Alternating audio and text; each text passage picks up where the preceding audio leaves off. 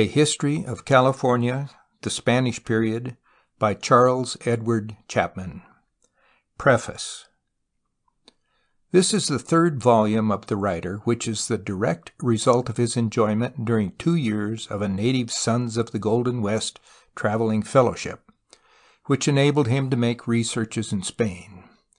The writer's first thought, therefore, in publishing this volume, is to express his gratitude to the patriotic Californian order which has made it possible. The other 2 works by the writer on the history of California were directed primarily to the history profession. One, The Founding of Spanish California, was an intensively documented monograph, and the other, Catalogue of Materials in the Archivo General de Indias, is a technical manuscript guide.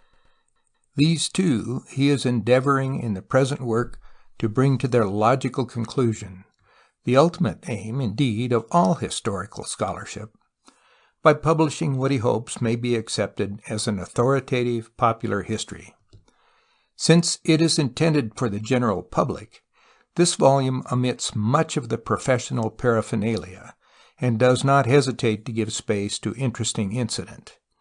As to its authoritativeness, it is at any rate the product of 13 years' investigation of Spanish Californian history, involving the use of thousands of hitherto unknown manuscripts, as well as important printed materials not previously digested or assimilated.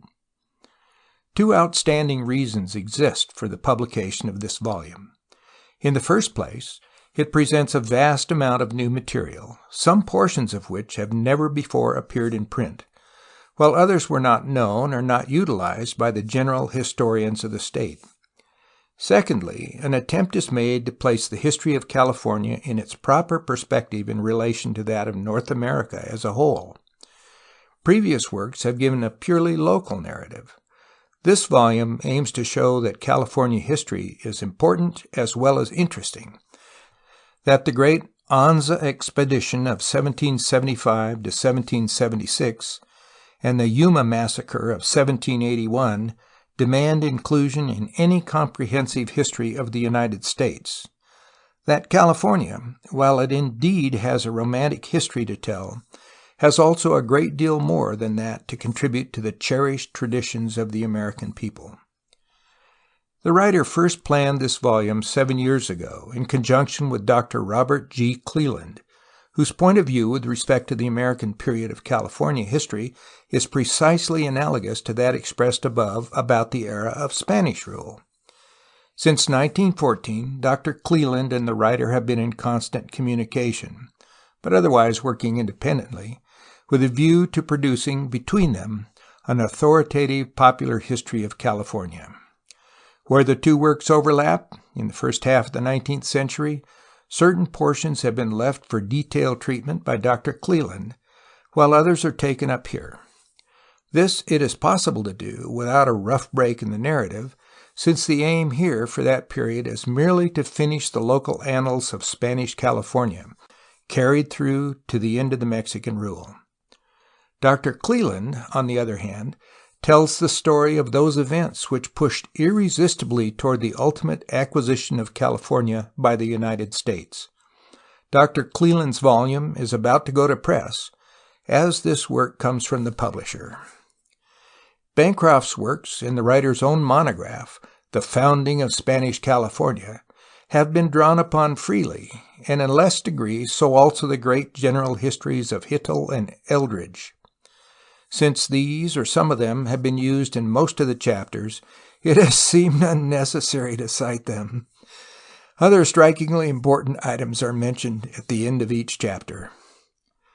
The following chapters have previously been published in substantially the same form, 1, 5, 6, 7, and 9 in the Grizzly Bear magazine, 4 and 8 in Sunset, 10, 11, and the appendix in the Southwestern Historical Quarterly, and 14 and 24 in the Catholic Historical Review. Due thanks are given here for permission to use them in the present work. Some explanation may be made of methods adopted in the mechanical construction of the volume. Frequent excerpts are inserted from the narratives of eyewitnesses, as well as occasional well-formulated statements from later writings. 2 maps have been prepared to cover place names in the text. The Spanish family names are employed according to the name of the father and spelled, when possible, as the individuals themselves spelled them. In this connection, it may be pointed out that in Spanish nomenclature, the mother's family name is often retained and written after the father's. Thus, in the case of Rodriguez Cabrillo, Rodriguez is the father's family name and Cabrillo is the mother's.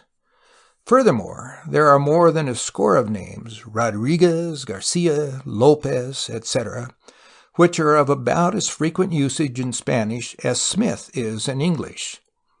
On this account, many Spaniards use their 2 family names, or occasionally that of the mother alone, if it is of the uncommon variety, to distinguish themselves from the many others of their kind.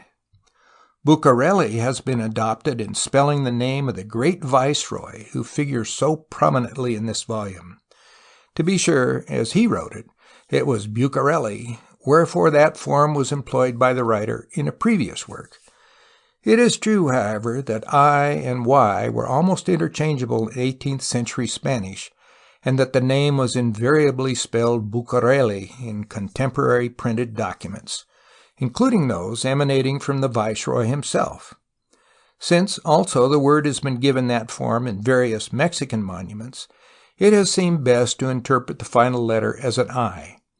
This indeed accords with the present Spanish usage in writing this name. Accents are used in proper names according to modern Spanish practice, except in the case of certain place names that appear very frequently in English. Thus, Santa Barbara, Sonora, with the accent, and Santa Barbara, California, without. There are possibly some inconsistencies in applying the rule. Thus, Santa Ynez and Purísima Concepción retain their accents, while they are dropped in all other California place names, and Panama and Peru are accented, while Mexico is not. New Spain appears in translation, but other regions below the Rio Grande retain their Spanish form. A notable instance of this is Baja California, frequently called Lower California in the United States. The correct Spanish name is employed, the better to distinguish it from Alta California, the region now embraced by the state of California. To many persons other than those already referred to, the writer is deeply indebted, notably to his fellow haunters of the Bancroft Library, Professor Herbert E. Bolton and Professor Herbert I. Priestley, each of whom indeed has provided much of the new material set forth in this book, and to Dr. Robert G. Cleland, author of the companion history.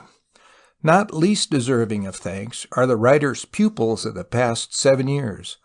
All unconsciously, perhaps, they have stimulated him by their interest, or lack of it, to transform lectures into what he now ventures to set forth in a printed volume. Charles E. Chapman, Berkeley, California, November 4th, 1921. End of preface.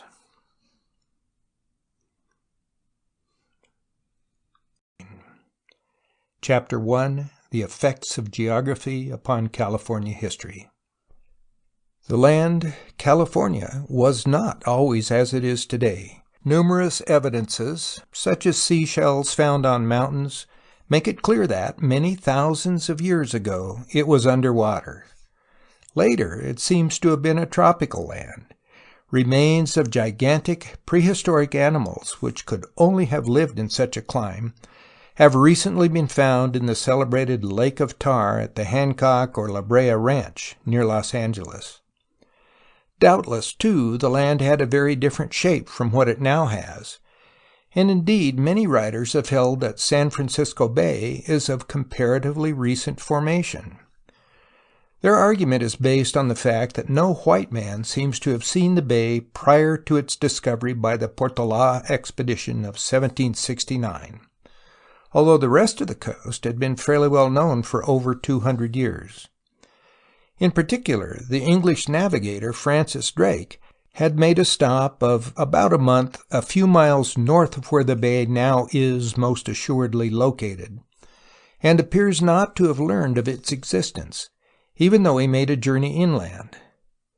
Since nobody saw the bay, and since it was such a remarkable bay that it was at least an odd chance that it alone should have remained undiscovered, and since above all California is known to have suffered earthquakes in the past, why therefore, say these writers, the bay did not exist, but was produced by an earthquake at some time between 1759 and 1769. It may be remarked that this theory has been advanced most prominently since the California earthquake of 1906. Furthermore, it is easy to account for the failure of navigators to see the bay. The winding character of that body of water, and the position of Angel Island in the direct line of the Golden Gate, or entrance to the bay, make it difficult of recognition from the sea, to say nothing of the fogs which so frequently hide that coast from view. Finally, there is no necessary reason why Drake's journey inland, the length of which is not indicated in his account, should have taken him to a place where he could have seen the bay if it existed. Present-day automobilists will not fail to remember that there are some not inconsiderable hills between Drake's landing place in San Francisco and, besides, vast areas of forest. But if the great western port owes its existence to an earthquake, what an extraordinary cataclysm it must have been! How tiny a tremble in comparison was that other event of 1906! And what a beneficent stroke of nature for California and the Pacific coast. Footnote: whether or not the Bay of San Francisco was produced by an earthquake, there was at least a tradition among the Indians to the effect that the bay did not formerly exist. In describing a trip that he made north of the bay in 1819, Father President Mariano Payeras said that the body of water was, in ancient times, according to the tradition of the old men, an oak forest, with no other water than that of a river which was passed on foot. In proof of this tradition, they say that there are still found trunks and roots of oaks in the port and in the strait. In footnote. All of these matters are of little, if any, concern, however, as affecting the history of California, and so, too, the possibility, sometimes referred to, that a new continent may be expected to rise up in the Pacific, making the Golden State an inland country many thousands of years hence. For the purposes of history, the geography of California may be considered in the light of what it now is. Numerous mountain chains course through the state, running generally north and south and separated from one another by narrow valleys, except for the one long and broad valley which is the most striking characteristic of central California. The coasts are rough and high, offering few good ports, and indeed only one first-rank natural port. Communications by land with the outside world were difficult, for where unusually high mountain ranges did not intervene, there occurred the vast desert spaces in the south. Thus, California, with its best port hidden, remained for centuries in a state of isolation from the rest of the world. Even after the white man came, there was little in California in its natural state upon which he could live. The fruits for which the state is now so famous did not exist formerly, and there were no fields of grain or herds of domestic animals. The land was inhabited by Indians, but of so wretched a type that they were unable to produce anything suited to the needs of white men, or even to serve acceptably as laborers.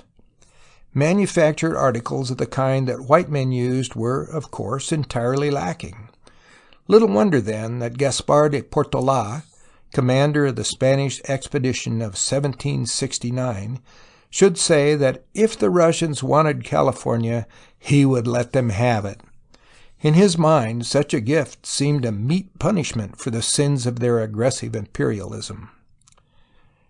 Economically backward as California undoubtedly was, it is hardly necessary to say that she had abundant natural resources, such as fertile soil, rich grasslands, and belts of timber, plentiful water from the mountain snows, a variety of metals, including, most important of all from the standpoint of history, an extraordinary wealth in gold. And not least of all, California had an exceptionally agreeable climate. If the white man could contrive to get there, found permanent settlements, and establish communications with the outside world, the future would take care of itself. Granted California's economic potentialities, the most important geographical fact bearing upon her history was the location of the land with respect to the rest of the world. If California could have been placed in Western or Central Europe, it would undoubtedly have been one of the most populous lands of the earth. But California was, in fact, very far from the centers of white civilization, indeed almost the farthest distant point of the earth, when we consider the routes which necessarily had to be followed before men could reach the Pacific shores of North America. Furthermore, there were difficulties in getting there and staying, besides which the much better-known hardships of the Pilgrims of Plymouth Rock pale into insignificance. To reach California from Europe, a sea voyage was necessary. Although it might be broken by a journey on land, the shortest route by sea, whether along the coast of Asia or of North America, was by way of the North Pole, but this way was impracticable in fact. A long voyage around South America, or a much longer voyage around Africa and beyond Asia, might take one directly by sea from Europe to California. Land routes necessitated the journey across North America or Asia.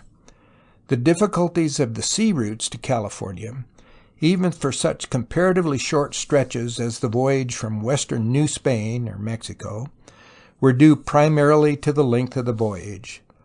Down to the close of the 18th century, ships were small and frail.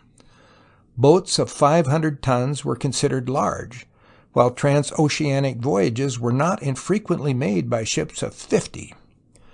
Compared with such monsters as the 27,000-ton steamers on which travelers of recent years have crossed the Pacific, it will be seen at once that the vessels of the past had their limitations, accentuated too by a lack of the advanced notions about shipbuilding which obtain in the world today.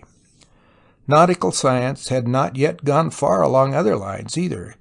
Men did not know how to calculate longitude, except by a system called dead reckoning, which reduced itself to guessing, and instruments were so imperfect that the latitudes found were rarely correct.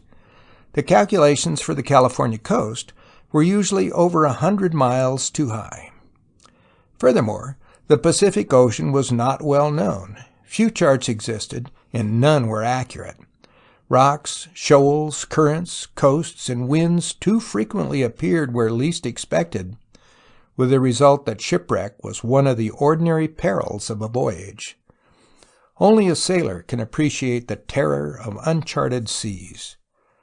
To this was added the terrific storms of the ill-named Pacific. Pacific, indeed, it often is in the far south, where Magellan entered it.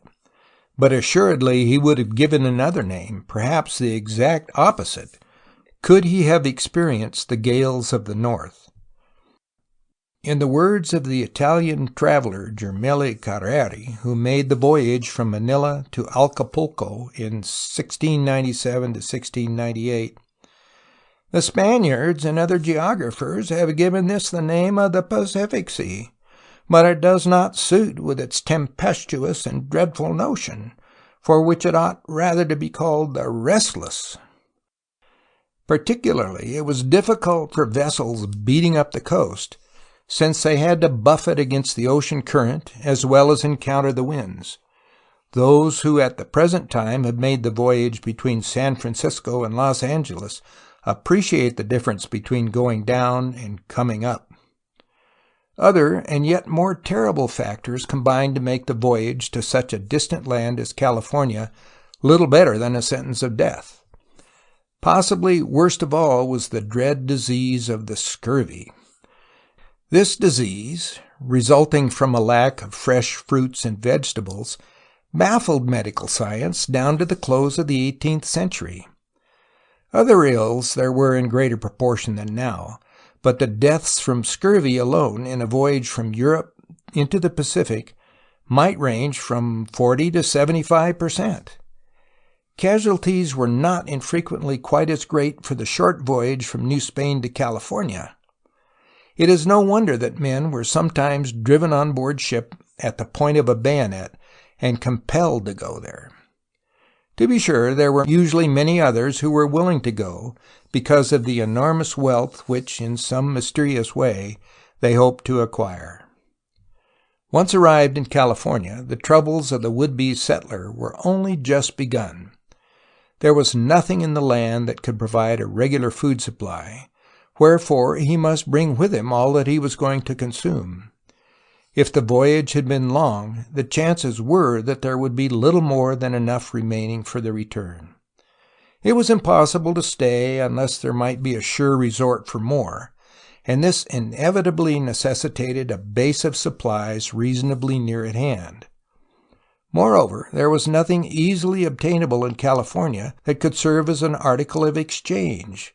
Cortés and Pizarro had found vast quantities of ready-made wealth in Mexico and Peru, but there was nothing of the sort in California.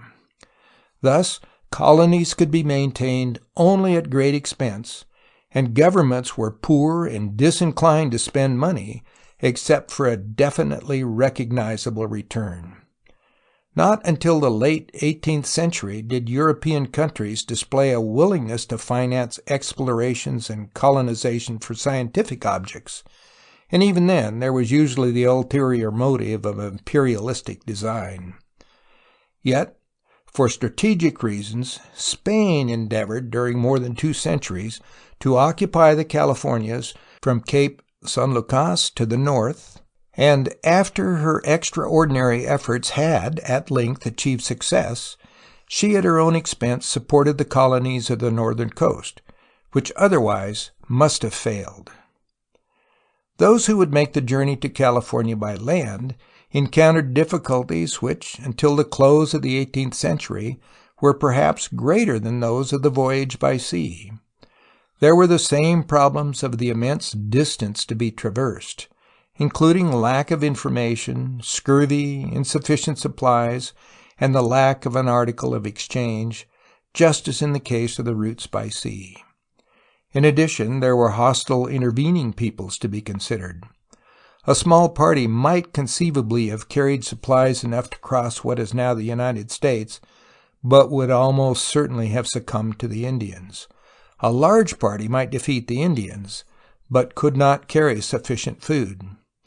Thus faced by the dilemma of a violent death or starvation, it is no wonder that the Atlantic coast pioneers did not reach the Pacific until the frontier of settlement had been pushed many hundreds of miles to the west. Furthermore, there were the actual geographic difficulties of great mountain chains, wide deserts, and undeveloped lands, making the discovery of a practicable route a problem in itself of no mean proportions. A study of the factors just referred to makes it clear that under normal conditions, California could be occupied and held only through development of an advancing base of supplies, that is, through the settlement of intervening lands, until a point were reached near enough to assure the settlers of readily accessible relief for their necessities. Such a development was bound to be slow, requiring centuries for its completion, unless peculiar or extraordinary circumstances should arise to make nations or individuals desirous of overcoming the great obstacles in the way. Strategic reasons impelled Spain to hasten her northward colonization to include California. An even more rapid settlement would surely have occurred if California's vast wealth in precious metals had become known, for that would have given an exceptionally alluring economic reason for individual effort. The history of California down to 1848, therefore, reduces itself to this.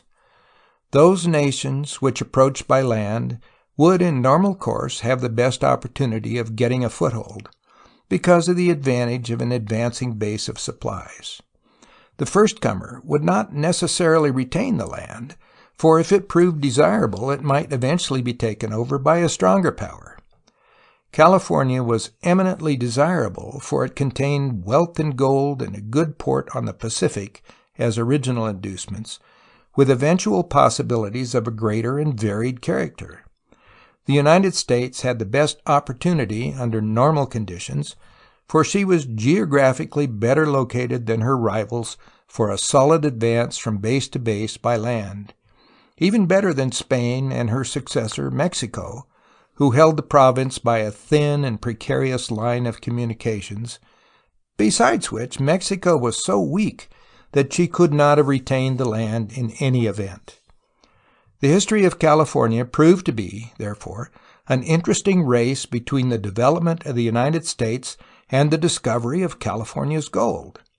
Had the discovery come many years earlier than it did, some other great power might have acquired California and the entire Pacific coast, or it might have become a Hispanic American republic, thus delaying or perhaps altogether preventing the opportunity of the United States to obtain frontage on the Western Ocean. Most of the great peoples of the earth advanced by sea or land toward the Californias. Chronologically considered, they were the Indians who were on the ground at the dawn of California history, the Chinese, Spaniards, English, Japanese, Dutch, Russians, Portuguese, French, and Americans. The prize fell eventually to the powers which came by land. Thus the peoples of Spain, England, France, and Russia began approaches which in the hands of their successors, Mexico, the United States, England and Canada, and the United States again in Alaska, resulted in the acquisition of all the old Californias, stretching from Cape San Lucas indefinitely northward to the end of the North America. The achievements of each one of these peoples will be taken up, or at least alluded to, but the major share of attention belongs properly to the Spaniards, who discovered and settled California, and to the Americans who developed it into the great state of the American Union which it undoubtedly is today. End of Chapter 1.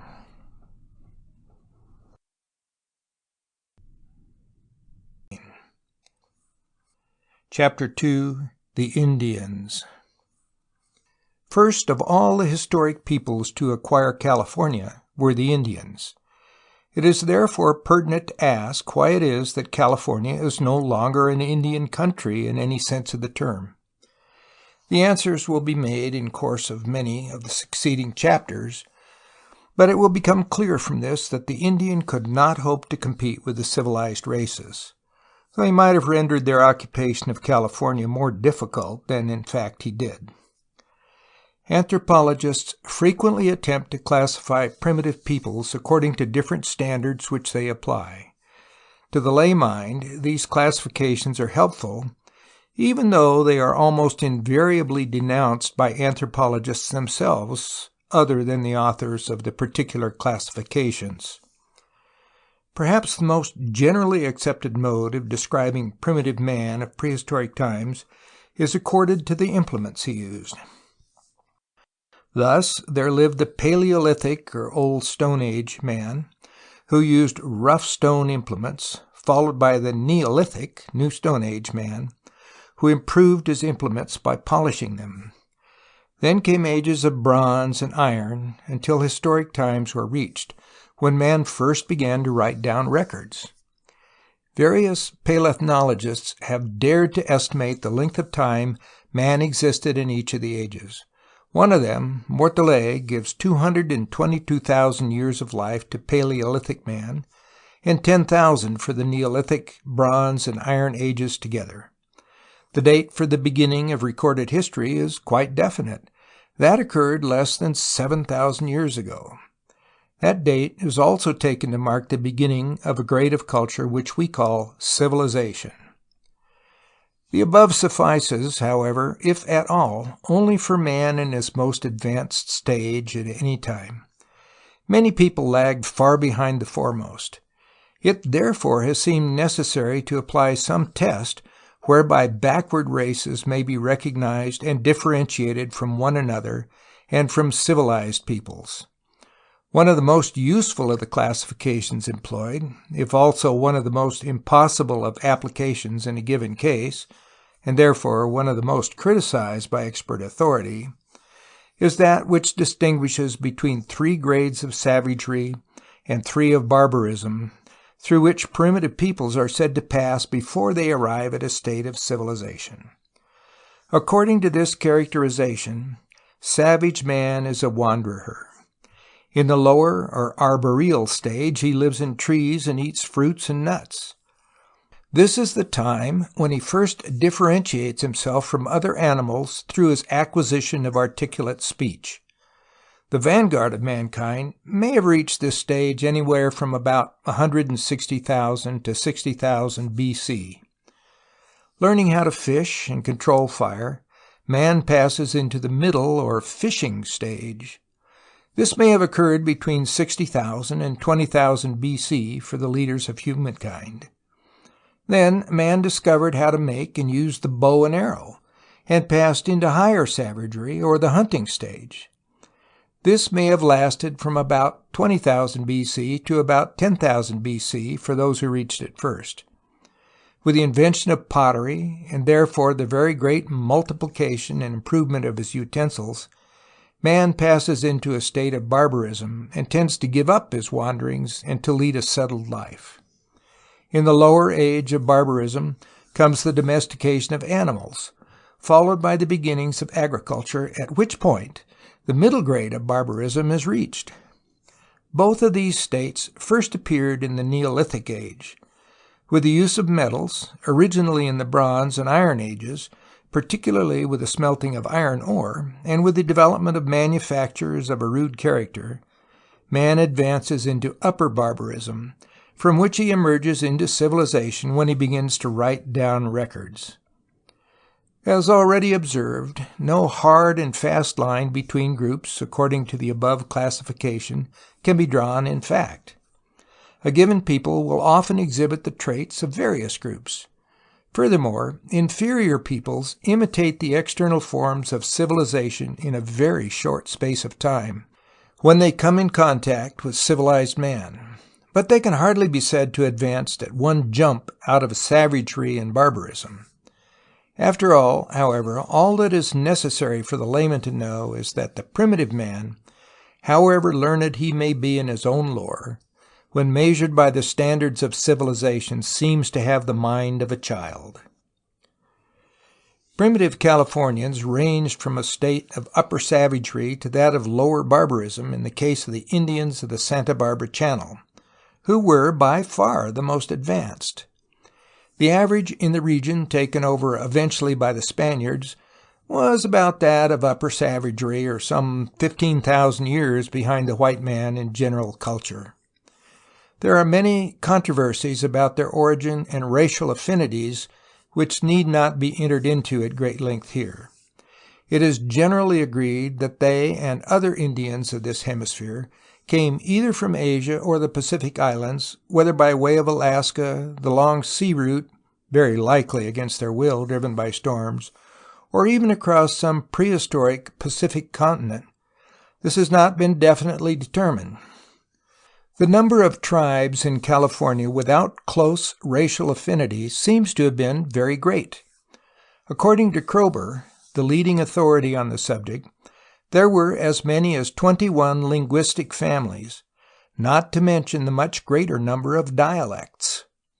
One of the most interesting contentions is that California Indians show evidences of relationship with the Aztecs. Can the great Aztec migration into Mexico have passed by way of California? If so, it would seem that some of the least desirable elements were left behind. As the Spaniards found them, the California Indians were not nomadic. Often they were somewhat unsettled in habitation, but always within a very limited territory. The groups in which they lived were hardly tribal. Indeed, they depended on language and topography more than upon any political or social organization. The small village was the most common unit. Of first-rate importance, historically, is the number of Indians who dwelt in California. Not many years ago, it was taught in the schools of this country that there were only some 250,000 Indians in all of what is now the United States at the time of the discovery of America. With a more intensive study of far western history, there has come about a considerable multiplication of this figure. There is one estimate for California alone, which reaches as high as 700,000. This number seems far too great. Kroeber's estimate of 133,000 quite likely approximates the fact. Figures for the region occupied by Spain after 1769 are very confusing, since only the records of the missions, which were far from containing all the Indians in the conquered country, even approach completeness. It would seem not unreasonable to say that there may have been some 70,000 Indians between San Francisco and San Diego or adjacent thereto. These figures become significant in the light of the scant number of Spaniards in California. In the entire Spanish period, the population of California was never much higher than 3,000, and for more than 2 decades it was less than 1,000. Indeed, in the crucial years of the early settlement, Spain held some 400 miles of territory in the face of a patent, if not very strenuously manifested Indian hostility, notably in the south, with from less than 100 to about 200 men, more than 1,000 miles from effective reinforcement. It was this fact that made the whole history of California tremble in the balance. Success crowned Spain's efforts, wherefore unthinking posterity has assumed that the task was easy. It will be one of the purposes of this volume to show forth the Spanish achievement in truer perspective, and to indicate its overwhelming importance as affecting the later acquisition of the province by the United States. Against a determined and competent Indian people, Spain would have found it impossible to prevail.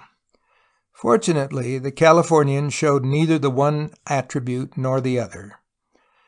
This will appear from a general survey of their manner of life. Though there were many differences from group to group, there was a general underlying uniformity which applied to most of them. It will therefore suffice here to describe them as a whole, making such differentiation in specific customs as may seem necessary.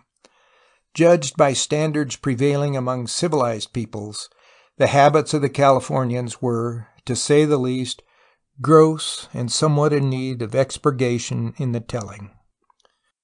Kroeber sums them up as follows. Quote, "Ethnologically, California may be said to be characterized by the absence of agriculture and of pottery, by the total absence of totemism or Gentile organization, by an unusually simple and loose social organization in which wealth plays, for a somewhat primitive and an American group, a rather important part, by the very rude development of all arts except basketry, by the lack of art of realism, by a slight development of fetishism, and by the conspicuous lack of the symbolism and ritualism so highly developed by most of the American Indians, by the marked prevalence of religious restrictions connected with birth, death, sexual matters, and similar phases of life, by the predominance among ceremonials of mourning and initiation rites, and by a considerable development of true conceptions of creation in mythology. These characteristics hold true in some degree almost throughout the entire state, but in nearly every case they are most marked in the large central region, the inhabitants of which may be justly regarded as the most typical of Californians. Hand in hand with these ethnological characteristics go the temperamental ones of an unwarlike nature and a lack of intensity and pride, which are such strongly marked qualities of the American Indians as a whole." Unquote. This may be illustrated by a discussion of some of their more obvious customs. Dress had little to do with style or morality, as those words are now understood, but depended more especially on climate. In summer, the men wore a loincloth or nothing. There was no such thing as a sense of shame. The women wore an apron or skirt reaching from the waist to the knees, made usually of tule grass. Skins of animals gave additional warmth in winter. Style entered in to some extent.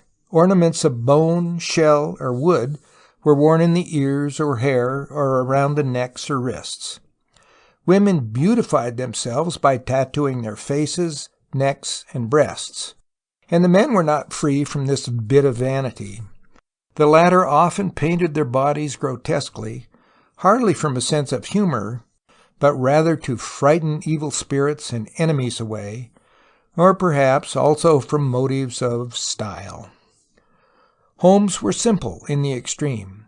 The typical wigwam, made in conical shape of poles and banked with earth, with an opening in the top for smoke to go out and air to come in, and with a slit in the side for an entrance, was the most commonly used. In summer, the Indians of Central and Southern California, who were somewhat more backward than those of the north, often found sufficient shelter under a bush or in a tree. This does not apply to the Indians of the Santa Barbara Channel, however.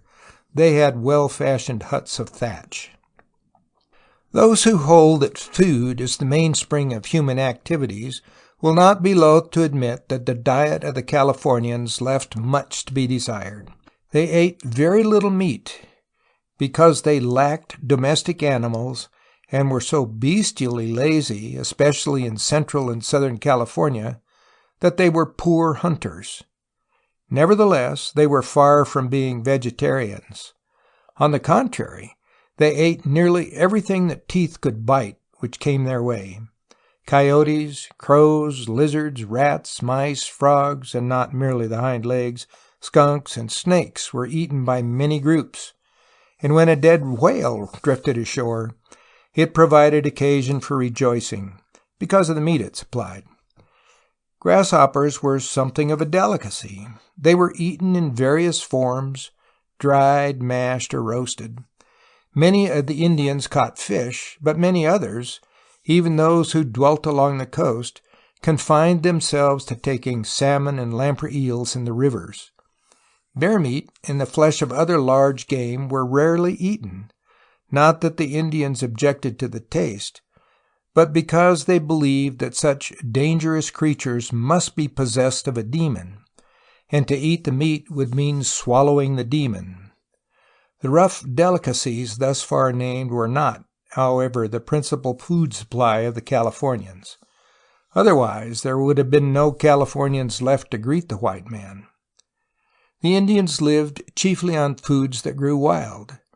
Of these, acorns were easily the most important item. They were ground to a flour and cooked to make bread.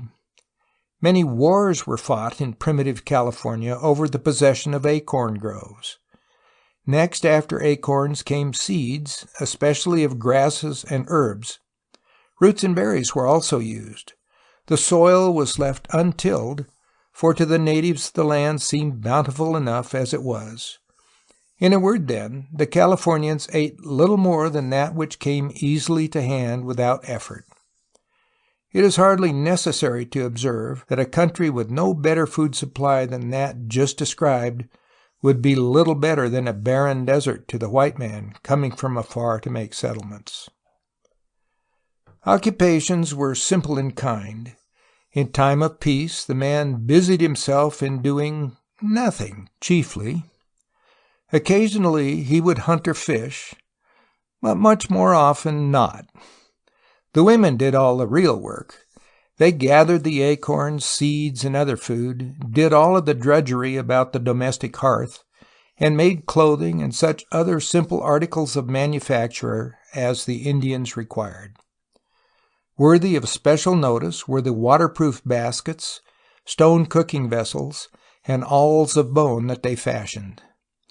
The northern and southern Californians had canoes and rafts, but those of the central regions, despite their aquatic opportunities, seemed to be little, if at all, acquainted with this valuable adjunct of primitive life. Nothing but tule rafts graced the waters of San Francisco Bay. It was in war that the men found their true occupation. Their military customs are particularly deserving of notice because of their bearing eventually upon the Indians' prospects of retaining the country against the white man. Attention has already been directed to the considerable number of the Californian Indians. Furthermore, they seem to have been far from cowardly. If not exactly brave, they at least showed courage in meeting death. Nevertheless, the Californians must be rated very poor warriors. They had no idea of organization or discipline, and their weapons were nothing more elaborate than bows and arrows and clubs. Worst of all was their apathy in the presence of foreign invasion. They rarely resisted, and never effectually. Battles among themselves were not productive of much bloodshed. As soon as somebody was killed or badly wounded, the fight was wont to stop. Yet, weak as they were, the Californians needed only to persevere, just as the much less numerous Yumas did in 1781, to have wiped out the settlements Spain founded after 1769. Some of their other practices in warfare may also be noted. It was customary to cut off the heads, hands, and feet of a dead enemy to save as trophies. Scalping was rare, except among the southern Indians.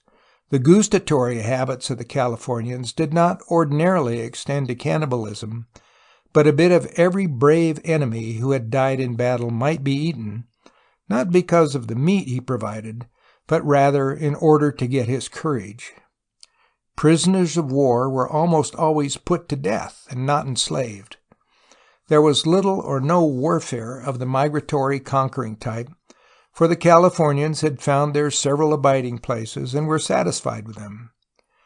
There were some economic wars, such as those arising from disputes over acorn groves, or from the erection of a weir by a downriver tribe to prevent salmon from going upstream, and occasionally there were deliberate campaigns for plunder. Religion was also a cause for war. The medicine men or priests of one tribe would sometimes proclaim that those of another were practicing sorcery and magic to the detriment of the former. War was a natural consequence. A curious ceremonial often attended the Californian wars. Not infrequently, the time and place of battle would be arranged beforehand by heralds. The personal habits of the Californians were, to say the least, filthy. Their houses and they themselves were covered with vermin, which on occasion they would catch and eat. Food for the winter was often gathered in milder seasons and kept around the inner walls of their simple houses. As dried fish was sometimes an important article of the winter food supply, it may well be imagined that the odors of the home were none too inviting. Over some of their other private customs, it is perhaps best to draw a veil. It is not surprising that many diseases followed in the wake of the filthy habits of the Californians. To these were added a number of ailments, caused, they believed, by evil spirits. Imaginary ills, many would characterize them, though often the sickness must have been real, if indeed of supernatural attribution. To effect a cure, a barking doctor would be first called in to diagnose the disease. He would bark until the spirits revealed the locality of the sickness, and then perhaps would suck the affected part, pretending to cure it. Or he might call in an herb doctor to administer treatment. Sometimes an air-proof underground room called the Temescal, an institution of many uses, was resorted to by the sick man for a cure. The idea was that in the hot, and be it said murky, air of the Temescal, often called a sweat house, in which a fire was built, he could get up a free perspiration, after which he was supposed to rush outside and jump into cold water. In parts of central and southern California, the dead were cremated. Their ashes were mixed with grease to form a paste, which was painted upon the face in the sign of mourning. This was retained in honor of the dead until the wind and weather wore it away. Then mourning ceased. Relations of Indians with one another, even within the same tribe, were marked by little that approximated the present-day meaning of economic and political institutions. Yet, property and a kind of money existed. White shells were most used as money, but obsidian and the skins of animals were also employed as a circulating medium. The tribal chiefs were usually hereditary, but in Northern California the richest wielded the scepter, such as it was. Other than that they were leaders in war, the chiefs had no real power beyond that of their personal influence. Government was mainly a matter for the individual family, and there the man was indeed the lord and master. Nevertheless, there were tribal laws which were rigidly enforced. These dealt principally with murder and adultery. Usually, murder might be compounded for by a monetary payment, and in the case of a man this was true also for the crime of adultery. But for the woman there might be a horrible death. The rigors of the law concerning adultery were due rather to a sense of economic injury, since the wife was the most prized possession of the husband, rather than to any feeling of moral repulsion over the act itself. Sexual incontinence among the unmarried was hardly an offense at all. The Southern Californians alone were not polygamous. The marriage ceremony was simple or lacking altogether. There were no intermediaries, except relatives, and no promises made. In the North, it was purely an economic transaction, just as the purchase of a valuable skin would have been. Everywhere it was the usual practice for men to buy their wives. In the North, the social standing of the woman depended on the amount she cost. If she were bought on the partial payment plan, she was not considered fully married until all of the debt was paid. Naturally, the girl had no lawful right to refuse the man to whom her parents sold her. Naturally, too, divorce at the will of the man existed, if he were willing to separate himself from so valuable and expensive a piece of property. It is at least interesting as an evidence of the primitive mentality of the Californian Indians that men were wont to affect the pains of childbearing in the belief that by this procedure they lightened the labors of the woman. Slavery was not unknown, but was rare and never hereditary. With plenty of women to do such little work as they required, there was hardly a need for slaves. The institution served rather as punishment for debt and as a penalty for illegitimate birth. The keynote to a broad understanding of the Indian mind lies surely in the study of his religion. It is impossible to give a detailed statement here, but it may suffice to say that there were gods, demons, and spirits, and omens and portents everywhere and at all times. The rustling of leaves in the forest had something in it of the supernatural to the Indian, and so too the shooting stars of the heavens, and thousands of other little happenings as well. Naturally, the profession of the sorcerer, soothsayer, and astrologer fared well among the Indians. Particularly this was so because religion was quite apart from ideals of righteousness and good conduct. Rather, it would seem, it was a necessary evil, something to be guarded against rather than to embrace, for the gods were vengeful when they were not downright wicked. He was perhaps the greater hero who could successfully deceive the gods than he who blindly served them. Yet certain of the Californians had a hazy notion of a supreme being and of a future life in which those who had performed the appropriate religious services would get every material want satisfied. Once death came, however, it was necessary for the departed soul to race with the demons in order to get to heaven, and unless his relatives performed certain ceremonies to frighten the demons away or give the soul a good start, it would assuredly lose. In times of peace, too, a regard for individual and tribal safety necessitated the keeping of lodge fires. The temescal, to which none but the men were admitted, was often used for this and other rites, but the fire was retained there only in the cold months. The natives rarely traveled, due in large measure, no doubt, to the chains of religion which bound up their lives with a particular locality. Amusements, too, such as they were, grew out of religion. The temescal was something of a clubroom for the men, as well as a religious temple. Dancing and feasting at different seasons were also in the nature of a religious ceremonial. The dancing was accompanied by chants, and the men alone took part. Formal amusements, as such, did not exist, unless gambling is to be so considered. The Californians were indeed inveterate gamblers. It can be seen that no civilized state might be expected to develop among the barbarous Californians. The only question was, how long could they postpone the inevitable conquest of the land by a capable people? They had the advantage of distance from civilized lands, intervening geographical difficulties, and considerable numbers among themselves. Yet they did not delay white settlement and conquest for a single day, once the white man had overcome the obstacles of nature. This is indeed an evidence of their insufficiency, but it was also far more than civilization had a right to expect. That the Spaniards were so successful in coping with them is more a tribute to the Spaniards than conclusive proof of utter Indian incapacity. Footnote: the subject of the California Indians has recently been treated exhaustively and authoritatively by Alfred L. Kroeber, whose manuscript is in the hands of the Smithsonian Institution awaiting publication as this volume goes to press. Among the numerous writings of Professor Kroeber already in print, the two following are of special interest to the general reader. 1.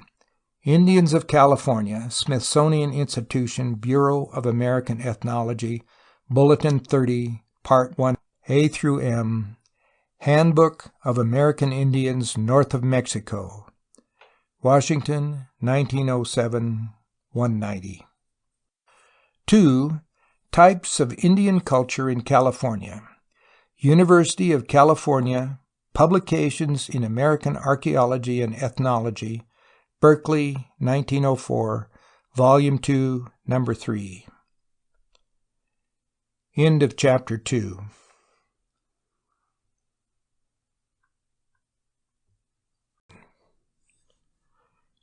Chapter 3. The Chinese along the Pacific Coast in Ancient Times. In the past, present, and future, the peoples of the Far East have been, are, and will continue to be a factor of great importance in the life of the American Pacific Coast. Few persons today are aware of this relationship in the distant past. Yet it seems clear that the Chinese had some sort of opportunity to acquire a footing on this coast at least 1,000 years before the discovery of America by Columbus. And in the early modern period, Japan was once very near to endangering Spain's hold on her Pacific colonies. If it had happened that the Chinese had followed up their opening and populated the land, in all probability the Pacific coast, perhaps all of the Americas, never would have been white. European races might indeed have made conquests, but the examples of India, Egypt, and China herself today are eloquent evidence to the effect that a people whose numbers run into the millions are fairly secure in their hold upon land, however dominated they may be politically and economically. For instance, India, which began to be conquered by European peoples some 400 years ago, is reputed to have only about 100,000 whites in a population of 315 million, or 1 in over 3,000. To return to the relations of California and the Far East, the Oriental question has, since 1849, been mainly one of immigration, while trade with China and Japan has for some time been an important element in the economic growth of the Pacific states. Whatever attitude one takes with regard to those countries, few or none will deny their importance as affecting California and the other states along the Pacific in the future. China is said to contain 1/4 of the world's entire population, 413 million, and Japan is a country of over 50 millions. Moreover, both peoples have undoubted physical strength and virility, such that they are able to endure hard labor and privation in almost any clime, and both have an intellectual capacity which already enables them to cope with the white man. The Japanese have shown ability in warfare, and there is no reason to expect that the Chinese cannot also become effective. From these facts, some have argued the imminence of a yellow peril striking at us perhaps through the weakly guarded back door of Hispanic America, if not directly at our gates. However that may be, few will deny that our relations with such great, numerous, and powerful people are bound to be very important in the future, almost certainly more so than they have been in the past. A history of California that did not give some attention, therefore, to our neighbors across the sea would most assuredly be lacking in perspective. There are numerous evidences that Chinese or other Orientals visited this coast many centuries before Europeans came. No such difficulties in getting here were encountered by them as the white man had to face. Indeed, the difficulty was often one of keeping from coming, in view of the storms and currents that drove them on. If one looks at a map showing the Pacific as it really is, and not as the false Mercator projection maps, which have for so long dominated and deceived us, would make it appear, he will see that it is possible to go in an almost direct line from China to California without ever being far from land. As the accompanying cut shows, the route lies by way of Japan and the Kuril Islands to Kamchatka, and thence by way of the Komandorsky and Aleutian Islands to Alaska and California. Between the farthest east of the Komandorsky Islands and the farthest west of the Aleutian group, there is a stretch of about 200 miles of sea. At no other place along the route are lands so much as 100 miles apart.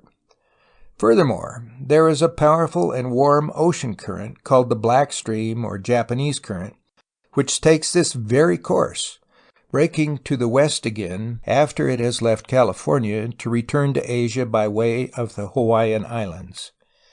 As it leaves Japan and passes the Kuril Islands, this current has a velocity of from 75 to 100 miles a day. There is said to be an authentic record of some 60 Oriental craft which were driven across the Pacific in the 18th and 19th centuries.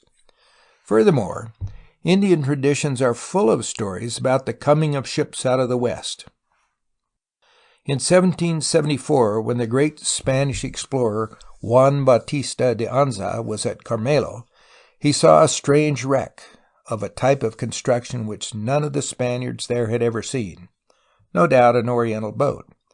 In 1815, Captain Alexander Adams of the brig Forester came upon a Japanese junk off Santa Barbara. It was drifting before the waves, rudderless and without a mast. Captain Adams went on board and found 14 dead in the hold and 3 survivors. The boat had started on a voyage from Osaka to Yedo, or Tokyo, both in Japan, and had been out 17 months. Once arrived on this coast, it was of course possible for the Oriental boats to return along the southern courses of the current, but the few who were still alive, ignorant of the route of the stream, may well have preferred not to venture again on such a terrible voyage. There is much general evidence that the Chinese must have reached the western shores of the Americas and produced an effect on the life of the inhabitants. It is said that there are among the Indians many traditions of recognizably Chinese origin and also linguistic affinities, notably so in the Puget Sound country. Many of the customs of the most advanced Indian peoples of the American continents, the Aztecs, Mayas, and Incas, show a marked similarity to those of the Chinese. Some of the Indian hieroglyphics were like those the Chinese employ. There were noteworthy resemblances in religious practices. Such institutions and beliefs as the transmigration of souls, the highly developed monastic system in Mexico, religious festivals, household gods, the use of incense, enchantings, of charms and amulets, cremation, the preservation of ashes in urns, and the idea that an eclipse was produced by a celestial dragon devouring the sun were common to both China and the Americas. There were many similarities in architecture. A notable instance was that of the rope-like bridges in Peru, made of twisted willow branches, almost exactly like the twisted bamboo bridges of certain parts of China. Many other customs of the two lands were peculiarly alike: political, marital, and industrial. In China, the emperor used to plow a furrow annually with a yellow plow. This ceremony is said to be nearly 4,000 years old. In Peru, the same ceremony was performed by the Inca monarch, but there the plow was of gold. Numerous as are these evidences, they cannot be accorded too much weight, for it is customary for those peoples who have not achieved the fullness of civilization to develop quite independently from one another on markedly similar lines. Even the ceremony of the plow has been found in other lands. There are actual remains, however, to prove a likelihood and almost a certainty of Chinese appearances on our Pacific coast in the very distant past. In the course of excavations, ancient Chinese implements and coins have been found. Notable instances of this have occurred in the Pacific Northwest. A Chinese bronze fan with ancient Chinese characters was found at Victoria, British Columbia.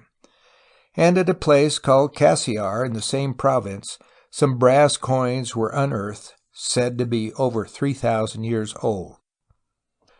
The one thing lacking to prove Chinese visits to this coast has been that of incontrovertible literary evidence.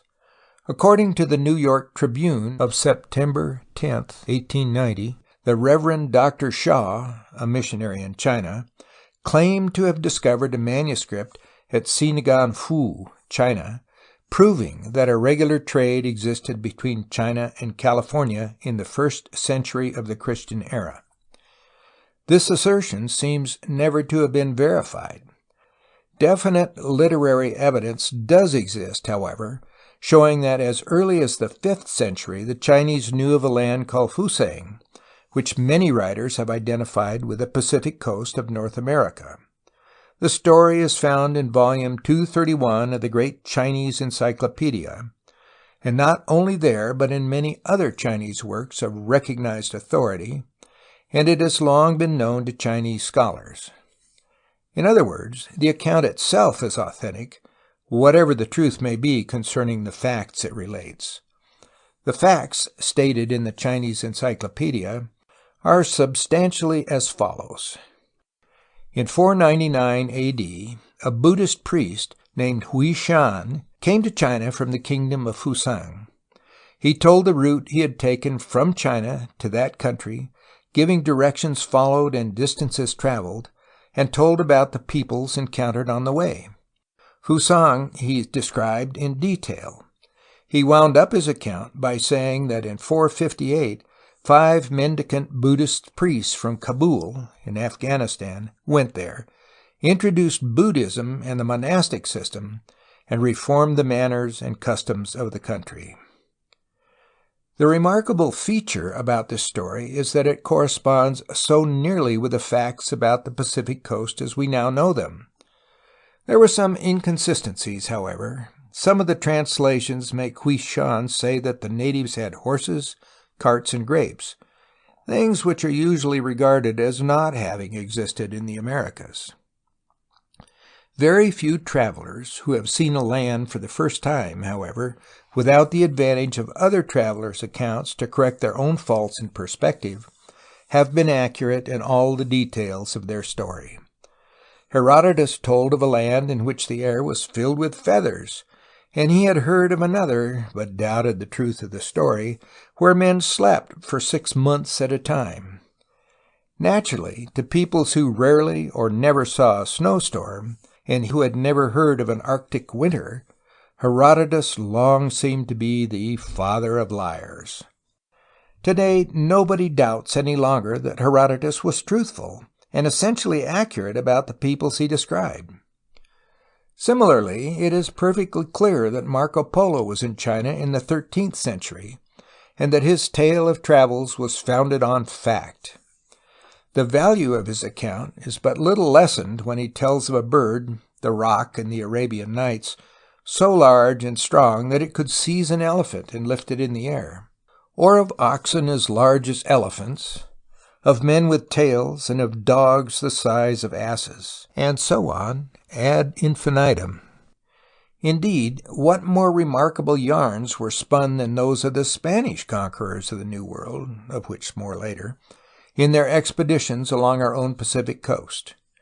Furthermore, Hui Shan was not a Chinese, and had to talk through an interpreter. What more natural than that these things with which the Chinese were not familiar should be interpreted in terms of things they knew?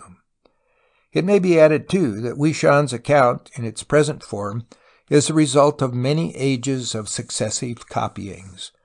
Not only have words had more than 14 centuries in which somewhat to change their meaning, but also that crimes of copyists are too frequent in all ages to permit of any doubt in the minds of those who have used documentary materials as to the likelihood of error. Indeed, some have preferred to believe that the word translated as grapes was intended for tomatoes. When all is said and done, however, every other bit of evidence is in favor of the authenticity of the voyage to Fusang. The only remaining doubt is the location of Fusang. Hui Shan's description of the route traveled and the distances would make Fusang lie about in California or Mexico. The only other possibility that has ever been discussed is whether it might have been Japan. This, however, was impossible. There are authentic records of Chinese knowledge of Japan at least as early as 57 A.D., and hardly any of Hui Shan's description of Fusang would have applied to Japan. The distance from China was many thousand miles too short. Fusang was said to be about 5,000 miles east or southeast of Great Han, which he described as about 3,000 miles northeast of Japan. This in itself is almost clear proof that he could not have referred to Japan. Furthermore, there is no tree in Japan at all resembling the wonderful Fusang tree of Hui Shan's account. And finally, Buddhism was not introduced into Japan until 552 A.D. It is clear, then, either that Fusang was in America, presumably in Mexico, or else that the story was a lie. The evidence that it was true is almost overwhelming. In the first place, Hui Shan succeeded in inspiring all whom he met with confidence in his story. The story itself bears internal evidences of truthfulness, including its freedom from the marvelous or unnatural. Hui Shan had with him a large quantity of so-called silk and a strange mirror, the description of which corresponds respectively to the vegetable fiber of the century plant and the obsidian mirrors of the Aztecs and their predecessors. Most important of all, he gave an accurate description of the peoples of the Aleutian Islands and Alaska, and especially of life and conditions in what could only have been Mexico. In his recital about Fusang, Hui Shan said, "That region has many Fusang trees, and it is from these trees that the country derives its name. The leaves of the Fusang resembled the tung tree, and the first sprouts are like those of the bamboo. The people of the country eat them, and the fruit, which is like a pear in form, but of reddish color. The bark is spun into thread, from which they make cloth for wearing apparel. They also manufacture a finer fabric from it, and make paper from the bark of the Fusang tree." Mexico means the land of the century plant, just as Fusang was named for the Fusang tree. In no other country in the world is there a plant put to such uses as those described by Hui Shan, but the maguey, or century plant, of Mexico. The sprouts of the century plant do resemble those of the bamboo, and the people do eat them. The plant does furnish a rough sort of thread from which a kind of hempen cloth is made, and also a fine variety resembling linen. Furthermore, paper is made from the century plant, but from the fiber and not the bark. The prickly pear of Mexico is usually reddish and edible, though indeed it does not grow on the century plant. Huishan might have added yet other attributes of the century plant, notably its provision of intoxicating liquor, but it seems quite improbable that he should have hit upon such a clearly recognizable description of a wonderful plant which was utterly unknown in Asia unless he had in fact seen it. "The country contains no iron," said Huishan, "but it produces copper.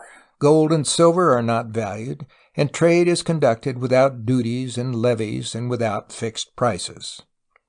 Iron ore existed in Mexico, but was unknown to the natives, while copper was indeed abundant.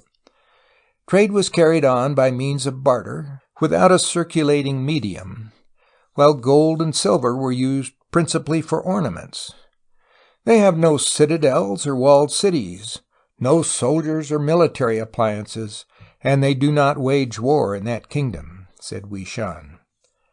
This accords with the view of writers about the pre-Aztec peoples of Mexico, for the warlike Nahua tribes, among whom the Aztecs were numbered, did not arrive until the 13th century. "They have a species of writing," said Huishan. It is generally recognized that the Mexicans had a highly developed pictographic writing which contained the germ of a phonetic writing. Long description was given by Huishan of the methods of punishment for crime, including such features as covering an offender with ashes and leaving him to die. This and other practices referred to survived in Mexico down to the time of the Spanish conquest. Similarly, the marriage customs were in part described, with a mention of unique features and a statement that the marriage ceremony resembled that of China. And here, too, the estimate was remarkably true to the facts with regard to Mexico. Finally, the story of Huishan agrees strangely with the Mexican legend of the pious Quetzalcoatl, who came from across the seas and introduced many religious practices into the country. The likenesses of the old Mexican religion to early Buddhism are many and striking.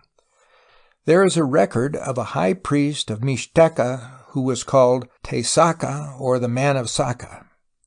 It is at least a curious parallel that Buddha himself was called Sakyamuni, or the Man Hermit of Sakya. The root Zaca, Sakya, it may be noticed, occurs frequently in Mexican place names, for example, Zacatula, Zacatecas. Much more evidence might be given, but it is perhaps already sufficiently clear that Huishan had indeed visited Mexico. Furthermore, the 5 Buddhist missionaries must surely have passed along the coast of California on their way to Mexico. They, or others like them, did indeed introduce a new religion, including the institution of a monastic system, and they reformed the manners and customs of Mexico, perhaps also Peru. But the people of the New World remained of the same race and in much the same state of backwardness as before, for only stray individuals came from the Far East, and not any more or less civilized mass. The question arises, why such an enlightened and numerous people as the Chinese did not take over this Pacific coastland of which they had heard, when because of its relatively slight population and lack of advancement, it might have seemed easy to do so. The history of China would undoubtedly provide a satisfactory answer. Attention may be called to 2 interesting facts of that history which might have acted as a deterrent. One of them was the long survival of feudalism in Chinese life, involving the separate rule and separate ambitions of different princes. China was unable, therefore, to develop as a strong unitary government, and such loosely formed empires as China was do not ordinarily engage in overseas undertaking. There is too much trouble at home. The second factor was the binding conservatism of Chinese tradition, which goes thousands of years farther back than that of any other great living people. In the time of Confucius, 551 to 479 BC, the Chinese were unquestionably many centuries ahead of their contemporaries in Western Europe. But by the 5th century AD, the day had already come when they were too contented with the greatness of their past, and stratification had set in. Confucius himself formulated the moral ideas of the Chinese in a way that satisfied them, and they proceeded more and more thenceforth to turn inward upon themselves. Instead of pursuing natural science and observation, they devoted themselves to memorizing ancient books, for in them, they thought, the problems of life had been solved. Such a state of mind was not calculated to produce a trans-Pacific conquest. It is well to remember, however, that for all of their advantages, the acquisition of a foothold on the North American Pacific coast would have been slow and difficult process, involving the necessity for advancing bases of supply. China was far away, and the route to California was over the water. But, as already pointed out, the sea route they would have used was an extraordinarily favorable one, and China had almost unlimited time.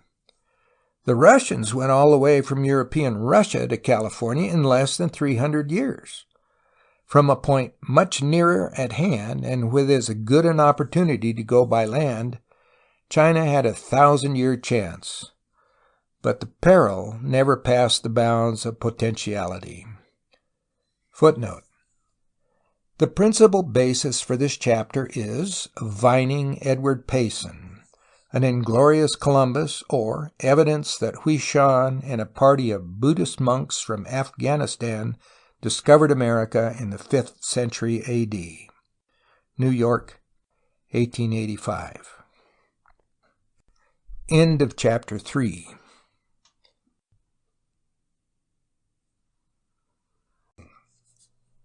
Chapter 4, The Japanese Opportunity in the Pacific in the Early Modern Period. If the Chinese had something of an opportunity in ancient times to acquire a foothold in California and along the Pacific coast, the Japanese had a still better opening, all things considered, in the early 17th century. Japan was at that time relatively as powerful with respect to the rest of the world as she is today, and would have had very little opposition in encompassing any designs for an extension of her commercial and political influence. Spain alone stood in the way from the side of the Americas, and Spain was already a declining power with more enemies in Europe than she was able to cope with. Furthermore, under the great shogun Ieyasu, Japan looked clearly toward the east, and made persistent, though fruitless, endeavors to follow a policy of peaceful penetration in Mexico through the medium of trade. Those who today believe they descry a yellow peril might indeed have had occasion for alarm had they lived 3 centuries ago. Fortunately for the future of the United States, however, a strange chance intervened to turn Japan aside from her projects and to close the door of opportunity for more than 200 years. By that time, the United States had come into the most important part of her heritage along the Pacific, and the danger was reduced to less discernible proportions. From the standpoint of chronology, the Spaniards come next after the Chinese, but it seemed best to deal here, once and for all, with the Japanese opportunity. The early history of Japan is a maze of mythical obscurity, and it was not until the 5th century that the records which have come down to us can be termed authentic. The middle of the 6th century, however, is a better point of departure in the history of Japan, for it was then, in 552, that Buddhism was introduced, and with it an advance in culture which brought Japan for the first time to the plane of what we call civilization. Little need be said here of the next 1,000 years of Japanese history. It was at the close of the 12th century that the shogunate was established, to endure for nearly 7 centuries. This institution was of the same character as that of the mayors of the palace in early French history, whereby the monarchs were reduced to the position of mere rois fainéants, or do-nothing kings, with only nominal sovereignty. The Japanese shoguns had the function of providing for the defense and tranquility of the empire, and were given the entire military resources of the state in order to achieve these ends. Thus, the emperors tended more and more to withdraw from active political life and to be looked upon as gods. Meanwhile, feudalism, in all its evils, with military lords more or less dominant on their own estates, was the keynote of national life. Civil war was almost incessant. It is particularly to be noted that the period from 1333 to 1603 was one of constant strife. During this medieval era of Japan, too, the Buddhist priesthood became enormously wealthy and powerful, and got wholly out of sympathy with the mass of the people. Japan was still in a chaotic state when trade relations with the European people were established for the first time. This was with the Portuguese, who visited Japan in 1542, after which date their ships regularly appeared at Japanese ports, introducing, among other things, firearms and a knowledge of how to use them. In 1549, the great Jesuit missionary, St. Francis Xavier, came in a Portuguese ship to plant the first seeds of the Christian faith in that country. He could not have arrived at a more propitious time, for the people were in a spirit of revolt against Buddhism. Other Jesuits followed. In a few years, the number of their converts reached the hundreds of thousands. Attention may here be called to other events tending to produce an awakening of Japan to the greatness of her opportunity in the Pacific. In 1565, the Spaniards had made a beginning of the conquest of the Philippines, and a few years later established themselves at Manila, whence a ship sailed each year past Japan and on to Acapulco in Mexico.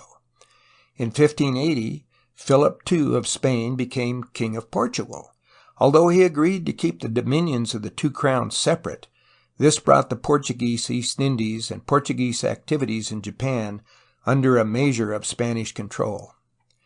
Meanwhile, the Dutch had broken away from the government of Philip II and chose to direct their attacks primarily against his Portuguese dominions. In 1600, a Dutch ship appeared in Japan. On this boat, as pilot, was a certain Will Adams, probably the first Englishman to set foot in Japan. Many tales are told about this man. He became a favorite of the shogun and was heaped with wealth, honors, and wives, though by his own account he was a virtual prisoner in the island kingdom and longed to return to his family in Europe.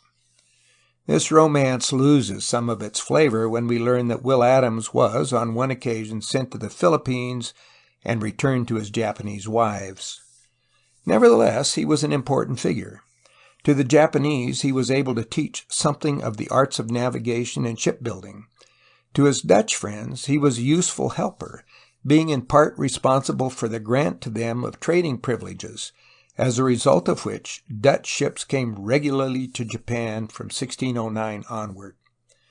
It may be mentioned, too, that English ships engaged in commerce with Japan from 1613 to 1623.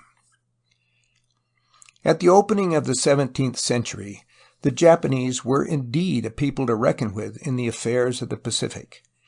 In social organization and material achievements, they were not far behind the Europe of their day. For example, they had schools with courses in ethics, law, history, and mathematics, and were in the habit of accumulating libraries. Feudalism still existed, but it had only recently been stamped out in Europe. They knew how to use ordinary firearms and cannon, and were capable of warfare on a large scale. Indeed, the Japanese were distinctly a military people. Under the great shogun Hideyoshi, from 1582 to 1598, later called the Napoleon of Japan, an army of nearly 200,000 made an invasion of Korea, while many thousand more were held in the islands in reserve. Many other large armies were utilized in this period for campaigns in Japan. The ability to handle these large forces must needs have been great. Furthermore, the Japanese were a race of sailors. Fishing has always been one of the leading industries of the Japanese people. They were also engaging in trade with lands as far away as India and had established colonies in Luzon, Cochinchina, Cambodia, and Siam. Against this powerful people, Spain could oppose little more than a corporal's guard of fighting men. The total Spanish population of the Philippines was only a few hundred, and the soldiers of the entire empire of Spain and America did not number far into the thousands, not more than enough to combat the hostile Indians along the borders. Following the route of the current across the North Pacific, it should not have been difficult for the Japanese to establish advancing bases along the islands and mainland coasts until they reached California. Incidentally, all Australasia and Oceania presented to them a wide-open opportunity. It becomes pertinent, then, to trace the workings of two opposite factors: that which urged the Japanese on in their attitude favoring trans-Pacific relations, and that which induced them to give up this idea and to shut themselves in their island empire away from communication with the outside world. Hideyoshi was an imperialist, and though he turned his attention more particularly toward Korea, he did not neglect to consider the possibilities of Japanese expansion to European possessions in the Pacific. In 1592, he sent an embassy to the Philippines to demand the subjection of those islands to his rule. Nothing came of this, and it was not until after Hideyoshi's death in 1598 that further steps were taken. Hideyoshi was succeeded by Ieyasu, although he did not take the title of shogun until 1603, who was for several years engaged in consolidating his power in Japan. Nevertheless, in the year 1598, when he came into actual authority, he intimated very strongly to a Spanish friar that he would be glad to have the ships from the Philippines stop in Japan on their way to Mexico and engage in trade with the Japanese. In 1599, he sent an envoy to Manila to press his request. When the Spanish governor of the Philippines did not embrace the offer, due, as Ieyasu thought, to the depredations of Japanese pirates, the shogun seized and executed 200 of the buccaneers, and then sent a second envoy to Manila. This man arrived in 1602, bearing the shogun's message. "Nothing would satisfy my desires," wrote Ieyasu, "so much as to see merchant vessels establishing frequent communication between my country and New Spain," or Mexico. He referred also to the advantages Spanish vessels would have in being able to take shelter in Japanese ports, and to his wish to see Japanese vessels making voyages between the Kwanto and New Spain. In the same year, a Franciscan friar came from Japan to urge acquiescence in Ieyasu's proposals, on the ground that it would make the Japanese government more willing than they had recently shown themselves to be to accept Christian teaching in Japan. This factor, coupled with several others, induced the governor to petition the royal authorities in Spain for permission to establish the trade. Several voyages between the Philippines and Japan were made in the next few years, but nothing was done about opening trade relations between Japan and New Spain, though Ieyasu continued to desire it. Will Adams was sent to Manila in 1608 and made arrangements whereby the annual ship from Manila should touch at a Japanese port, but it was not to take Japanese goods to New Spain. In 1609, however, Governor Vivero, who was proceeding to Mexico after having completed his term of office in the Philippines, was wrecked off the coast of Japan, and obliged to remain in that country until the following year. He was well treated by Ieyasu, who again spoke of his desire for the trade with New Spain.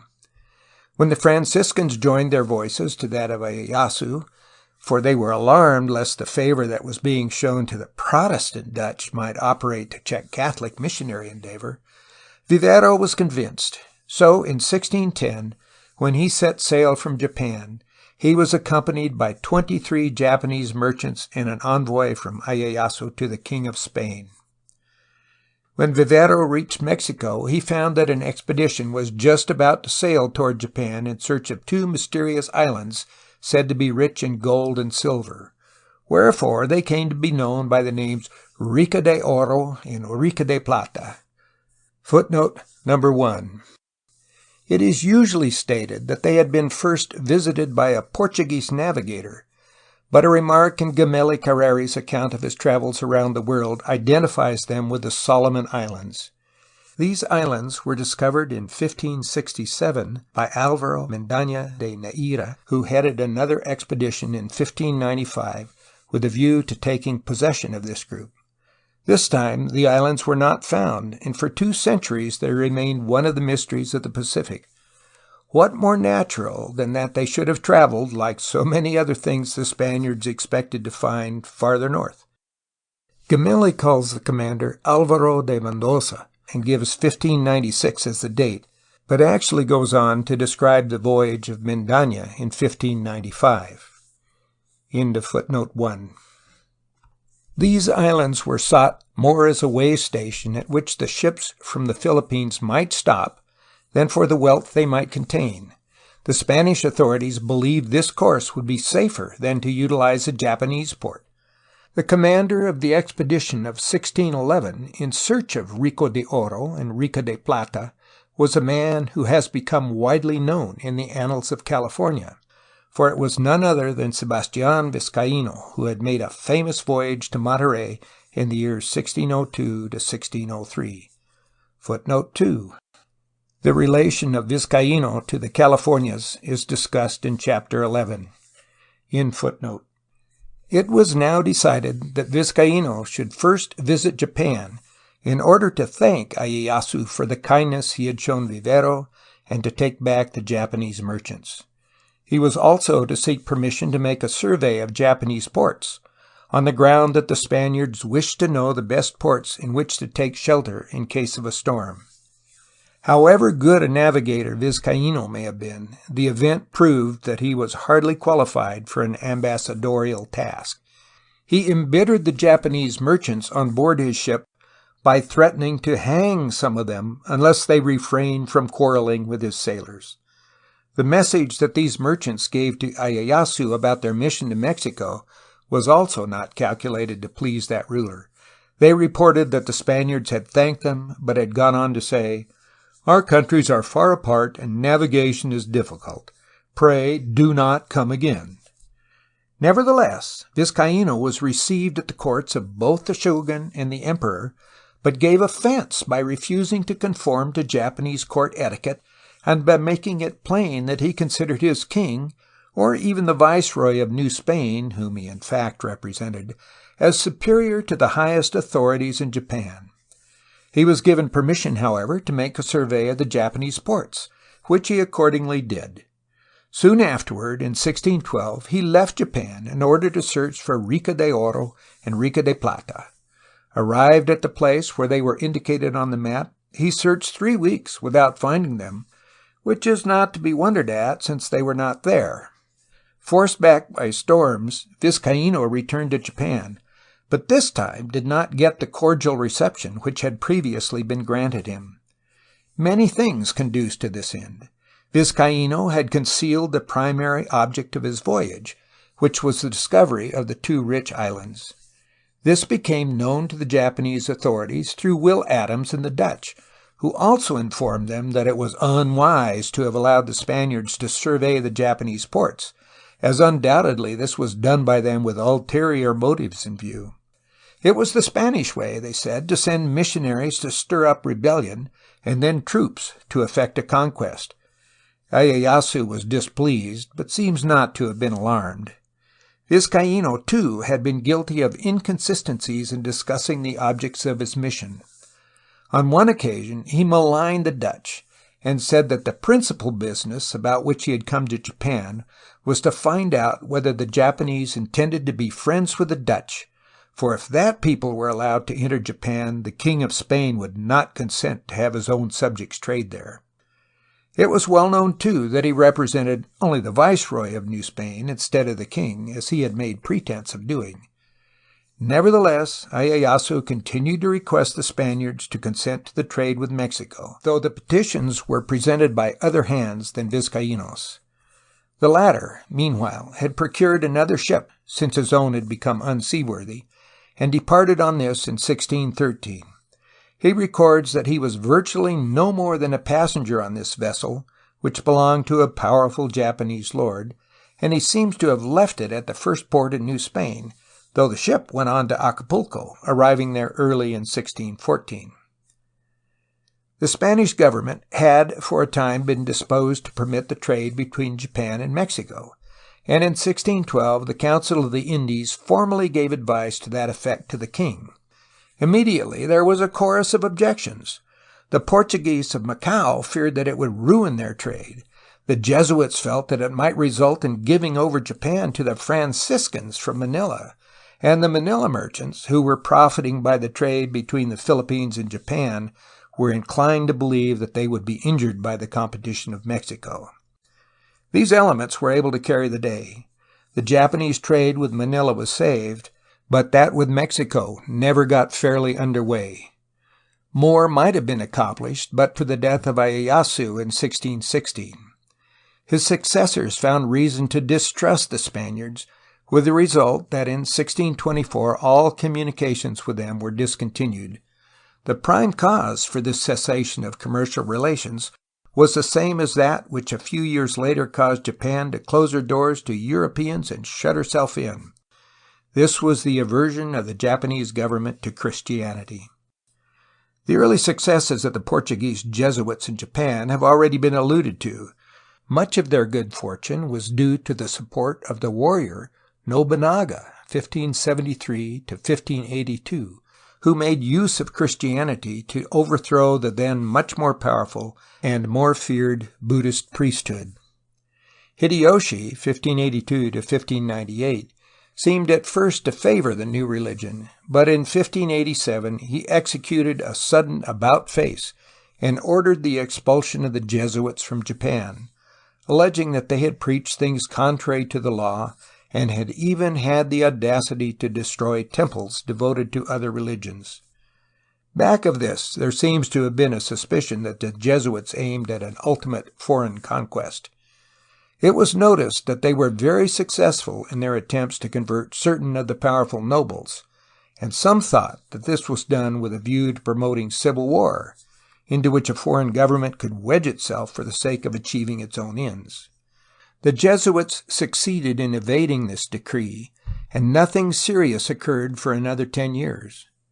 Meanwhile, several Spanish Franciscans from the Philippines came to Japan in 1593 as an embassy to the shogun, but really with the intention of preaching their religion, despite the fact that a papal bull of 1585 had granted the Japanese field to the Jesuits. The Franciscans established themselves in Kyoto, and very soon there were evidences of a dissension between them and the Jesuits. Affairs came to a head in 1596. A richly laden Manila galleon, the San Felipe, under Captain Landecho, was lured into a Japanese port in that year by a Japanese noble, forced upon the beach, and was then claimed by the wily Japanese on the ground that all stranded vessels and their cargoes were the property of the authorities on whose shores they had been driven. Landecho endeavored to recover his ship and its precious freight, but was unable to do so, since Hideyoshi himself was sharing in the loot. Unable to accomplish anything by soft words, Landecho at length tried threats, dwelling upon the power of the mighty Spanish king, in proof of which he produced a map of the world to show his vast domains. Asked how it was that so many countries had come to acknowledge the sway of one man, Landecho replied, "Our kings begin by sending missionaries into the countries they wish to conquer. These induce the people to embrace our religion, and when they have made considerable progress, troops are sent to combine with the new Christians. Then our kings have not much trouble in accomplishing the rest." This speech made a very different impression from the one the imprudent captain expected. Hideyoshi decided that the time had come to strike at this faith, which at the least seemed likely to produce civil war from which Japan was just on the point of emerging after 2 centuries of conflict. The result was the first edict of persecution in 1597 directed against the Spanish Franciscans and their Japanese converts. 26 of them were mutilated and crucified. The Jesuits had not been excluded from the terms of the decree, but were protected by their powerful friends, although the order of 1587 was renewed for their expulsion from the country. The death of Hideyoshi in 1598 halted the persecutions. As already mentioned, Ieyasu was eager for Spanish trade and was therefore ready to tolerate Christian teaching, though without approval. Thus the Jesuits and Franciscans renewed their labors, the latter having in 1600 secured a veto of the exclusive Jesuit right to the field. Later, Augustinian and Dominican fathers also came. Many incidents occurred which tended to revive the former Japanese suspicions. Vizcaíno, for example, was unwise enough to remark that his master, the King of Spain, had no desire for trade with Japan. What he really wanted was the extension of the Catholic faith. Ieyasu's views were just the opposite. He wrote to the Viceroy of New Spain in 1612, urging an interchange of merchandise, but of Christianity he said, "I am persuaded it would not suit us," adding that it would be best to put an end to the preaching of your doctrine on our soil. The persistent quarrels of the Franciscans and the Jesuits, the unfortunate manner in which Vizcaíno conducted his mission, and the interpretation placed upon his acts by Will Adams of the Dutch, the reports Ieyasu got about Christianity from emissaries he sent to Europe, and the discovery of treason in the ranks of Christian Japanese nobles in his own personal following, at length caused Ieyasu to uproot the foreign religion. There were persecutions and deportations in 1612, 1613, and especially in 1614, though none of the missionaries were put to death. Yet the missionaries evaded deportations, or else made their way back after they had been sent out of the country. Hidetada, 1616 through 1632, the successor of Ieyasu, carried the persecutions to greater extremes, and the missionaries now began to be tortured and executed, as also were Japanese converts, while the Spanish trade was sacrificed as a necessary measure to ensure riddance of Christianity. The death of Hidetada brought no pause in the persecutions, for his son and successor, Iemitsu, was of the same mind. It is said that from the time of the first persecutions down to 1635, no fewer than 280,000 Japanese were punished for accepting Christianity. In 1636, the Japanese went a step further and took the fatal action which ended their opportunity for expansion in the Pacific.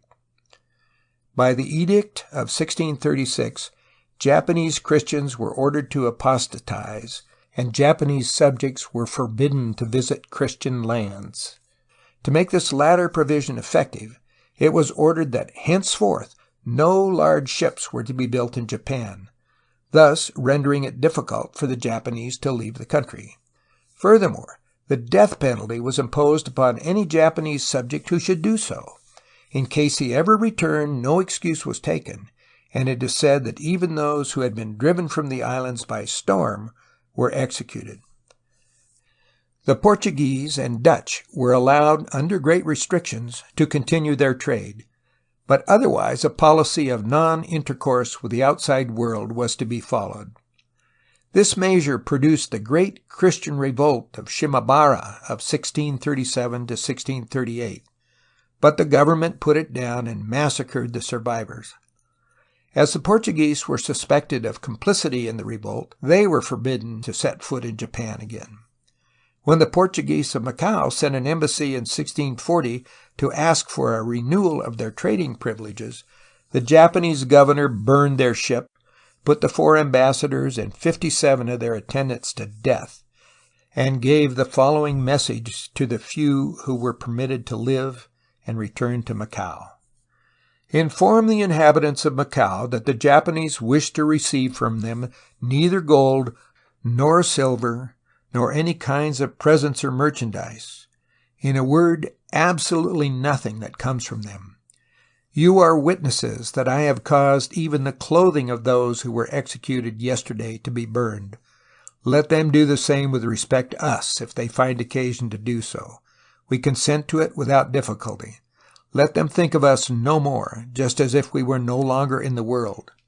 While the sun warms the earth, let no Christian be so bold as to come to Japan, and let them all know that if King Philip of Spain himself, or the very God of the Christians, or even the great Buddha shall contravene this prohibition, he will pay for it with his head.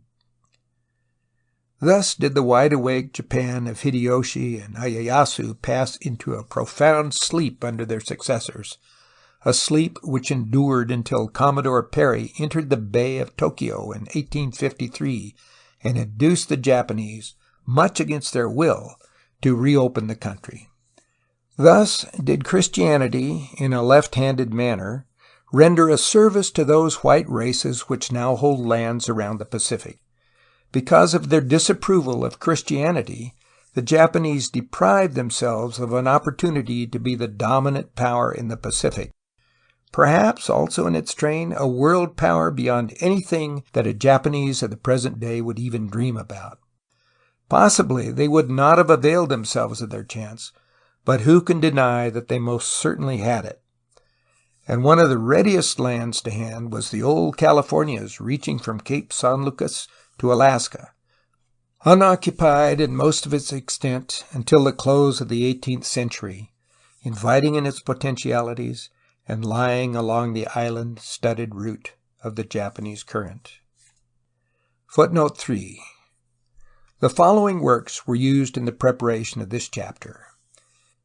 1. Ken and George, How Japan Lost Her Chance in the Pacific, in the Outlook for June 27, 1914. 2. Murakami Neojiro, Japan's Early Attempts to Establish Commercial Relations with Mexico in the Pacific Ocean in History, New York, 1917.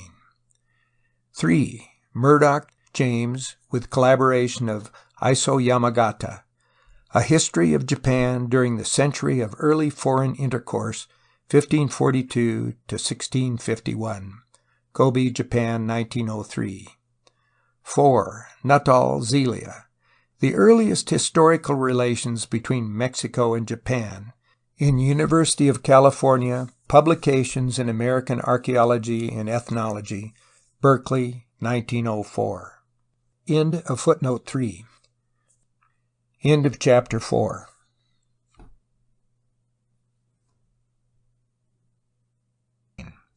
Chapter 5, Cortés and California. By far the most important of the peoples, other than the Americans, who intervened in California history were the Spaniards. They first found the land for the white man and endeavored through centuries to occupy it, succeeding at length in doing so. Once arrived, they stamped California forever with romantic interest and played a vital part as affecting the ultimate destiny of the province. First in the list of names of those Spaniards whose achievements directly influenced the course of California history was the great conquistador, or conqueror, Hernando Cortés. Following the discovery of America by Columbus in 1492, the Spaniards had made settlements in the West Indies and, a little later, in Panama.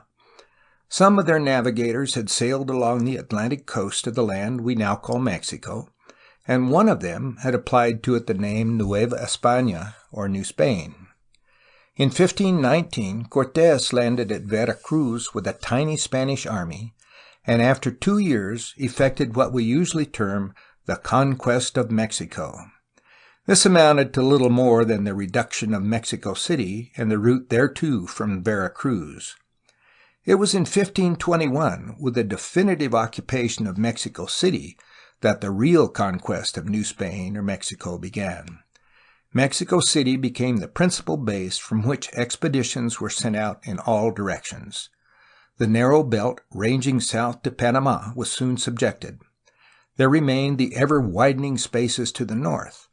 Along one of the lines of the northern advance was California, or the Californias, as the Spaniards often called it.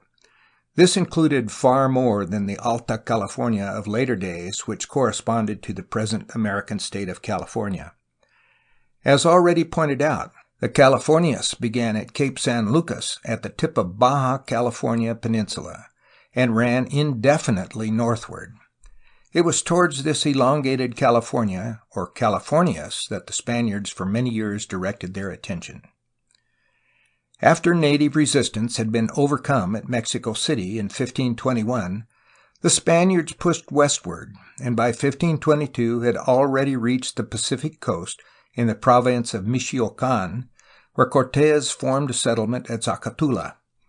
In 3 years he fought his way across a continent which it took the Anglo-Saxon successors of John Cabot 3 centuries to traverse. To be sure, the cases were by no means parallel in their difficulties, but it helps one to understand the tremendous energy and force which the Spaniards brought to their conquests when these are compared to the much slower advance of their English rivals.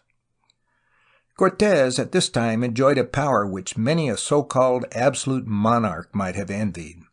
He was governor, captain general, and chief justice of New Spain, and besides had full authority to make conquests as he pleased. He was indeed subject to the King of Spain, but this control was somewhat shadowy, since he did not need to get preliminary royal assent to any measures he might take. Enemies he had, and these were for several years the principal check on his effective action. Arrived at Zacatula, Cortés prepared to make explorations of the unknown coasts to the north. To appreciate the objects he had in mind, it will first be necessary to consider contemporary ideas of the New World. In the time of Columbus, and for years afterward, many people believed that the voyagers of 1492 had discovered merely a new route to the already known lands of Eastern Asia. What we now call the West Indies were dimly identified with the islands of Japan, and the nearby mainland was held to be Asia. 2 centuries before, an Italian named Marco Polo had crossed Asia to China, where he lived for a number of years and was highly regarded, so much so that the Chinese eventually made him a god. Footnote number 1. His statue was the only bearded deity in the temple of Tsotsing, popularly known as the Temple of the 500 Gods, at Canton, China. This temple recently burned down. End of footnote. At length he returned to Europe and wrote an account of the far eastern world.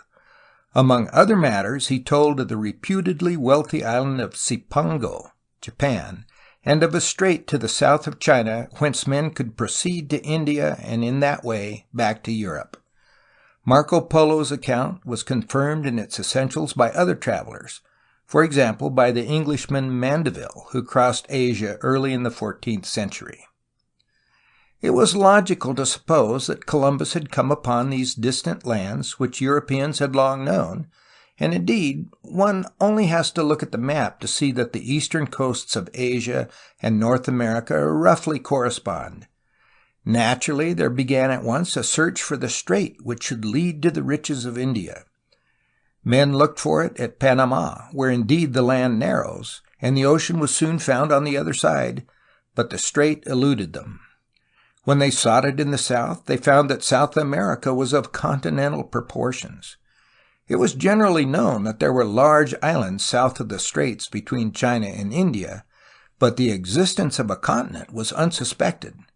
South America was therefore styled the New World, while North America did not share in this appellation until much later. The discovery of the Strait of Magellan in 1520 did not satisfy the demand for the traditionally known waterway. According to the information supplied by Marco Polo, that was much farther north. Central America was soon traversed, but no strait was found. Men then began to believe that North America might be a southeastward projection from Asia, of which there was also early evidence based on the actual fact of the peninsula of Kamchatka.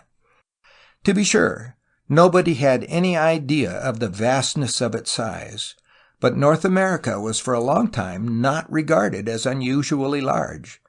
Opinion was general among the Spaniards that it would prove to be little wider than it was at the place where they had crossed it in New Spain, and that a comparatively short voyage to the north would take them to Asia.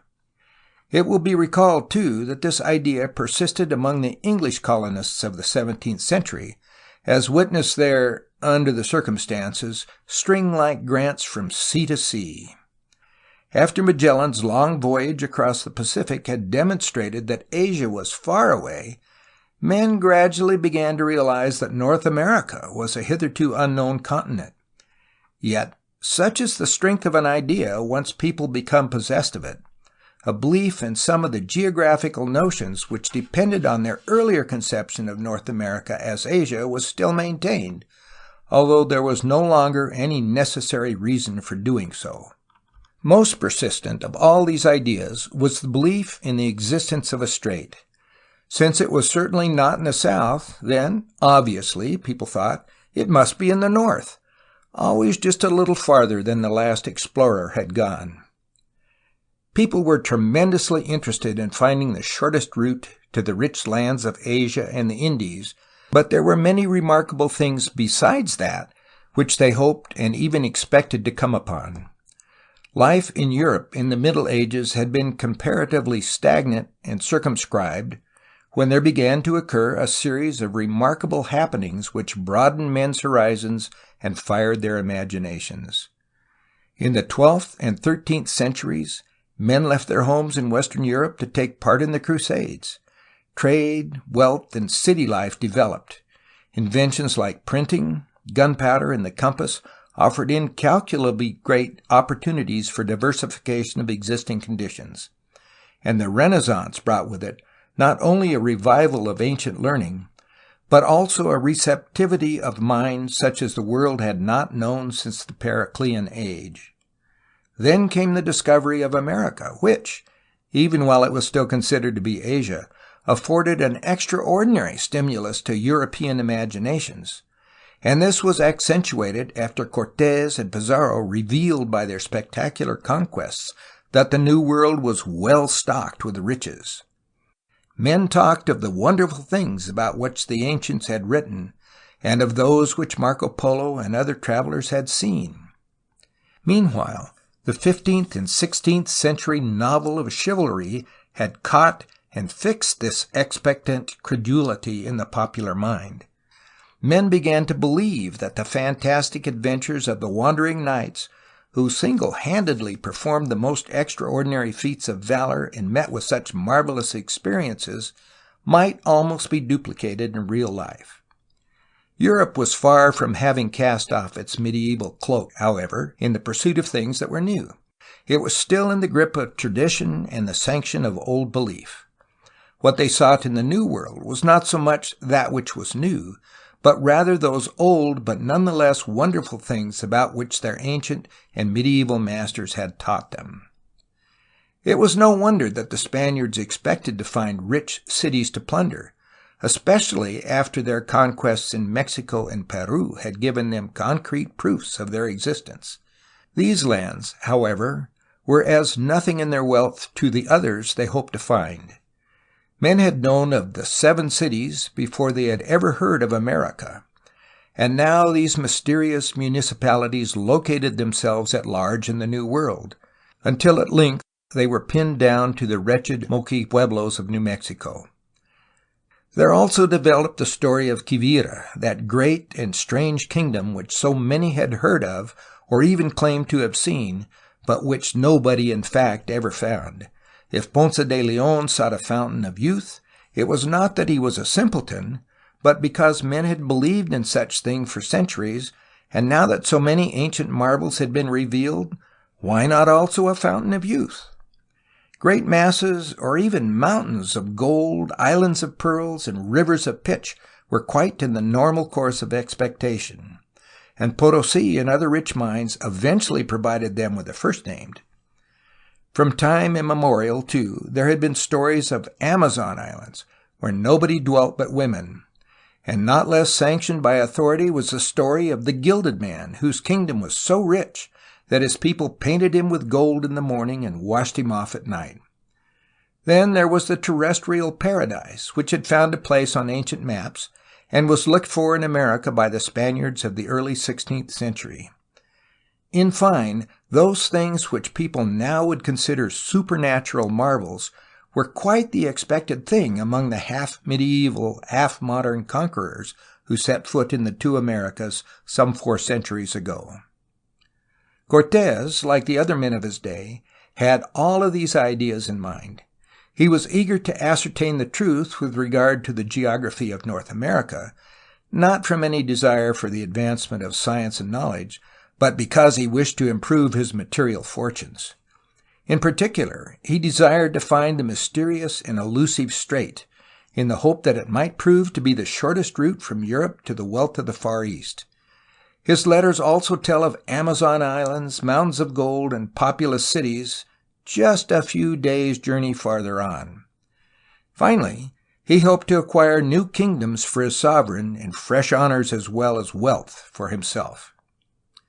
Yet it was 10 years before Cortés was able to send out his first expedition to the north. Many things detained him. He had to set up a new government, reward his companions with grants of land and Indian serfs, build a superb capital at Mexico City, suppress native revolts, and extend his conquests to meet those of the Spaniards pressing north from Panama. And, not least of all, he had to encounter the determined hostility of his many and powerful personal enemies. He was accused of aiming at independence, and a royal audiencia, or body of men whose principal function was to act as a high court of justice, vested also with other functions of the civil power, was established as a check on his authority. Cortés himself went to Spain in 1528 to plead his case in person, returning triumphant in 1530. Meanwhile, Cortés had not been idle along the Pacific coast. With the founding of a Spanish port at Zacatula in 1522, he had started to build 4 ships.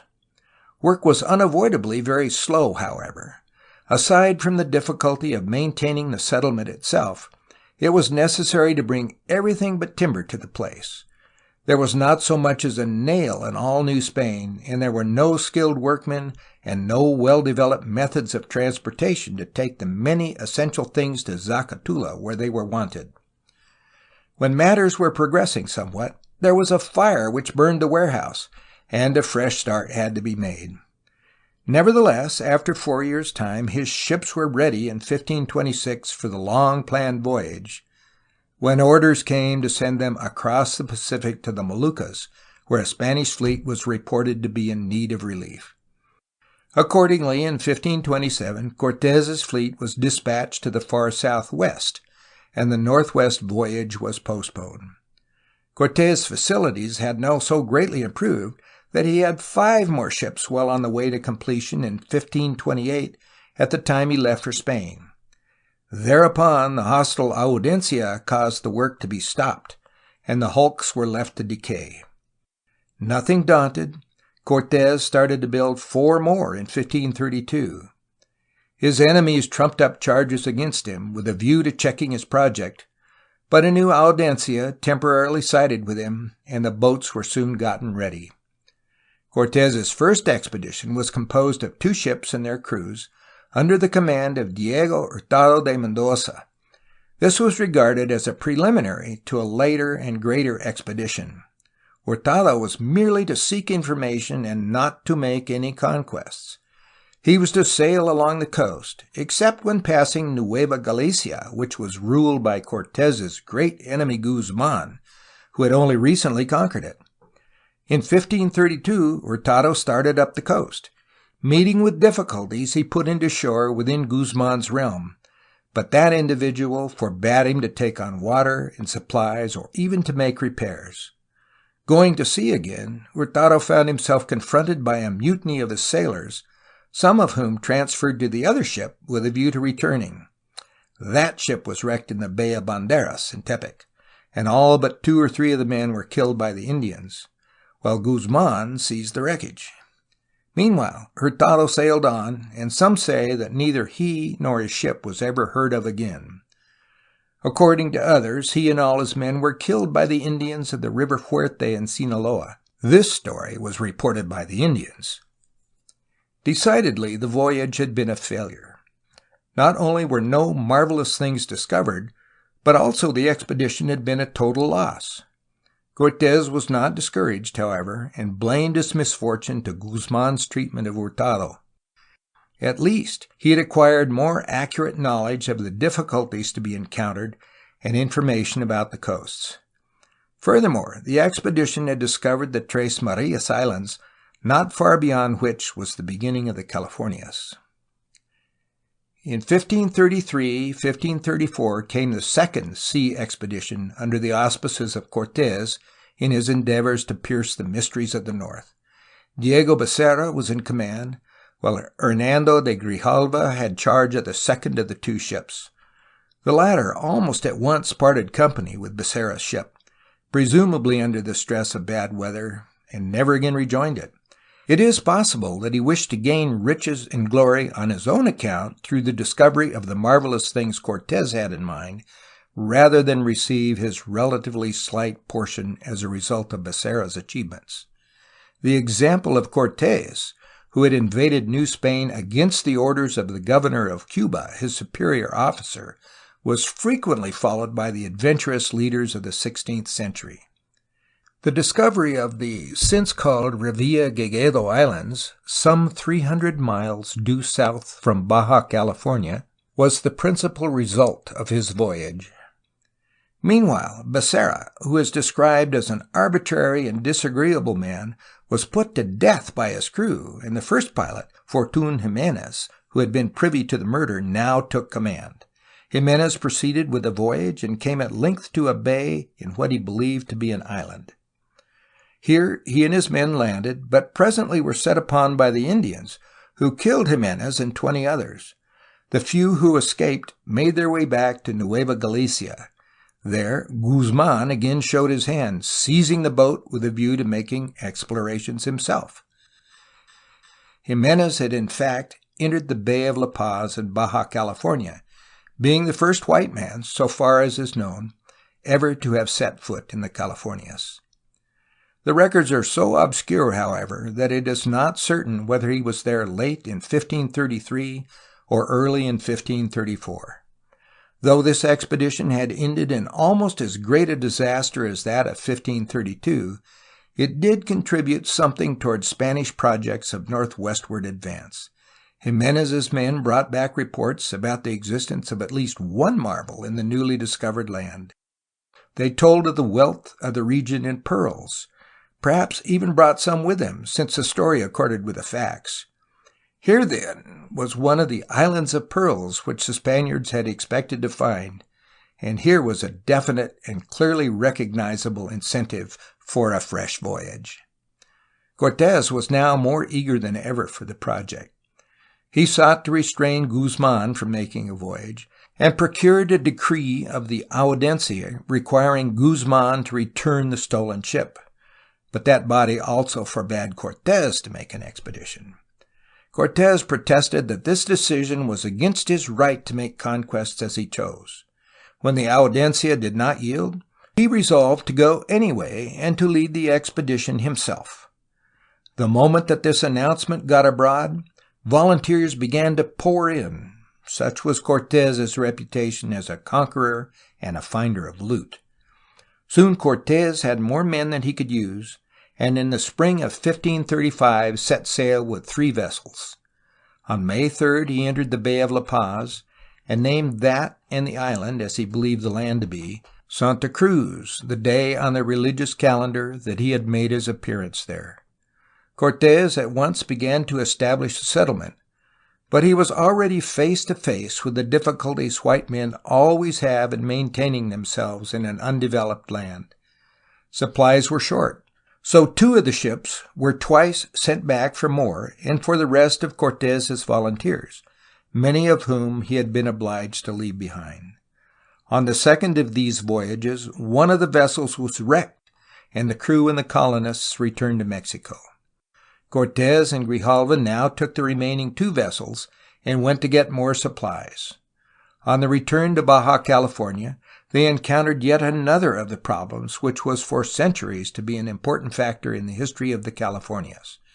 The severe storms which are so frequent in the Gulf of California were such at this time that Grijalva was unable to get back at all, while Cortés, whose pilot was killed as a result of a fall, was obliged to take the wheel himself in order to make his way across the Gulf.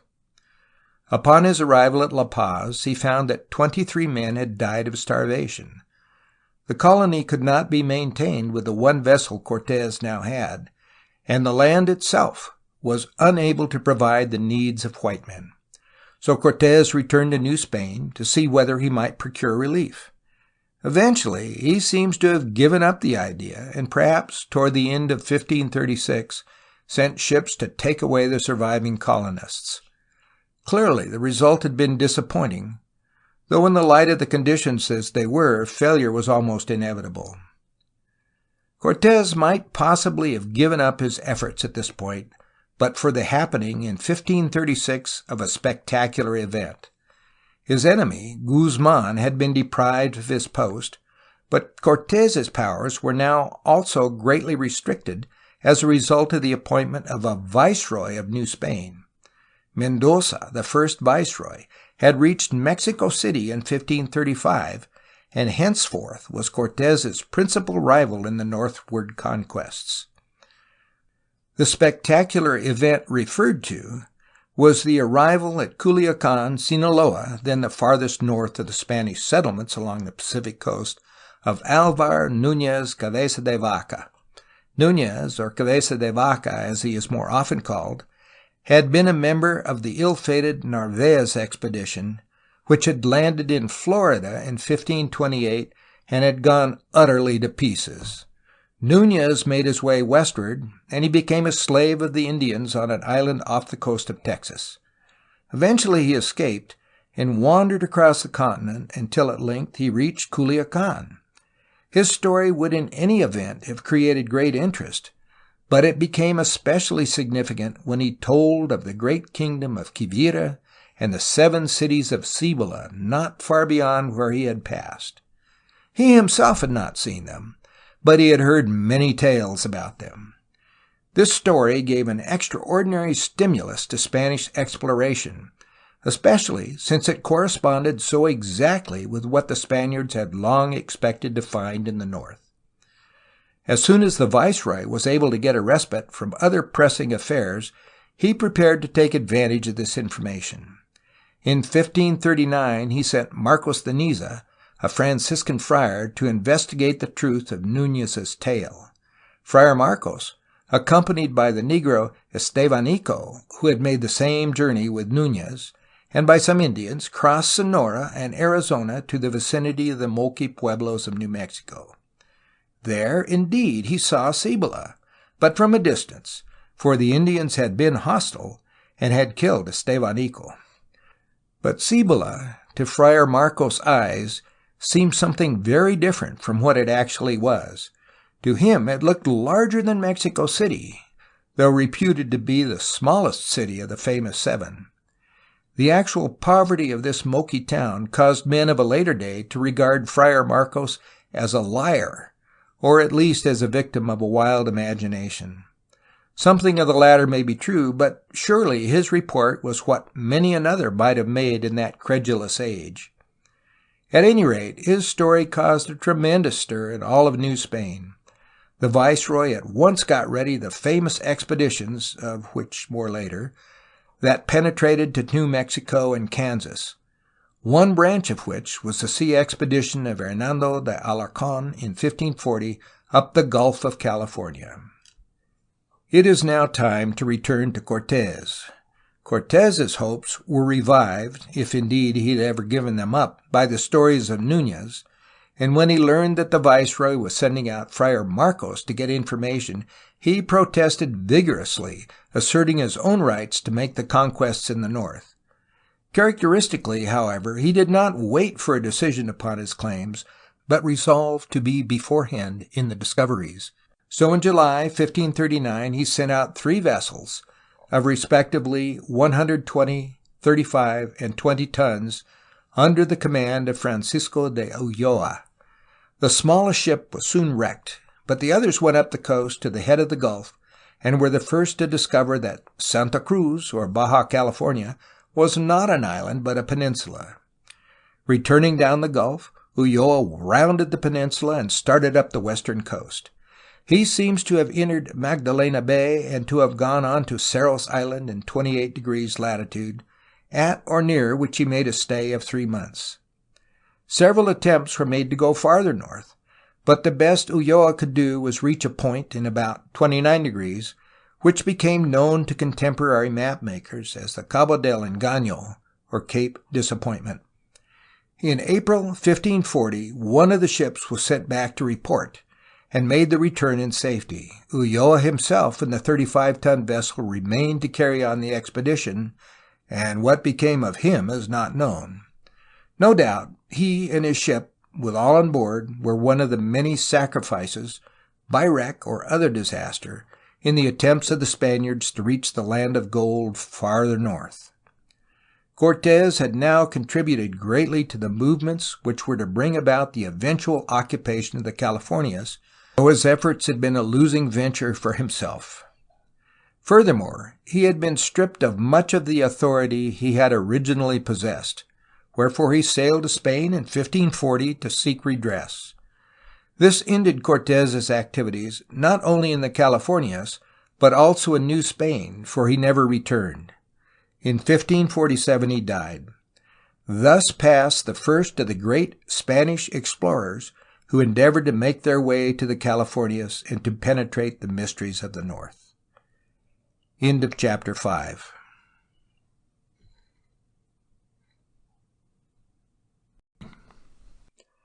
Chapter 6. Origin and Application of the Name California. The excerpt in Old French from the Chanson de Roland was recorded by Sonia. One of the most prized possessions of present-day Californians is the beautiful and beloved name of the state, a name which has a lure that has carried its fame perhaps farther than that of any other state in the Union. Footnote number 1. During 2 years' travel in Europe, the writer found that California was generally known, but that few of the other American states could be called by name. End footnote. Yet the origin and application of the name were for a long time something of a mystery, and neither one nor the other is fully clear yet. California was not named for a member of the royal family in the homeland of the conquerors, as happened in the case of Virginia for Elizabeth the Virgin Queen, or Carolina for King Charles II, Maryland, Georgia, Louisiana. Unlike Massachusetts, Connecticut, Texas, and others too, it was not an Indian word named for an Indian tribe. This being recognized, people for many years, centuries after the name was first applied, indulged in guesses as to both the origin and application, for which the evidence seemed to have disappeared. Those conjectures are now mere historical curiosities, illustrations in the extreme of the propensity of men to imagine the missing link in a chain of evidence. But as one hears these theories advanced by some even to the present day, it may be worthwhile to notice them. Most frequent among them has been the suggestion of a derivation from 2 Latin words, calida fornax, or hot furnace.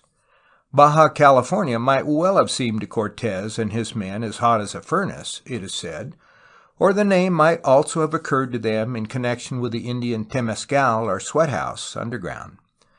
Similarly, the Catalan word californo, hot oven, has been brought forward. Cal y forno, lime and furnace or lime kiln, provides another guess, though cal is Spanish and forno is Catalan. It is doubtful whether the Indians of Baja California had houses made of mortar in early times, thus making use of lime kilns, though later they came to have them.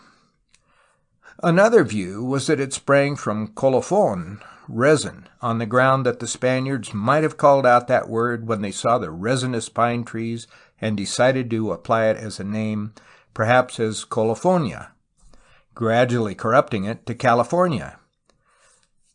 Another writer suggested calafornix, based on the Spanish word for cove and the Latin for vault, in that there is an arch under a rock in the bay or cove at one place where Cortés and his men landed in Baja California.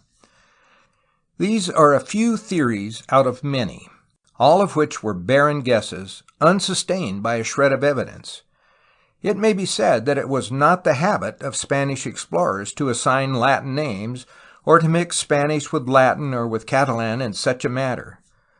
A more likely suggestion was that the Spaniards might have misunderstood some Indian word and applied it as a name, but this was a mere guess.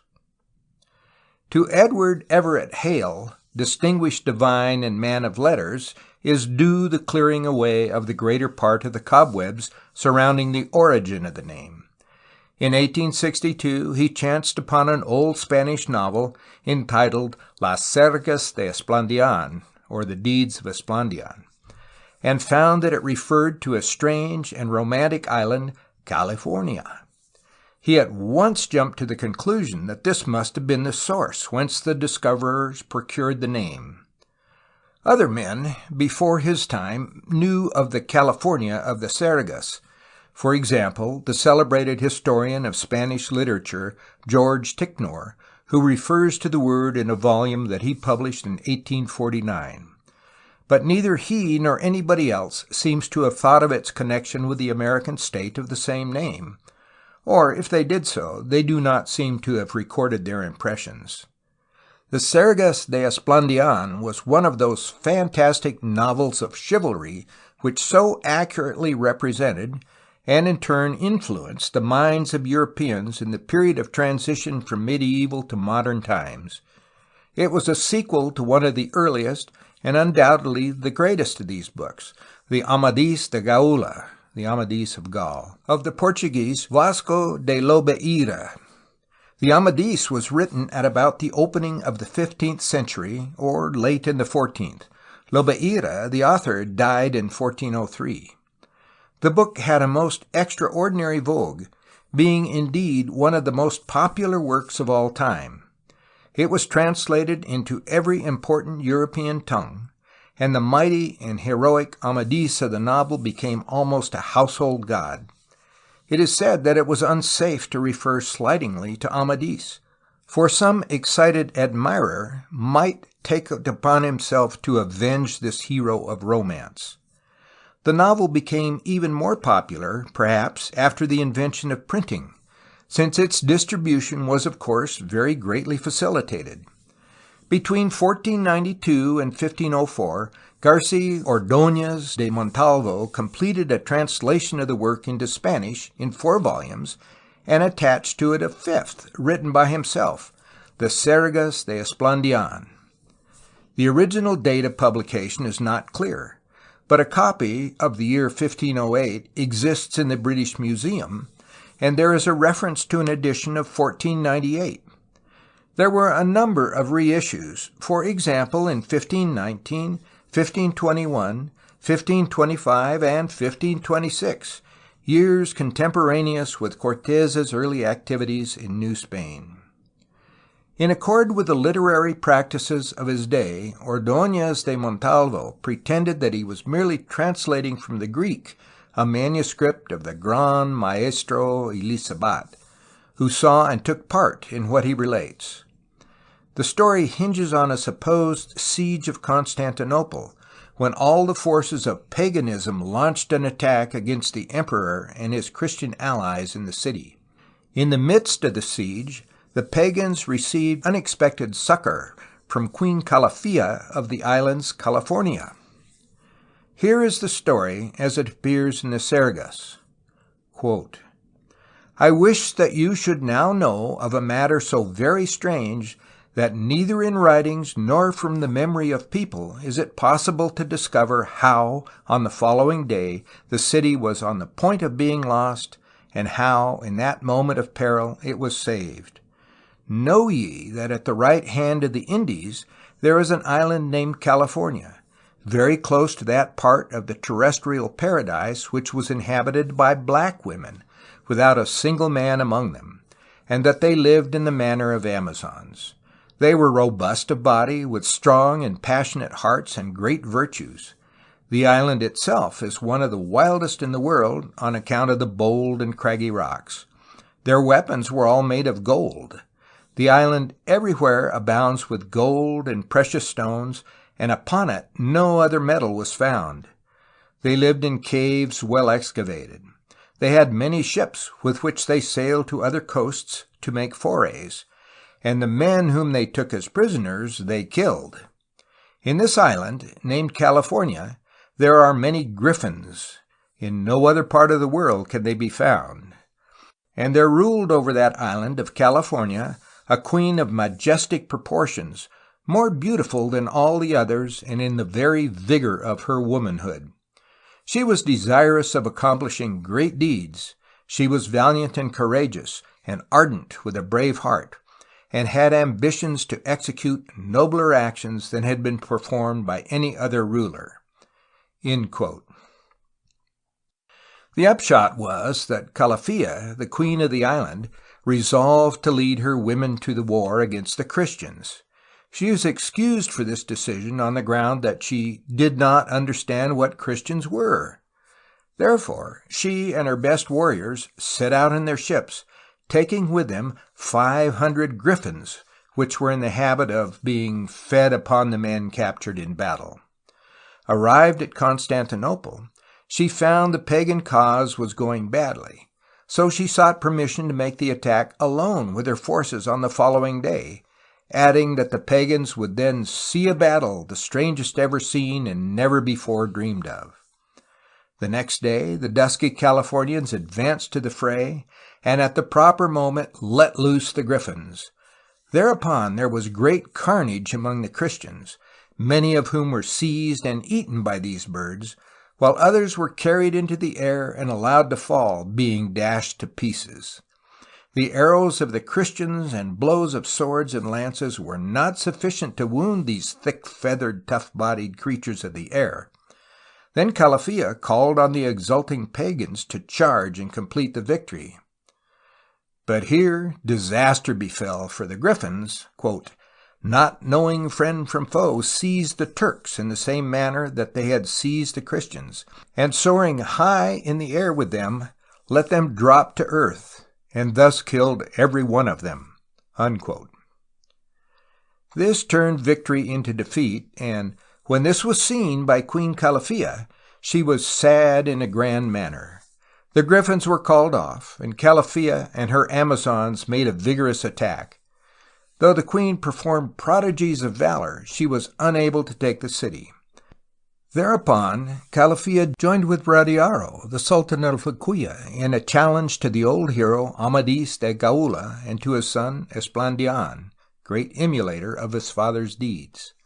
A handsome black maiden was sent to the Christian camp and was courteously received. Amadis accepted the challenge and agreed that Calafia and the Sultan might name the weapons. But the envoy had something more than this message to bring back. She declared that all the Christian leaders were very beautiful to look upon, but that none of them compared in this respect with the noble Esplandian. Calafia now displayed some very human traits. She yearned to see and talk with Esplandian, and therefore decided to pay a visit herself to the Christian headquarters. All night she puzzled over the momentous question of whether she should go in military attire or simply as a woman. The woman in her won, and she prepared to array herself in a way to make an impression. Not only did she dress herself in rich robes covered with gold and precious stones, but she also rode a steed which was truly more marvelous than had ever been seen, and was calculated to attract notice anywhere. Arrived at her destination, she too fell a victim to the charms of the beauteous Esplandian, but maintained sufficient recollection of her purported errand to arrange the terms of the combat. Esplandian did not return her admiration, for he already had a sweetheart in the person of the emperor's daughter, Leonorina, and he was well content. In due time the double duel took place. Esplandian, betwixt looks at his beloved fiancée, who viewed the affair from a convenient tower, and attention to the fight, overcame Radiaro. Meanwhile, Calafia was raining blows on Amadis, but he caught them on his shield or avoided them altogether. Amadis was too much of a gentleman to draw his sword against a lady, but he did not disdain to take a broken piece of her own lance and deal her such blows that he knocked her senseless. Presently the queen got up and protested against his trying to conquer her with a club. The battle was resumed, and once more did Amadis do telling execution with his lance, and once more Calafia was stunned. By this time the Christian hero had contrived to strip the queen of her shield and helmet, and she had also dropped her sword. So Calafia was constrained to yield. There is more to the story, but the rest is of less interest. Calafia became a prisoner of the Christians, and was given to Leonorina. Thus she saw much of that lady's fiancé, and fell desperately in love with him. Not, however, until he had already married Leonorina did she make him aware of the fact, and then she declared herself to him. Esplandian was now generous in the extreme. He could not marry her himself, so he gave her to his cousin Talanque, while another cousin married Calafia's sister. The marriages took place in Christian form. Calafia and all her Amazons became Christians, the pagans were defeated, and the now pious Calafia gave her island of California, with all its gold and precious stones, to the Christians. And thus did California cease to be a land of Amazons only. Several matters in this account are worthy of comment. Much of the story represents the oft reiterated recording of ancient traditions. The Amazons, Griffins, and the terrestrial paradise are of most ancient lineage. The last named was the Garden of Eden of the Old Testament, which medieval and early modern Europeans believed to be definitely and recognizably located on the map. Many such things were sought by the early Spanish explorers in the Americas, and it seems probable that the accounts of Columbus are what occasioned the insertion of the tale about Calafia and the Californias in the Sergas. In a report of 1493 about his first voyage, Columbus told of an island on the way to the Indies where women alone lived, being visited occasionally by men from other parts. These women were warlike, making use of the bow and arrow. It is hardly necessary to add that Columbus did not see the women, he had merely heard of them. Again, in 1498, when Columbus was sailing along the coast of Venezuela, still laboring under the delusion that he was in Asiatic waters, he believed that he was very near the terrestrial paradise, and so reported.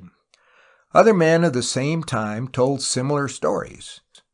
The fact that the Calafia tale is not an intrinsic part of the Sergas, but merely thrust in as an extra, renders it all the more likely that the author was influenced by the accounts of Columbus's voyage, which had fired men's imagination with what seemed to be a rediscovery of islands and peoples that Europeans had long known traditionally. Incidentally, it may be remarked that even the Griffins were located eventually in America. In 1647, one Baselius published a work in which a description of the western coast of North America was given. In that somewhat terrifying region there were many wild animals, including griffins, and this is not a fable but the truth. Thus did the griffins return to their homeland of the Sergas in California. One thing more, it can at least hardly fail to attract attention that the beautiful Calafia and her charming maidens were of suspiciously African descent. It would seem that the color line was not very rigidly drawn some 4 centuries ago, for the author everywhere refers to the lovely Californians in terms of the highest approval, and does not disdain to marry them in the end to white princes of the royal blood. The sequel, provided by Ordóñez de Montalvo, was by no means the only one to the adventures of Amadis. In all, there were 14 volumes in the series. Calafia and the Californians reappear in Book 7 entitled Lisuarte de Grecia y Perión de Gaula. In that volume, the siege of Constantinople still rages, but this time Calafia fights on the side of the Christians. There were a number of editions of this book, at least one of which appeared as early as 1514.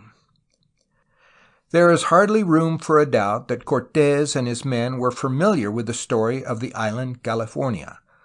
All Europe had nearly gone mad over the romances of chivalry, and the Spaniards in particular were looking for the same wonderful experiences in the Americas as the wandering knights were wont to have in the realm of fancy. There are references in the work by Bernal Diaz, one of the historians of the conquest of New Spain, to incidents of the Amadís de Gaula.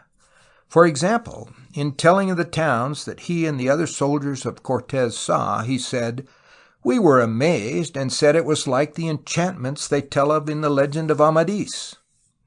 Also, one of the soldiers was nicknamed Agrayas because he was supposed to resemble a character of that name in Amadís de Gaula. Since the Sergas de Esplandian was attached to the Amadís, it could hardly have escaped notice, besides which it was popular on its own account, though much inferior to Lobaira's work.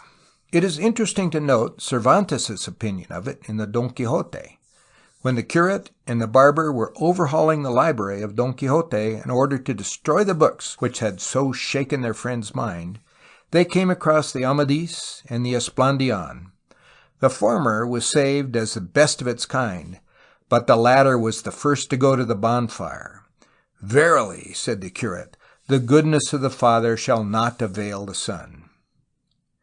Granted that the name was suggested to the discoverers of the Californias from the romance of the Sergas de Esplandian, the question arises, where did Ordóñez de Montalvo get it?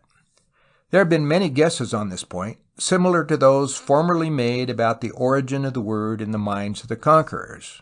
One of these is that the author derived it from the Greek chalos or chali and ornos, the two together meaning beautiful bird for the griffins. Another surmises a derivation from the Arabic word califat, meaning province. In Spanish, it is said, this might have become Califón for a large province due to the presence of the augmentative on, from which it would be but a step to California or California. To be sure, Ordóñez de Montalvo might have invented the name, and if he did, it would be profitless to guess just how it might have occurred to him. But there is a strong reason for believing that he followed a literary precedent in his use of the word. In the Chanson de Roland, the famous epic poem of the French, believed to have been composed late in the 11th century, or possibly later, there occur the following lines. Mort est mis nièces, qui tant soleil conquèrent. On contre me révéleront les seisnes, et d'ingres, et bugres, et tant de gens averses, romaines, filaines, et huit cils de Palerne, et cils d'Afrique, et cils de California. This may be translated roughly as follows, quote, "Dead is my nephew who conquered so many lands, and now the Saxons rebel against me, and the Hungarians, Bulgarians, and many others, the Romans, the Pulain, and those of Palermo, Sicily, and those of Africa, and those of California." End quote. It is to be noted that here is a catalogue of enemy nations in a list which begins with those in the north and works to the south and east. The learned commentators on the Chanson have never been able to explain the California, but gave their opinion that it stands probably for the Caliph's domain. There can be no question but that a learned man like Ordóñez de Montalvo was familiar with the Chanson de Roland, especially since it was cognate to the material that he himself employed. Certainly, the cycle of tales about the Knights of the Round Table at the court of King Arthur was very well known to Ordóñez and the other romancers, for the heroes of those stories appear frequently in the novels of chivalry. The appearance of California in this list of peoples and lands, of which several were certainly not Christian, might well have caught Ordóñez's attention when he himself was making a similar catalogue of the nations. California is a perfectly natural Spanish form for California, especially since E and O have not infrequently changed from one to the other in the history of Spanish words. This derivation of the word California can perhaps never be proved, but it is too plausible, and it may be added too interesting, to be overlooked. Thus does the name California become linked with one of the greatest poems in history, and the date of its origin is placed 4 centuries earlier. One wonders, indeed, if there might not have been some long past Moslem realm, so-called, at least by the peoples of Europe, carrying the name far back to the great days of Baghdad and Damascus. The story of the application of the name to the Californias may someday be revealed in the archives of Spain, but it is at present shrouded in more mystery than is the origin of the word. In Cortés's so-called 4th letter to the king, dated October 15th, 1524, he has a paragraph about an expedition by one of his lieutenants in which there is the following story. Quote, "He likewise brought me an account of the chiefs of the province of Seguatan, who affirm that there is an island inhabited only by women without any men, and that at given times men from the mainland visit them. If they conceive, they keep the female children to which they give birth, but the males they throw away. This island is 10 days' journey from the province, and many of them went thither and saw it, and told me also that it is very rich in pearls and gold." Unquote. 6 years later, Cortés's great enemy, Guzman, who was in the midst of his conquest of Nueva Galicia, made virtually the same report. A portion of his letter to the King of Spain, dated July 8, 1530, reads, according to the translation in the Pilgrimes of Samuel Purchas, as follows. Quote, "From thence, Aztatlan, 10 days further I shall go to find the Amazons, which some say dwell in the sea, some in an arm of the sea, and that they are rich, and accounted of the people for goddesses, and whiter than the other women. They use bows, arrows, and targets, have many and great towns. At a certain time they admit them, i.e. the men, to accompany them, which bring up the males as these females issue." End quote. These documents show that the Spaniards were expecting to find just such an island as the California of romance. When Fortun Jimenez, on behalf of Cortés, reached Baja California in 1533 to 1534, he believed it to be an island. But he also found many other islands in the vicinity, and most important of all, found pearls. Jimenez must have applied names to the lands he found, but the disaster which befell his expedition precluded the saving of any records of the voyage. When Cortés himself landed at La Paz in Baja California, he named the site and also the bay Santa Cruz. Clearly, if he knew the name applied by Jimenez, he did not retain it.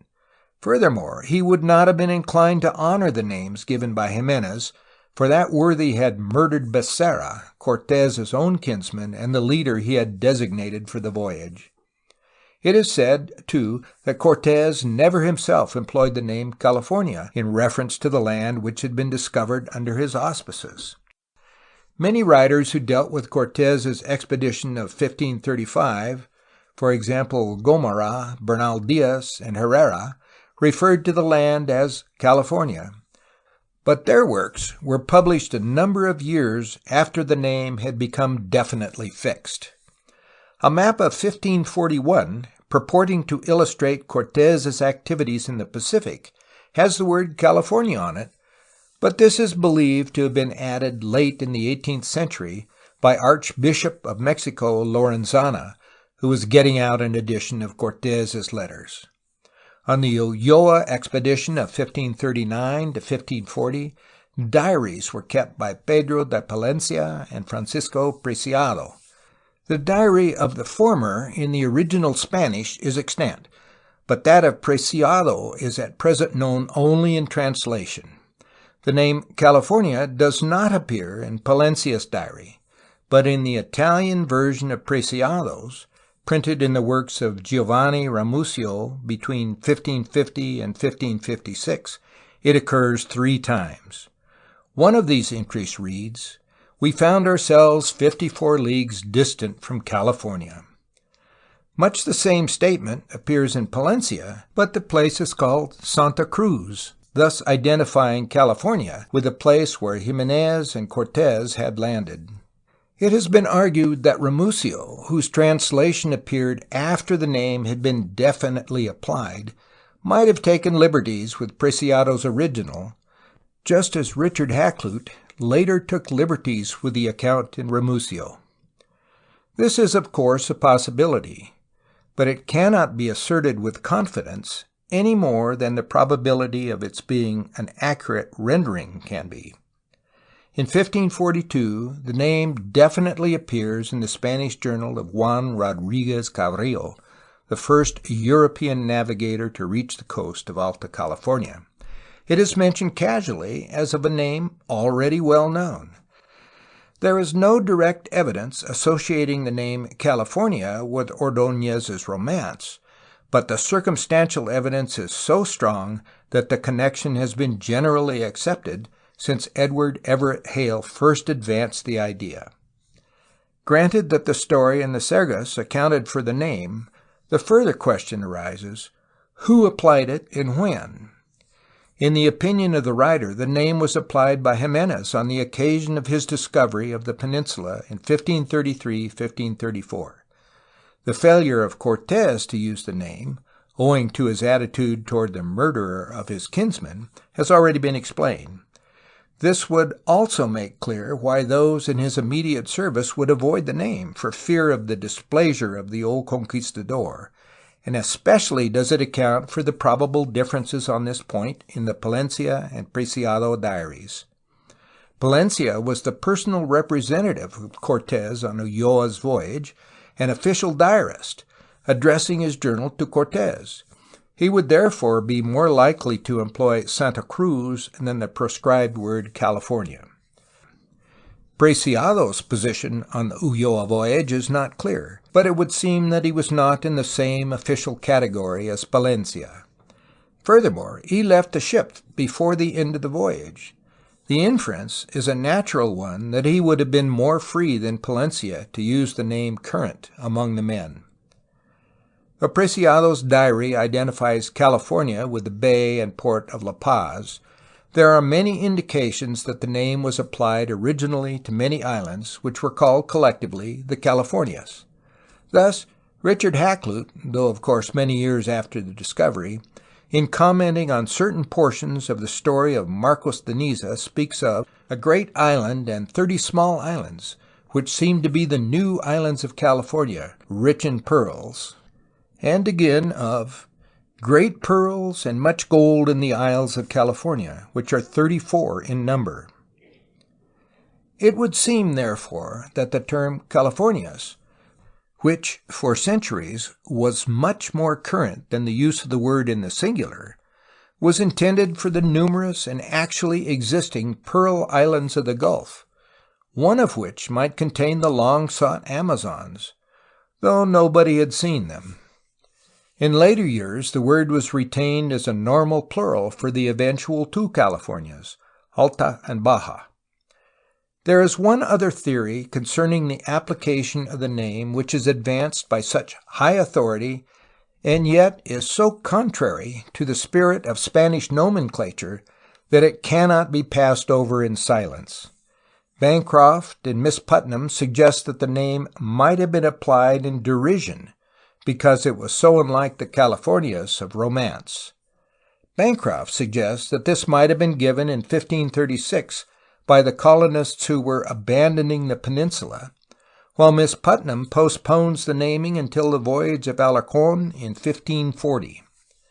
Miss Putnam points out that Alarcón was disposed to belittle the achievements of Cortés because Alarcón was then in the service of Cortés's rival, the Viceroy. According to Miss Putnam, Alarcón, or one of his followers, might have said, "There is the wonderful island the Marquis sought. There is the romancer's California," and the name stuck. It seems so real to Miss Putnam that she can almost hear the sneer at the end of the "ia," despite the fact that Alarcón sailed up the Gulf and back again on the mainland coast and not along Baja California, wherefore he at no time came within sight of those parts of the peninsula reached by Cortés.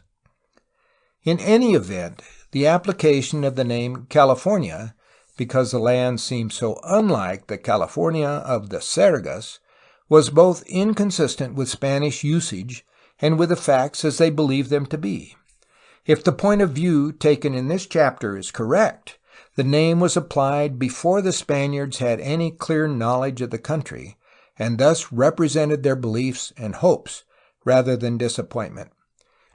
Indeed, it was not for many years after the voyages of Ulloa and Alarcón that the desolate character of the peninsula became known.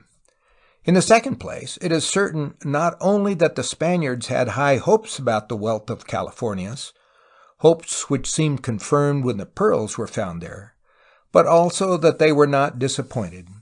As Mrs. Sanchez has said, quote, "They were not looking for green trees and babbling brooks, but for the yellow gold, and none knew better than they that the precious metal was more often found in such bare, desolate lands than in any other." Unquote. Thousands of documents, the writer himself has seen hundreds, attest the truth of this statement as concerns Spanish ideas about the wealth of the Californias, even of the peninsula. This view was held continuously by the Spaniards down to the close of the 18th century, and even when they did not find riches, they always expected to come upon them a little farther on. Finally, the Spaniards never seem to have employed the style of mockery suggested in giving place names. Instead, the practice of characterizing a place by a name which implies the very opposite is of a piece with a certain kind of latter-day American humor and totally foreign to Spanish habits. On the contrary, the Spaniards very frequently expressed their real views in their names with complete directness, for example in such terms as the Tiresome Hills, Cape Deceit, Valley of Hunger, and Valley of Get Out If You Can.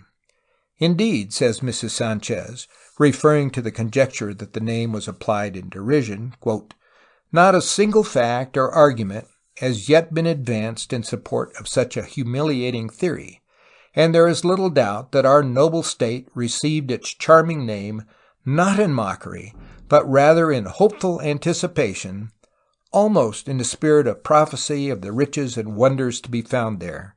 Unquote. And indeed, California, in one part of its vast extension, was eventually to prove itself, both literally and metaphorically, as the land of gold. Footnote 2. The following works, in addition to the general histories, were used in the preparation of this chapter. 1. Chapman, Charles Edward, New Light on the Origin of the Name California, Los Angeles, March 1916, in Grizzly Bear magazine. 2. Davidson, George, The Origin and Meaning of the Name California, San Francisco, 1910, in Geographical Society of the Pacific Transactions and Proceedings. 3. Putnam, Ruth, with collaboration of Herbert Ingram Priestley, California, the Name, Berkeley, California, 1917, in University of California, Publications in History. 4. Sanchez, Nellie Vandegrift, The Name of Our Beloved California, Was It Given in Derision? Los Angeles, April 1916, in Grizzly Bear magazine. 5. Sanchez, Nellie Vandegrift, Spanish and Indian Place Names of California, San Francisco, 1914. End of footnote. End of chapter 6.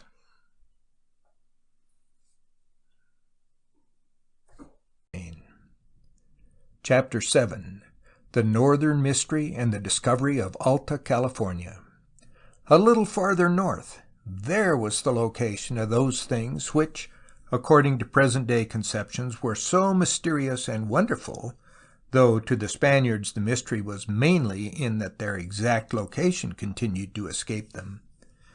Still, the searches in the north that were most productive of romancing were with a view to the discovery of something not at all marvelous in itself, and which in fact existed, though to be sure in a less agreeable form than was to be desired, a waterway around or through the continent of North America.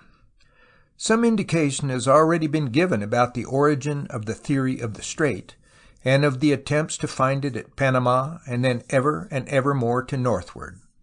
As early as 1541, Francisco Vázquez de Coronado had carried the strait at least as far north as Kansas, and in 1543, Bartolomé Ferrelo sailed along the Pacific coast to about the present northern boundary of California, while swarms of European navigators from many countries ranged up and down the Atlantic coast.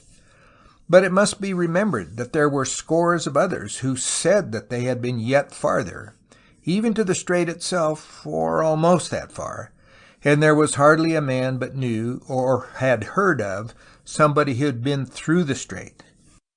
The Indians, too, from a spirit of childlike exaggeration, or because the white men did not clearly understand them, or indeed because their own information was rather vague, repeatedly confirmed conjectures as to its existence. Inevitably, the strait was surrounded with a glamour which introduced wealthy kingdoms and rich cities along its banks, all the wonderful things that men had expected to find elsewhere. Thus it was that fiction became fact in its influence upon actual explorations. But for this influence, says Bancroft, it may almost be doubted that Spanish occupation at the end of the 17th or even the 18th century would have extended above Colima on the Pacific and Panuco on the Atlantic side. Since men did not clearly know what was real and what was not, they went farther and farther afield to penetrate the northern mystery, and in particular to discover the secret of the strait. The search for the strait on the Atlantic side, from Darien to Hudson Bay, does not need to be told here. Eventually it narrowed down to seeking of the Northwest Passage. The names of Hudson, Baffin, Davis, and James have been perpetuated on the map as a result of their search for the elusive strait. Meanwhile, a ceaseless campaign of discovery was being undertaken from the Pacific side, but here the seekers were almost all of them in the Spanish service, and the waterway became known as the Strait of Anian. It is to be borne in mind, too, that the idea of the existence of a practicable way of communication between the two oceans was not given up until the last decade of the 18th century, after 300 years of effort. Over a century later, a boat did sail by way of the Northwest Passage, or Strait of Anian, around North America from the Atlantic to the Pacific. Roald Amundsen was the skipper, and his little craft, the Gioa, now rests high and dry on the Cliff House beach by San Francisco, with its prow looking out to sea. The governing authorities of Spain would have preferred to believe that there was no strait, since its existence would be to that country's disadvantage, furnishing a route to rival nations or to freebooters whence they might attack the rich kingdoms of New Spain.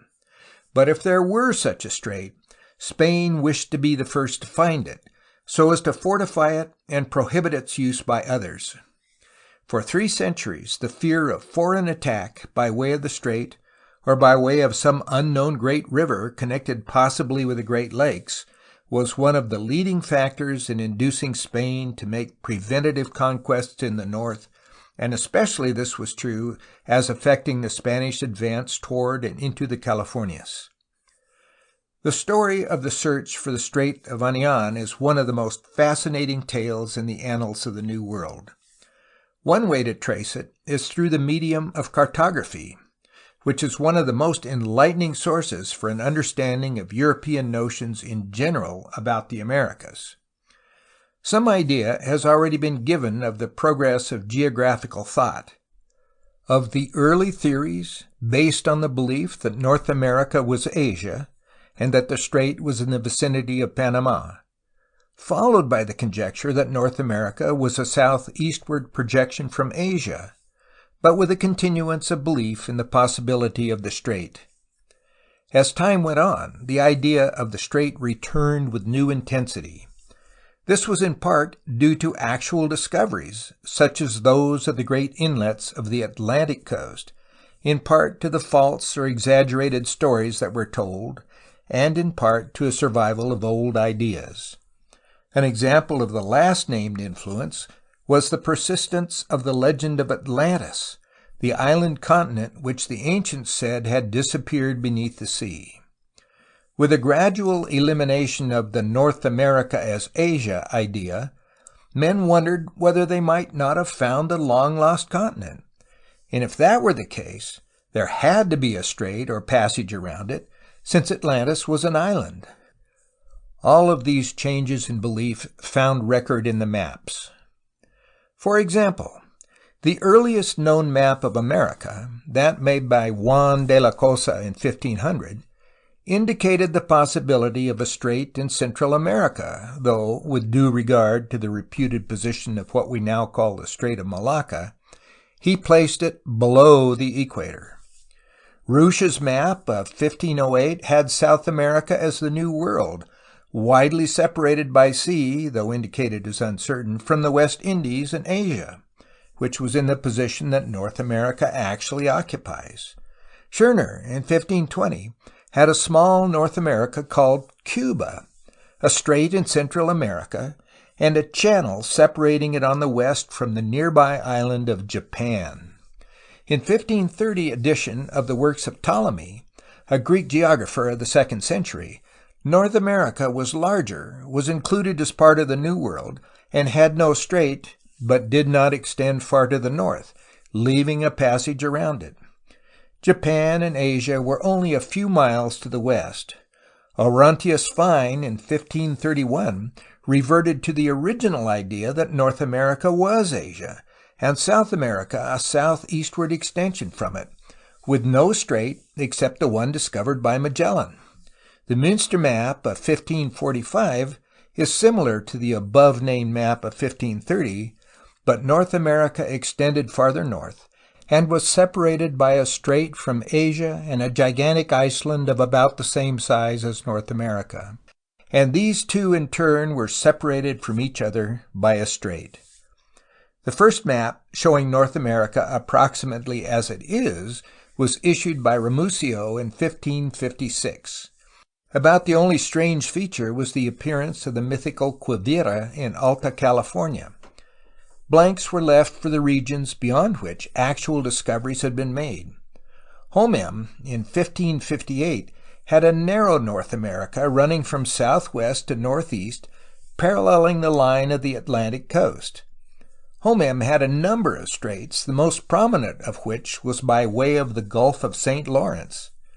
The great Ortelius, in 1574, issued a map which, like that of Ramusio, was substantially correct, showing the strait past the kingdom of Anian at about the point where Bering Strait in fact enters the Arctic Ocean.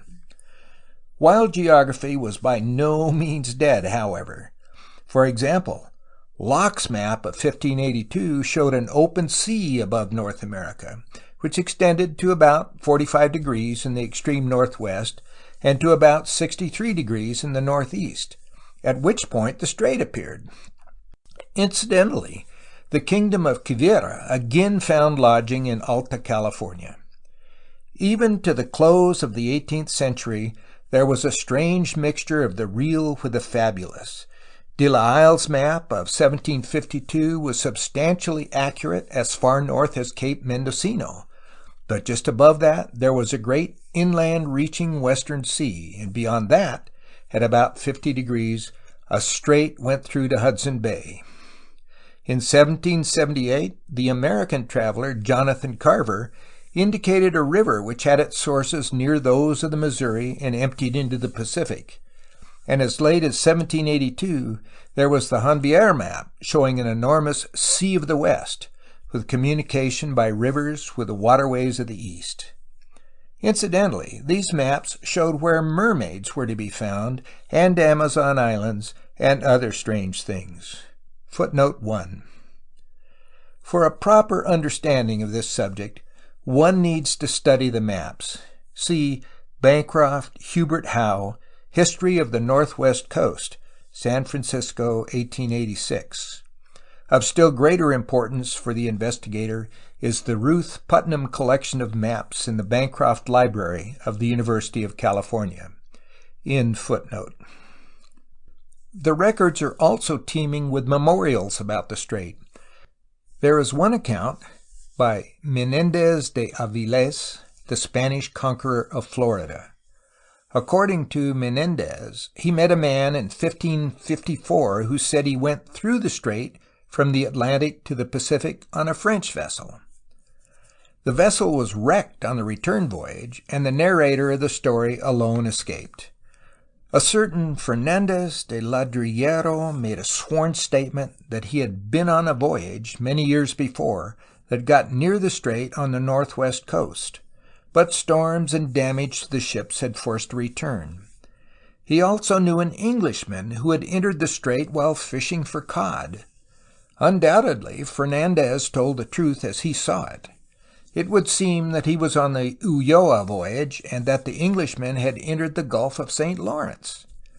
Drake, who was in Alta, California in 1579, was believed by many Spaniards to have returned to England through the strait, and their view was confirmed several years later by a foreign pilot named Morena, who told his story to a governor of New Mexico.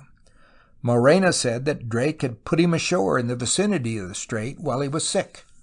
Recovering his health, he had then wandered about for 4 years, and at length came to an arm of the sea dividing New Mexico from a great western land.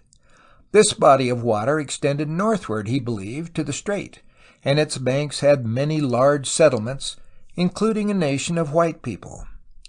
This sounded similar to the great western river of which Espejo had heard during his expedition of 1581 to 1583, for that, too, was rumored to have rich towns on its banks. But Espejo's river was real, the Colorado, and the rich towns were the pueblos of the Moquis, which to Espejo's Indian informants seemed remarkably wealthy. When John Smith was captured by the Indians in 1607, on the occasion when Pocahontas intervened to save him, he was exploring the Chickahominy River for a passage to the Pacific. Father Marquette heard in 1673 that from point 5 or 6 days up the Missouri there was a stream which went to the Gulf of California, and he hoped to make the discovery. One of the most remarkable stories was that of Diego de Peñalosa, an ex-governor of New Mexico. He said that in 1662 he made an expedition far to the northeast of Santa Fe and came to the city of Quivira. After marching for 2 leagues through part of Quivira, Peñalosa sent out an exploring party which was unable to get to the end of the city. The natives said that there were other provinces further on, which were so rich that even their ordinary dishes were made of gold and silver. Moreover, this land was along the sea, where ships might reach it easily. 3 voyages stand out from the rest as the most important among those that were never made, the so-called fictitious or apocryphal voyages of Juan de Fuca, Maldonado, and Fonte. In 1596, Fuca told the Englishman Locke that he had been in command of a Spanish voyage of 1592 up the Pacific coast in search of the strait. He had found the strait beyond 47 degrees and sailed through it, after which he returned to Acapulco. The Maldonado voyage was supposed to have been made in 1588, but the story was first told in 1609. According to Maldonado, he had entered the strait off the coast of Labrador, coming out in the Polar Sea and then passing through another strait in 60 degrees into the Pacific Ocean. Fonte is supposed to have made his voyage in 1640, though both Fonte and the story were invented in 1708. Fonte made his voyage from the Pacific side and entered a river at 53 degrees. Eventually, he met a Boston ship coming from Massachusetts, and this proved the existence of the strait. These reputed voyages are entirely discredited now, but they had a tremendous influence on explorations. The Spaniards, under whose auspices they were supposed to have been made, never believed in these voyages, for their records contained nothing about them. But the French and the English did credit them, down to the close of the 18th century. They thought the Spaniards had discovered the strait, and wished themselves to share in its advantages. It is often said that the Spaniards lost interest in the northern mystery, but there is a continuous documentary record, at least as late as 1776, showing that they gave attention to the Strait, or River of the West, and persisted in their search, in fear that the English or French had already discovered such a passage, or that they might be on the point of doing so. Indeed, one of the primary objects of an official Spanish voyage of 1791 was to settle, once and for all, the question of the strait. Incidentally, the fame of at least one fictitious voyager, Juan de Fuca, has been recognized by posterity in the application of his name to the strait that enters Puget Sound, and also to a cigar. It is probable that the mountain peaks of Alta California may have been seen by some of the early Spanish expeditions to the Colorado, which thus may have a certain claim for the discovery of the land. Ulloa went to the head of the Gulf of California in 1539. In 1540, Hernando de Alarcón duplicated this achievement and ascended the Colorado for a number of miles in small boats. In the same year, Melchor Diaz, in command of a branch of the Vázquez de Coronado expedition, marched overland to the Colorado with a view to cooperating with Alarcón. Both of these men, it would seem, did not get as far north as the Gila, wherefore it is likely that they did not actually reach Alta California soil. The direct cause of the first expedition which is known to have set foot in Alta California was the search for the Strait of Anian. Beyond Ulloa's farthest north, there remained an untried course, which the Viceroy Mendoza resolved to exploit, in the hope that he would find the much-desired strait, and thus provide an all-Spanish direct route from Spain to the East Indies. In command was a certain Juan Rodriguez Cabrillo, a Portuguese by birth and a skilled mariner. The chief pilot and eventual leader of the expedition, after the commander's death, was Bartolomé Ferrero, described as a native of the Levant. On June 27, 1542, Rodriguez, or as he has always, though improperly, been called, Cabrillo, set sail from Navidad on the west coast of New Spain with his own and another ship under his command. The vessels were smaller than any of our coasting schooners, wrote George Davidson. They were poorly built and very badly outfitted. Their anchors and ironwork were carried by men from the Gulf of Mexico to the Pacific. They were manned by conscripts and natives, were badly provisioned, and had the crews subject to that deadly scourge of the sea, scurvy. Arrived at the mouth of the Gulf of California, that body of water was found to be in its all-too-customary state, and it took 4 days to cross over. Thereafter, Rodriguez proceeded leisurely up the western coast of the peninsula, stopping frequently. While at San Quentin, a little above the 30th parallel, he was informed by the Indians that there were white men farther east. On 4 other occasions, at San Diego, Catalina Island, San Pedro, and Ventura, the Indians told the same story. It is probable that the word had been passed on from tribe to tribe of the Vázquez de Coronado expedition or its offshoots toward the Colorado.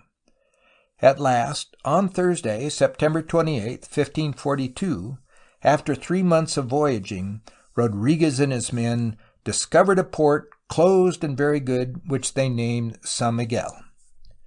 They were in fact at San Diego, and had achieved for themselves the glory of discovering Alta California, all unwittingly, for to them it was the same land as before. That same day they entered the port and went ashore. The Indians were greatly terrified, and in the night fired arrows at some of the Spaniards who were fishing, wounding 3 of them. It appears that their fear was inspired by accounts they had received of the Spaniards in the east, who had been reported as killing many natives. But here, as elsewhere, Rodriguez made gifts to the Indians and gave them no occasion for terror or resentment. After a stay of 6 days at San Diego, the fleet put out to sea again, and took 4 days to reach Catalina Island, where Rodriguez arrived on October 7th. Next day he stopped at San Pedro, proceeding on the following day to Santa Monica. On the 10th, the fleet reached Ventura, where the Indians came out to meet them in large canoes, each of which held 12 or 13 men. For the 5th time, the Spaniards were told of men like themselves to the east, and heard also that there was a great river, which may have kindled hopes respecting the chief object of their voyage. Friday the 13th had no terrors for them, for on that day they resumed the voyage, going up the Santa Barbara Channel and anchoring on successive days at Rincon, Carpinteria, 4 or 5 miles west of Point Goleta, Refugio, 10 miles farther on, Gaviota Pass at Point Conception, which they reached on October 18th, this being the farthest north that any landing was made. Here they encountered a strong northwest wind. They stood out to sea to southward and soon made port at Cuyler's Harbor at the island of San Miguel. Rodriguez remained here for a week, in the course of which he had a fall, breaking his arm near the shoulder. Nevertheless, he gave orders to continue the voyage. For a month now, from October 25th to November 23rd, the expedition encountered storms. Rodriguez and his men seemed to have rounded Point Conception, and at one time tried, quote, to approach the mainland in search of a large river which they had heard was on the other side of Cape Galera, or Point Conception, and because on the land there were signs of rivers. But they found none. Neither did they anchor here, because the coast was very bold. Unquote. Forced back by the storm, they returned to the Gaviota Pass anchorage for a stay of 5 days. Putting out again on November 6th, they took several days to reach and get around the point, but were then driven to sea by a storm and did not make land again for 8 days. So great was the swell of the ocean that it was terrifying to see, says the chronicler of the voyage, who was on the flagship, adding later that those on the other ship had experienced greater labor and risk than those of the captain's ship, since it was a small vessel and had no deck. For 4 days the two ships lost sight of each other. On the 14th, those on the flagship sighted land at Northwest Cape in 38 degrees 31 minutes near Fort Ross, having passed without seeing them such important parts of the coast as the Bay of Monterey, the Golden Gate, and the Bay of San Francisco and Drake's Bay. The storm which had driven them north shifted to another quarter and compelled them to run south. On the 16th, they discovered Drake's Bay, but were unable to go ashore, though they remained in that vicinity until November 18th. It was on the last named day that they came nearest to discovering the Bay of San Francisco, which they seemed to have passed. The entry in the journal for that day is as follows. Quote, the following Saturday they ran along the coast and at night found themselves off Cape San Martin, or Point Pinos. All the coast run this day is very bold. The sea had a heavy swell and the coast is very high. There are mountains which reach the sky and the sea beats upon them. When sailing along near the land, it seems as if the mountains would fall upon the ships. They are covered with snow to the summit, and they named them the Sierras Nevadas, snowy mountains. At the beginning of them, a cape is formed which projects into the sea, and which they name Cape Nieve, Cape Snow. End quote. The two places named were regarded by Davidson as the Santa Cruz Mountains and Black Mountain, but, since few writers have been able to agree as to the precise route of the voyage, one wonders if the storm-tossed navigators might actually have seen the Golden Gate, mistaking one headland at its entrance for a point running into the sea. At any rate, the vessel seemed to have followed the coast this day, and not to have been troubled by fog. Several days later, on November 23rd, they entered Cuyler's Harbor again, glad, no doubt, of the opportunity that port afforded them for a respite from their experiences. They had found no shelter at all in their voyage beyond Point Conception, the journalist records, for the coast was bold and rugged and they had met with strong winds and a heavy sea. The weather was now so continuously bad that a stay of nearly 3 months was made on the islands of the Santa Barbara Channel, mostly at San Miguel. On January 3, 1543, while they were still at this island, Juan Rodriguez Cabrillo died as a direct result of the broken arm he had suffered there several months before. Undoubtedly, the exposure to which he had been subjected in the difficult voyage of November had been more than he could stand. Courageous to the end, he charged his men with his dying words to carry on the voyage and explore as much as possible of that coast. In every way, it would seem, this man, the earliest of Alta California's heroes, is worthy of the respect of posterity.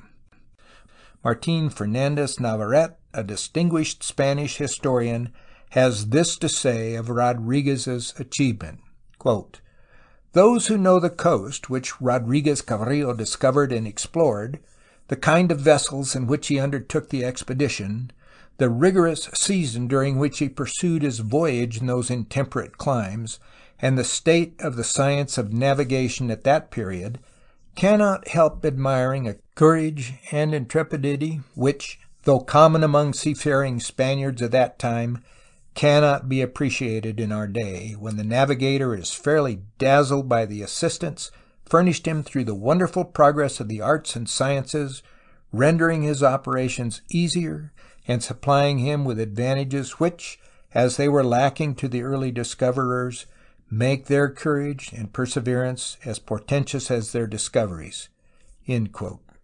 If it was difficult in Fernandez's day to appreciate the problems that confronted the navigators of Rodriguez's time, how much more lacking in a conception of the dangers they had to face must people of this day be, for the Fernandez account was published in 1802, when nautical science was much less advanced than it has since become. In honor of their dead commander, his companions changed the name of the island where he died from Posesión, which they had called it before, to the island of Juan Rodriguez. Neither the name nor the full meed of that pilot's glory has, however, been preserved to him. Bartolomé Ferrelo now took command, and on February 18th, after some preliminary cruisings of little moment, resumed the voyage.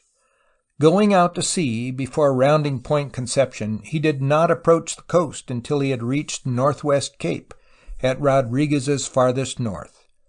Proceeding under great difficulties, with but little opportunity to view the coast, Ferrelo is believed to have passed beyond what is now the northern boundary of California to about opposite the Rogue River in Oregon, in latitude 42° 30'.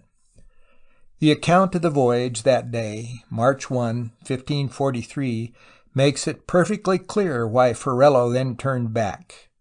Quote, "They ran this night, February 28th, to the west-northwest, with great difficulty, and on Thursday, March 1st, in the morning, the wind shifted to the southwest with great fury, the seas coming from many directions, causing them great fatigue in breaking over the ships. And as they had no decks, if God had not succored them, they could not have escaped. Not being able to lay to, they were forced to scud northeast toward the land. And now, thinking themselves lost, they commended themselves to Our Lady of Guadalupe and made their vows. Thus they ran until 3 o'clock in the afternoon, with great fear and travail, because they concluded that they were about to be lost. For they saw many signs that the land was nearby, both birds and very green trees which came from some rivers, although, because the weather was very dark and cloudy, the land was invisible. At this hour the Mother of God succored them by the grace of her Son, for a very heavy rainstorm came up from the north, which drove them south with foresails lowered all night and until sunset the next day, and as there was a high sea from the south, it broke every time over the prow and swept over them as over a rock.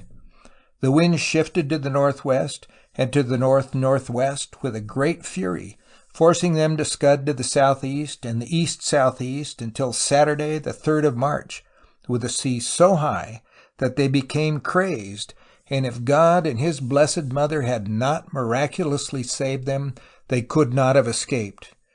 With respect to food, they also suffered hardship because they had nothing but damaged biscuit." End quote.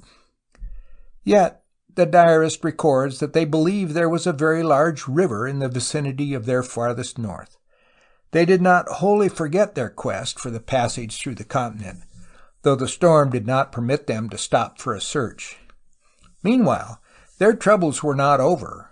On March 4th, the flagship lost sight of the consort, and when days mounted into weeks without news of her, she was believed to have been lost. Arrived at the island of Juan Rodriguez on March 5th, Ferrelo was unable to enter the port, so terrible was the storm, but soon found shelter behind Santa Cruz Island. Going southward now, Ferrelo stopped at Ventura, Catalina Island, and San Diego in Alta California, making futile inquiries for the lost ship. He does not seem to have been so careful to please the Indians as Rodriguez had been, for there is no further mention of the giving of presents, and at Ventura, Ferrelo secured 4 Indians, and at San Diego secured 2 boys to take to New Spain as interpreters. On March 17th, he left San Diego and went successively to the Bay of Todos Santos, San Quintin, and Cerros Island in Baja California. On March 26th, while they were at that island, the consort came out of the sea, to the great rejoicing of all. It had been missing for 3 weeks. As told in the journal, quote, "They thought they would be lost, but the sailors promised Our Lady to make a pilgrimage to her church naked, and she saved them." End quote.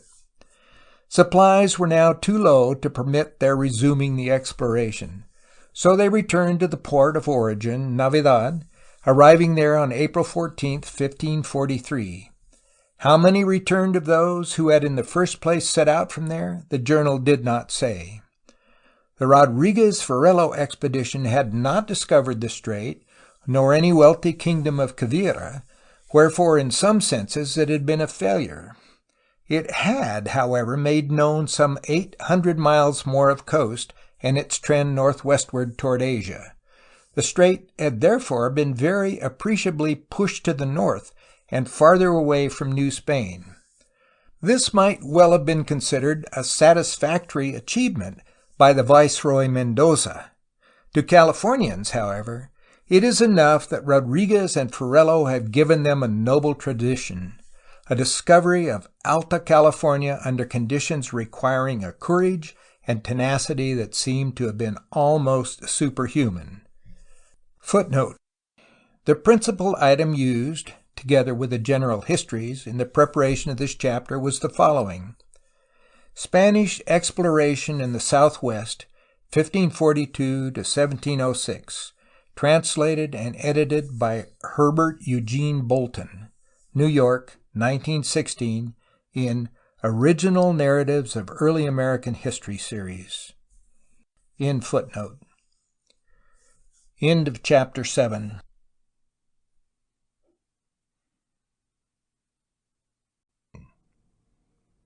Chapter 8. The Manila Galleon. In the same year that Juan Rodriguez was ordered to the north on the voyage that resulted in the discovery of Alta California, the Viceroy Mendoza sent Villalobos with a fleet across the Pacific to the San Lazaro Islands, where Magellan and other Spanish navigators had touched before. Arrived at these islands in 1542, Villalobos rechristened them Filipinas, in honor of the Prince of Asturias, the later Philip II of Spain. Thus did the Philippines, as we call them, acquire their name. These islands, many thousand miles across the sea, were destined to be, during some 2 centuries, more closely attached to the history of Alta California than almost any other land on earth. This was due to the sailings of the Manila Galleon, which for 250 years went annually down the coast on its long voyage from Manila in the Philippines to Acapulco in New Spain. The history of this service dates from the year 1565. Magellan, Loyasa, Saavedra, Grijalva, and Villalobos had previously headed expeditions which crossed the Pacific from east to west, but no ship had yet succeeded in the attempt to make a return voyage. In 1559, Philip II gave orders that a fleet should be sent to effect a conquest of the Philippines and to find a sailing route across the Pacific from Asia to the Americas. He also commanded a certain Father Andres de Urdaneta to accompany the expeditions, ostensibly as chaplain, but really in order to have full charge of the sailing.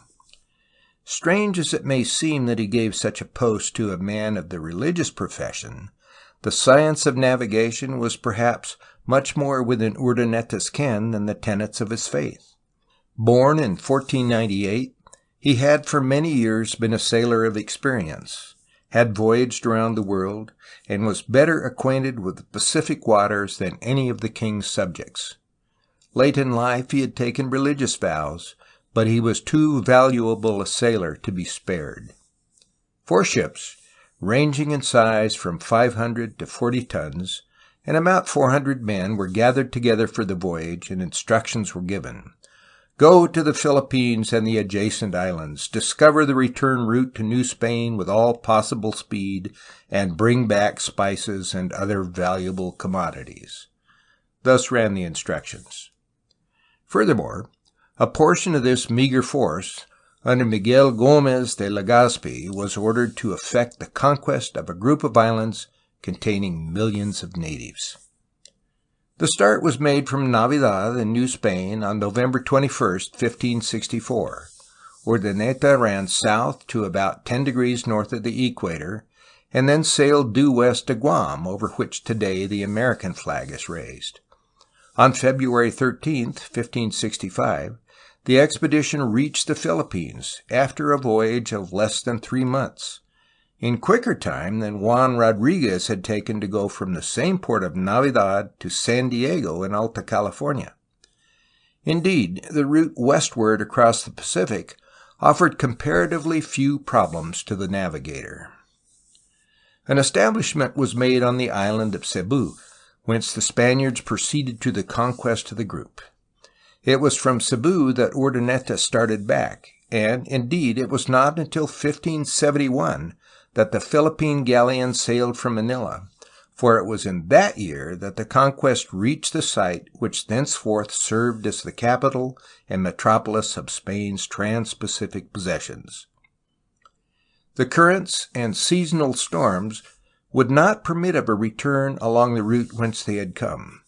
So Urdaneta, who left Cebu on June 1, 1565, on his 500-ton ship, went north to about 39 degrees 30 minutes, and then crossed over, reaching Baja California coast in about 27 degrees 12 minutes.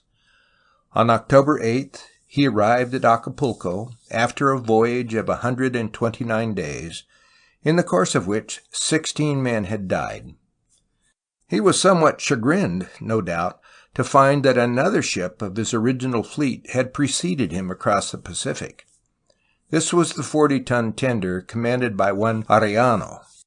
9 days out from Navidad on the westward voyage, Arellano had deserted, eager to find rich islands for his own advantage. On one occasion in the Philippines, where he too went, he was nearly discovered by Urdaneta's fleet.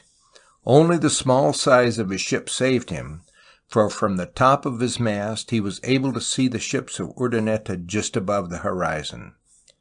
Arellano had started the return voyage on April 22. He ran most of the time between 40 degrees and 43 degrees, and is said to have reached the American shore about at Cape Mendocino, being possibly the discoverer of that point.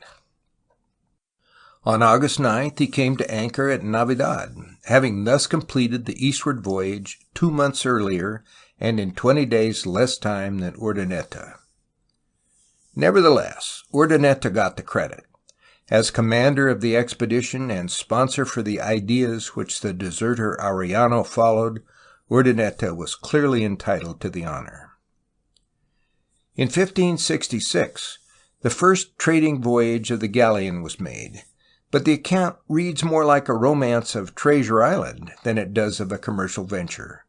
One Morguera preached mutiny among the men and got a majority of them to turn pirate. The plan was to get rich quickly in Chinese waters and then return to Europe for a life of ease and plenty. The men rose and murdered their officers, but Morguera himself was soon put to death, and another succeeded to the command. At one of the Caroline Islands, the majority disembarked to make it a suitable piratical base, leaving only a few men on board. Two of them, however, were the chaplain and the master's mate, who had not sympathized with the plot. They persuaded the others to help them get up the anchor and sail away, and 28 would-be pirates were left marooned on the island. In the early years of the Trans-Pacific trade, 2 or 3 ships crossed the ocean annually, but they were very small. Down to 1571, they ranged from 40 to 80 tons. Later, only 1 ship of 500 tons or more made the yearly voyage, though the law restricted their size to 300 tons for a number of years, afterward raising the limit to 500. The galleon seems to have been a picturesque craft. According to one writer, the galleons were, quote, huge, round-stemmed, clumsy vessels, with bulwarks 3 or 4 feet thick, and built up at stem and stern like a castle. End quote. Footnote. Drake's vice admiral defined them as ships with a keel 3 times its width in the middle and with a depth in the hold of 2/5 of the width. In other words, in a ratio of 15, 5, and 2. End footnote. It was both merchant ship and war vessel, though the armament would not now seem very terrifying. Ordinarily, there were 3 small cannon, 4 catapults to hurl stones with, and some 50 muskets. Down to 1593, there was little interference with the trade of the galleon, whose goods were sold at a remarkable profit in both New Spain and Peru. Gradually, the merchants of Seville, who enjoyed a favored position in the trade with Spain's colonies, gained an impression that the commerce of the Manila ship was cutting into their profits, and in 1593 succeeded in introducing a policy of restriction of the trade. According to them, the sale of Chinese silks had ruined the silk industry in Spain, and pre-19th century economic views never for a moment considered the welfare of the colonies if it clashed with the interests of the homeland.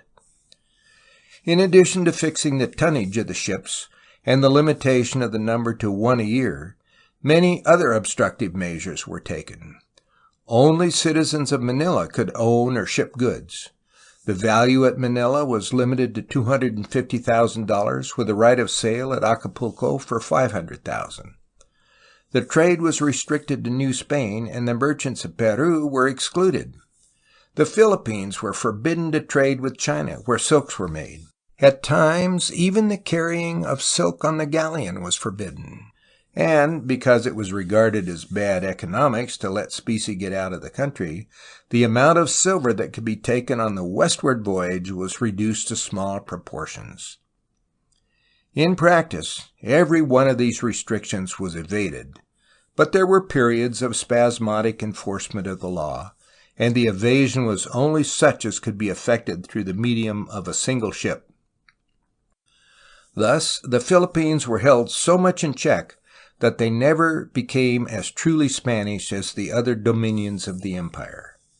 Probably, too, the limitation of the trade, thus reducing the demand for a port of refuge on the North Pacific coast, prevented an earlier occupation of Alta California, a matter of great consequence in the light of the sequel.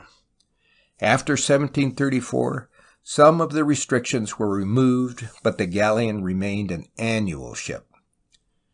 The westward cargo of the galleon was light and of slight consequence, consisting mainly of small quantities of silver and articles of luxury. The eastward cargo, on the contrary, was remarkable alike in variety and in value. The boat was a veritable treasure house as it left Manila for the voyage to Acapulco. Footnote. The following is a list of the number of products from the different lands of the Far East. China, 135. The Philippines, 39. India, 17. Siam, 7. Japan, 7. Borneo, 6. Macau, 6. Goa, 5. Java 4, including edible birds' nests. The Moluccas 4, including the much-valued spices. Persia 4, Ceylon 3, Sulu Archipelago 2, and Cambodia 1, gum. From America and Europe came a total of 44 different things. In footnote.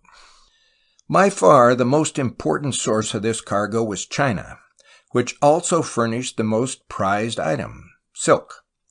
Lands as far away as India and Persia contributed something to the store of the galleon. Chinese junks brought over the goods, and their cargoes were bought wholesale for the merchants of Manila. Usually a year's credit was granted, and the Philippine government gave its bond as security. The goods were distributed to residents of the Philippines according as they held boletas, or tickets, for space on the galleon. Many of the boleta holders were in fact operating on behalf of merchants in New Spain, despite the provisions of the law to the contrary. The cargoes went as a whole, all profits and losses being shared according to the number of boletas. Though papal bulls had been secured forbidding religious associations to engage in trade, this order was evaded in the Philippines as elsewhere, and the trustees of the Pious Fund made themselves a veritable banking society. The operations of this institution helped to give some idea of the enormous profits of the trade. For example, a man with $10,000 could procure a loan of $40,000, thus getting $50,000 worth of space on the galleon. A successful voyage would, however, bring him in from $100,000 to $200,000, giving a fine return on his investment after paying his debt. Meanwhile, he would be paying interest at the rate of perhaps 50%. If the ship was lost, he could borrow another $50,000 without additional security, and if the second voyage were a success, he would still be able to repay his loans and have a profit of at least 100%. It is no wonder that the zeal for trade not infrequently outran due precaution. The galleon was often short of armament in order to make room for a few more bales of silk, and it was nearly always overladen. Consequently, there were many wrecks. At best, the voyage was extremely dangerous. Not only did the merchants of Manila or their principals in New Spain engage in trade, but also every man aboard ship had a financial stake in the voyage. Thus, salaries ranged from $4,125 for the commander, or general as he was called, down to $25 for a deckhand.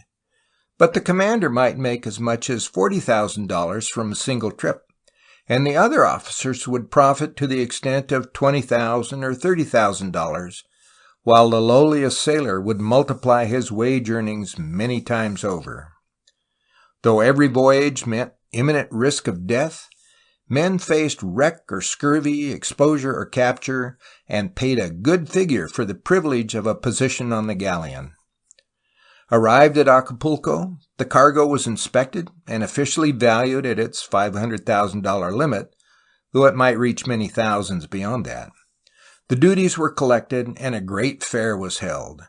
This was exceeded in size by the fairs of Vera Cruz and Jalapa, but the profits at Acapulco were richer. The law allowed a profit of 100%, but usually the actual gains may have reached from 150 to 200%. The profit on silk was as high as 400%. An interesting phase of the history of the galleon was the passenger service. Missionaries were sent over from New Spain and returned to that kingdom when relieved from duty. Their life aboard ship was not always happy, for the officers of the galleon reflected a feeling which many in the Philippines had that soldiers and merchants were more needed there than missionaries. Then, too, on the return voyage, they occupied valuable space which otherwise might serve for cargo. Troops to guard the ship and to supply the needs of the Philippine garrison were also carried. The service in the Philippines was so distasteful, however, that ingenious methods were often resorted to get volunteers.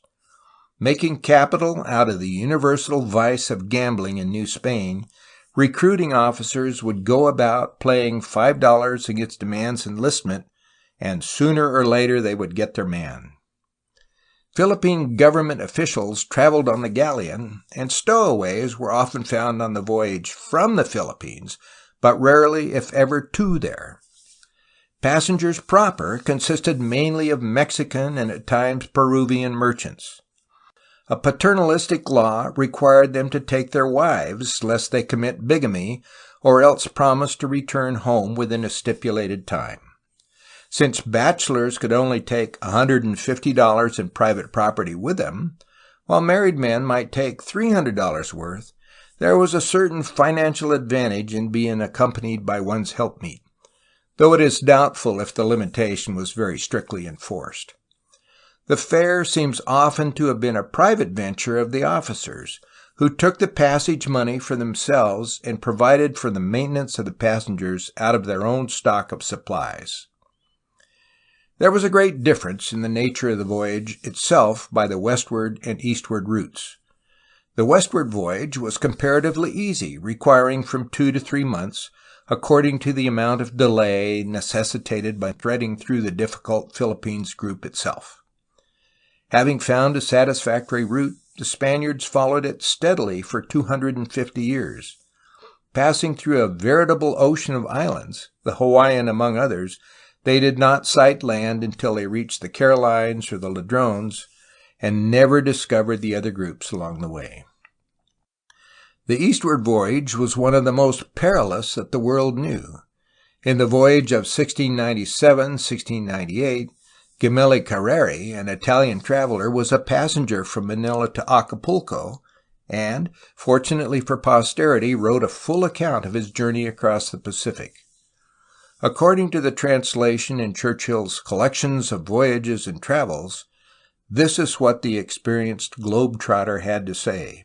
Quote, "The voyage from the Philippine Islands to America may be called the longest and most dreadful of any in the world, as well because of the vast ocean to be crossed, being almost 1/2 of the terraqueous globe, and with wind always ahead, and for the terrible tempests that happen there, one upon the back of another, and for the desperate diseases that seize people in 7 or 8 months lying at sea, sometimes near the line, sometimes cold, sometimes temperate, and sometimes hot, which is enough to destroy a man of steel, much more flesh and blood, which at sea had but indifferent food." In the first place, a departure from Manila had to be made before the end of June, for a later sailing meant that they would be caught in the terrific typhoons which occurred shortly afterwards. Getting out of the Philippine Islands was one of the most dangerous tasks, and it often took as much as 6 weeks to do that alone. Between the Ladrones and northern Japan, incessant storms were encountered, and not a few vessels were wrecked. If they went ashore in Japan, they were in danger of being plundered. It was largely on this account that the Spaniards were for a while so eager to find 2 imaginary islands, which they called Rica de Oro and Rica de Plata, as a way station in which to refit without being under the necessity of touching in Japan. Turning eastward, they ran with the Japan current along the 40th parallel, though at times they got as far north as 47 degrees, until they saw signs indicating that they were approaching the North American coast. Then they turned gradually toward the south. Sometimes they sighted the coast as far north as Cape Mendocino, while at others Baja California was the first land they saw. Usually, however, they first approached the shore in the vicinity of Monterey. As they neared the coast, there was a time of great hazards on account of the bad weather, cold, fog, and the variety of currents. The voyage of Gemelli Carreri took 204 days and 5 hours, or almost 7 months, about the usual time. For over 5 months of this time, the galleon was on the high seas without making a single stop or coming to anchor. Naturally, there were many unpleasant incidents, aside from the dangers of the storms in such a long voyage, It may be presumed that seasickness gave some the same sort of a disagreeable sensation that it does to many today. Furthermore, there was no opportunity to promenade as on a present-day ocean liner. Space was far too valuable to be wasted on any such luxury. Indeed, there was often not enough room below decks to sleep. Cramped quarters rarely improved dispositions, and the Manila Galleon witnessed its share of quarreling. On one occasion, said Gemelli, quote, "The pilot's mate had some words with a passenger he carried over on his own account, who, complaining that his table was too poor, the other struck him on the face and then run after him with a knife." End quote. For punishment, both men were obliged to stand some hours in the bilboes, but there is no record of any further protest by this particular passenger. Gemelli confided to his journal, however, his own distaste for the food and for the hardships of the voyage in general. Quote, "The poor people stowed in the cabins of the galleon bound toward the land of promise of New Spain endure no less hardships than the children of Israel did when they first went from Egypt toward Palestine. There is hunger, thirst, sickness, cold, continual watching or wakefulness, and other sufferings, besides the terrible shocks from side to side caused by the furious beating of the waves. I may further say they endure all the plagues God sent upon Pharaoh to soften his hard heart, for if he was infected with leprosy, the galleon is never clear of a universal raging itch, as in addition to all other miseries. If the air then was filled with gnats, the ship swarms with the little vermin the Spaniards call gorgojos, bred in the biscuit, so swift that they in short time not only run over cabins, beds, and the very dishes the men eat on, but insensibly fasten upon the body. Instead of the locusts, there are several other sorts of vermin of sundry colors that suck the blood. Abundance of flies fall into the dishes of broth, in which there also swim worms of several sorts. In short, if Moses miraculously converted his rod into a serpent, aboard the galleon a piece of flesh, without any miracle, is converted into wood and in the shape of a serpent. I had a good share in these misfortunes, for the boatswain, with whom I had agreed for my diet, as he had fowls for his table the first days, so when we were out at sea he made me fast after the Armenian manner, having banished from his table all wine, oil, and vinegar, dressing his fish with fair water and salt. Upon flesh days he gave me tasajos fritos, that is, steaks of beef or buffalo dried in the sun or wind, which are so hard that it is impossible to eat them without they are first well beaten like stockfish. Nor is there any digesting them without the help of a purge. At dinner, another piece of that same sticky flesh was boiled without any other sauce but its own hardness and fair water.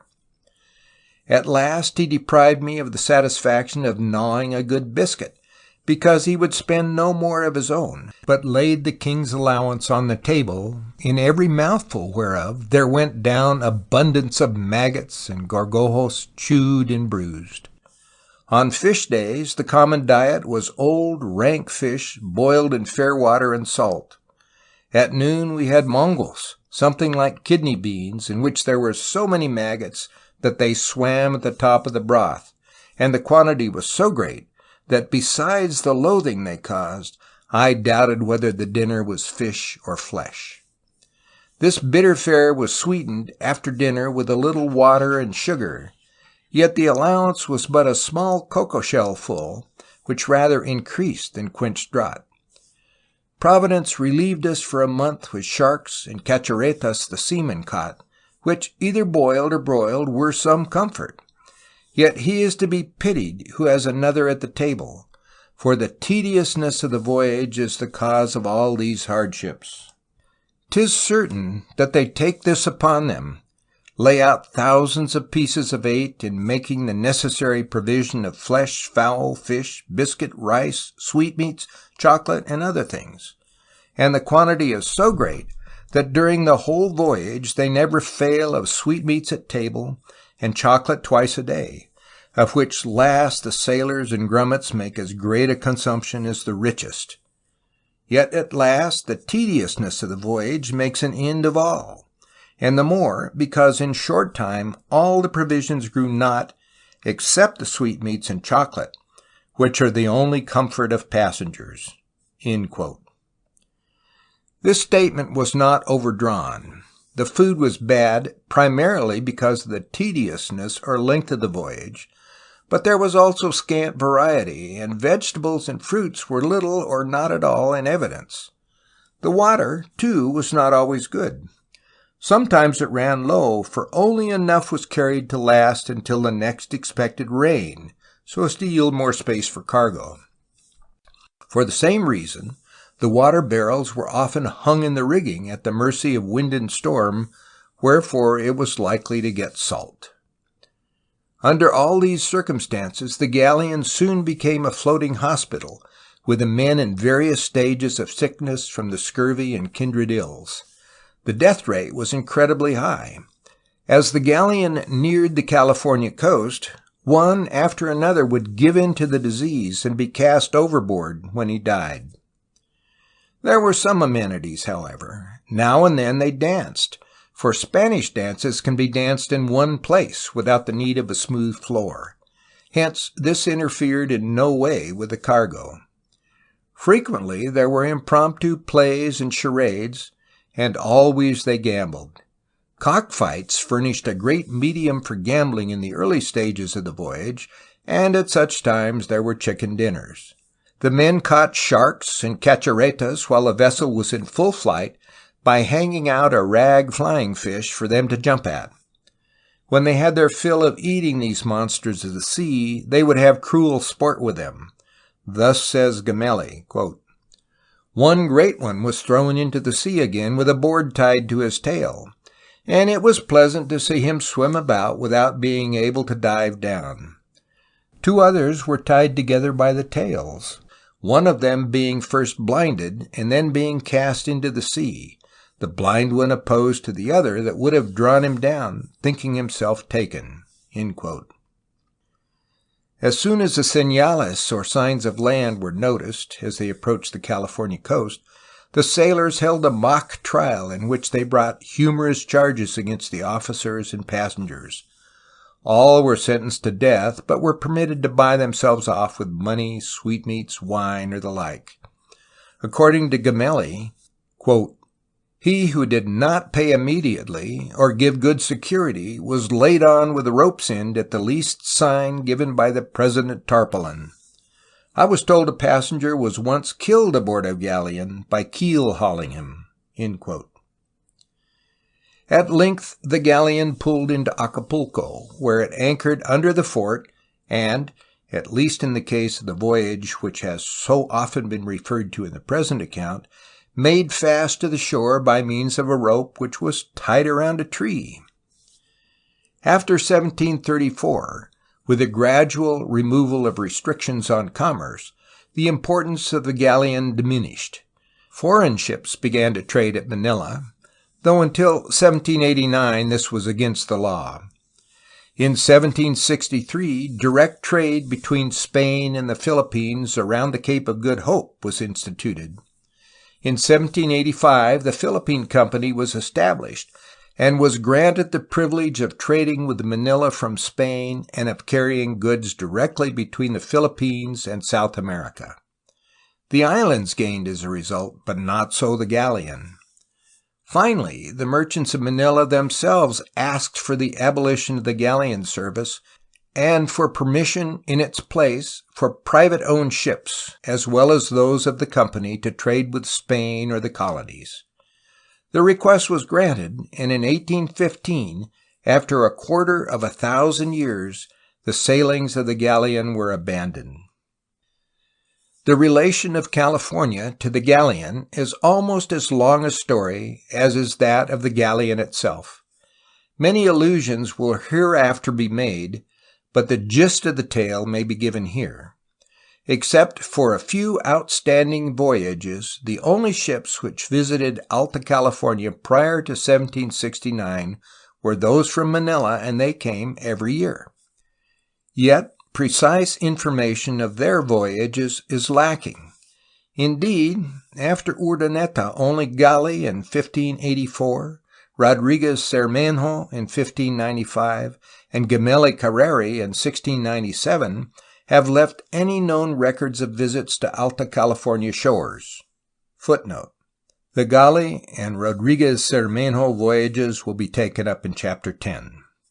Gemelli first came to land at Catalina Island. End footnote. A work of navigation by González Cabrera Bueno, published in 1734, gives a fairly accurate description of the coast, except for the omission of San Francisco Bay, and tells how the galleon usually sighted the region of Monterey. The Vizcaíno expedition of 1602-1603, of which more later, had one of its principal causes the discovery of a port which could serve as a suitable way station for the galleon, and this matter was agitated for the next 150 years, being one of the important motives for an advance of the Spanish conquest to Monterey.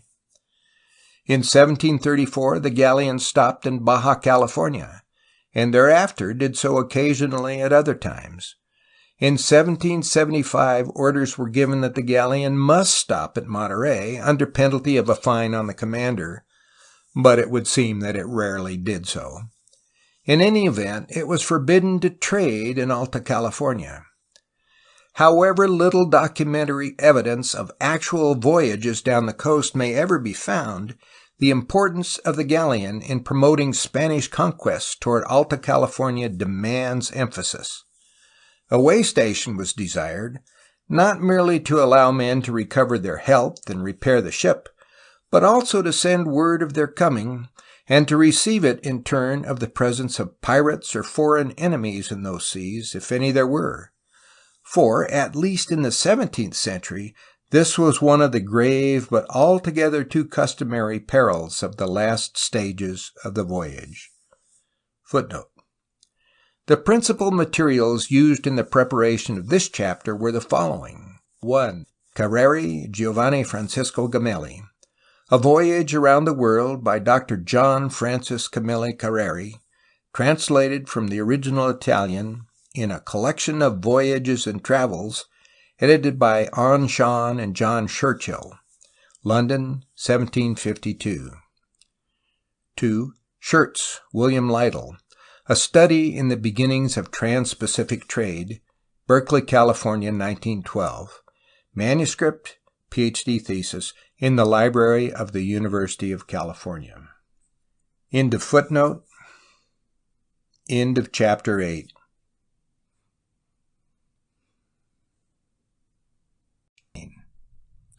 Chapter 9. Drake and New Albion. Californians have long known of and been interested in the visit to their shores in 1579 of the world-famous navigator Drake, afterwards Sir Francis Drake. Neither they nor others, however, have been wont to realize the full significance of this event from the English standpoint on the one hand, or the Spanish on the other.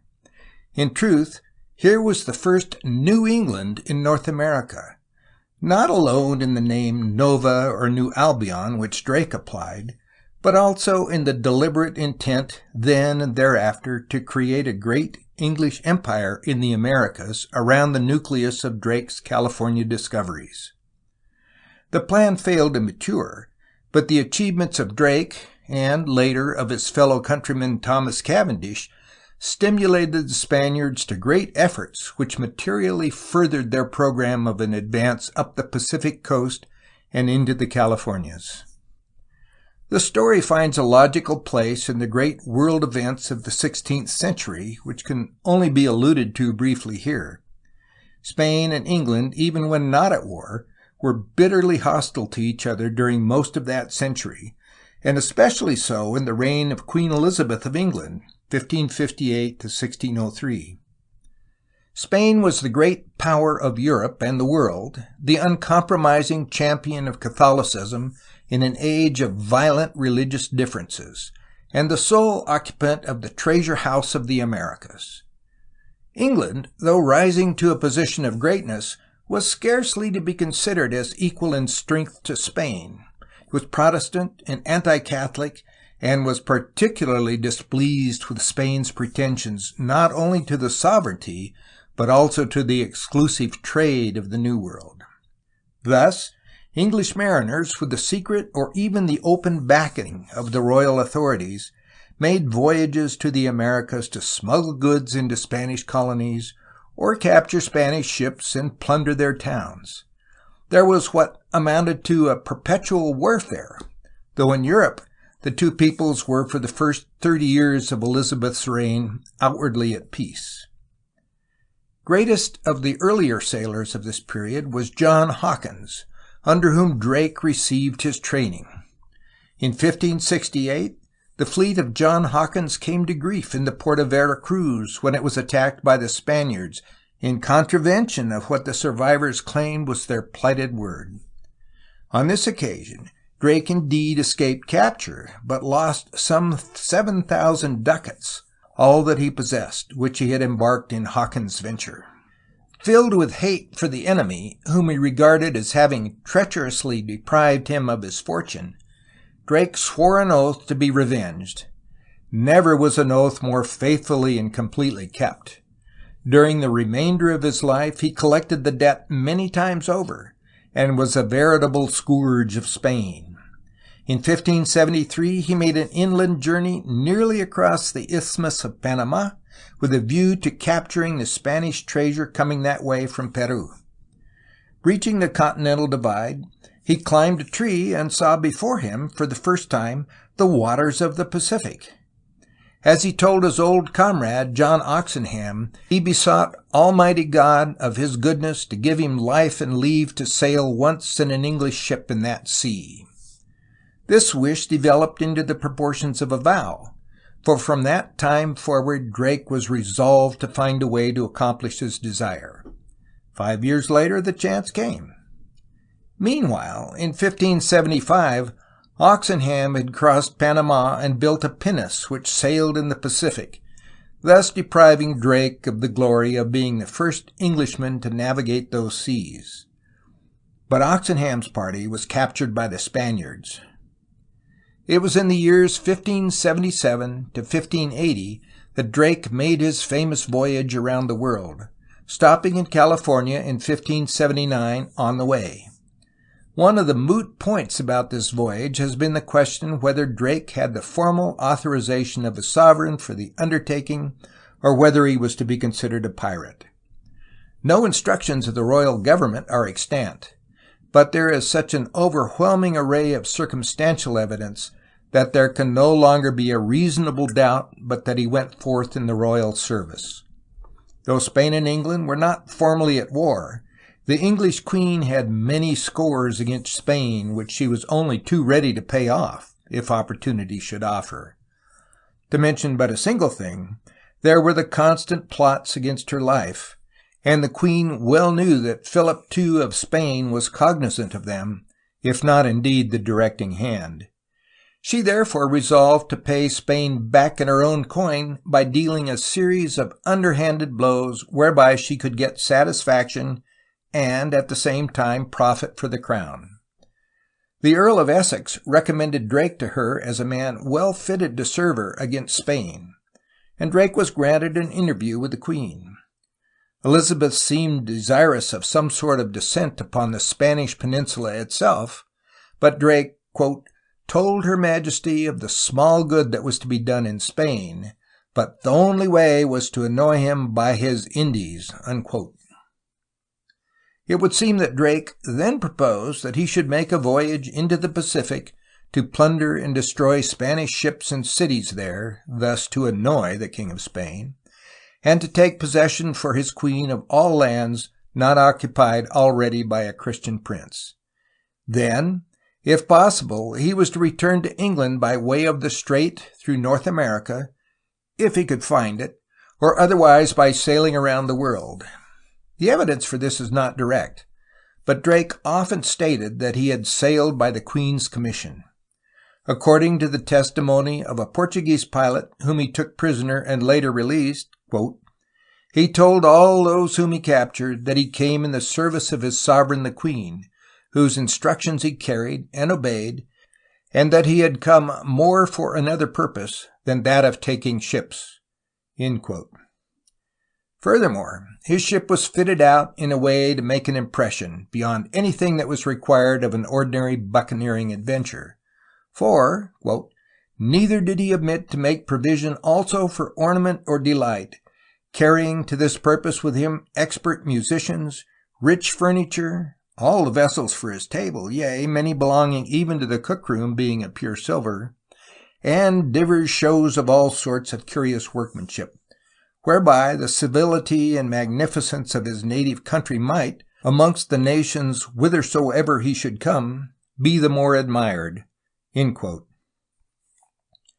Elizabeth herself seems to have given him some of the dainties and perfumed waters with which he was supplied.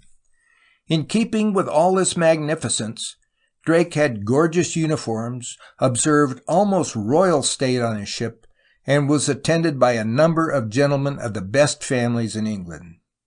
These matters have a bearing on the plans that occasioned and also grew out of Drake's visit to California.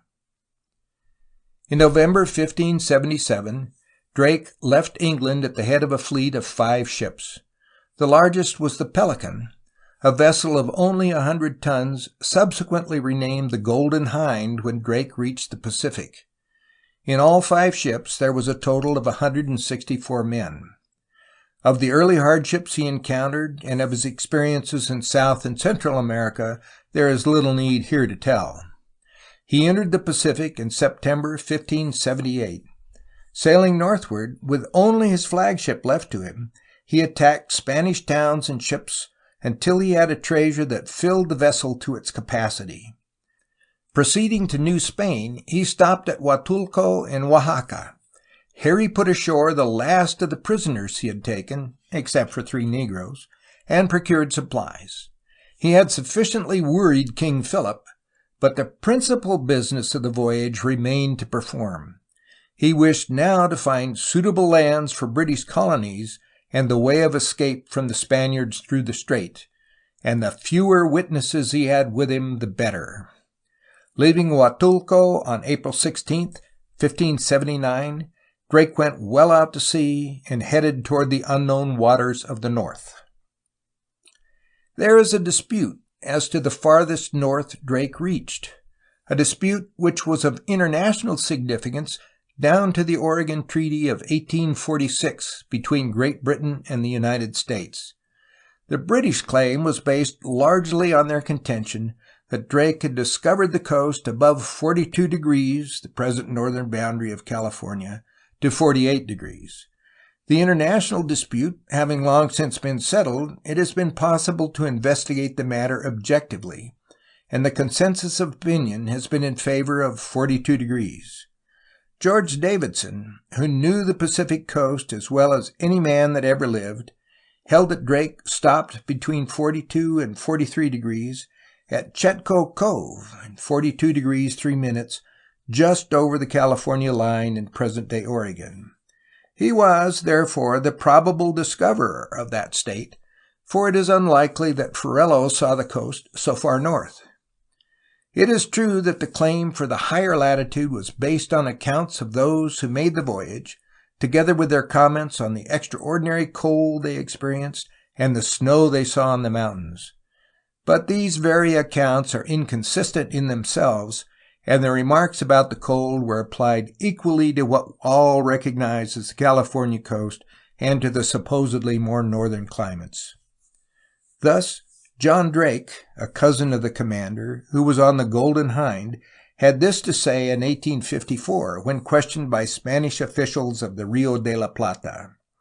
Quote, "They sailed out at sea until they reached 48 degrees north. Captain Francis gave the land that is situated at 48 degrees the name of New England. They were there a month and a half, taking in water and wood and repairing their ship." In 1587, the same John Drake made the following declaration before the Inquisition of Lima. Quote, "Then they left Huatulco and sailed until they reached 44 degrees, when the wind changed, and he, Drake, the commander, went to the Californias, where he discovered land in 48 degrees. There he landed and built huts, and remained for a month and a half." End quote. Another account, presumably by a sailor on the voyage, made 48 degrees the farthest north, and spoke of landing in 44 degrees. The chaplain of the Golden Hind, Francis Fletcher, whose narrative is the principal account of the voyage that has survived, said that they were in 42 degrees on June 3rd. 2 days later, the contrary winds forced them to shore, where they cast anchor in a bad bay, which Davidson identifies as Ch8 Cove. This was their farthest north, and according to Fletcher, they were in 48 degrees. Thus, in 2 days, against contrary winds and the Japan current, they must have sailed over 400 miles. If that rate had been maintained since leaving Huatulco, they would have gone 10,000 miles. It would seem, therefore, that the latitudes given were all too high. Richard Hakluyt, the immortal collector of all narratives on voyages and a contemporary of Drake, gave 42 degrees as the northerly limit, changing in the later date to 43 degrees. Davidson's views, already referred to, may be accepted for the present as most likely to have represented the truth. Footnote. The most extravagant view is that taken recently by Mrs. Nuttall. According to her, quote, "Drake ventured so far north that even he dared go no further, and was forced to turn back on account of the intense cold and ice he encountered, earning, however, the credit, accorded to him by contemporary poets, notably by the Spaniard Lope de Vega, of having sighted the North as well as the South Pole." End quote. In the absence of Mrs. Nuttall's proofs, it is impossible as yet to accept her conclusions. End of footnote. Incidentally, it was to Drake's interest to state the latitude as high as he could, not only for the glory that would accrue to him as the discoverer, but also, and perhaps more especially, to excuse his failure to continue the search for the strait. According to the testimony of the Portuguese pilot whom he put ashore at Huatulco, Drake had told him that he was under orders to go as far north as 66 degrees before abandoning the attempt to discover the strait. Chaplain Fletcher, whom Drake once described as "ye falsest knave that liveth," seems to have justified his commander's reflections on his veracity in his comments about the cold off the California coast. According to Fletcher, quote, "The very ropes of our ship were stiff, and the rain which fell was an unnatural, congealed, and frozen substance. Though seamen lacked not good stomachs, yet it seemed a question to many amongst us whether their hands should feed their mouths, or rather keep themselves within their coverts from the pinching cold which did benumb them. Our meat, as soon as it was removed from the fire, would presently in a manner be frozen up. Every hill, whereof we saw many, but none very high, though it were in June, and the sun in his nearest approach unto them, being covered with snow." End quote. Referring to their disagreeable position in the bad bay, Ch8 Cove, Fletcher says, quote, "We were not without some danger by reason of the many extreme gusts and flaws that beat upon us, which, if they ceased and were still at any time, immediately upon their intermission there followed most vile, thick, and stinking fogs." End quote. One might indeed have wondered if they had not touched the Arctic zone, were it not that the chaplain used the same extreme language in describing the cold at Drake's landing place in 38 degrees, clearly within Alta, California. Suffice to say that the natives, the birds, and the very land itself shivered with the cold, and there is more about thick mists and most stinking fogs and the nipping cold of a California in June and July. It is, of course, clear to Californians how these statements came to be made. The fogs of the summer along the northern coast do indeed seem cold to one who is not acclimated. Many a man from the east of the United States will shiver through his first summer, but rarely afterward. It may well have seemed worse to Drake and his men, who had for a long time been in the tropics. John Drake says nothing of the cold and gives no hint that they had reached a far northern clime. At any rate, Drake turned south soon after he first sighted land, being forced back by the contrary winds, according to Fletcher.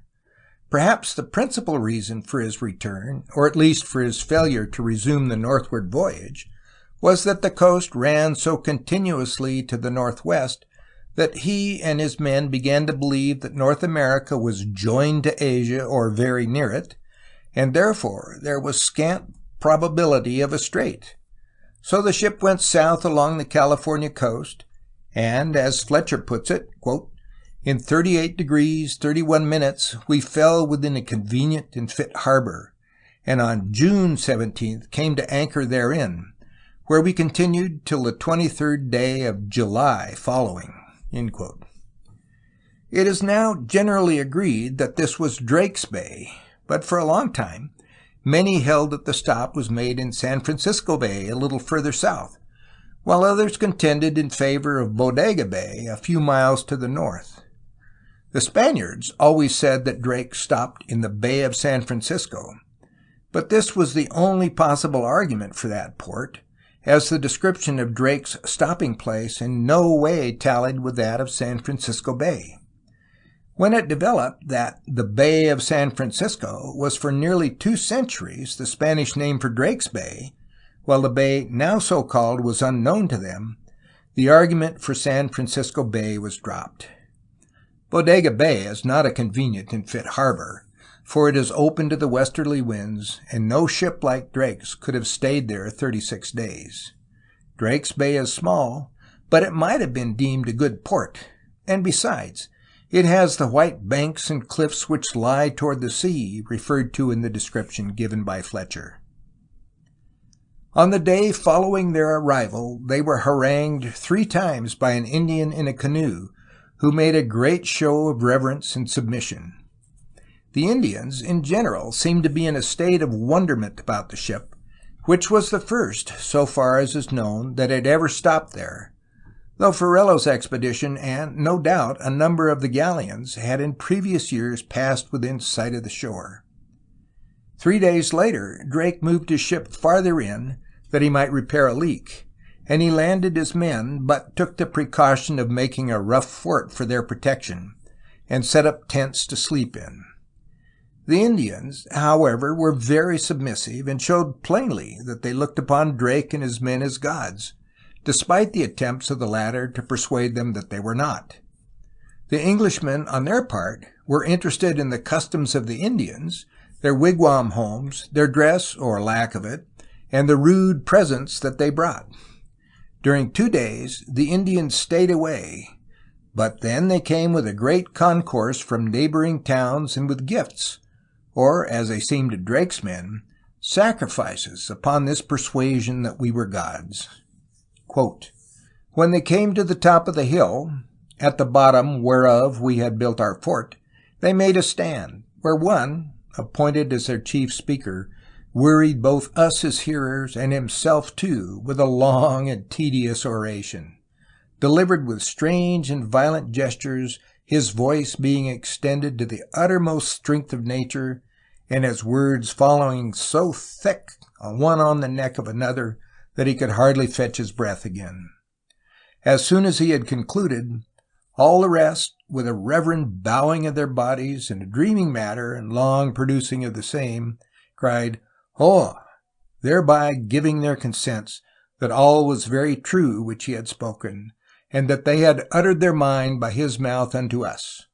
Which done, the men laying down their bows upon the hill, and leaving their women and children behind them, came down with their presents, in such sort as if they had appeared before a god indeed, thinking themselves happy that they might have access unto our general, but much more happy when they saw that he would receive at their hands those things which they so willingly had presented. And no doubt they thought themselves nearest unto God when they sat or stood next to him. In the meantime, the women, as if they had been desperate, used unnatural violence against themselves, crying and shrieking piteously, tearing their flesh with their nails from their cheeks in a monstrous manner, the blood streaming down along their breasts, besides despoiling the upper parts of their bodies of those single coverings they formerly had, and holding their hands above their heads that they might not rescue their breasts from harm, they would with fury cast themselves upon the ground, never respecting whether it were clean or soft, but dash themselves in this manner on hard stones, knobby hillocks, stalks of wood and prickling bushes, or whatever else lay in their way, iterating the same course again and again. Yea, women great with child, some 9 or 10 times each, and others holding out till 15 or 16 times, till their strengths failed them. They exercised this cruelty against themselves, a thing more grievous for us to see or suffer, could we have helped it, than trouble to them, as it seemed, to do it. This bloody sacrifice against our wills being thus performed, our general, with his company, in the presence of those strangers, fell to prayers, and by signs and lifting up our eyes and hands to heaven, signified unto them that the God whom we did serve, and whom they ought to worship, was above, beseeching God, if it were his good pleasure, to open by some means their blinded eyes, that they might in due time be called to the knowledge of him, the true and ever-living God, and of Jesus Christ, whom he had sent, the salutation of the Gentiles. In the time of which prayers, singing of songs, and the reading of certain chapters of the Bible, they sat very attentively, and, observing the end at every pause, with one voice still cried, Hoa! Greatly rejoicing in our exercises. Yea, they took such pleasure in our singing of psalms, that whenever they resorted to us, their first request was commonly this, and by which they entreated that we should sing. Our general, having now bestowed upon them divers things at their departure, they restored them all again, none carrying with him anything of whatsoever he had received, thinking themselves sufficiently enriched and happy that they had found so free access to see us." 3 days later, the Heel, or as Drake's men understood it, the king of all that country, came to visit them.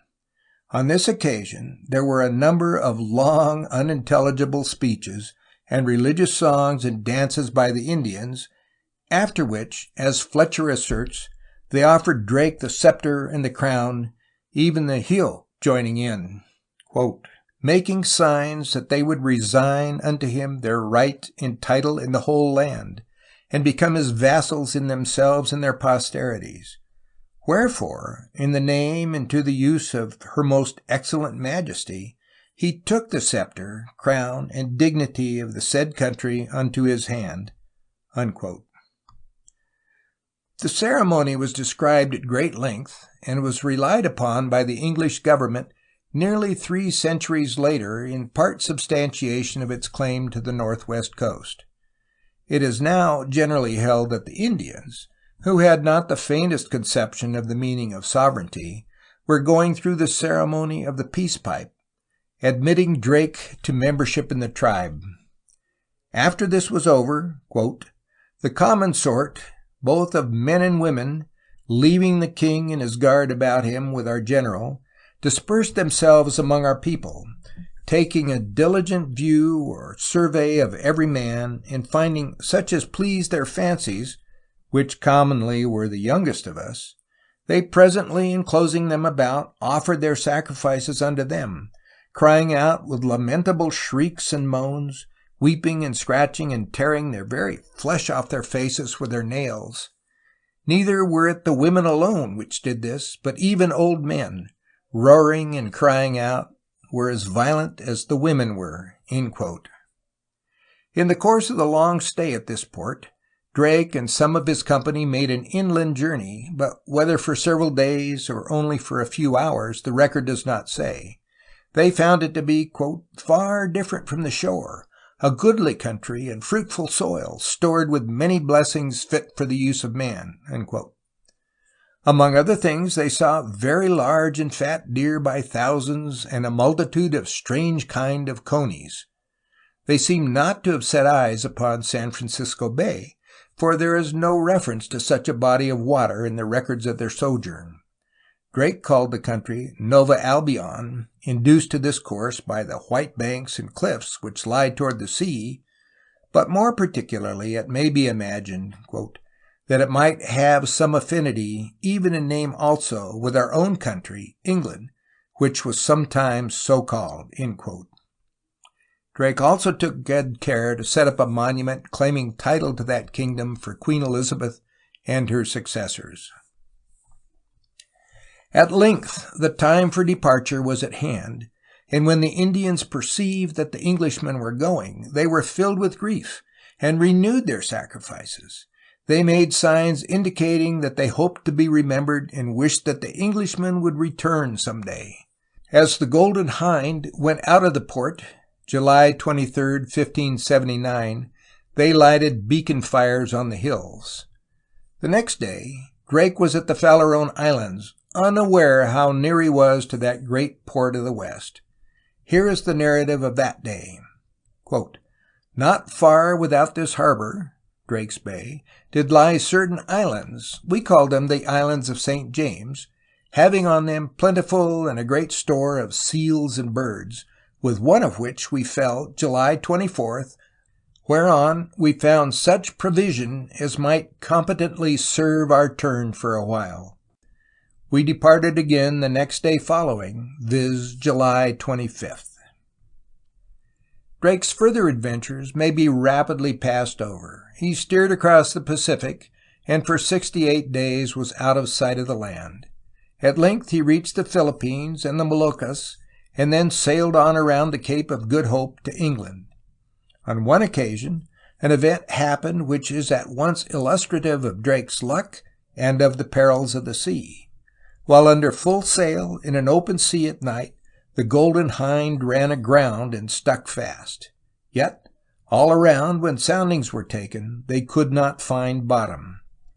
When day came, it proved that the ship had run upon a shelving bit of rock, possibly the peak of a prehistoric mountain.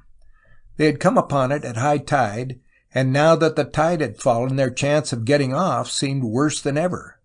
The ship fell over on its side, and then, when death was all but upon them, the keel was loosed and the vessel rolled off into deep water. On September 26, 1580, with one ship out of the 5 that he had started with, and about 50 men out of an original 164, Drake sailed into Plymouth, England. He had taken 2 years and nearly 10 months for the voyage, in the course of which he had circumnavigated the globe. The Golden Hind was the second ship which had achieved this distinction, and Drake was the first individual who had made the entire voyage as commander of his ship.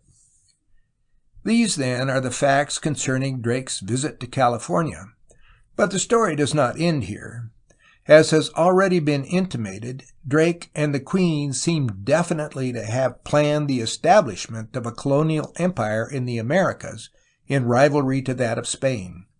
Drake believed that in New Albion he had found a satisfactory nucleus for the attempt, thinking, though of course mistakenly, that, quote, the Spaniards never had any dealing or so much as set a foot in this country, the utmost of their discoveries reaching only to many degrees southward of this place. End quote. His treatment of the Indians, too, seems to have been founded on a deliberate intention of attracting them to English rule and the Protestant faith, in contrast to the virtual enslavement which the Spaniards and Portuguese had subjected the natives. Drake dreamed of an English New Spain or Peru in California, and surely the equivalent was there, holding that, quote, there is no part of the earth here to be taken up wherein there is not some special likelihood of gold or silver. End quote. Queen Elizabeth herself joined him in this speculation, and a project was drawn up in exact imitation of the practices of Spain. This document, which was headed, quote, "A project of a corporation of such as shall venture into such dominions and countries situate beyond the equinoctial line," unquote, merits insertion here. It reads as follows, quote, "Imprimis, that it may please Her Majesty to grant like privileges as have been granted by herself and her progenitors unto her subjects trading into the dominions of the Emperor of Russia. Item, that in consideration of the late notable discovery made by Francis Drake of such dominions as are situated beyond the said equinoctial line, it may please Her Majesty that he may during his natural life supply the place of the governor of the said company, and in consideration of his great travail and hazard of his person in the said discovery, to have, during his said life, 1/10 part of the profits of such commodities as shall be brought into this realm from the parts above remembered. Item, that there shall be reserved unto Her Majesty 1/5 part of the profit of such mines of gold and silver as shall be found in these countries that are hereafter to be discovered and are not lawfully possessed by any other Christian prince. Item, that it may please Her Majesty to erect a house of contrates with such orders as were granted by the King of Spain." End quote. Thus, Drake was to be the governor of the new company, or at least to appoint that officer, and was to receive a large share of the profits, while Elizabeth was to get the royal 5th and to establish an English Casa de Contratación, or House of Trade. The seat of the company's activities was referred to only as beyond the equinoctial line, but there can be no doubt from other evidence that California was to be the head and center of the plan. This becomes more clear in light of a 16th century French map of Drake's voyage, inscribed as seen and corrected by Drake himself. In this map, the crown and arms of the Queen of England were placed on the islands south of the Strait of Magellan and on California. The name Nova Albio appears, but it runs nearly halfway across the continent. Most significant of all is a boundary line, beginning at the head of the Gulf of California and running east through what is now the United States to a point in the Gulf of Mexico where the peninsula of Florida breaks off to the south. Below this line is the caption Nova Hispania, or New Spain. A small section on the South Atlantic coast, beginning in northeastern Florida, is marked off as Nova France, or New France, in deference to the French Huguenot colonies of the middle and later 16th century.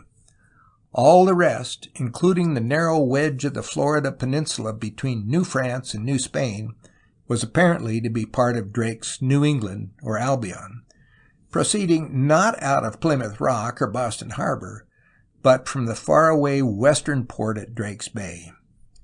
The project was something more than a wild dream. According to the testimony of one of Drake's prisoners, captured by him while off the northwestern coast of South America and released the next day, the English navigator had said, quote, that if God spared his life, he would return here from his country within 2 years with 6 or 7 galleons. End quote. Steps were taken immediately after Drake's return to England to make good this assertion. In January 1581, the Spanish ambassador to England wrote that Queen Elizabeth had agreed that Drake was to start with 10 ships for the Moluccas, he understood, and that 6 more were to go to Brazil and join Drake later in the Pacific. Political complications in Europe, however, especially the danger of a conflict with Spain, caused the plan to be abandoned. Another expedition was organized, presumably to go to the Moluccas, but it was fitted out with the elements necessary to the founding of a colony, and was ordered to find a northern route to New Albion.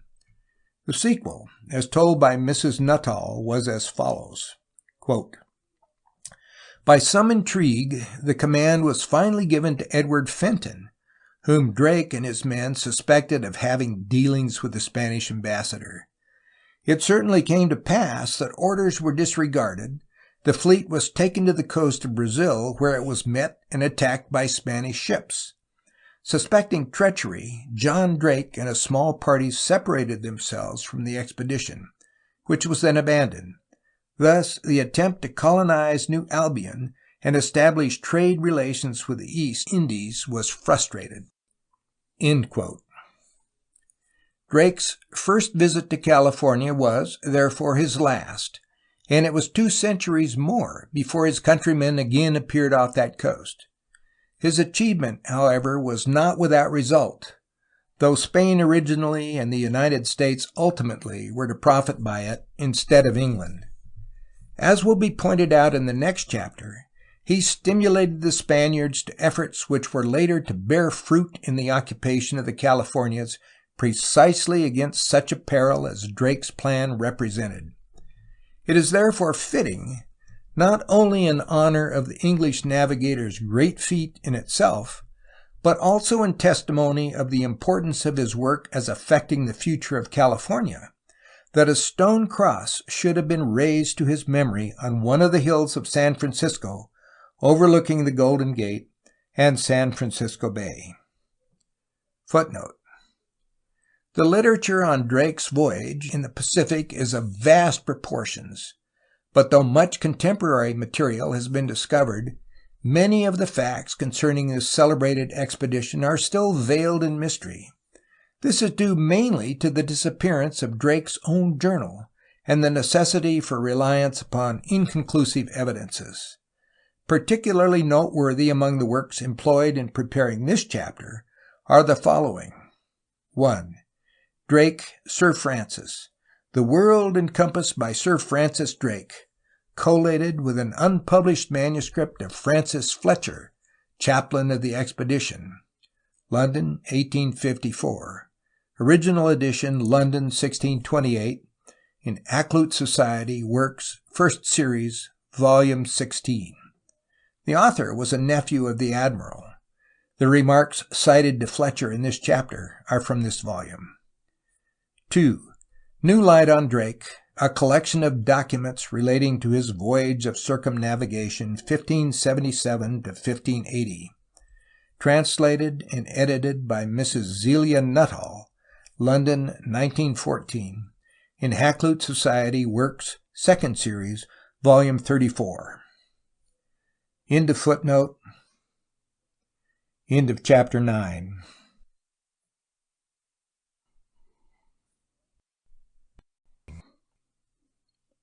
Chapter 10. Gali and Rodriguez Cermenho. Drake's voyage to the Pacific awakened Spain to a realization of the danger she ran of losing large portions of her empire. Never before had she encountered competition along the western shores of the Americas, and her only thought there had been to extend her dominion in the direction of lands that promised quick returns and wealth. To be sure, Rodriguez Cabrillo and other leaders had sought the mysterious Northern Strait in order to forestall foreign occupation. But the principal idea during most of the first century after the discovery of America had been that of remunerative conquest rather than defense. The expedition of Drake may fairly be said to have caused a change in Spanish colonial policy and the introduction of a new spirit which was to be the dominant note for another 200 years. Henceforth, Spain indeed sought rich lands, though more and more inclined to insist on proof before undergoing the expense of conquest. But fear of foreign danger began to take the principal place in her calculations for an extension of the sphere under her control. Expansion in order to ensure the safety of her already occupied dominions, the policy of what may be termed aggressive defensive, became the keynote in Spain's activities along her colonial borders. No region that she then possessed was so valuable to her as the Kingdom of New Spain, and none of the mainland colonies was so exposed to European attack. Spain learned thus early in her career that the Californias, extending down through 800 miles of peninsula to Cape San Lucas, constituted a grave danger if they should fall into the hands of an enemy, for they lay conveniently near a great part of the west coast of New Spain. It was natural, therefore, that she should wish to occupy the Californias, even though the effort should occasion considerable expense and though the expected riches should not develop. Footnote. It is to be regretted that no very thorough survey of the period embraced by this chapter and the three which follow it has yet been made from the standpoint of governmental materials. Wherefore, clear proofs of official intention are not always at hand. The events themselves are fairly well known, though even they come mainly through the reports of one element, the religious, but their setting in the larger sphere of Spanish imperial design has still to be treated authoritatively by the historian. End footnote. Allusion has already been made to the reports of the Spanish ambassador in England about Drake's project for a second voyage to the Pacific. What action the Spanish government took has not yet been revealed, but it is clear that the viceroys of this period displayed an unusually great interest in the Californias, with a view to making Spanish establishments there. This interest was heightened by rumors that Drake had discovered the strait and sailed through it. Indeed, the story of the pilot Morena, already referred to in Chapter 7, was current in New Spain for many years, being advanced at least as late as 1626. On top of all this came a report from Francisco de Gálvez, commander of the Manila Galleon in 1584, that he had encountered evidences of the strait in his voyage of that year. According to the account of this voyage by Fernández de Navarrete, footnote, in 1802, in his introduction to the narrative of the voyage of the Sutil and Mexicana, which went north in 1792 to prove, once and for all, the truth or falsity of the reports about that strait. End footnote. Gálvez sailed 300 leagues east and northeast of Japan, quote, and found open sea, with currents from the north and northwest, which were not diverted by the wind, whatever its violence or direction, until, having sailed 700 leagues, he reached the coast of New Spain, where he no longer observed the currents or the depths of sea previously met with. This gave Gálvez the idea that the strait between Tartary, or northern Asia, and New Spain was in the region of the currents. He also encountered on all his 700-league voyage a great number of whales, tunny fish, albacore, and bonitos, which are fish usually found in channels where there are currents. These circumstances confirmed him the more in his belief that the much talked-of strait was in that vicinity." End quote. On this occasion, too, Gálvez passed along the Alta California coast. The narrative of the voyage, as translated in Bancroft, after telling what had happened in the earlier stages of its sailing, went on to say that, quote, "being by the same course upon the coast of New Spain under 37 degrees 30 minutes, we passed by a very high and fair land with many trees, wholly without snow, and 4 leagues from the land you find thereabouts many drifts of roots, leaves of trees, reeds, and other leaves like fig leaves, the like whereof we found in great abundance in the country of Japan, which they eat. And some of those that we found I caused to be sodden with flesh, and, being sodden, they eat like coleworts. There likewise we found great store of seals, whereby it is to be presumed, and certainly to be believed, that there are many rivers, bays, and havens along by those coasts to the haven of Acapulco. From thence we ran southeast, southeast and by south, and southeast and by east, as we found the wind, to the point called Cabo de San Lucas, which is the beginning of the land of California on the northwest side, lying under 22 degrees, being 500 leagues distant from Cape Mendocino." End quote. This account is an interesting indication that other Spanish ships had passed along Alta California coast as far north as Cape Mendocino between the time of Ferrelo in 1543 and Gálvez in 1584, though no record has yet come down to us. Ferrelo did not apply the name in 1543, and yet it is mentioned casually in 1584 by Gálvez, who did not see it on his voyage and who refers to it as one would to a place long since known and named. Of more immediate consequence, however, is the interest that the Viceroy of New Spain displayed in Gali's story. Gali himself was a man of more than ordinary attainments, and therefore his views were regarded as worthy of credence. The Archbishop Viceroy, Pedro de Moya, said of him, quote, that he was the best trained and most distinguished man in Mexico, and that in regard to cosmography and the art of navigation, he could compete with the most select minds of Spain. End quote. Gali was asked about the advisability of establishing a settlement in some California port which might serve both as a way station for the galleon and as a base for obtaining further information of northern lands. There can be little doubt, too, that the element of foreign danger, of which Drake's voyage had been a forcible reminder, was influential in the Viceroy's plans.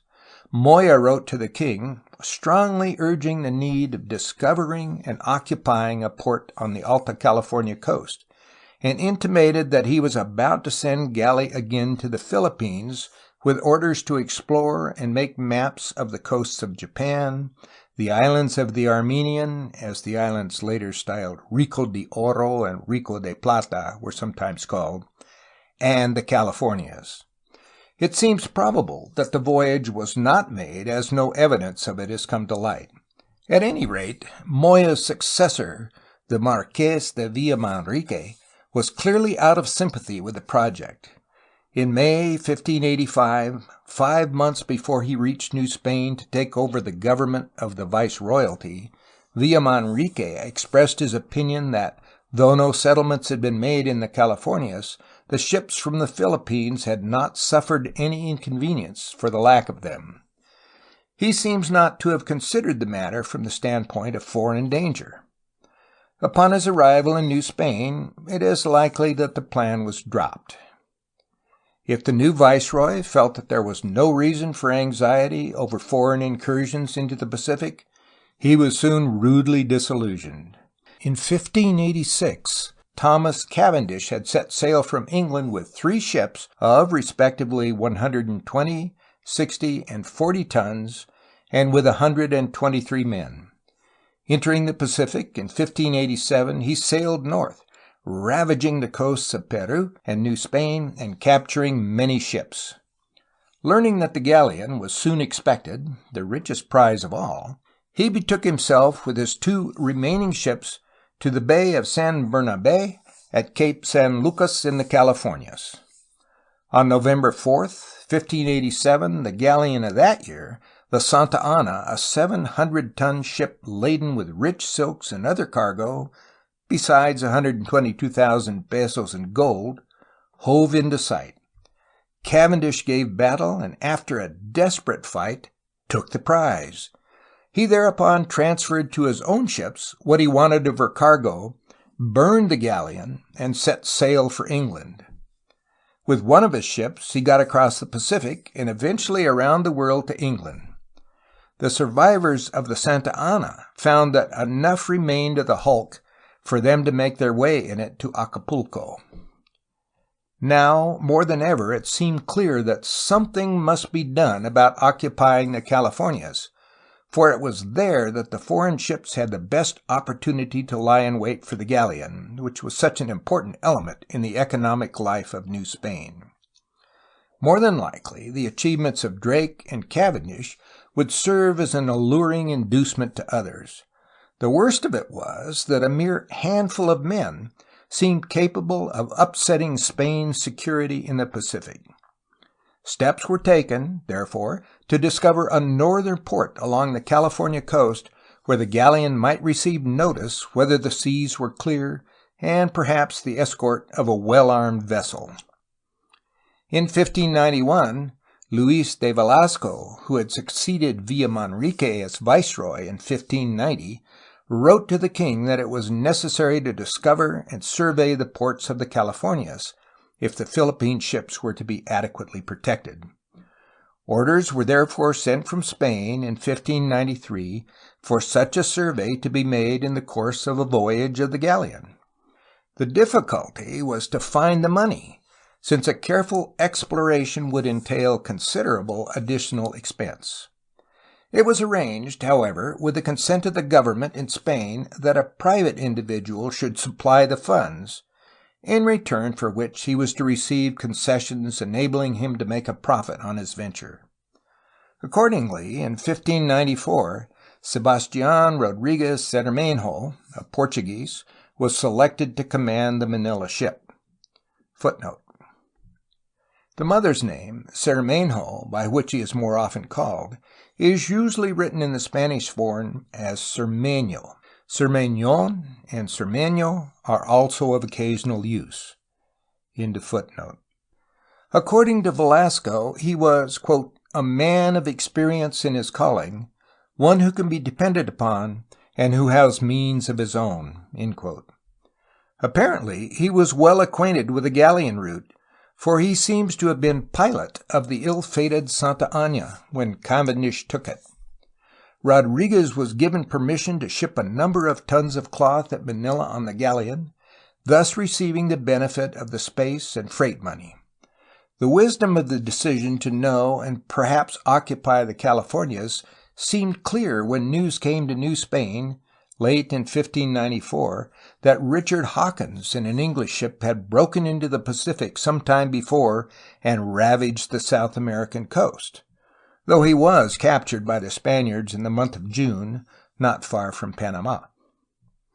On July 5, 1595, Rodriguez Cermenho left Manila in the San Agustin for the voyage to the Californias and Acapulco, and, on November 4th, first sighted the coast in about 42 degrees, according to his own account, but in fact farther south, probably a little north of Eureka, above 41 degrees.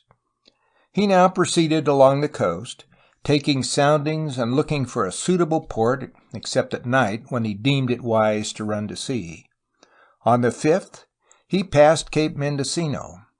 That day and night he experienced a terrific storm, which left the San Agustin in such bad shape that several of the officers petitioned him to veer away from the coast and head at once for Acapulco, giving up the plan for the discoveries. Rodriguez would not hear of it, however, and turned the vessel toward the shore. About noon of the same day, the sailors at the masthead caught sight of Drake's Bay behind Point Reyes, whereupon the ship was steered in that direction and came to anchor in the bay. Rodriguez named this port the Bay of San Francisco, although he and his men also called it Bahia Grande, or Great Bay. The narrative of Rodriguez's sojourn at Drake's Bay from November 6th to December 8th compares in interest with that of Drake, and indeed much more precise information was given about the country for some 3 or 4 leagues into the interior from the place where the Spaniards landed.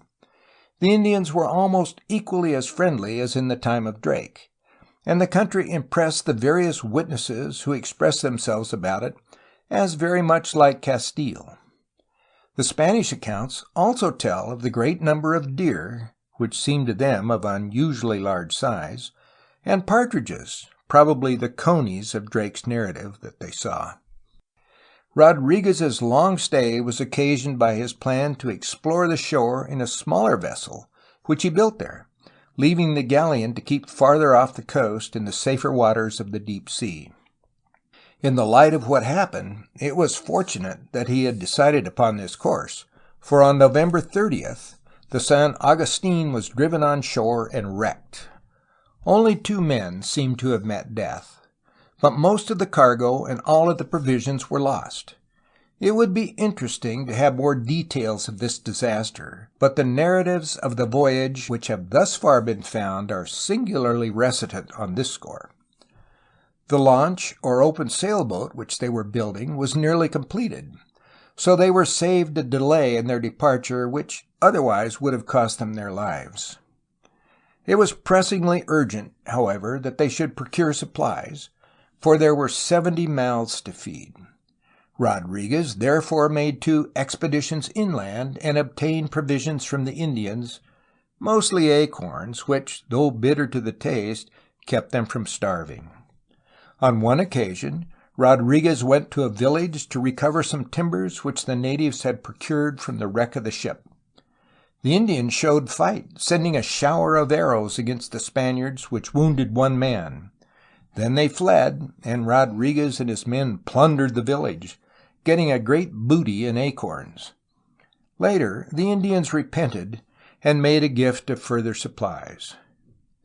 On December 8, 1595, Rodriguez left Drake's Bay on the San Buenaventura, the launch he had constructed. 70 men and a store of clothes and stuffs he saved from the galleon, to use in barter with the Indians, were crowded into the tiny ship.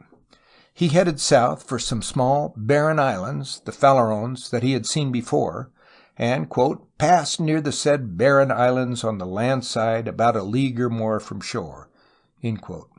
Footnote. In his report of April 24, 1596, Rodriguez puts it this way: I passed near the said barren islands and near the land about a league away, more or less. Yet he saw nothing of San Francisco Bay. On the 10th he passed Monterey Bay, which he called the Bay of San Pedro. In the afternoon of the 12th the San Buenaventura came upon a village along the Santa Barbara Channel. The men called to the natives on shore that they were Cristianos, Christians, whereby one native caught up the cry, shouting in a loud voice, Cristianos, Cristianos, and straightway came out to them on a raft. Rodriguez gave him a woolen blanket and some taffeta. Soon a number of other Indians came. The Spaniards made signs that they were hungry, wherefore the Indians returned to shore and brought back some bitter acorns and a kind of acorn mush. This they offered in exchange for some of the goods in the San Buenaventura store. Indeed, said Rodriguez, quote, this people seems to be somewhat avaricious, for after we had given them pieces of taffeta and satin and woolen blankets, they asked for more. Thus early were the Santa Barbara Indians displaying those qualities which in later years caused the Spaniards to call them the Chinamen of California, because of their fondness for driving a good bargain. In course of the conversation with them, such as it was, for neither party understood the language of the other, some of the Indians said, Mexico, Mexico. It would be interesting to know whether their knowledge of that land had come down to them from the Rodriguez Cabrillo Ferrelo voyage of more than 50 years before, or from some overland communication, or indeed from some other crew of seamen whose visit to California is as yet unknown. Meanwhile, Rodriguez had been making careful surveys of the coast, in accordance with his instructions. The sailors and passengers were now sick and weak from lack of food, for they had been subsisting on acorns only.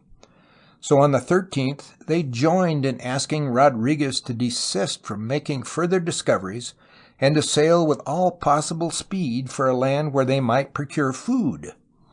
But Rodriguez put them off with fair words and continued to run the coast in search of information.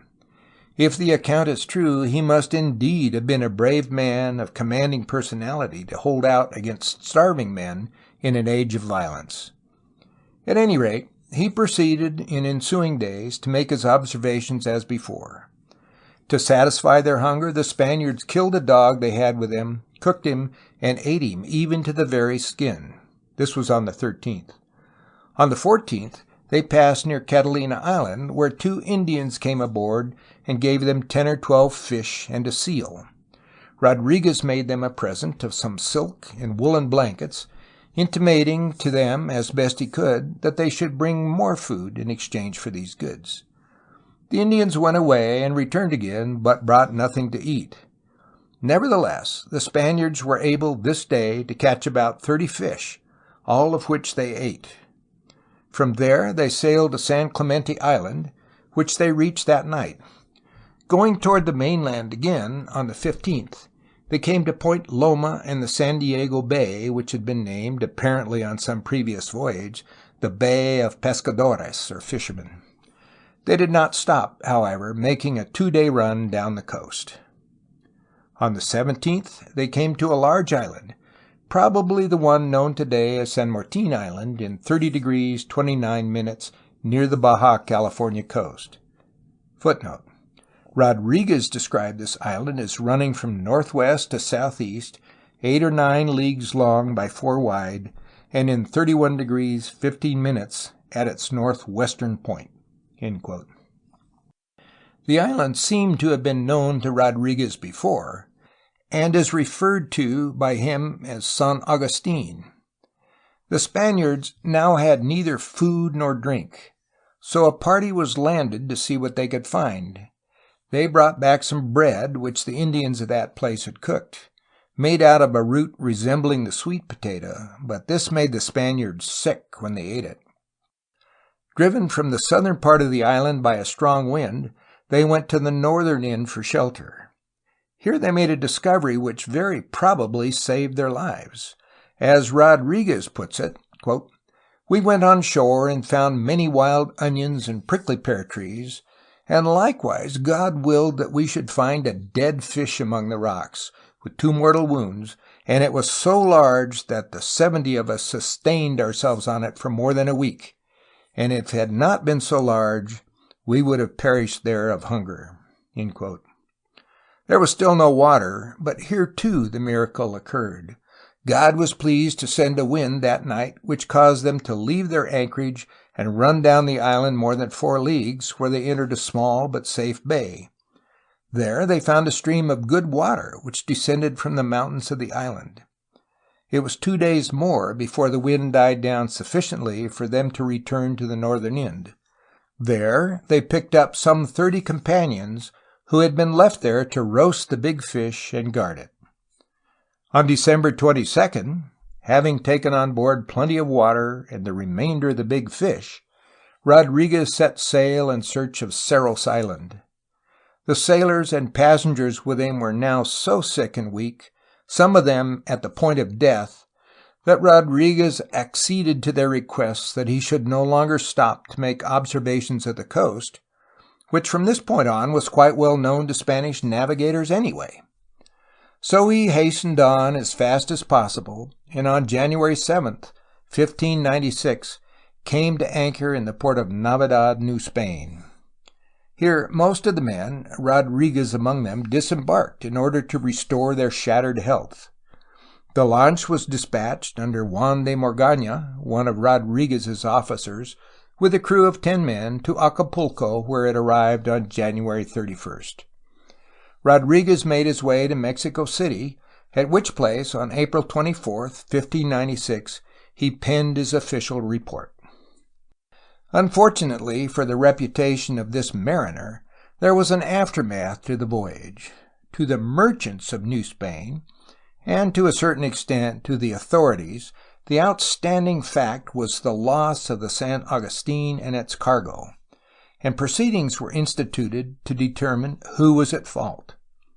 The officers endeavored to inculpate one another, and furthermore, when Rodriguez and 2 others were questioned by the viceroy about the discoveries along the Alta California coast, they did not agree in all particulars. In a letter to the king, dated April 19, 1596, the viceroy, the Conde de Monterrey, who had succeeded Velasco in 1595, expressed himself as follows, quote, "To me there seems to be convincing proof, resting on clear inference, that some of the principal bays, where with greater reason it might be expected harbors would be found, they crossed from point to point and by night, while others they entered but a little way. For all this, a strong incentive must have existed because of the hunger and illness they say they experienced, which would cause them to hasten on their voyage. Thus, I take it, as to this exploration the intention of your Majesty had not been carried into effect. It is the general opinion that this enterprise should not be attempted on the return voyage from the islands and with a laden ship, but from this coast, and by constantly following along it." End quote. Thus did Rodriguez Cermenho fail of the glory to which he was entitled, and he was saved from oblivion only through the notoriety of having lost his ship. Yet Those who have read his report will recognize that he gave a very good description of the Alta California coast. It is almost always possible to tell just where he was from the account he gave, and this is something that cannot be said for some of the other more famous navigators. His voyage did have a real importance, however. As indicated in the Conde de Monterrey's letter cited above, the opinion became general that it would be better to explore the Californias by a voyage direct from New Spain in boats of light draught instead of relying upon the galleon for this purpose. This new idea was very soon to be acted upon. Footnote. For the Rodriguez-Cermenho voyage, transcripts in the Bancroft Library from the following documents of the Archivo General de Indias of Seville, Spain, were used. 1. 1595, November 30th to December 9th. Drake's Bay, Pedro de Lugo. Información sobre la calidad de la tierra que se vido en el puerto que se tomó. Copy. Transcript 15 pages longhand. Legajo 58-312. Testimony taken by the notary Lugo of Rodriguez and others about the land at Drake's Bay and for 3 or 4 leagues inland. Dated, in Mexico, 1596. 2.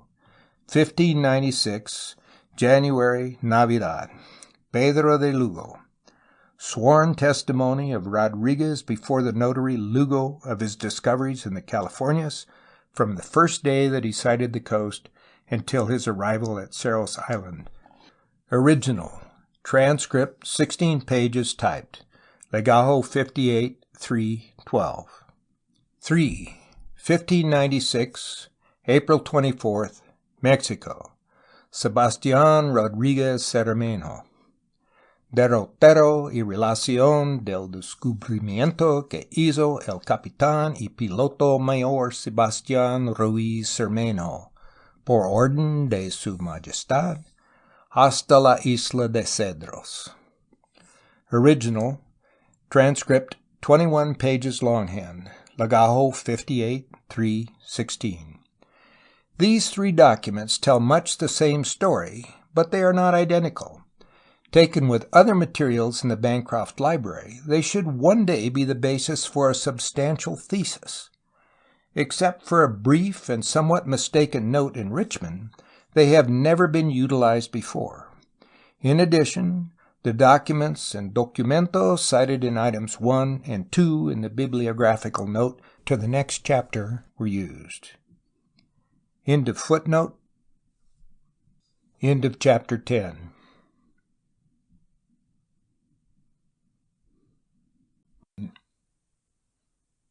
Chapter 11. Sebastián Vizcaíno. Even before Rodriguez Cermenho had reached the end of his fateful voyage, there had appeared at Mexico City a rival for the glory and profit of making discoveries in the Californias, a man well acquainted with the galleon route, and indeed a shipmate of Rodriguez on the Santa Ana. This was a certain Sebastián Vizcaíno, who, from being a moderately successful merchant, desired to convert himself into a conqueror and a general or commander of a fleet, the same Vizcaíno who in later years headed the embassy to Japan which has already been discussed. By his own account, he lost a great deal of treasure and commodities when Cavendish took the Santa Ana, but he made the round trip to Manila again, reaching New Spain in 1590 with a profit of 2,500 ducats on an investment of 200.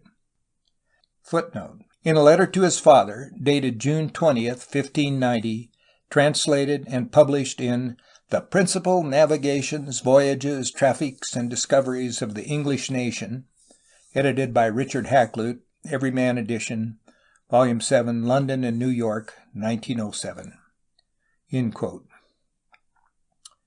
In company with several others, Vizcaíno worked out a plan which he hoped might prove an even richer windfall than that of the trade on the galleon. He and his associates approached the viceroy for a license to engage in pearl fishing in the Californias, in return for which they agreed to furnish the government with information about that country. In 1594, the viceroy, Luis de Velasco, made a contract with them, but execution was delayed as a result of a quarrel between members of the company.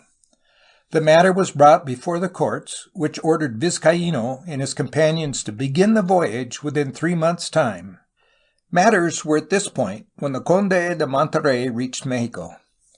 Believing that a policy of leniency would best serve the royal interests, he amended the decree of the court and granted the company a concession to enter the Californias and reduce them, by peaceful means, to subjection to the crown. For this, the conquerors were to have the usual vast privileges and exemptions granted to the pacifiers and settlers of new provinces. Accordingly, Vizcaíno, who had succeeded to the headship in the enterprise, had begun to raise recruits for the expedition when it was brought to the Conde de Monterrey's attention that the original contract, under which Vizcaíno was acting, had reference only to the pearl fishery, and not at all to the entry and pacification of the land. This gave Monterrey an opportunity to consider whether it was desirable to grant the concession he had promised. On this point, he wrote to the king on February 29, 1596, as follows, quote, "I found that a reconsideration was necessary, for it seemed to me, with regard to the person, Vizcaíno, his quality and capital are not sufficient in connection with an enterprise which may come to be of such vast importance, and one requiring greater backing and a method of proceeding other than what is now thought and deemed sufficient. For, even looking at the matter from the utilitarian point of view, although he make the journey at his own cost and without any expense to your Majesty, it seems to be of little moment whether he goes for gain and in order not to lose the chance of good fortune, but of great importance the hazarding of not only the repute which would be lost among these nations of Indians if the natives of that country should repel this man and his people, but this is the principal thing involved, that of the conscience and authority of the royal person of your Majesty. It appeared to me to be risking much if an expedition which cannot lawfully be one of direct conquest, but one of preaching the gospel and pacification, and of bringing the people into subjection to the crown, were entrusted to a man as leader-in-chief whose position is obscure, and who has not even in less degree the resolution and capacity necessary for so great an enterprise." End quote. Despite his somewhat unfavorable opinion of Vizcaíno, the viceroy decided, however, after taking counsel with the highest authorities in Mexico, that it would be contrary to justice not to let the expedition take place.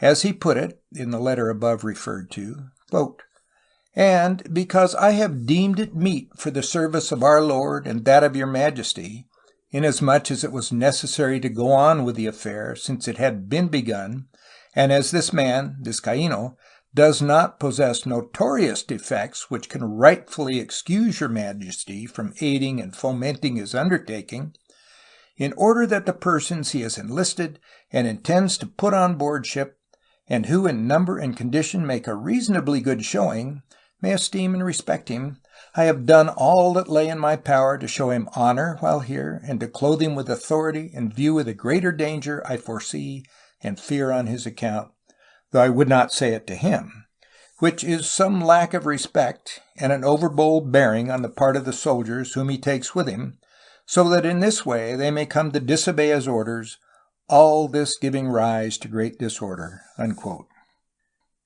Vizcaíno at least displayed energy, and in March 1596 his expedition got under way for the Californias. 3 ships with a large number of men made up his force. As an indication of his intention to make a settlement, it is to be noted that he carried 4 Franciscans, to convert the natives and reduce them to missions, some of the soldiers' wives, and a number of horses. In his voyage up the coast from Acapulco, he lost 50 men by desertion, and one of the friars, because of illness, left the expedition. Crossing to the lower end of Baja California, he came at length, apparently about the middle of August, to the site which Jimenez and Cortés had visited before him, and because the Indians received him so peacefully, he gave it the name which ever since it has retained, La Paz, or Peace. The winter storms of the Gulf of California, which had already begun, were such that he could proceed no farther with his flagship, so it was decided to establish a colony there while Vizcaíno himself should push on in the two smaller vessels to explore the northern shores of the Gulf. Accordingly, Vizcaíno started north on October 3rd.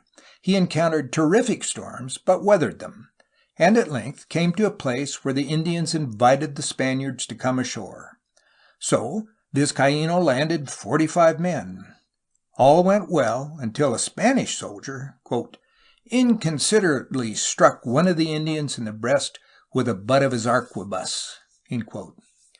In consequence, there was a fight in which some of the Indians were killed. As a boatload of Spaniards were returning to their ship, the Indians shot arrows at them from the shore. One man was hit in the nose, and this resulted in a commotion which led to the upsetting of the boat.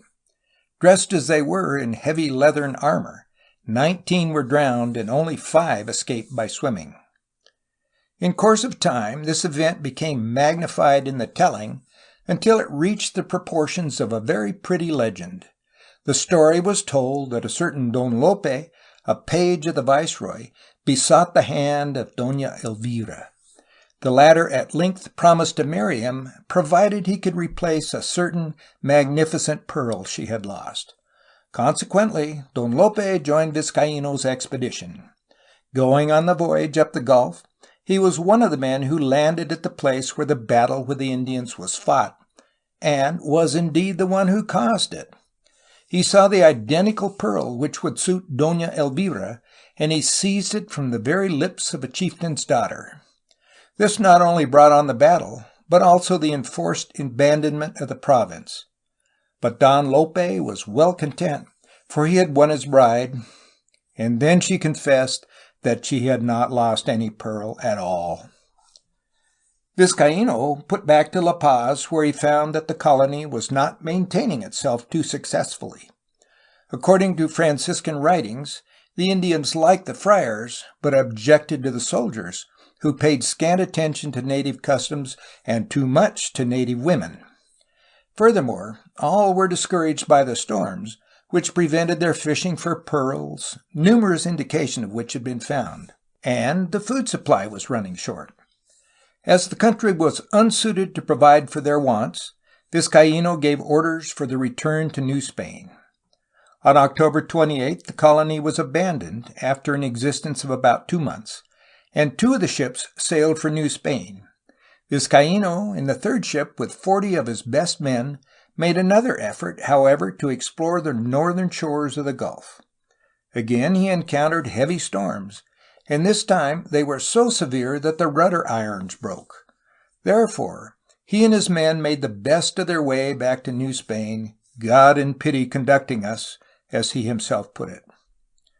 Arrived in Mexico, he was eager to make a fresh expedition. They had failed, he said, merely because the voyage had been made at the wrong season. At a different time of the year, they might have avoided the storms, but this they could not have known before. He was full of praise for the Californias, though his own experience of them gave little warrant for his encomiums. There were innumerable Indians eager to receive the gospel. The land was twice as large as New Spain, and in a better situation as concerned distance from the equator. Pearls were abundant and of excellent quality. The waters were richer in fish than any other known sea. There were great resources in salt deposits, and 20 days to the northwest there were, quote, towns of people wearing clothes and who have golden ornaments in the ears and nose, and they have silver, many cloaks of cotton, maize and provisions, and fowls of the country and of Castile. End quote. In case he should be allowed to make another expedition, he wished that the lands with the Indians upon them be granted to him and to his men. Footnote. That is, an encomienda, as it was called, a familiar institution of Spanish colonial machinery. End footnote. And that they all be made nobles in one of the lower grades of nobility, caballeros hijos d'algo, besides receiving grant of other assistance and favors. The Council of the Indies had already ordered in May 1596 that somebody other than Vizcaíno be chosen to effect the conquest, intending this measure to apply to the expedition on which in fact he had already departed. But the Conde de Monterey was now more favorably disposed toward Vizcaíno. He wrote of him that, quote, in addition to possessing a practical knowledge of the South Sea, Pacific Ocean, and being a man of even disposition, upright, and of good intentions, he is of medium yet sufficient ability, although I had feared it was otherwise, for governing his people, and this is coupled with energy enough to make himself respected by them." End quote. As for the voyage, quote, the unfortunate ending was not due to incapacity on the part of Vizcaíno, who, on the contrary, gave evidence of some ability and greater spirit than could have been expected from a mere trader engaged in an enterprise of this kind. End quote. The viceroy was not deceived by Vizcaíno's glowing descriptions, but was inclined to believe, as indeed the circumstances warranted, that the pearl fisheries might prove rich. He therefore recommended that Vizcaíno be assisted, out of royal funds, to make another expedition, but, quote, for the purpose merely of ascertaining definitely what there is there, in order that complete assurance be had concerning the value of the pearl fishery, and that greater light may be thrown on what relates to the defense and security of these realms and the ships which make the China voyage." End quote. Alluding to the voyage of Rodriguez Cermeno and the wreck of the San Agustin, he said that people were now convinced that the proper way to explore the northern coasts of the Californias was not by a voyage from Manila in the heavily laden galleons, but by going direct from New Spain in boats of light draught. This exploration, he thought, should be conducted on one and the same enterprise with discoveries in the Gulf of California. The Council of the Indies, under the date of September 27, 1599, endorsed the viceroy's plan in the main, requesting that action be taken with all possible speed. They put great emphasis on the character of the men to be enlisted for the expedition, wishing to take precautions against arousing the hostility of the Indians, but ordered the explorations in the Gulf and those along Alta California coast to be undertaken separately. Yet the expedition was held back until 1602.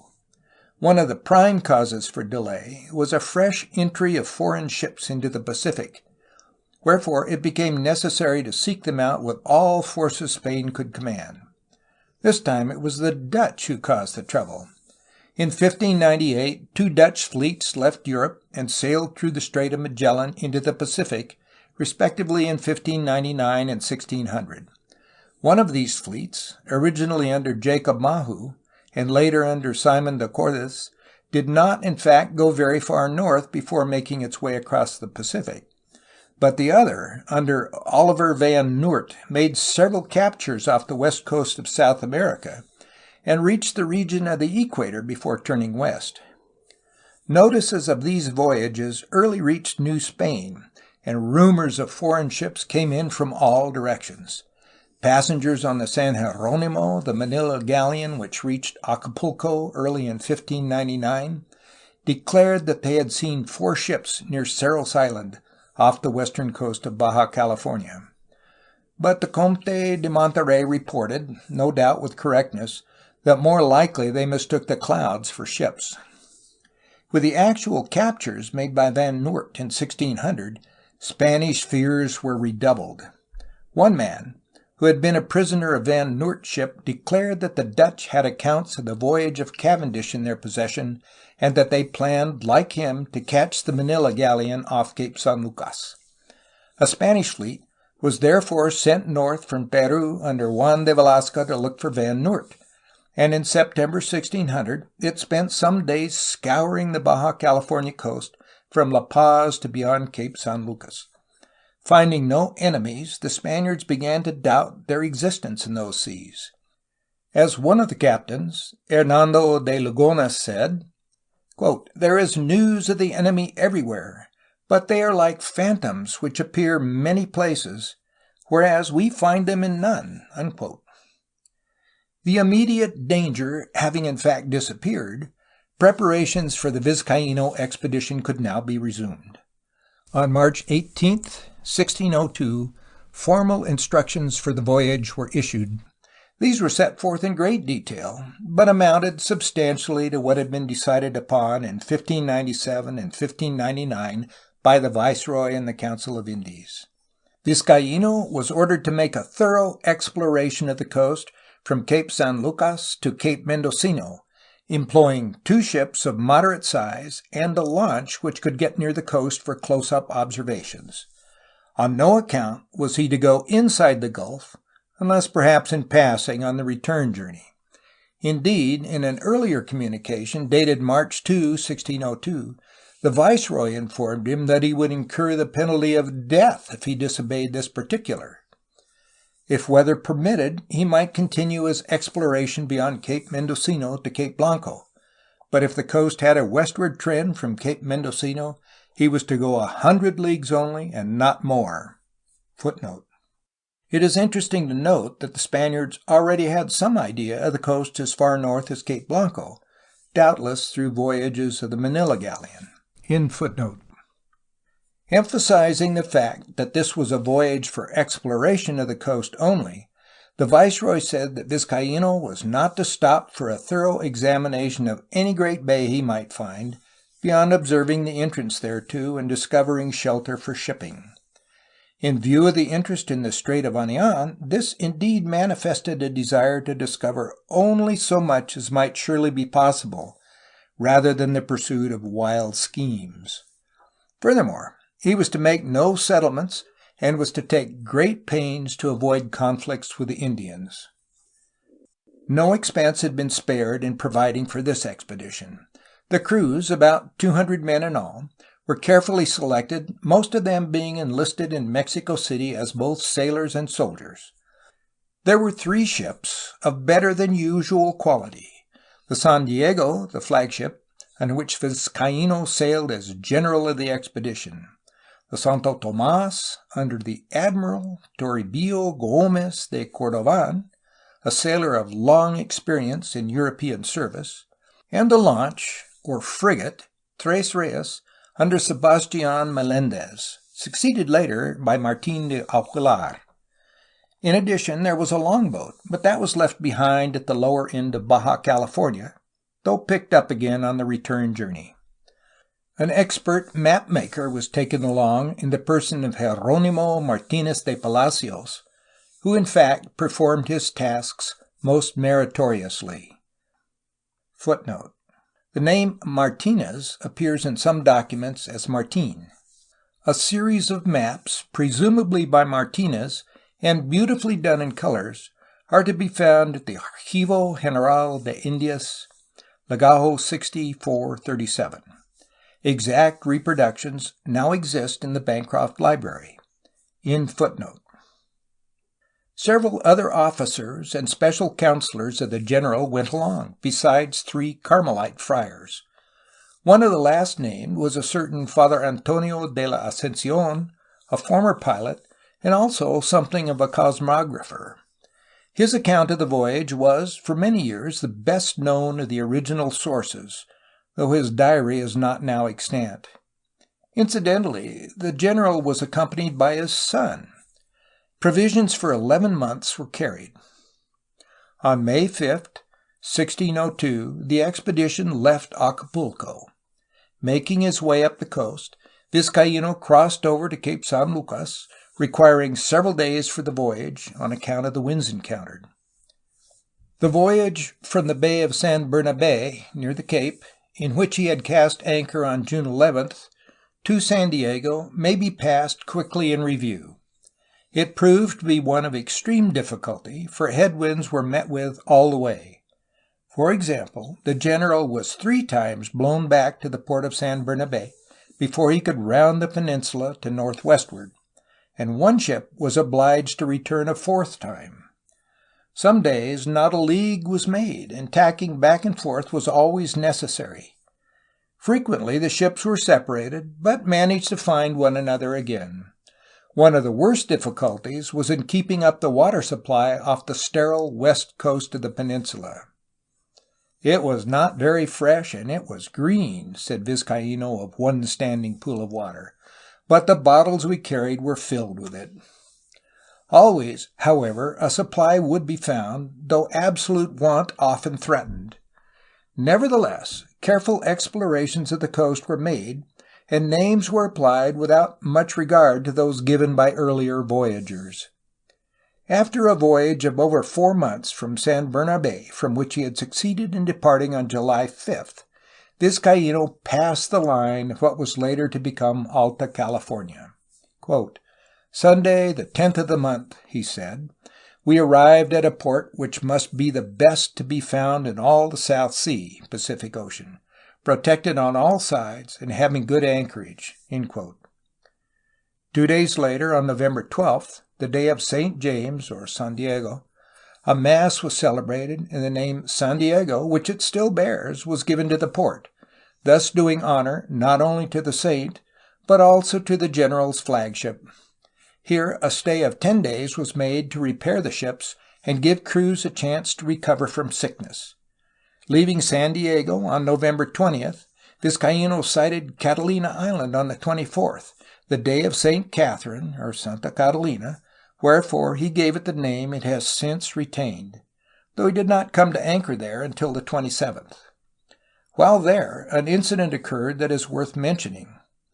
After relating a visit Vizcaíno made to the interior of the island, where he saw an Indian idol and, quote, "placed the name of Jesus on the head of the demon, telling the Indians that it was good and from heaven, but that the idol was the devil." End quote. The diary of the voyage goes on to say, quote, "The general returned to the pueblo, and an Indian woman brought him 2 pieces of figured China silk in fragments, telling him that they had got them from people like ourselves who had Negroes, that they had come on the ship which was driven by a strong wind to the coast and wrecked, and that it was farther on.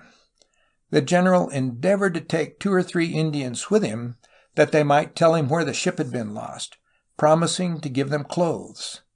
The Indians consented and went with him to the captain's ship, but as we were weighing anchor preparatory to leaving, the Indians said they wished to go ahead in their canoe, and that they did not wish to go aboard the ship, fearing that we would abduct them. And the general, in order not to excite them, said, 'Very well.'" End quote. Apparently, Vizcaíno thought that some nearby wreck of an unknown ship was referred to, but the reader of the Rodriguez Cermenho account will at once recognize the reference was to this visit there 7 years before, and that the San Agustin, far to the north in Drake's Bay, was the wrecked ship indicated. Going up the Santa Barbara Channel, so named by them, Vizcaíno and his men were harangued by an intelligent old chief who, quote, "made himself so well understood by signs that he lacked nothing but ability to speak our language." End quote. He had come out in a boat to persuade them to stop at this village, and, quote, "such were the efforts of this Indian to get us to go to it, that as a greater inducement he said he would give to each one of us 10 women." Unquote. But as the wind was then behind them for the first time since leaving Acapulco, and as winter was coming on, the Spaniards decided to continue on their course. Rounding Point Conception, which they so named, they sighted Santa Lucia Mountain, to which they also gave the name it still retains.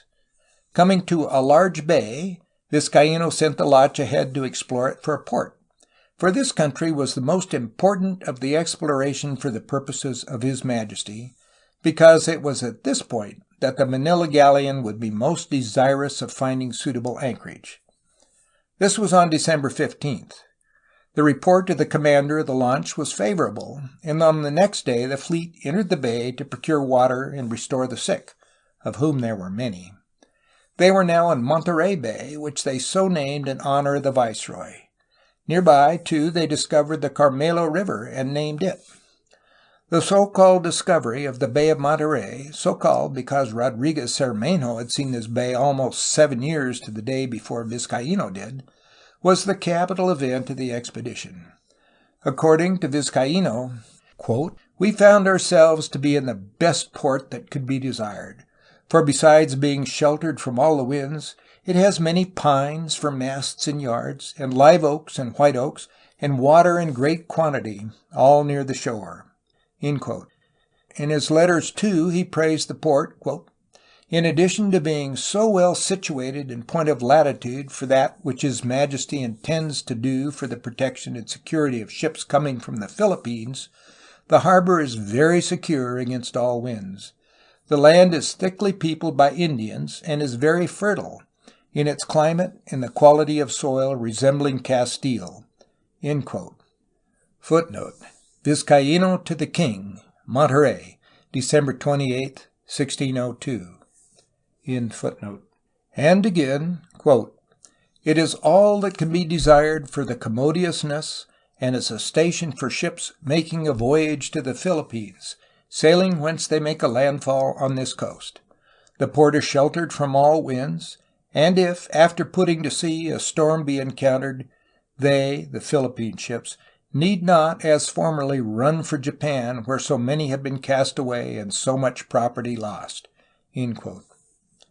In these statements, Vizcaíno was borne out by Ascensión, who called it a fine port, and went on to say, quote, "This is where the ships coming from the Philippines to New Spain come to reconnoiter.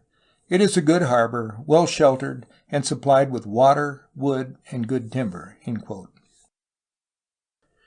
The curious feature about these reports, and much more might be added to them, including references to the vast wealth in gold and silver that the Indians said was to be found in the interior, is that nearly all they had to say was true, save for the yarn about the excellence of Monterey as a sheltered port. But it was precisely this departure from strict accuracy that had the most effect. The legend of the port of Monterey became one of the moving factors for a century and a half in Spanish expansion to the northwest. At Monterey the crews were landed, and a council was held to determine what the expedition should do. Owing to the unexpectedly long time required for the voyage thus far, more than 7 months, the supplies were becoming exhausted. Some 45 or more of the men were sick with the scurvy, and several had died, 16 according to one account. It was decided that Admiral Gomez in the Santo Tomas should return at once to New Spain, taking with him those who were sickest, and also the reports of the voyage. On December 29th, therefore, Gomez started back, and eventually made port, with a loss of 25 of the 34 men he had on board. The other 2 ships left for the north on January 3, 1603.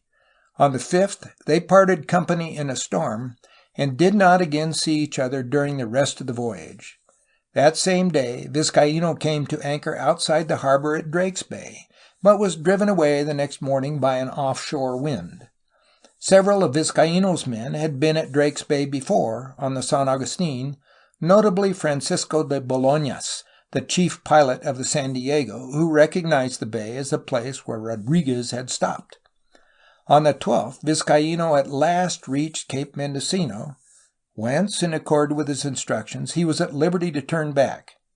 But the storms drove him somewhat farther to the north, until January 21st, when he was able to start the return journey. Meanwhile, the intense cold and sickness of the men, of whom at one time, quote, "there were only 2 sailors who could climb to the maintopsail," unquote, had combined with the storms to produce great hardship. Quote, "The pitching was so violent that it threw both sick and well from their beds, and the general from his. He struck upon some boxes, and broke his ribs with a heavy blow." End quote. The return voyage, however, was comparatively simple from the standpoint of the winds, for now they helped the ship along its course, whereas before they had been a constant hindrance. But the men were so sick with the scurvy, and the provisions literally so rotten, that it was a race with death. Yet some explorations of the coast were made to supplement what they had done on the northward voyage, but they did not dare to stop, lest they should be unable to get the anchor up again. Giving up the originally projected exploration of the Gulf of California, the general decided, quote, as the sick were dying of hunger because they could not eat what was on board the ship on account of their sore mouths," unquote, to run to the nearest point on the mainland. Coming to Mazatlan on February 18th, Vizcaíno and the 5 men, who alone on the ship were able to walk, went ashore to look for help. Quote, "Without knowing the way, he traveled 13 leagues inland through the mountains and rugged places for the pueblo of Mazatlan," unquote, but lost his way. Fortunately, he chanced upon a pack train and was thus enabled to get help to his comrades. With rest and proper food, the men soon got well and took up the voyage to Acapulco, which they reached on March 21st. Meanwhile, the Tres Reyes had been driven north to Cape Blanco. By that time, Martín de Aguilar, the commander, and Antonio Flores, the pilot, had died, whereupon the boatswain, Esteban Lopez, turned the boat around and sailed for New Spain, reaching Navidad on February 26, 1603. 2 men, besides the 2 officers, had died. The narrative of this voyage, as told by a presumably ignorant boatswain, gave rise to one of the most fruitful of the Strait of Anian stories. 6 leagues above Point Reyes, he said, they came upon a very, very great river from the southeast, evidently Tomales Bay. Farther north, quote, "in 41 degrees, near Cape Mendocino, they found a very great bay, into which there entered a mighty river from the northern shore. It runs with such strong current that although they were a day struggling against it with the wind behind them, they could not enter it more than 2 leagues." End quote. Through what seems to have been a mistake of the Franciscan historian Torquemada, this was stated as in 43 degrees, the limit of the voyage, but the boatswain said it was near Cape Mendocino, and at another place in his account intimated that it was below it. This agreed with the charts of the voyage, which entered Aguilar's River in 41 degrees and Cape Mendocino in 41 degrees 30 minutes. In course of time, this river became an almost transcontinental stream, or at least a great western sea, in the imagination of the map-makers. There seems to be nothing in the place indicated to correspond even remotely to the description. It is a temptation, however, to believe that the boatswain, relying upon memory, was confused, and that Humboldt Bay, which is near Cape Mendocino, though north of it, was the famous Great Bay discovered by Aguilar. In all events, both the San Diego and the Tres Reyes missed the real Great Bay with the powerful river, for they did not get sight of the Bay of San Francisco, either coming or going. The voyage of Vizcaíno had been a distinct success. Despite the great difficulties he had encountered, including the loss of from 42 to 48 men, according to different estimates made, he had carried out to the full and thoroughly the orders of the viceroy, though it had not been possible, owing to the storms and the sickness of the men, to explore the coasts above Monterey so carefully as he had up to that point. Fortunately for his fame as a discoverer, 2 things occurred. The reports of his voyage became widely known, and soon were embodied in printed works, and, since the voyage was not followed up, the legend of Monterey, to say nothing of Aguilar's River, was allowed to stand. The Conde de Monterey now had nothing but words of praise for the erstwhile mere trader, and appointed him to the lucrative post of commander of the next galleon bound for Manila. Suitable rewards were also given to others who had taken part in the expedition. It now becomes pertinent to inquire why the plan for the occupation of Monterey, or at least its utilization as a port of refuge for the galleon, was given up. In 1603, shortly after Vizcaíno's return, the Conde de Monterey was succeeded as viceroy by the Marqués de Montesclaros, who not only threw cold water on the plans of his predecessor, but also acted in a manner displaying either spite or else a desire for graft.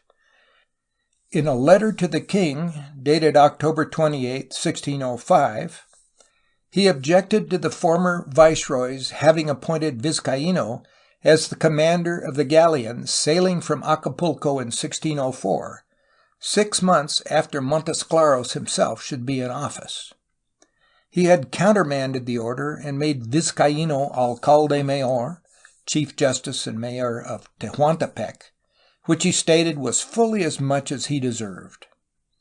Later, he claimed that Vizcaíno had tried to bribe him to make him commander of the galleon, wherefore he dismissed him from the service. The fate of Martinez, the expert cartographer, was even worse. The Conde de Monterrey had given him a rich appointment on the galleon. Not only did Montesclaros deprive him of this, but also caused charges to be brought against him for forgery, and Martinez was condemned and hanged. These measures produced a distinctly unfavorable impression at court, and there were several royal decrees of 1606 whose combined purport was the following. Vizcaíno was to be made general of the galleon leaving from Acapulco in 1607, and was to make a thorough survey of Monterrey on the return voyage, with a view to founding a settlement there. Upon his arrival in New Spain, he was to be given a number of colonists of the best type to take to Monterrey. These men were to be offered such inducements as might seem to be necessary, presumably lands for the Indians in bondage, and a considerable sum of money out of the royal treasury was to be provided for the enterprise. Montesclaros now found a new way to evade the issue. The galleon of 1607 had sailed before the king's orders came, he wrote in May 23, 1607, and Vizcaíno himself had gone to Spain. It was true that there ought to be a port of refuge for the galleon, but it should be nearer Japan, for it was from the Philippines to just beyond Japan that the worst storms were encountered. When the galleon reached the Californias, the voyage was nearly over, for it required only 25 to 30 days to run down the coast to Acapulco, with a favoring wind, too, to help the ship on its way. The best thing to do would be to find the two islands called Rica de Oro and Rica de Plata in 34 to 35 degrees, somewhere far to the west of Monterrey. This revived an old story of uncertain origin. At some time in 1584 to 1585, when Pedro de Moya was viceroy, a letter was addressed to him by a certain Father Andrés de Aguirre. Aguirre said that he was with Urdaneta in 1565 when that sailor friar established the Manila Galleon service, and that Urdaneta showed him a copy of a document about certain rich islands in the Pacific. Strange as was the account of Father Aguirre, it is worth inserting, for it was this tale, used by Montesclaros, that changed the course of California history. As Aguirre remembered it, the gist of the story was as follows. Quote, a Portuguese ship sailed from Malacca for the islands of Japan, and at the city of Canton took aboard Chinese goods. Arriving within sight of Japan, she encountered a storm coming from the west, so severe that it was impossible to fetch those islands, and she ran before it under very little sail for 8 days, the weather being very thick and no land having been seen. On the 9th day the storm was spent, and the weather cleared, and they made 2 large islands. They reached one of these at a good port, well peopled, there being a great city surrounded by a good stone wall. There were many large and medium-sized vessels in port. Immediately on their entering the harbor, there flocked to the ship a great number of persons, well dressed and cared for, and manifesting much affection for the people of the ship. The lord of that island and city, learning that they were merchants, sent to the captain of the ship to say that he and those of his people he might select should come ashore without any fear that they would do them harm. On the contrary, he assured them, they should be received well, and he requested that they should bring with them the manifest of the goods the ship brought, for they would take them and trade for them to their content. The captain communicated this to his people, and it was resolved that the notary of the ship should be sent ashore with the manifest and 2 merchants, one a Portuguese and the other an Armenian, residents of Malacca. The lord of the land received them in his house, which was large and well built, and treated them with affection, making them presents, they understanding one another by signs. The land was very rich in silver and other things, silk and clothing. The notary and the Portuguese merchant returned to the ship in order to land merchandise and store it in a building which was assigned to them for that purpose, while the Armenian remained with the lord of the land and was treated very hospitably. The merchandise having been taken ashore, and a vast number of persons coming to purchase it, bringing a great quantity of silver, it came to pass that in some 30 days they sold all the goods, making great gains, so that all became very rich, and they loaded the ship with silver. During the time that they were on the island, they learned that the Lord was suzerain of another island also, which was within sight 4 leagues away, and of others which were near to these, all being rich in silver and very populous. The people is white and well-formed, well cared for, and clothed in silk and fine clothing of cotton, an affectionate and very affable people.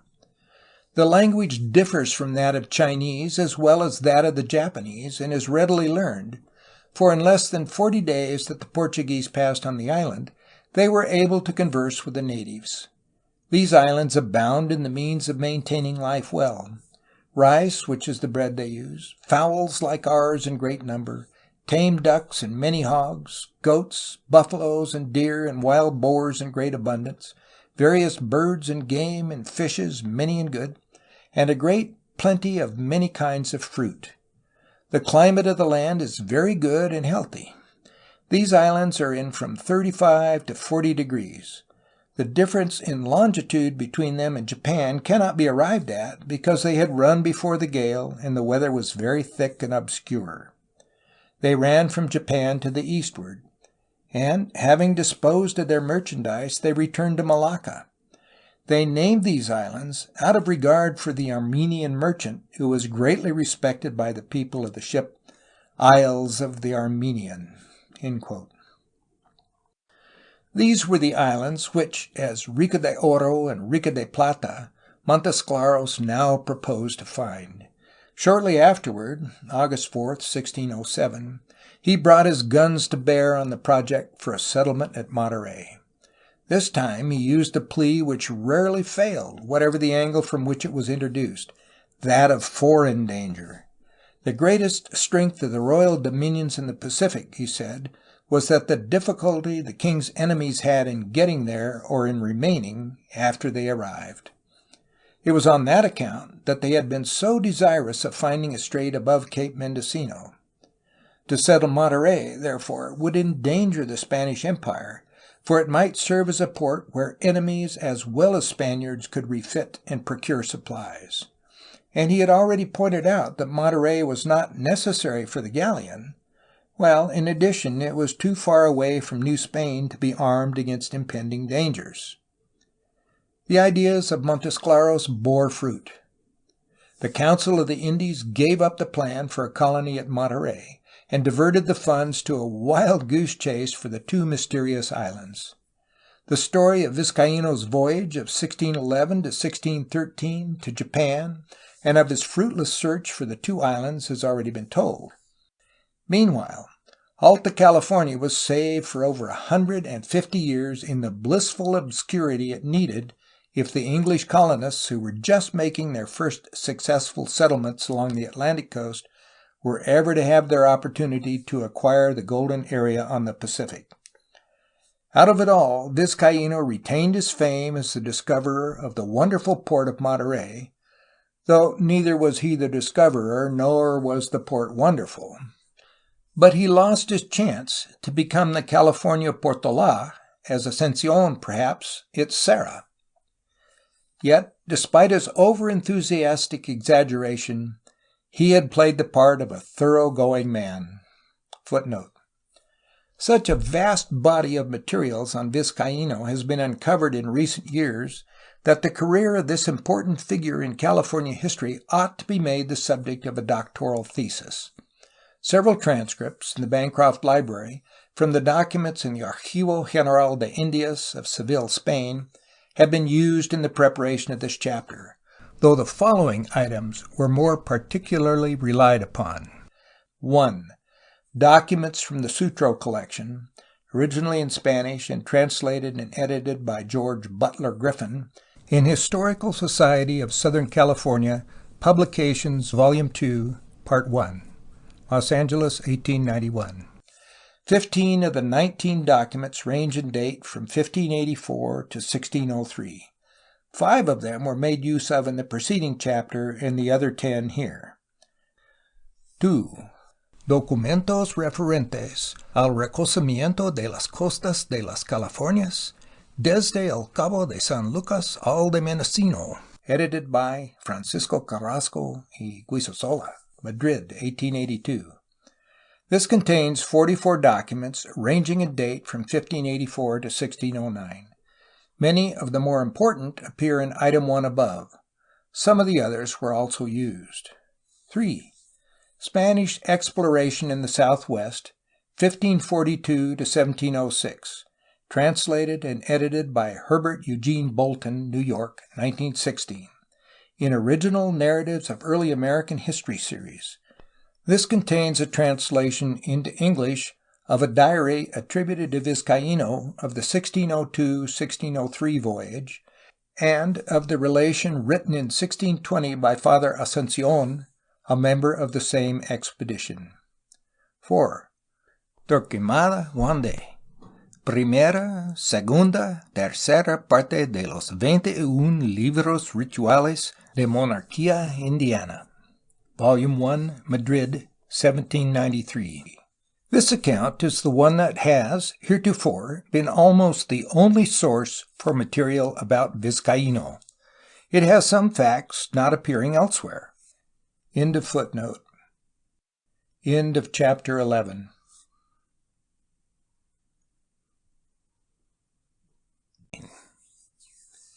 Chapter 12. The Overland Advance to the California Border, 1521 to 1687.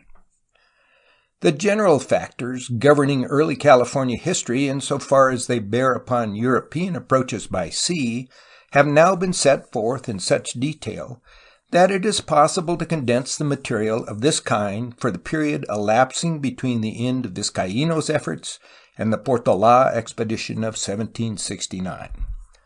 The difficulties of getting a foothold through expeditions by sea have been illustrated by the experiences of Cortés, Rodriguez Cabrillo, Drake, Rodriguez Cermeño, Vizcaíno, and others. It is time, therefore, that more attention be paid to the problems of overland conquest toward the Californias, as they involve the principal element of success in the project of occupying the Californias, that of an advancing base of supplies. As has already been pointed out, the definitive occupation of Mexico City by Cortés in 1521 marked the establishment of a base of operations, whence the Spaniards were to proceed to the effective conquest of New Spain. The region between Mexico City and Panama was soon taken over, for both points served as bases, and the Indians were comparatively unwarlike. Distances were not great, and the continent was narrow and therefore easily overrun, though here, as elsewhere, the infiltration of Spanish civilization, as distinguished from mere dominance of the military and the religious, was a long and time-requiring process. To the north, the problems were infinitely greater. The land widened, and geographical barriers became more serious. The area was greater than the resources of Spain could hope to reduce. The Indians were less nearly civilized and more difficult to overcome. And the competition of the English, French, and Russians made itself more manifest. For a number of years after 1521, Spain showed small concern over the greatness of her task. She made conquests in the New World for the ready-made wealth she found there, and no distance was too great for her intrepid adventurers to go, if only there were a prospect of riches. This was the age, therefore, of the aggressive, of conquests for the sake of what they would yield. From the time of Drake in 1579, however, Spain began to show the caution and conservatism of the property owner. The adventurers had, in the main, settled down. They now had vast estates with Indians in servitude upon them, that is, encomiendas, and they procured financial returns by the slower means of mining, stock-raising, agriculture, and commerce, rather than by plunder. These men wanted security, and the government, which profited in the same ratio that they did, wanted it also. Off on the frontiers were men of the old stamp, the conquistadores, or conquerors, but they were held in leash lest they endanger the settled wealth of the already subjected territories. Now and then, they were allowed to go ahead in pursuit of some definite and reasonably safe advantage, or to ward off a threatened peril. The long period of the aggressive defensive had begun, of occasional conquests, that is, the better to ensure what Spain already possessed.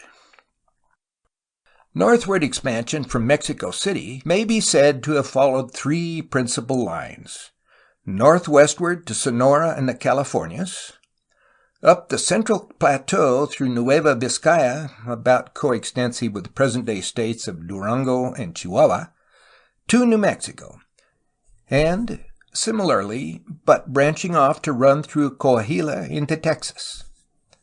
A fourth line, basing in early days on Tampico and later on Mexico City and Querétaro, ran to Nuevo León and Nuevo Santander, or Tamaulipas, and slightly into Texas. This was hardly so important as the others. It was the first of these routes that concerned itself more particularly with the history of California, but yet all four were closely related, so much so that the events along the eastern lines of advance had a vital connection with that which led to the Californias. All went ahead at relatively the same rate of progress, except the much shorter fourth movement. Military and exploring expeditions made side trips that crossed different lines of advance. All were related by the problem of Indian warfare, especially against the Apaches, who were wont to appear in all sections, often going from one to another according as resistance to their raids was strong or weak. All were threatened by foreign aggressions from the northeast, for the Colorado River of the west was believed to be the route making the western provinces almost as accessible to the French or English as those in the east. Some or all of the regions on the four lines of advance were at different times under the same political rule, or served as a field for the same body religious, or were part of the same diocese. Finally, all of these regions had much the same internal problems, political, economic, and social, and all were under the viceroy, or, in the latest period, under the commandant general of the frontier provinces. Before proceeding to a consideration of northwestward advance, it is worthwhile to give an idea of the sweep of the other lines of conquest.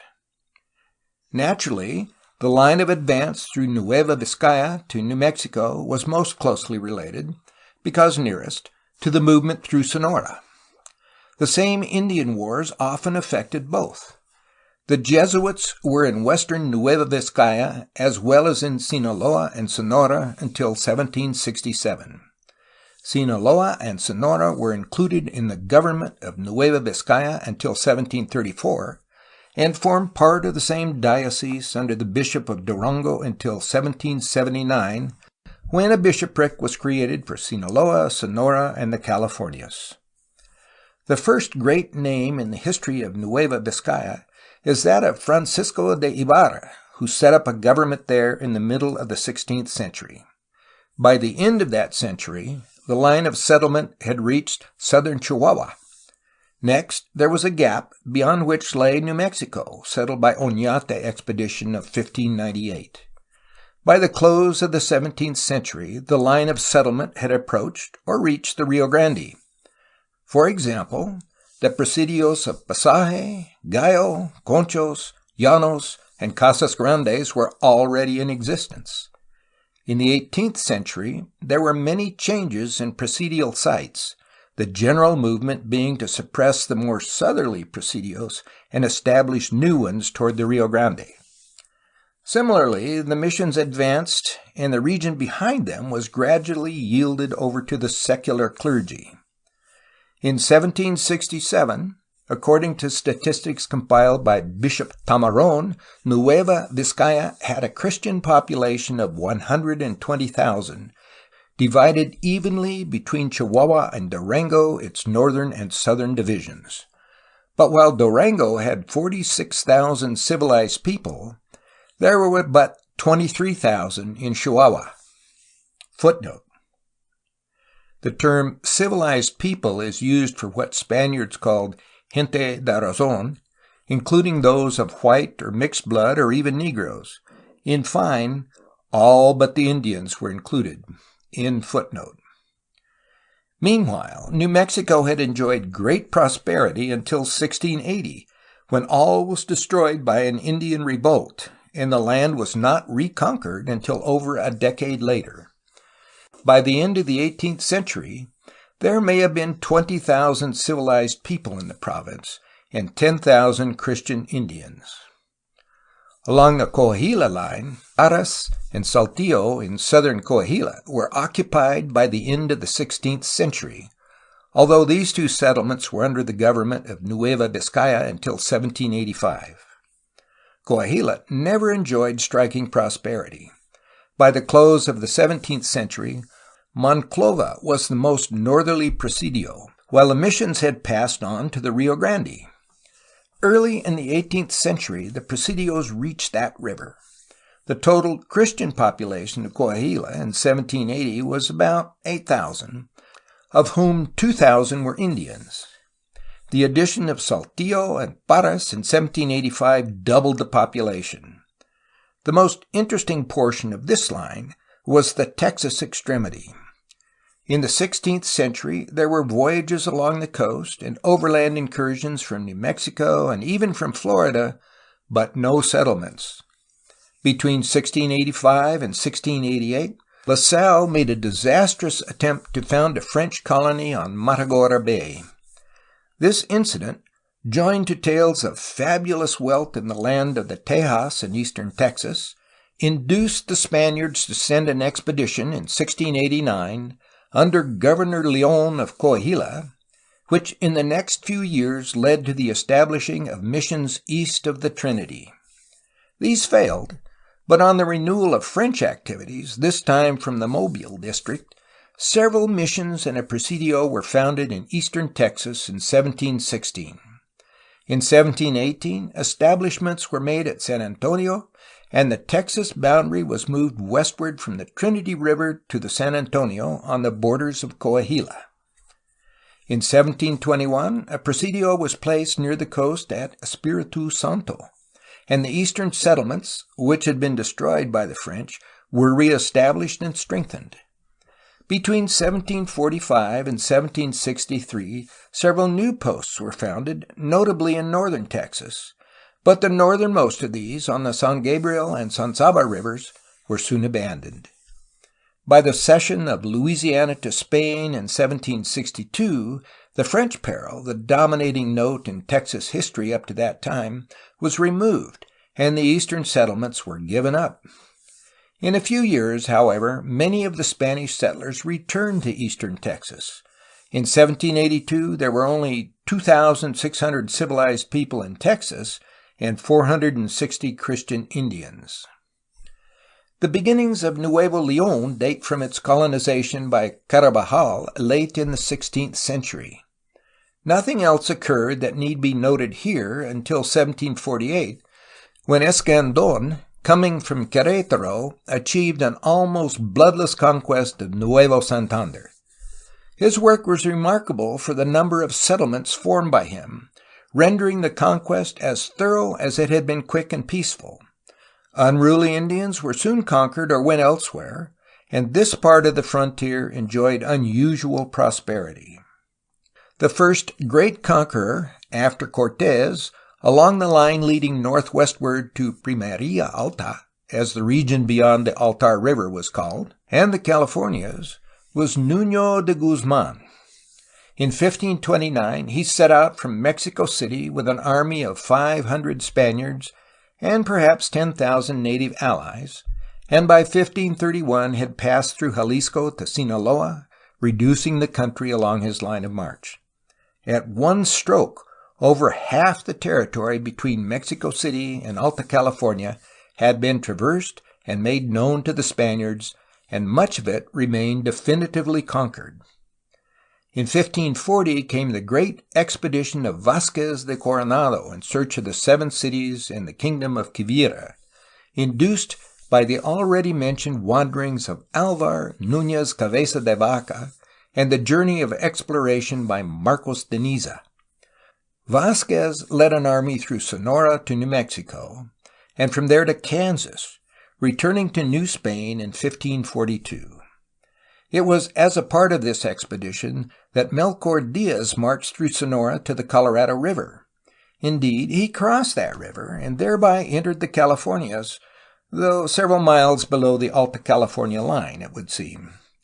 Failing to find the party of Alarcón, which had come about to the same point by sea, the Diaz expedition returned. Great overland expeditions to the northwest, aside from the journeys of individuals, now ceased for over 2 centuries, though they continued periodically along the northward lines of advance to the east. One of these expeditions, that of Oñate, who conquered New Mexico in 1598, had ramifications which took it to the Colorado River. This occurred in 1604-1605, when Oñate marched westward along Bill Williams Fork to the Colorado, and descended the latter to its mouth, after which he returned to New Mexico. With the expedition of Oñate to the mouth of the Colorado, the age of the conquistadores along the northwestward line of advance may be said to have closed. Cortés, Guzmán, Vázquez, and Oñate had led expeditions which made a permanent conquest of large areas and developed a preliminary knowledge of nearly the whole field subsequently occupied, though Oñate's principal achievements were more directly in line with the advance through Nueva Vizcaya to New Mexico. These men were followed, perhaps in the wake of other expeditions of lesser note or sometimes preceding them, by soldiers, missionaries, and civilians, all of Spanish blood, in part at least. The majority of the civilians were miners, though a number were also engaged in stock raising and other pursuits characteristic of frontier life. This was a second phase of the conquest. Eventually, in a portion of the field there came a third phase, when settled orderly government appeared, the military and the religious moved on, the secular clergy replaced the regular, and civilians entered in greater numbers and engaged in a greater variety of occupations than before. This was the final stage, when the particular region ceased to partake of the attributes of a frontier province. In all 3 stages, the Spanish elements were a very small minority, but provided the ruling class. The mass of the people was, from first to last, Indian. Some of the Indians resisted the Spaniards and were driven away or killed, but usually they submitted to their conquerors and, though strictly ruled and virtually enslaved, were permitted to remain. It is pertinent at this point to inquire into the precise services rendered by the 3 great Spanish elements in the conquest: the military, the religious, and the civilians. Of the 3, perhaps the most vitally essential element was the military, for without its aid neither of the other elements could proceed very far, even though the 2 latter contributed most to the eventual pacification and settled development of a region. The number of soldiers was always small, but their presence in the first and second stages of conquest was a sine qua non of the Spanish occupation. Their expeditions into the unoccupied territory, whether for punitive objects or for purposes of exploration, were the most important preliminaries of the conquest. Even in the frequent journeys of missionaries into the interior, soldiers were usually taken along as a more or less indispensable escort. Once occupation of a region had taken place, a presidial force of 40 or 50 men was a sufficient garrison for a wide area, so superior were they in fighting equipment and military methods to the native, however brave the Indians might be. A mission guard of from 1 to 5 or 6 soldiers also served to keep hundreds of mission Indians, or even 1,000 in check, while without this military support the missions could not be sustained. To a certain extent, too, the military contributed to the economic development through the great presidial stock farms, but these were in no small degree more a hindrance than a help. Indian trouble, too, often became an asset of the presidial capitalist, who might thereby rid himself of the competition of civilian rivals, while utilizing the troops to protect his own stock. Second only to the military as an agency in the subjection of the Indians, and much more prominent as a constructive social and economic factor, were the religious and the missionary orders. Franciscans, Dominicans, and Jesuits were the orders which had a share in northwestward advance in the conversion of the Californias, but for nearly 2 centuries the Jesuits were by far the most important. Neither the missionary orders nor the secular arm of the Church acted on their own initiative, for the Church in the Americas was almost as completely subordinate to the King of Spain as the military were. By the institution known as the Patronato Real, or the royal patronage, the king had received from the papacy the entire secular administration of the Church in the American colonies. It was the king, or his subdelegates, who appointed church dignitaries and lesser functionaries, from archbishop down to priest or friar, made provisions for their salaries, built their churches, approved or ordered their policies, and paid the score. The missionary was a direct royal agent. Not a mission could be founded or a missionary go to the frontier without the assent of the royal authorities, and indeed the religious were sometimes thrust into an enterprise, as, for example, the occupation of Alta, California, of which more later, against their pronounced objections. Usually, however, missionary zeal outran the royal will for their employment, for missionaries and missions involved expenditures, and the government was none too lavish with its funds unless it could see a likelihood of advantageous returns. Naturally, the Patronato Real did not include a right to intervene in the realm of the spiritual, but there was little else which the popes reserved. The missionaries accompanied the troops in the first 2 stages of the conquest. They went with them on their military expeditions, or even preceded them into new territory on journeys of exploration, though, as already stated, they were usually attended by a small escort of soldiers. The principal functions of the religious, however, came in the second stage of the conquest, through the institution of the mission. The mission system employed by the Spaniards was much the same in all their dominions, in Alta California at a later time, as elsewhere, being subject to the same laws and the same body of officials. The principal objects, as stated by the laws, were to convert the natives and lift them out of their savagery and barbarism to a state of civilization.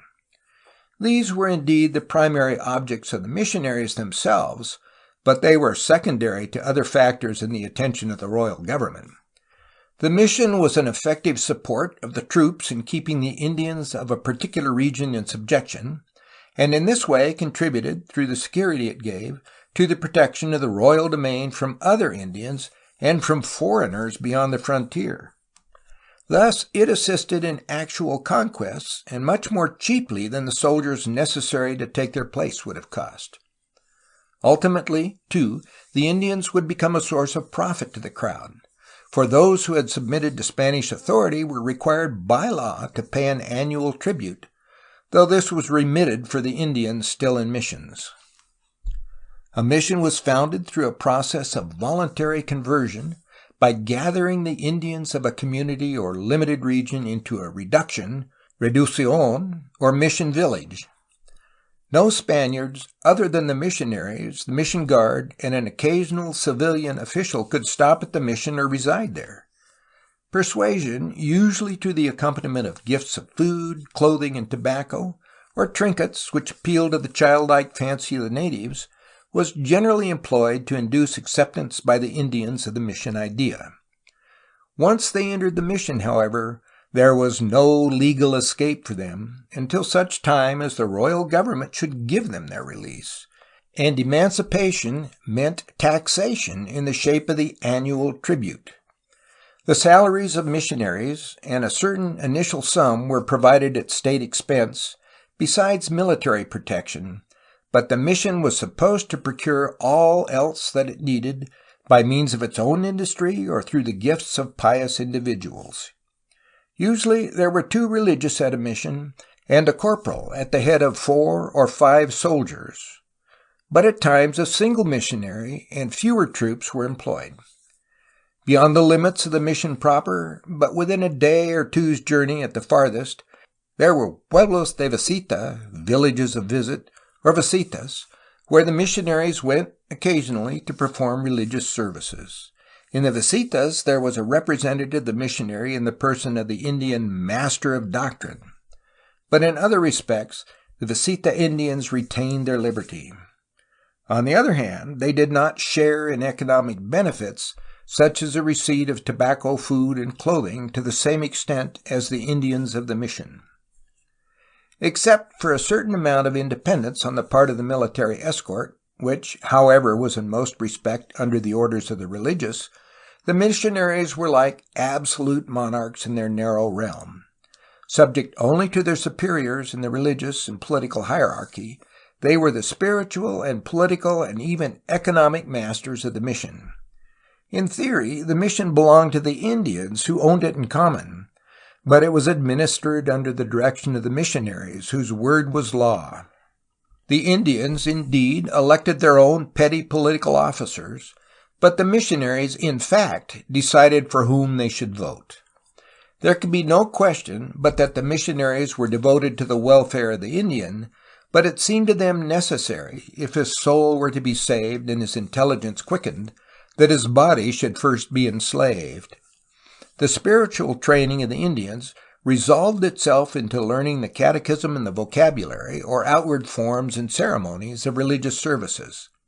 It was hardly possible for his undeveloped mind to grasp the philosophical tenets of the Christian faith. Services were frequently held, perhaps 2 masses a day on weekdays and more on Sundays, at all of which attendance was compulsory. The Indian was also required to work. The men tended flocks or engaged in agriculture, while the women and children were taught weaving and spinning. Indeed, there was an extraordinary variety of tasks performed, for the missions were intended to be economically self-sustaining. Not infrequently they produced a surplus, which might be applied to assist more backward missions. Discipline was strict and severe. Native officials inflicted whippings or other penalties upon the recalcitrant by order of the missionaries, but the more serious offenses were turned over for punishment to the corporal of the guard. Unaccustomed either to working or to submission to discipline, the Indians often endeavored to run away, but they were pursued and brought back. To lessen the opportunity of escape, walls were constructed around the mission, and the Indians were locked up at night. All in all, the institution of the Spanish mission was one of the most interesting examples of benevolent despotism that human history records. By law, a mission was supposed to endure for a period of not longer than 10 years, but in practice the term was much longer, even a century or more.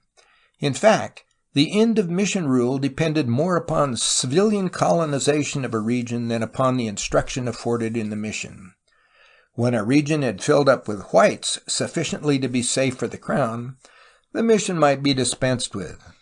The objects of the missionaries, benevolent though they were foredoomed to failure, for the Indians were rarely capable of absorbing civilization in any real sense of the term. Indeed, the close of mission rule usually saw the Indian revert to his former state if he were not killed off by the white man. The missions at least prolonged the lives of many of the Indians. Its real importance, however, was as an agency of Spanish conquest. In this respect, its effects were permanent. Footnote: the best presentation of the mission system in brief scope ever written is that of Herbert E. Bolton, The Mission as a Frontier Institution in the Spanish-American Colonies, in American Historical Review 23. End footnote. The civilian whites, including as white all elements of the gente de razón, began to make themselves felt in the second stage of the conquest, and no conquest was complete until they had taken it over in the third stage as the controlling element. The history of their activities, while a given region was still in a frontier state, has never been adequately presented or even much studied.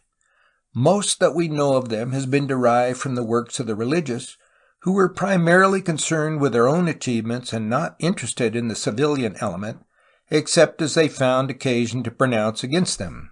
Footnote. Much information should result from a perusal of official correspondence, which is available in stupendous quantity in the archives of Spain and Spanish America. The best materials, however, such as the letters and business records of private individuals, have probably, nearly all of them, disappeared. In footnote. Unquestionably, the most important of the civilians along the northwestward line of conquest were the miners. Indeed, the route of the conquerors followed that of the mineral wealth and precious metals.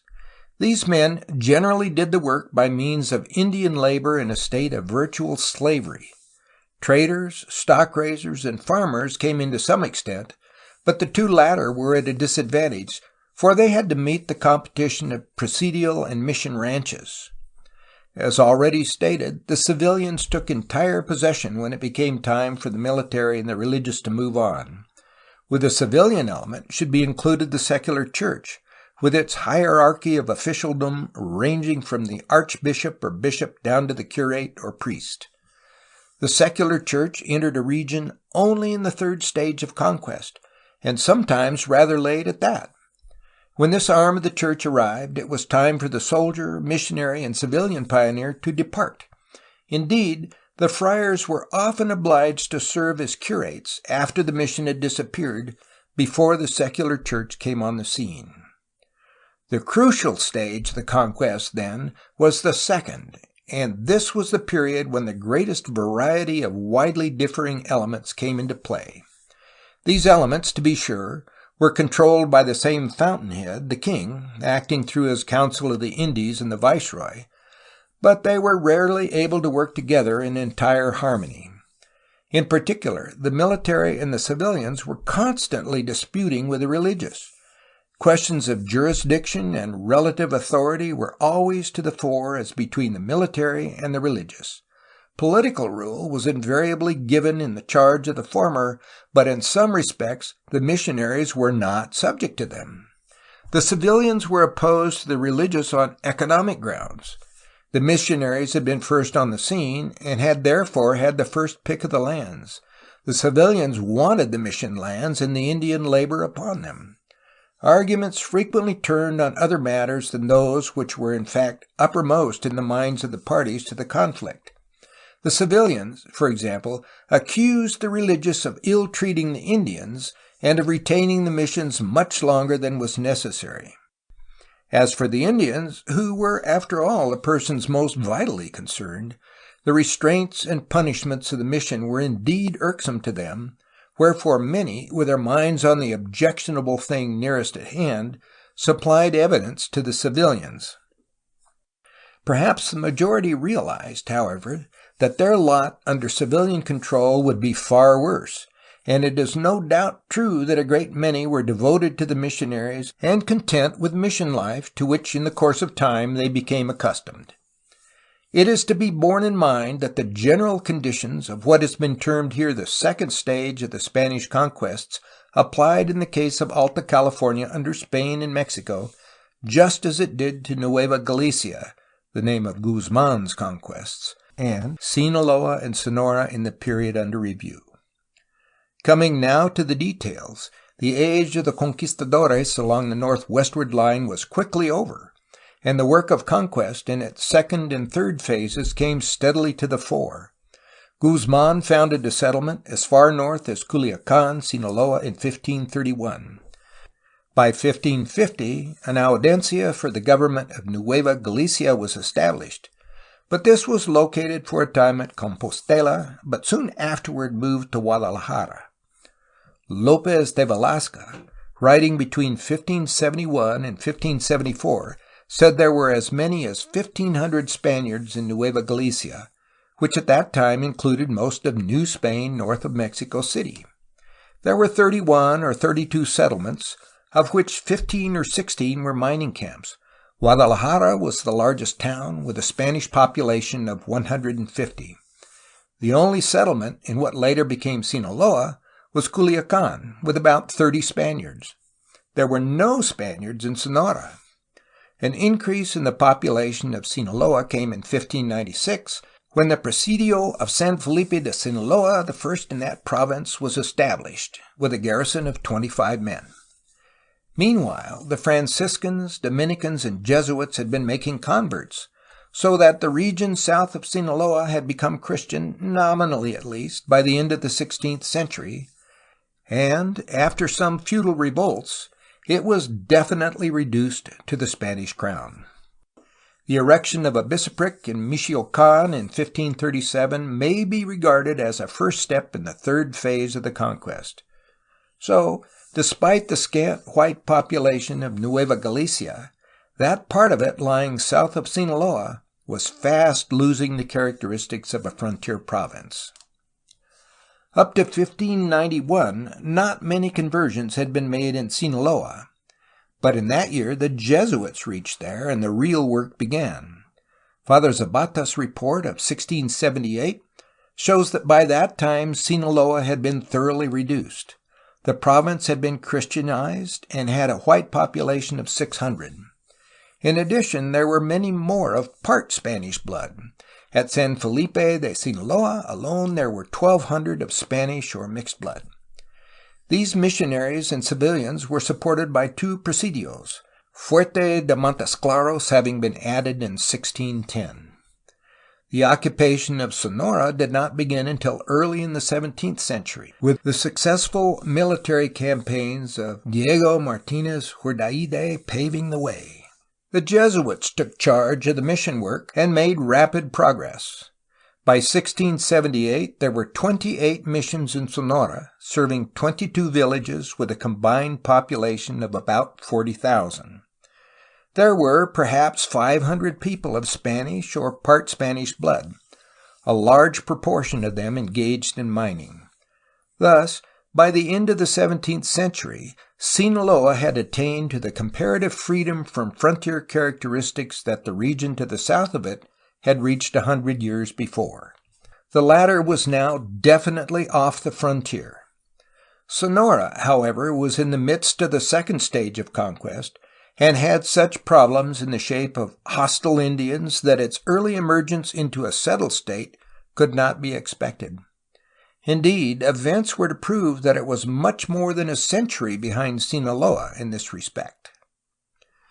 By the close of the 17th century, the conquest had been carried almost to the limits of modern Sonora by way of the Sonora Valley. This route led the Spaniards somewhat inland, leaving a large stretch of coast to the south and west as yet unoccupied.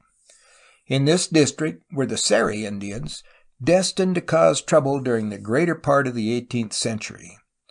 Northeast of the Sonora Valley was a little-known region whence was to come an even more terrible enemy, the savage Apaches. Due to the hostility of these two peoples, Sonora was fated to remain a frontier province. Until near the close of the 17th century, another district of Sonora, offering less difficulties than the other two, though by no means an easy field for conquest, lay open. This was the region between the Alta and the Gila rivers, known as Primaria Alta, beyond which, to the northwest, was Alta, California. In 1687, Father Eusebio Kino of the Jesuit order crossed the Alta River and founded the mission of Dolores. This marked the first step in the last stage of the conquest toward the Californias, but the difficulties in the way of this further advance were perhaps greater than any which had yet been faced. End of chapter 12.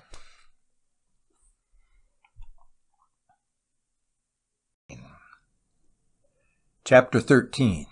Sea approaches from New Spain to California, 1615 to 1697. While the Spaniards were slowly but surely advancing toward Alta California by the overland route, which led through Sonora, they did not give up their efforts to reach that much-desired land by the sea. The recommendations of Montesclaros against a settlement there were not permanently influential, especially after Vizcaíno's failure to find Rica de Oro and Rica de Plata as a substitute. Nevertheless, his stand in the matter had come at a crucial stage in imperial history, since Spain was not so well able for 150 years to carry out the plans of Vizcaíno and the Conde de Monterrey as she had been at the time when Montesclaros nipped their projects in the bud. Spain, in the 17th century, was a declining power without resources for extensive colonization, unless she would have been willing to sacrifice other aims which seemed to her much more important. She therefore endeavored to achieve her objects along the lines of the sea approach to Californias through reliance on private initiative. The failure of this policy to bring about any great result has led historians generally to say that Spain lost interest in the Californias in the 17th century, and that the proposed occupation of Monterrey was not revived for a century and a half. This attitude fails to take into account the almost overwhelming difficulties of the approach by sea, and is in direct contradiction to a more than voluminous array of evidence, very little of which has ever been utilized. Some of these materials will be used here for the first time to show that the desire for an occupation of California was continuous. Not only were there memorials of friars, navigators, and traders, especially the pearl seekers, and plans of government officials, but there was also an unending flow of royal decrees on this matter. Furthermore, there were many voyages to Baja California and attempts to form settlements there, about which very little is known, though ample materials are available for study. With his return from Japan in 1613 to 1614, Vizcaíno disappears from view, though there is an unauthenticated reference to him as commander of Spanish troops which were stationed at Zalagua in 1615 to resist an expected landing of Dutch enemies. The ideas of Vizcaíno lived on, however, and especially his original idea about the occupation of Baja California. He was succeeded as the principal figure in relation to the Californias by a certain pearl fishing company, at the head of which stood Tomás and later Nicolás Cardona, uncle and nephew. Footnote. Misled by the I or we in the Cardona documents, historians have heretofore believed that the Cardonas themselves commanded on some of the expeditions of their ships. In fact, it is doubtful if either of them ever crossed the Atlantic, and certainly neither one went on voyages to the Californias. They used the first person as one might for a great company of which he was the head. All documents by them thus far discovered emanate from Spain. In 1611, Tomás de Cardona procured from the royal government a monopoly of the pearl fishing rights in the New World, in return for which he bound himself to make explorations of little-known lands and to let his ships serve for naval purposes when needed. In addition, the king was to get the usual royal fifth on all pearls secured. A certain Basilio was placed in command of the Cardona fleet, and in 1613-1614 he cruised among the islands of the West Indies. In search of new fields, he and his men gave up their ships and crossed New Spain to the Pacific, where they arrived in 1614. There, Basilio died. Juan de Iturbe succeeded to his position, and in 1615 had 3 ships ready at Acapulco for a voyage in Pacific waters. Ever since Jimenez reached Baja California in 1533 and 1534, the Californias had been famed for their pearls. It will be remembered, too, that the original object of the Vizcaíno Company had been to fish for them. To the Cardona Company under Iturbe, however, was reserved the first recorded opportunity to make an organized search for the pearls of the Gulf of California. On March 21, 1615, Iturbe's fleet set sail from Acapulco, carrying many Negro divers and a number of soldiers. Crossing to the lower end of Baja California, Iturbe went up the coast of the Gulf, landing frequently. At the place where Vizcaíno was attacked in 1596, Iturbe's men were also set upon by the Indians, but the Spaniards introduced something new in California warfare to win the day. 2 mastiffs were loosed upon the Indians, and the latter, who were unacquainted with this strange beast, took flight. Crossing to Florida, as they termed the mainland to the east, in what they reported as 30 degrees, but more likely 28 degrees, they sailed to the head of the Gulf, which they reached, as they said, in 34 degrees, though the Gulf ends a little short of 32 degrees. Footnote. Lack of precision in a memorial of 1617 by Nicolás de Cardona would make it appear, if there were not other documents from which to check up with the actual facts, that Iturbe visited Alta California. Cardona said that his fleet went por la costa de afuera, by the outside coast of the Californias to 34 degrees, the latitude of Santa Monica near Los Angeles. What he meant was that his ships went up the outside coast of the Gulf. In footnote. Crossing back to Baja California, they encountered severe storms. They were now running short of food, wherefore they decided to put for a port in New Spain. 2 of the boats got to Mazatlan, but the third was captured by the Dutch navigator Spilberg. In 1616, Iturbe made a voyage to the Gulf with 2 ships, getting to 30 degrees, he reported, but being obligated to return as a result of the northwest winds and lack of food. One of his ships was captured by a foreign vessel, but the flagship got back to New Spain. It was at once ordered to sea again to warn the Manila Galleon of the presence of enemies. This it did, returning safely again to port. 3 important facts came out of the Iturbe voyages. First of these was the finding of wealth in pearls. The reports of the company tended to minimize that in dealing with the first voyage, with an eye, no doubt, to the size of the Royal Fifth and to magnifying their achievements as a basis for further favors.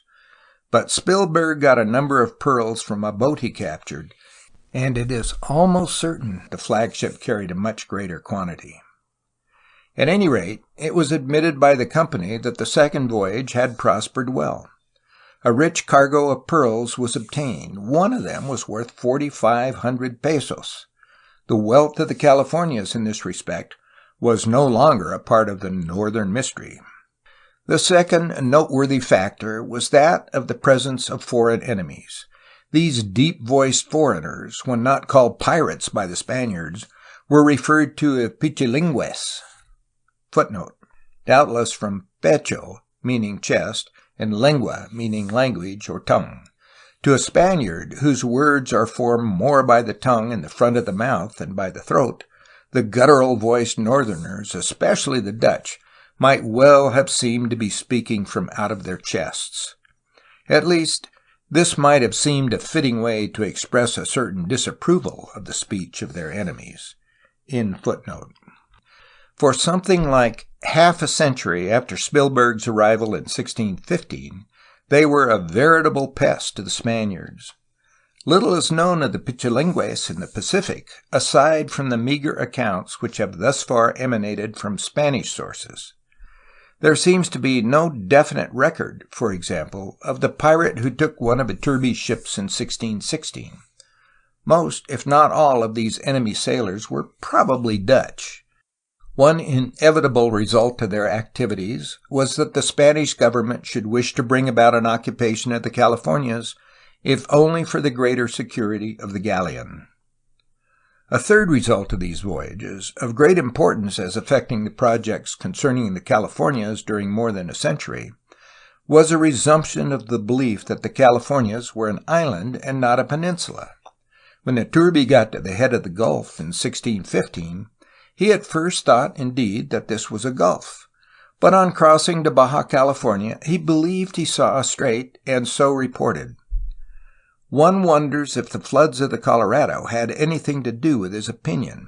Accounts of this voyage were brought to the attention of the authorities in Spain and Mexico, and the idea was accepted.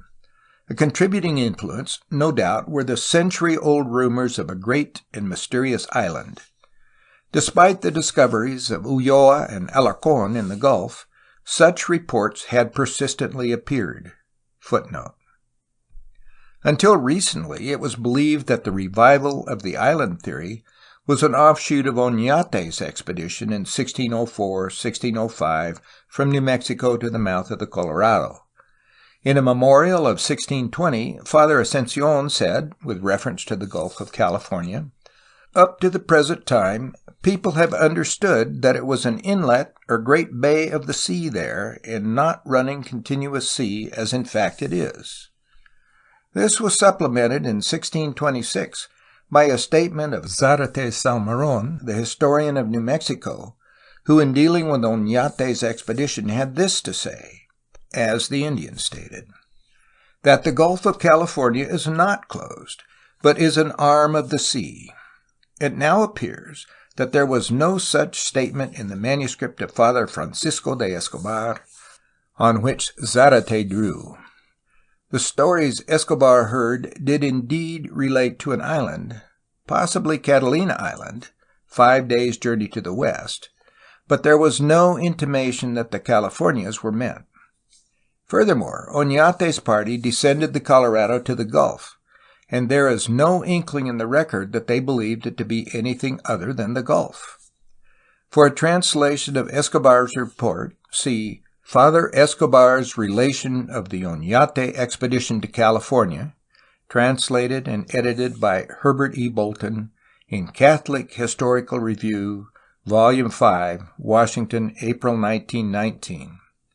There can be no doubt that Ascension was referring to the recent Iturbe voyages and not to Oñate.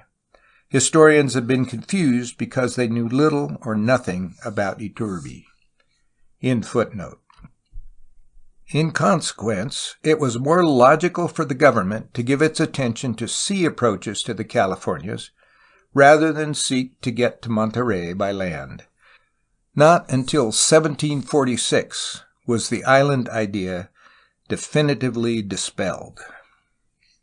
The subsequent operations of the Cardona Company are not yet clearly known, though the memorials of Nicolas de Cardona and his protests against infringement on the monopoly of pearl fishing that he claimed reach as late as 1643. In certain of his memorials of 1634, he referred to the services rendered by his company during 20 years, and sought not only a renewal of the pearl fishing monopoly, but also a right to make settlements in the Californias. A royal decree of the same year ordered that all possible attention be given to the propagation of the faith in the Californias, especially where it did not involve the government in any expense, but through the willingness of private individuals to take it upon themselves. Early in the next year, another royal decree forwarded some of the Cardona memorials to Mexico and urged the viceroy to seek for more information about the Californias. Precisely what happened, however, either before this date or after it, has yet to be made known, although there are abundant materials awaiting the investigator. Indeed, the period from 1616 to 1627 is at present almost a blank as concerns the activities in the Californias, though there are occasional indications that voyages were made, possibly in secret so as to avoid payment of the royal duties on pearls, or else, in the case of unauthorized voyages, to keep the matter from coming to the attention of the pearl fisheries monopolists. In 1627, Martín de Lezama, a son-in-law of Vizcaíno, procured a license for a voyage to the Californias with pearl fishing rights attached. Lezama went to San Blas to build a ship, but it would appear that the mosquitoes of that unhealthful port were too much for him, and he gave up the enterprise. Meanwhile, a certain Captain Antonio Bastan had gone from Mexico to Spain to apply for a license to make conquests in the Californias at his own cost. This occasioned a royal decree of 1628, directed to the viceroy, asking reports about the best way of making further discoveries in the Californias, and if it were advisable to make them. In the course of the years 1629 to 1632, 15 memorials were accumulated, including 3 from Ascension, and 1 each from Juan de Iturbe, Martín de Lezama, Esteban Carbonell de Valenzuela, and others who are at present less well known. With one exception, all were in favor of an expedition. The only exception was the cosmographer Enrique Martinez, who said that the Californias were of no value, except for pearls, and he doubted their wealth in that particular. The government favored the prevailing view, for a license was granted to Francisco de Ortega.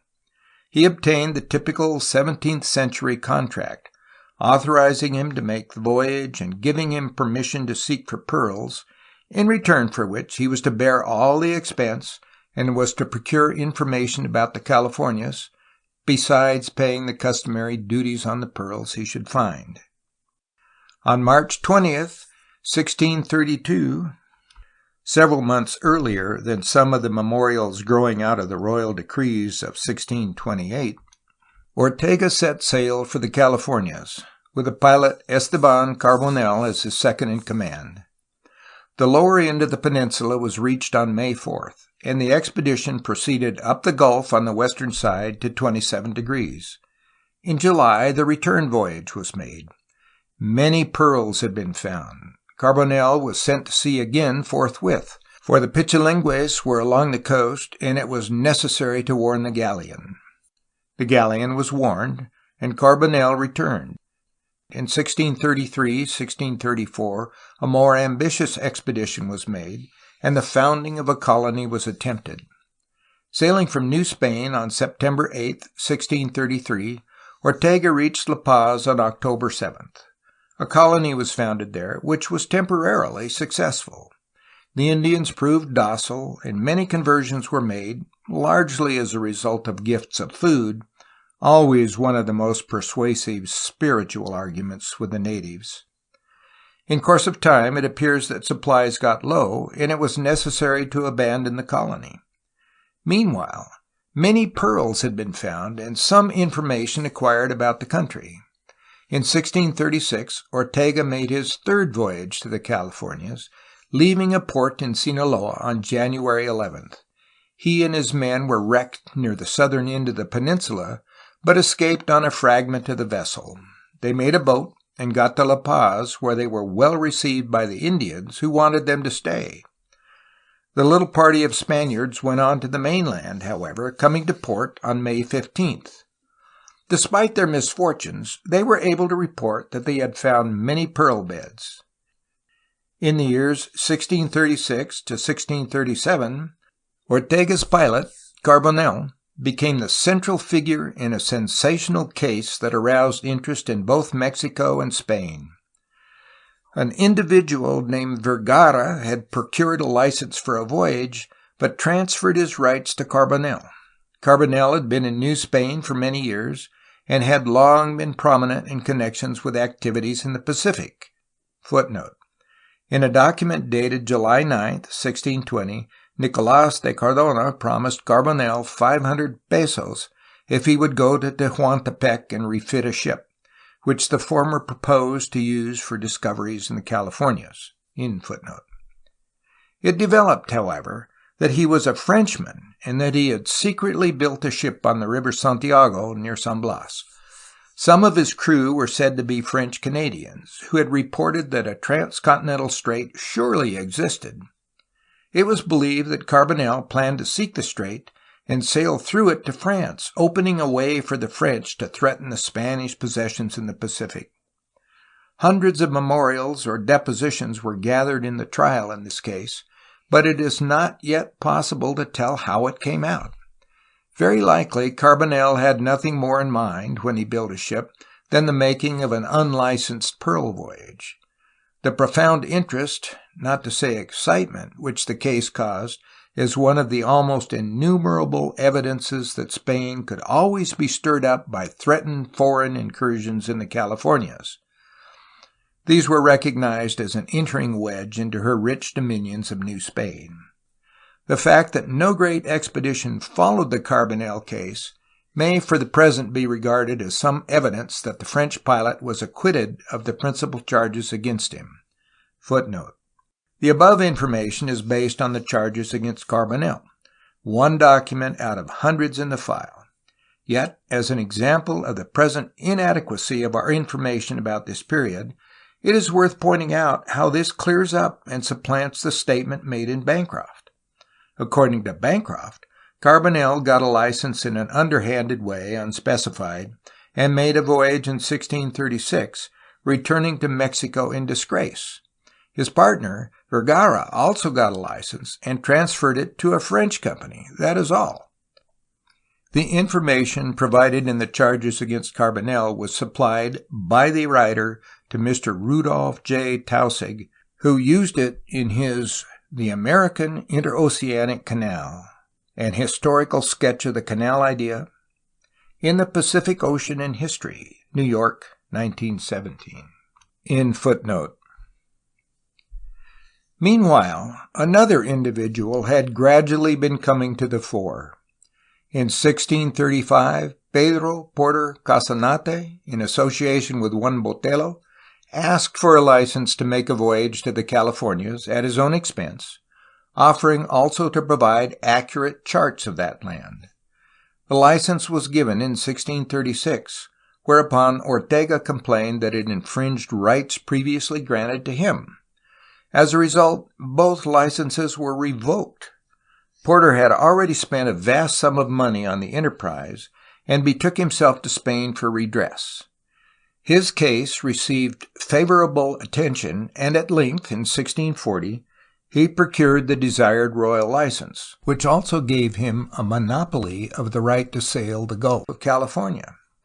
He was detained in Spain on other service, however, and it was not until 1643 that he started upon his return. With him went a number of families of prospective settlers, while others were picked up in Veracruz. A boat on the Pacific was chartered, and Porter commenced building 2 others. Just then came the familiar news about the Pichilingues. At any rate, they had made their appearance in Chile, and it was expected that they would sail north, with a view to capture of the galleon. Porter's vessel was the only one at hand, so it was sent out to give the usual warning.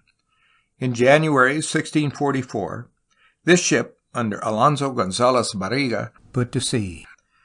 18 days were required before González could cover the narrow but difficult stretch between the mainland and the peninsula. Meanwhile, he had missed the galleon, which, however, got safely to Acapulco, but he went on for 5 days up the west coast of Baja California. The storms soon proved to be too much for his vessel, and he turned back for New Spain, making port in a 4-day run. He had seen a number of Indians who had received him with demonstrations of friendship, and he had also not neglected the opportunity to procure some pearls. Shortly afterward, in April 1644, Porter received a setback from which he never recovered. A fire broke out, and his ships and warehouses were burned. He had by this time wasted a fortune in the enterprise, but the royal government came to his assistance. He was placed in command of a post in Sinaloa, just across from the Californias, and the viceroy was ordered to help him. The order had to be repeated, however, before the viceroy would take action, and it was not until 1648 that Porter was ready for another voyage. In that year, 2 ships were sent out to explore sites for a colony, but they returned without having found any that were suitable. They went to sea again to warn the galleon, for the Pichilingues were reported in the vicinity. In 1650, Porter disappears from the record. A royal order of that year requires the viceroy to assist him unless there were serious objections. But the authorities wanted an explanation of Porter's delays, making the observation that his license was not unlimited in time. It seems likely that the viceroy recommended against any further dealings with Porter. One wonders whether the latter had sincerely endeavored to fulfill his contract.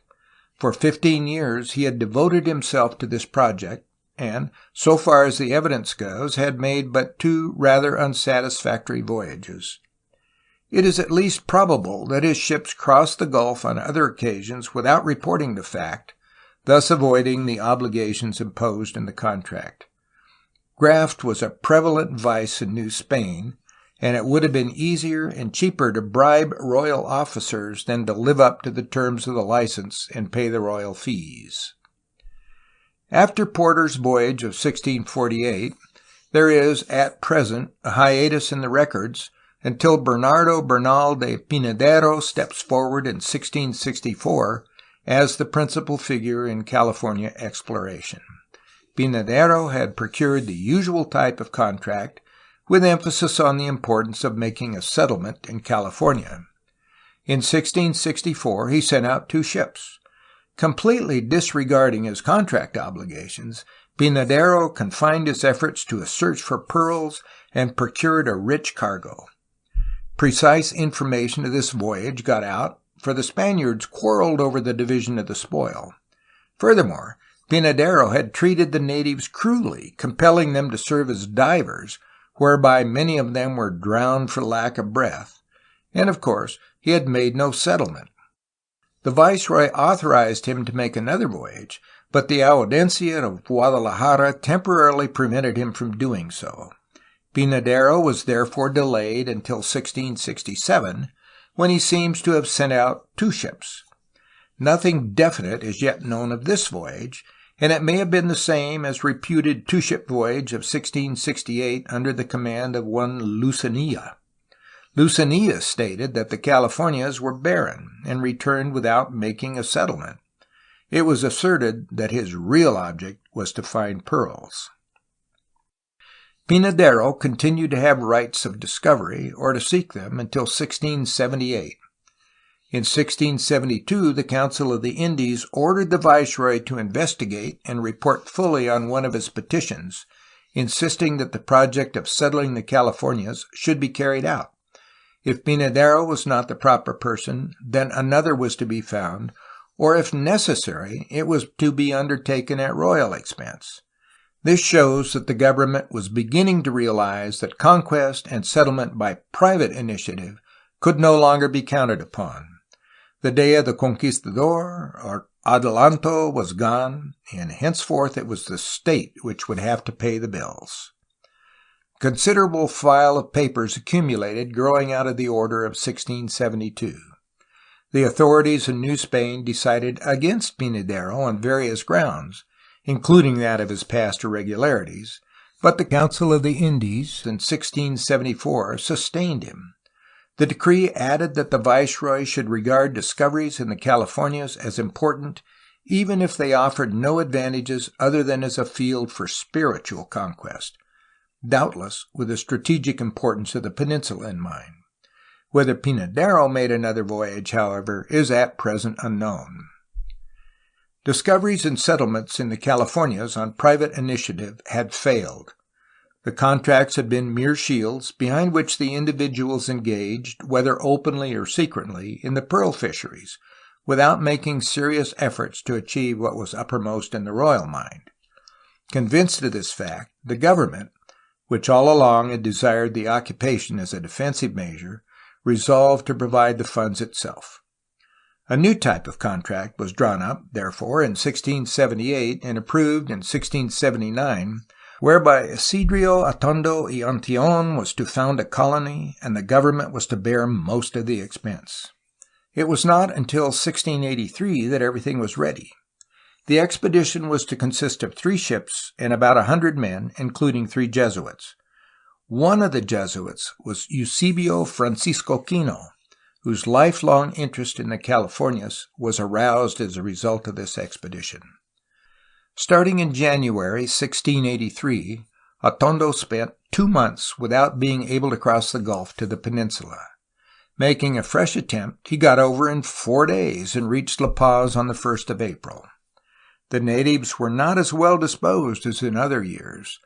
The selfishness and cruelty of the pearl fishers had alienated them. At length, some of them were won over through liberal gifts of food, though certain tribes, notably the Guayacuri, remained hostile, and it proved necessary to kill a number of them in battle. But the experience of Cortés, Vizcaíno, and Ortega was soon repeated. Supplies got scarce, and on July 14th, La Paz was abandoned. The expedition returned to Sinaloa. Atondo was soon back in the peninsula, however. In October 1683, he founded another colony at a site which he named San Bruno, about 50 miles north of La Paz on the Bay of San Juan. The attempt was indeed an earnest one. No such careful preparations to ensure permanence had ever been made, at least not since the time of Cortés, and the greatest success thus far experienced was attained. Not only were there settlers and a stock of provisions, but also certain other elements without which a colony that would endure was impossible. Atondo had brought over some domestic animals, goats, horses, and mules, and a beginning was made in the cultivation of the soil. The natives were friendly, and the religious proceeded to ply them with Christian doctrine to the accompaniment of pozole, or porridge. A mission was established to which the Indians submitted. Occasionally they would desert, following punishments inflicted upon some of their number, but as Bancroft puts it, they always returned to prayers and pozole. Typical of frontier settlements, too, were the quarrels of the Jesuits and Atondo over their relative authority. For 2 years the little colony held up its head. During this time Atondo made explorations into the interior and found the land rough and sterile. He reported that there were no mines, the water was poor, the climate was unhealthful, and the natives wretched, though peaceful. Once he sent a ship north to look for a better site, while he himself took another vessel and went to look for pearls, but neither voyage was a success. The matter was now put before the viceroy whether the colony should not be abandoned. He replied that the San Bruno settlement should be retained, if possible, until a better site was found. Provisions failed, however, and late in 1685 the whole force crossed over to Sinaloa. A familiar turn was given to this unfortunate ending of the expedition when news came that the Pichilingues were once more threatening. Atondo went to sea and warned the galleon, returning to Acapulco in December 1685. The government had expended 225,400 pesos on the Atondo expedition, which was looked upon in that day as an enormous sum, especially in view of the depleted state of the royal treasury. It was resolved to go ahead with the project, however. At about this time, in 1685 or 1686, probably the latter, Lucenilla asked for a right to renew the attempt which he had made nearly 20 years before, but the government supported Atondo, who wished to try it again. An order for the payment of 30,000 pesos to Atondo was given, but an Indian revolt in Nueva Vizcaya caused a diversion of the funds, and Atondo did not get another opportunity. The closing years of the century were not a propitious time for further governmental expenditures. Spain in Europe was then engaged in a life-and-death struggle with the powerful Louis XIV of France, and could not afford such an expensive luxury as an attempt to settle the Californias. It was perhaps on this account that she consented to one more experiment of the now discredited private initiative method of occupation. In 1694, a certain Francisco de Itamara, a former companion of Atondo, made a voyage at his own expense and paid a visit to San Bruno. The natives had not forgotten the taste of pozole and were clamorous for conversion. It can hardly have occasioned surprise that Itamara accomplished nothing, for it was now recognized that the founding of settlements would require such a heavy and financially unprofitable outlay that it would inevitably be a state undertaking unless some hitherto untried method should be employed. Meanwhile, it is probable that, as indeed throughout the 17th century, the unrecorded, or at least as yet unknown, voyages of unlicensed pearl fishers went on. Private gain and effective conquest of the Californias were, in the face of the extraordinary difficulties, altogether incompatible. Footnote: the activities of Spain with respect to the Californias in the 17th century ought to be made the subject of a number of doctoral theses, for unpublished materials in great quantity are available and the theme is worthy of treatment. Among the more obvious topics are the Iturbe, Ortega, Porter, and Pinadero voyages, the Carbonell case, and the Atondo expedition, to say nothing of Pichilingues, unlicensed pearl fishers, and institutional subjects. The writer's catalogue, though it does not pretend to be exhaustive for the 17th century, contains indications, nevertheless, of an enormous quantity of hitherto unused materials, Particularly is this true of the great bound files of papers known as testimonials, which are so closely written that each of their pages is at least the equivalent of an average-sized page of print. The file of papers mentioned in this chapter, headed by the decree of 1628 and containing 15 memorials, is one such testimonial. This, however, though it is 157 pages long, is one of the smaller testimonials. Among the others are the following: 1617, about the operations of the Cardona Company, 61 pages. 1633 and 1636, concerning Ortega's discoveries, 271 and 310 pages respectively. 1636 and 1637, 3 testimonials about the Carbonell case of 400, 754, and 735 pages. 1665, 1666, and 1674 to 1676, with reference to Pinadero of 13, 20, and 79 pages. In other legajos of the Archivo General de Indias, there are vast quantities of materials on Atondo, though not indicated in the catalog. In addition, there are a number of separate memorials and royal decrees manifesting the Spanish interest in the Californias in the 17th century, many of which are listed in the catalog. In footnote, end of chapter 13.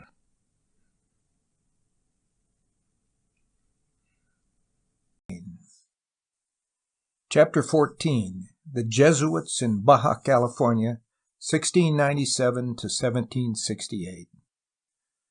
The occupation of either of the Californias by the sea route, rather than by following the line of overland progress to the junction of the Gila and Colorado rivers, thence branching out southward to the peninsula and northwestward to Monterey, represented a departure from the normal course, necessitating extraordinary efforts for successful achievement.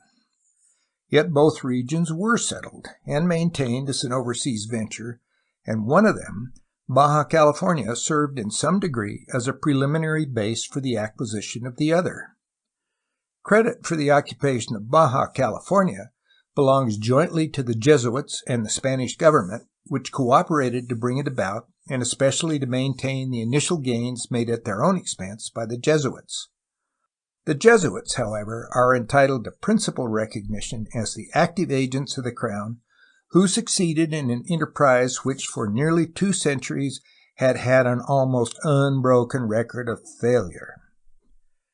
The disappointment of the government over the outcome of the Atondo colony in 1685 disposed it for the moment against incurring further expense in the Californias. But it was almost immediately reminded of the desirability of Spanish occupation by the appearance of the Pichilingües. In this case, the deep-voiced foreigners were English freebooters under Swan and Townley, who came up the coast in 1685 to 1686 in search of the Manila Galleon. Swan tried to reach Cape San Lucas, but failed on account of the age-long difficulty of the contrary winds. He therefore turned about and made for the East Indies.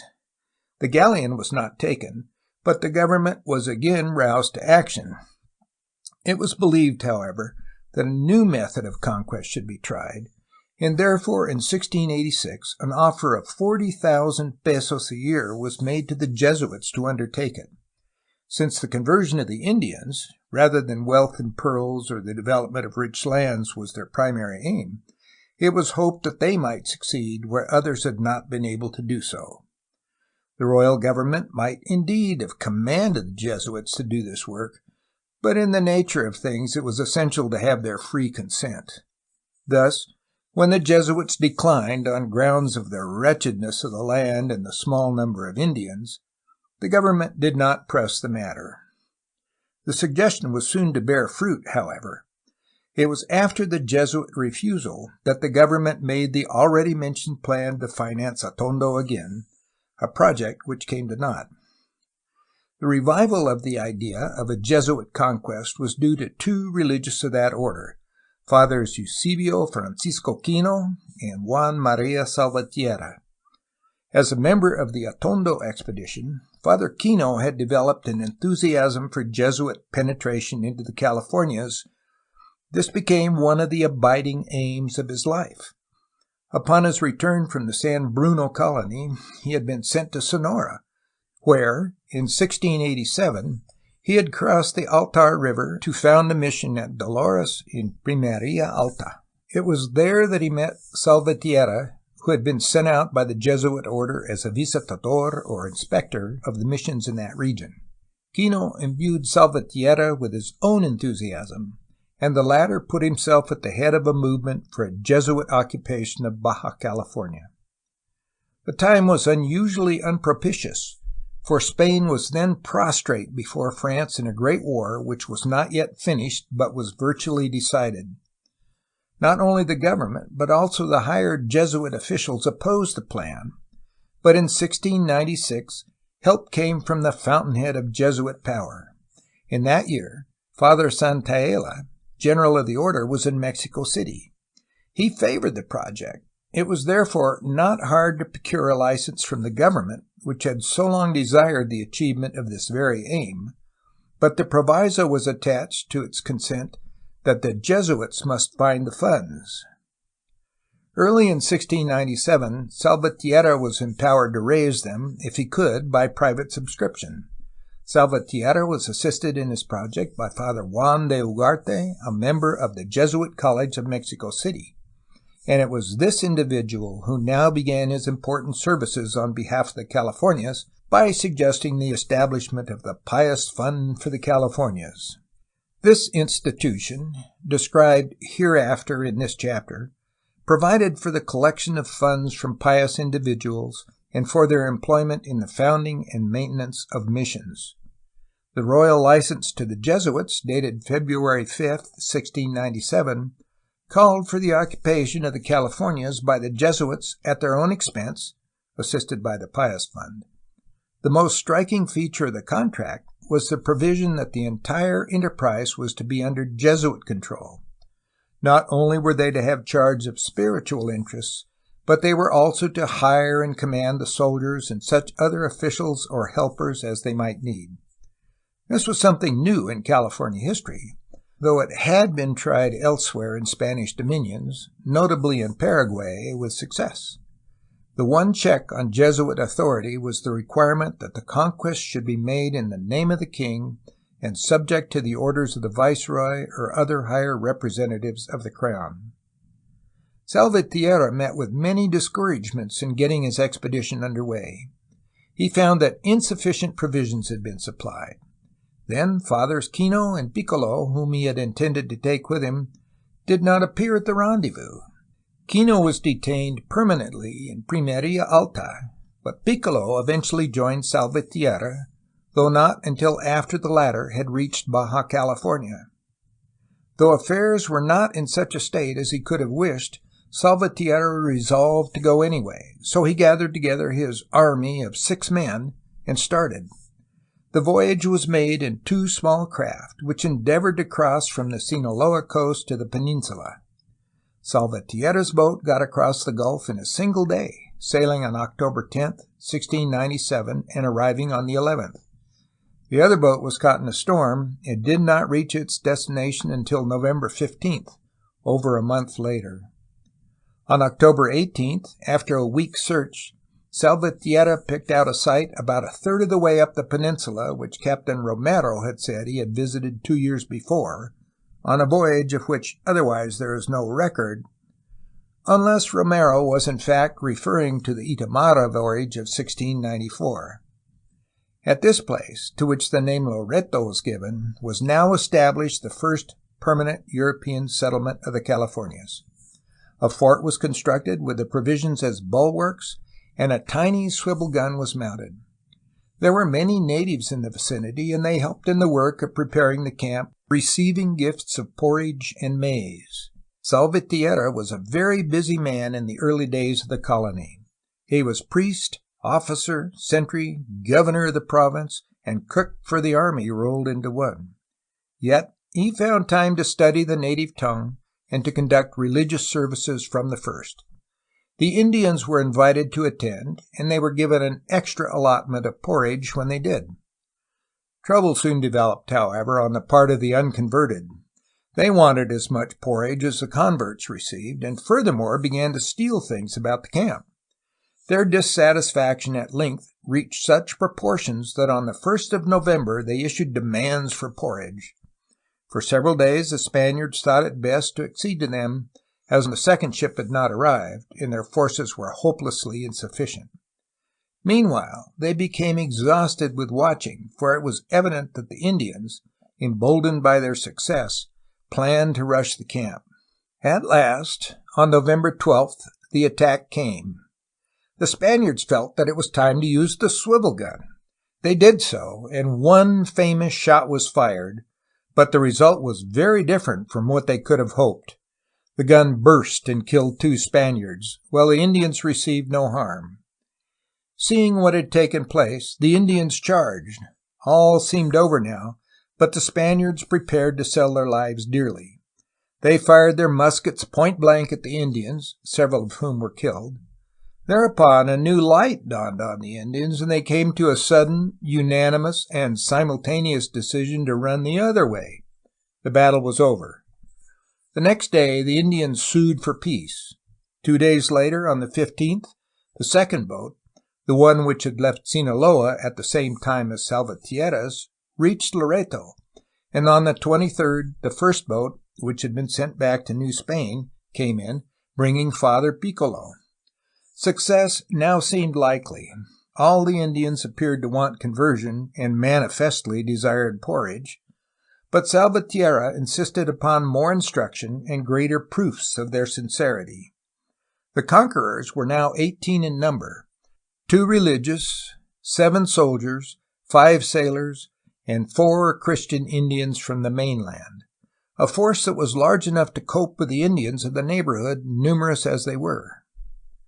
Salvatierra's rectorship, or presidency, of the Baja California missions, carrying with it the government of the province, lasted until his death in 1717. The events of these 20 years are typical of frontier life and are representative also of the course of affairs in the later period of Jesuit rule. The first 5 years were a particularly crucial period, for the entire weight of responsibility fell upon Salvatierra and his co-workers, without more aid from the king than the royal goodwill. The Pious Fund did especially effective service in these years, with the result that the number of soldiers was increased, supplies made adequate and regular in shipment, and more buildings erected. In 1699, the mission of San Javier was founded, south of Loreto at a fertile site, and Father Piccolo went there as missionary. In the early years, the Indians were occasionally hostile, being stirred to resistance by their native priests or medicine men, whose profession was of course frowned on by the Jesuits. But the fiery Captain Tortolero proved himself to be a Californian Miles Standish, and was able to keep the Indians in hand. They displayed no enthusiasm for conversion, however. On Palm Sunday of 1698, Salvatierra planned to represent a dinner of 12 apostles, with Indians filling in the role of the apostles, but only 2 Indians put in an appearance. There were also the inevitable quarrels of religious and military, especially between Salvatierra and Tortolero's successor Mendoza, though in this case the Jesuits clearly had the authority.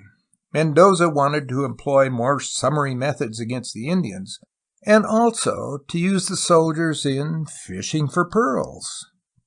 Despite the risk involved, Salvatierra did not hesitate to settle the matter by discharging 18 of his 30 soldiers.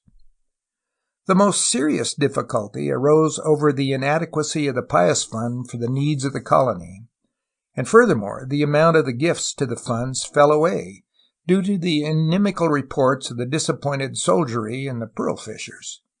It is to be noted that obscure seekers of pearls were a constant factor in the history of the province. The Jesuits complained against them because they forced the Indians to die for pearls, and consequently the religious would not sell them provisions. The government, however, encouraged the pearl fishers, and by a decree of 1703 waived the old idea of the monopoly. The effective occupation of the Californias, by whatever means it might be brought about, was what the government wanted. When it became evident that the Jesuits could not sustain themselves without royal aid, the king and his counselors came to the rescue. Philip V himself attended a session of the Council of the Indies in 1702, at which it was decided to grant a subsidy of 6,000 pesos a year and 2 additional missionaries, naturally at royal expense. Shortly afterward, an additional 7,000 pesos, 30 soldiers, and religious paraphernalia were added by the king, and in later years the annual royal subsidy reached as high as 30,000 pesos, thus providing for the soldiers, sailors, and missionaries. With this aid, the Pious Fund was able to furnish the rest. It is to be noted that there was almost no financial return on the royal investment, and that expensive wars in Europe were all along taxing the treasury to its uttermost. Yet the Spanish government, though occasionally behindhand in its payments, made what was, for the times, a generous allowance to maintain and extend the conquests in the Californias, primarily because of their strategic importance with reference to the rich kingdom of New Spain. Another important factor of a permanent variety was the difficulty of communications with the mainland. Many instances of delays and wreck occasioned by the storms of the Gulf of California have already been noted.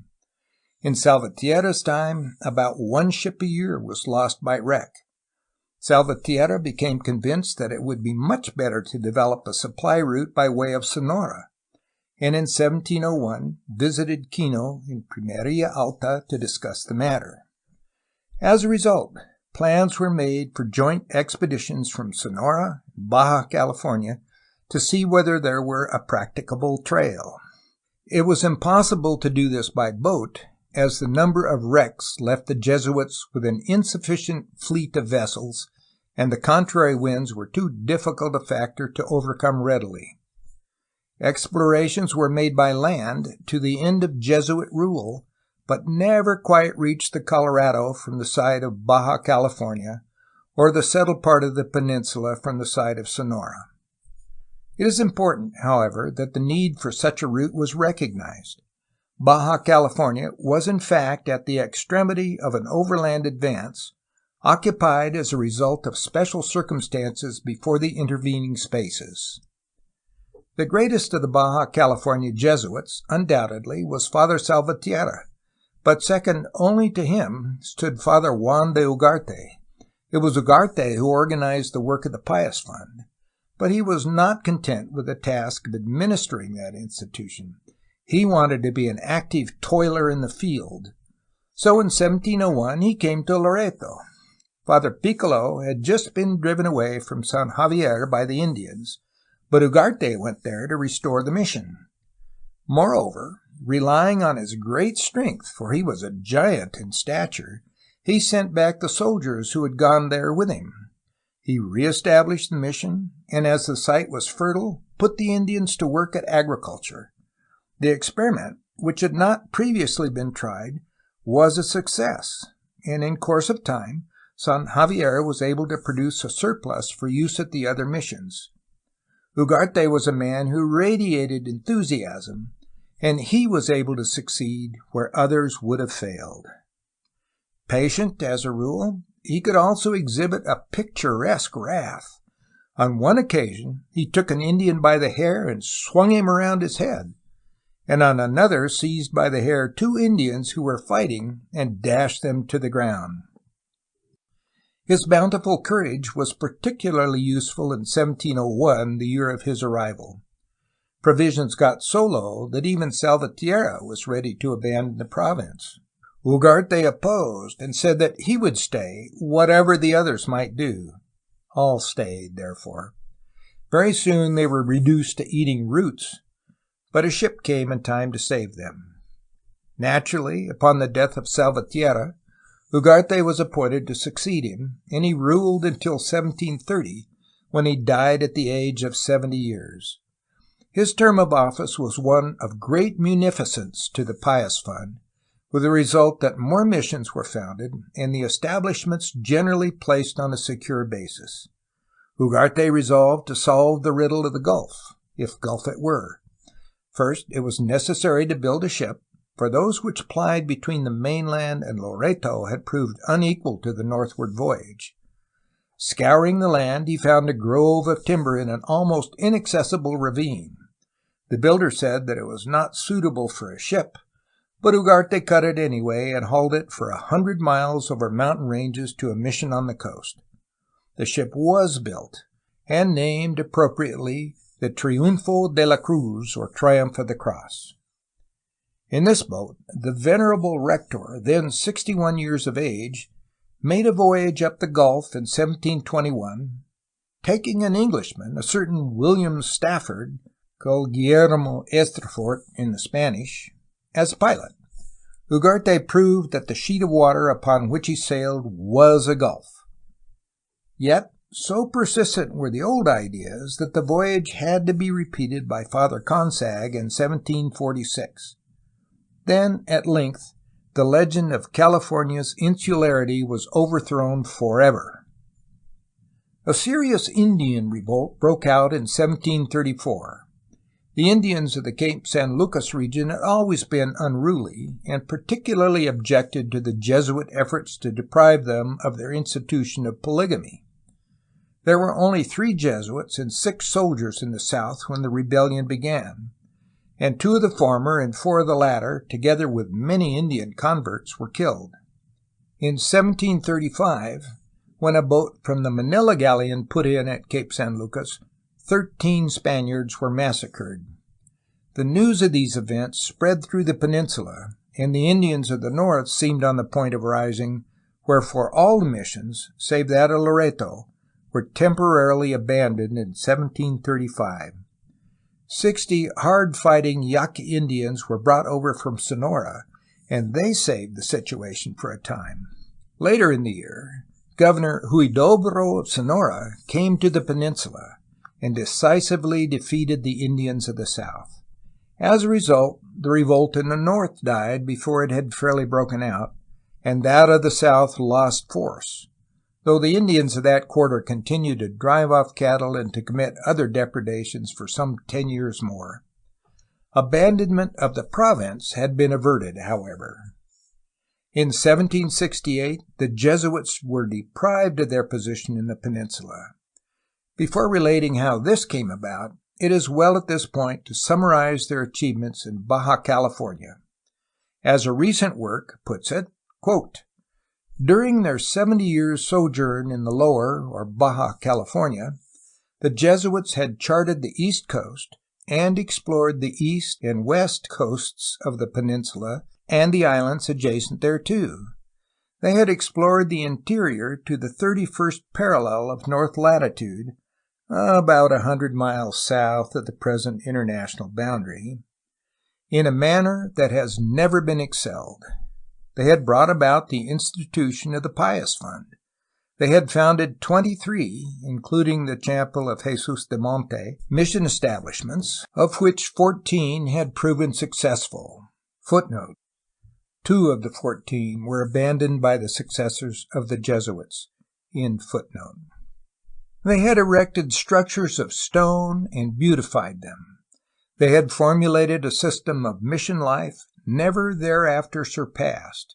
They had not only instructed the Indians in religious matters, but had taught them many useful arts. They had made a network of open trails connecting the missions with each other and with Loreto. They had taken scientific and geographical notes concerning the country and prepared ethnological reports on the native races. They had cultivated and planted the arable lands and inaugurated a system of irrigation. Considering the abundance of level land, the water, and tens of thousands of Indians about them, the establishment by the Franciscans, at a later time, of 21 missions in Upper or Alta California during the 54 years preceding the passage of the Secularization Act is no circumstance to the peninsular work of the Jesuits. Finally, the Jesuits of California were men of high education, many of them of gentle birth, of their labors in the peninsula, it has been said with truth that, remote as was the land and small the nation, there are few chapters in the history of the world on which the mind can turn with so sincere an admiration. Footnote. North, Arthur Walbridge, The Mother of California, San Francisco and New York, 1908. Aside from the Mission Presidio at Loreto, in the other missions there were a few settlements in Baja California where Spaniards lived. The Jesuits always resisted the entry of any whites other than themselves in their mission guards. They even opposed, with success, several royal projects for the founding of presidios on the west coast. Their idea, here as in Paraguay, was that the conversion and civilization of the native was the prime reason for their presence, and that these aims would best be attained if the selfish interests of white settlers were not allowed to complicate the situation. There was a sprinkling of miners, however, in the south, and, as already noted, the pearl fishers continued to visit the coasts. It remains to deal in somewhat more detail with the Pious Fund.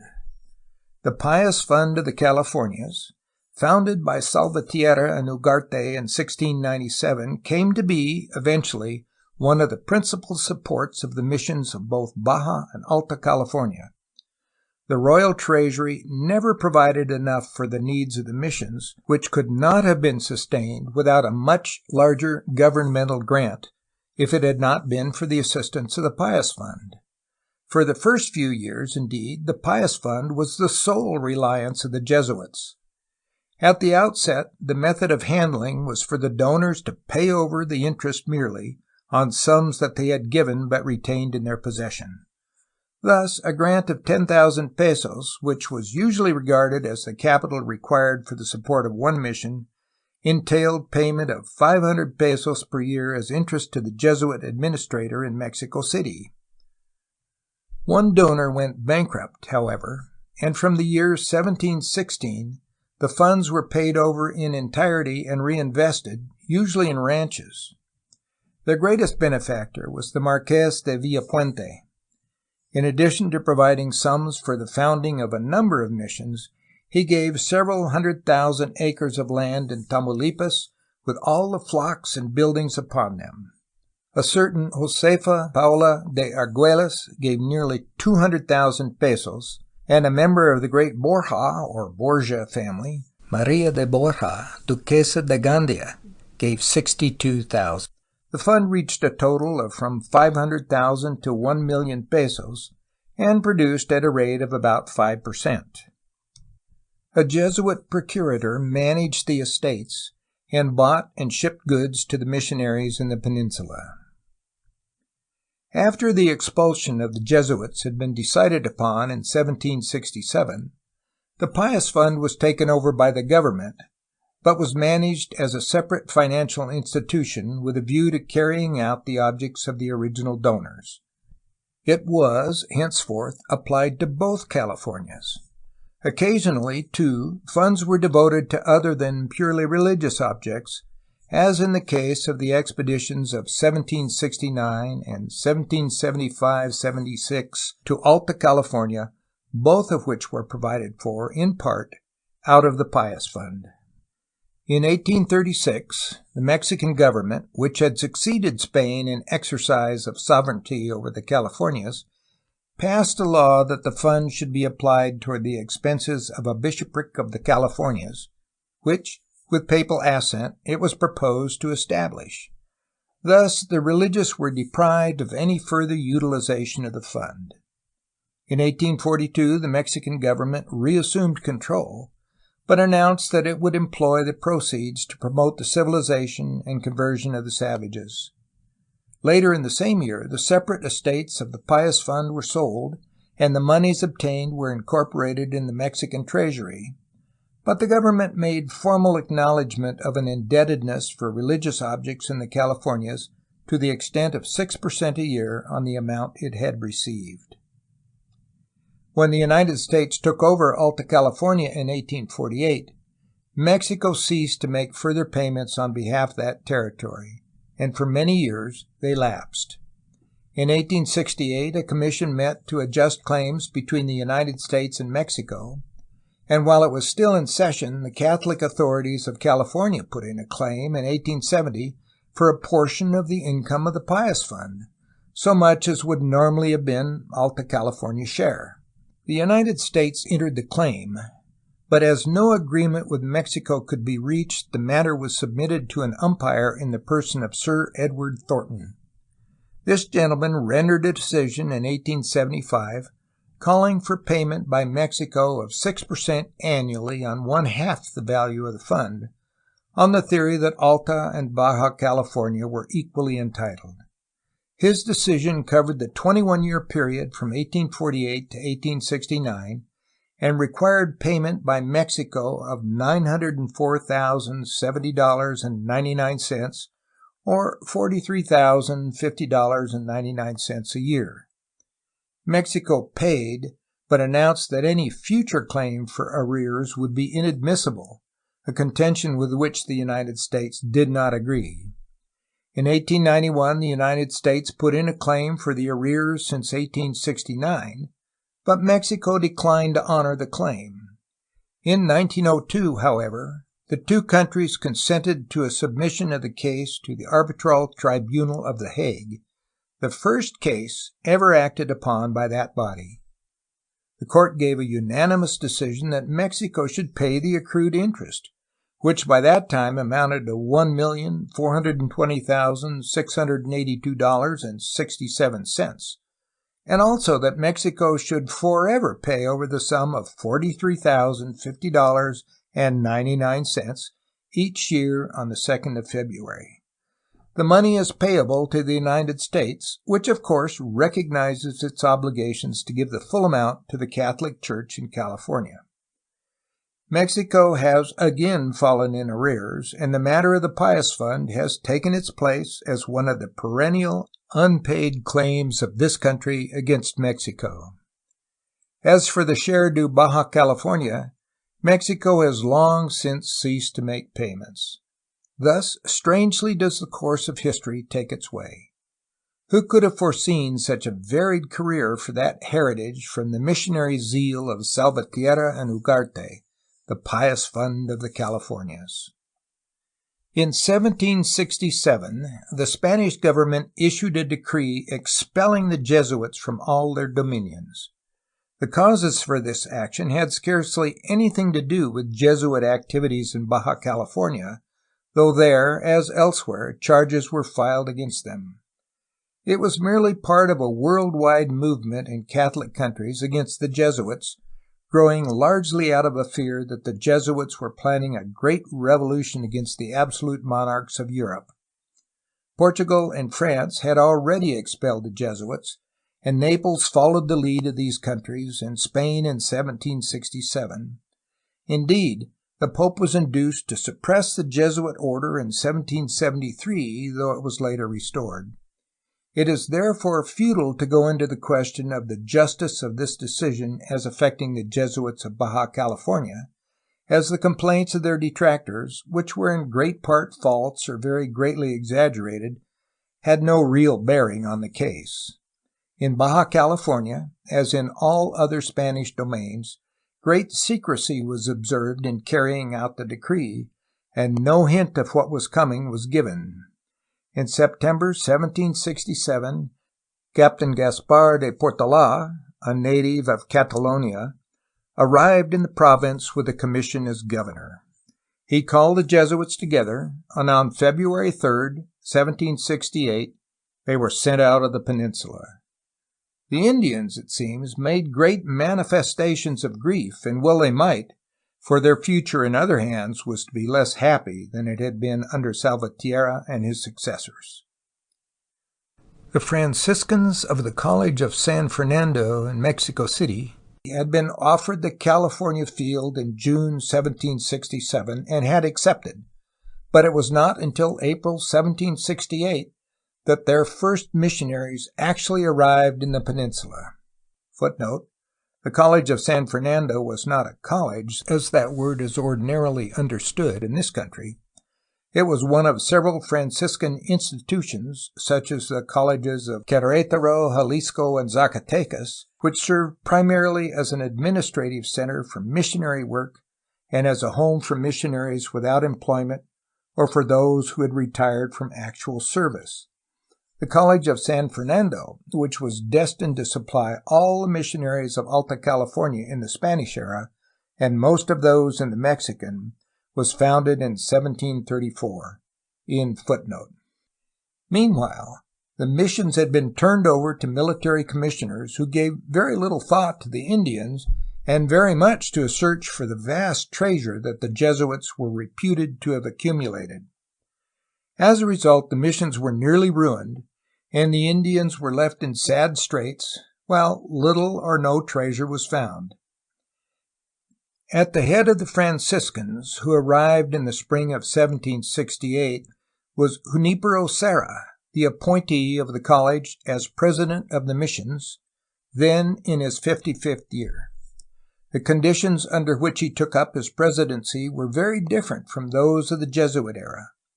Not only was the government of the province forever removed from mission control, but also the temporalities of the missions, that is, the flocks, crops, and economic resources in general, were left in the hands of the military commissioners.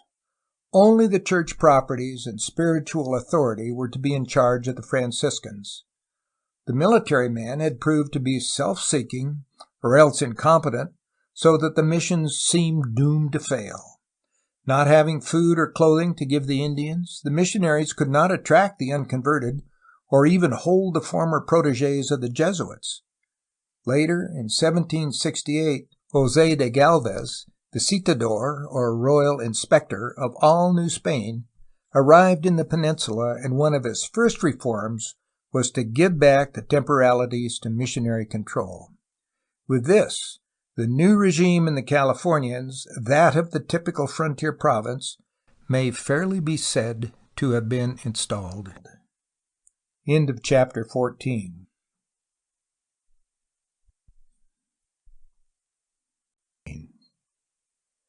Chapter 15. Progress of the idea of overland advance to the Californias, 1687 to 1765. The establishment of the Jesuit missions in Baja California was in conformity with government projects, but was far from being as thoroughgoing and extensive a settlement as the authorities could have wished. The basis of their desires, the strategic importance of the Californias with reference to New Spain, has already been alluded to several times.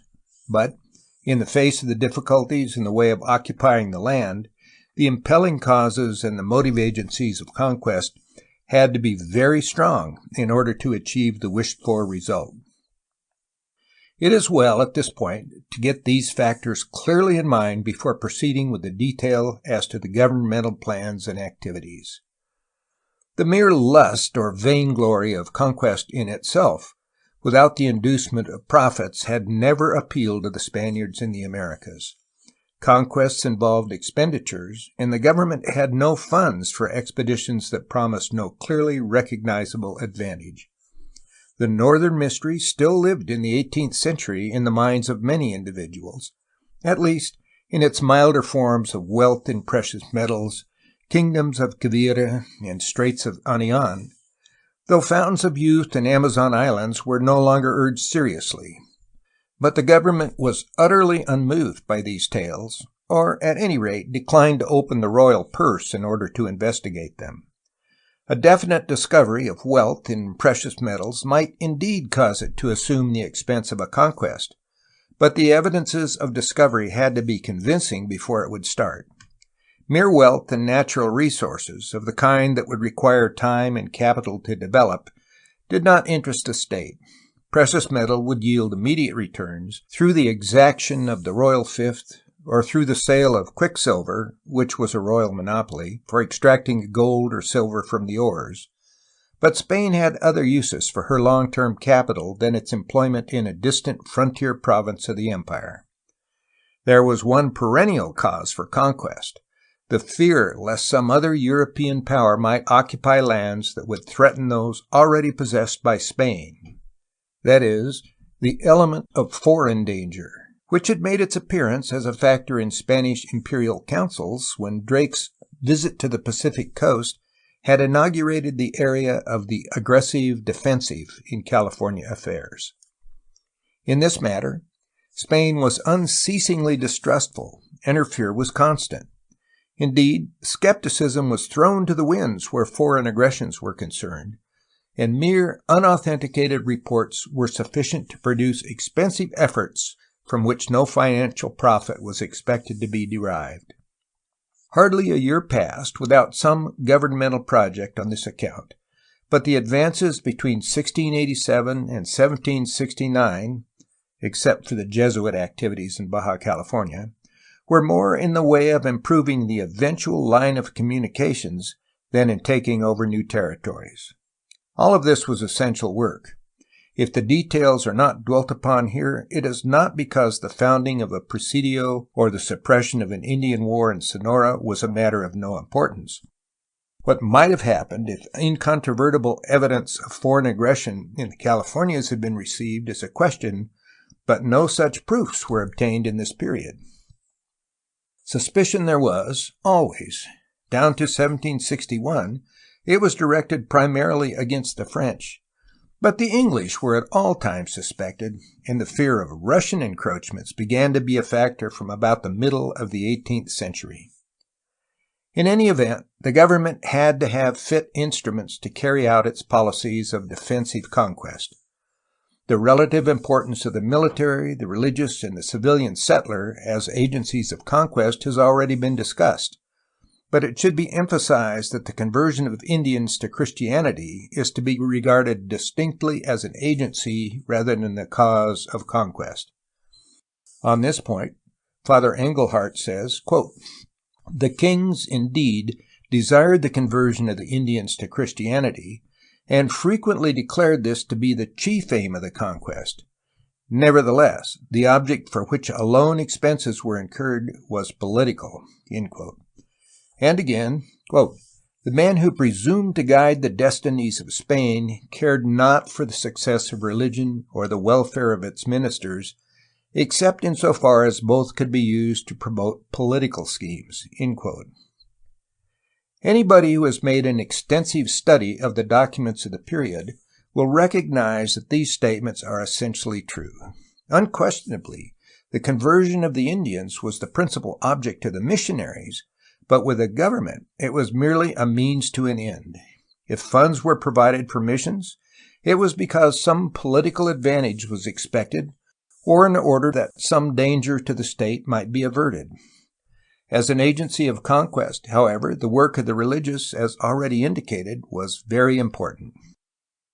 One other important agency of conquest had to combine with these elements which were permanently in the field if a striking advance were to be made toward and into the Californias, especially in the absence of definite information of a foreign invasion to act as an exceptional spur to conquest.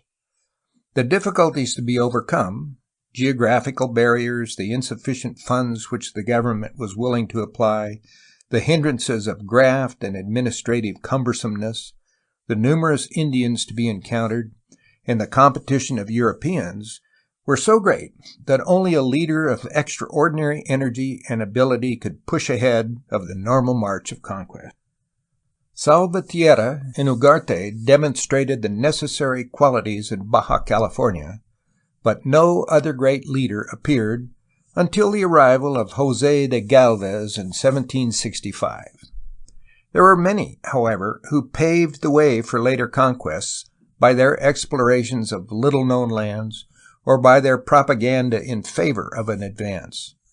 Three factors should be considered, then, in dealing with the Spanish approach to Alta California: projects for an advance, including the activities of individuals and the plans of the government, the obstacles in the way of an advance, and the normal march of conquest by the land route through Sonora. The initial impulse for the Spanish advance over the last stretch of land that separated New Spain from Californias was given by Father Eusebio Francisco Kino of the Jesuit order. In 1687, when he established the Mission Dolores on one of the upper branches of the Sonora River, he took the first step toward bringing Pimeria Alta within the frontier and extending the Spanish occupation to its Pacific coast objectives of Baja California and Monterey. His major interest, aside from the immediate problems connected with his missionary labors in Pimeria Alta, was the discovery and development of a supply route to Baja California. As a member of the Otondo colony of 1683 to 1685, as already stated, he had acquired an interest in the peninsula which thereafter he never ceased to have. He it was who inspired Salvatierra to make the attempt which had resulted in the Jesuit occupation of Baja California in 1697. After exploring the Gila and Colorado valleys, Kino became interested in the northern lands as well, hoping to reach Monterey. He trusted that the Manila Galleon might be ordered to stop there and send goods overland to Sonora, and he grew to believe that a settlement should be founded on the Colorado River to serve as a base for operations against the Apaches and Moquis to the east and northeast, and for the conquest of the Californias on the one hand and the lands intervening between Sonora and New Mexico on the other. These ideas constituted, in effect, the program of Spanish northwestward conquest for the next 100 years. The partial fulfillment of this plan by the Anza expeditions of 1775 to 1776 from Sonora to Monterey was to have tremendous consequences to the eventual advantage of California and the United States, just as the failure of the Colorado Gila settlements in 1781 was to have equally important and, as it turned out, equally fortunate results. Kino is therefore one of the headlights in the list of those men who contributed to the founding of Spanish California. Not only did he possess these ideas himself, but he also disseminated them in his voluminous writings, including correspondence, memorials, and a volume recounting his experiences. In the quarter of a century following his appearance in Pimeria Alta, Kino and his companions pushed the frontier of mission work and the exploration of the Gila and the lower Colorado. By 1695, Kino had established a chain of missions up and down the valley of the Altar. His repeated journeys of exploration took him, among other places, to the borders of the Californias, and enabled him to help clear up the geographical puzzles about those lands. Kino had come to America in the belief that California was a peninsula, but, under the influence of current teachings, had accepted the idea that it was an island. During his last journey to the Gila, however, he had been given some blue shells such as he had seen on the western coast of Baja California and nowhere else. He now reasoned that California must, after all, be a peninsula, and that it might be possible to find a land route over which to send supplies to Salvatierra's struggling missions.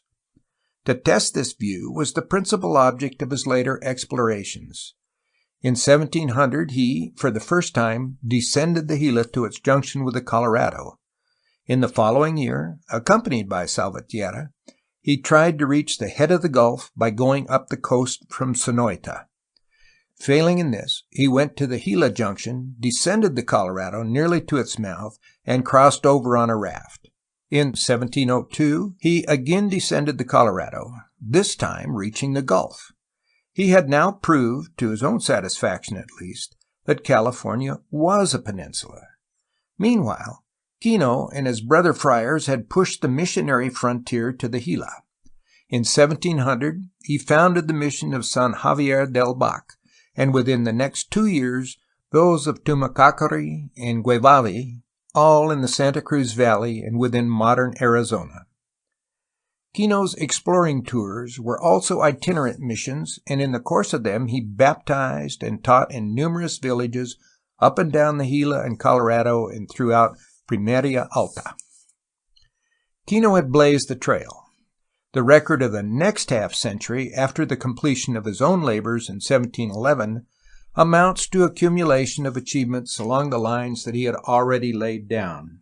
Fathers Agustin Campos, Juan de Ugarte, Ignacio Keller, Jacobo Sedelmeier, and Fernando Consag of the Jesuit order carried on explorations in the Colorado Gila country and in the Gulf of California. The most important result of their work was the definite proof obtained by Ugarte and Consag that there was no strait separating the Californias from the mainland. Development of overland routes for further settlements and the carrying of supplies was, therefore, possible. Noteworthy, too, were the problems in imaginary geography arising from Settlemyre's journey of 1744, when he ascended the Colorado to Bill Williams Fork. Fears arose lest the French, and after 1763 the English, might be near the sources of the Colorado. Settlemyre had also heard that there was a certain Rio Amarillo a little further on, beyond where he had gone, and that it flowed westward out of the Colorado. People wondered whether this might be the Carmelo, which emptied near Monterey, a tiny stream which Vizcaíno had exaggerated to the proportions of a mighty river.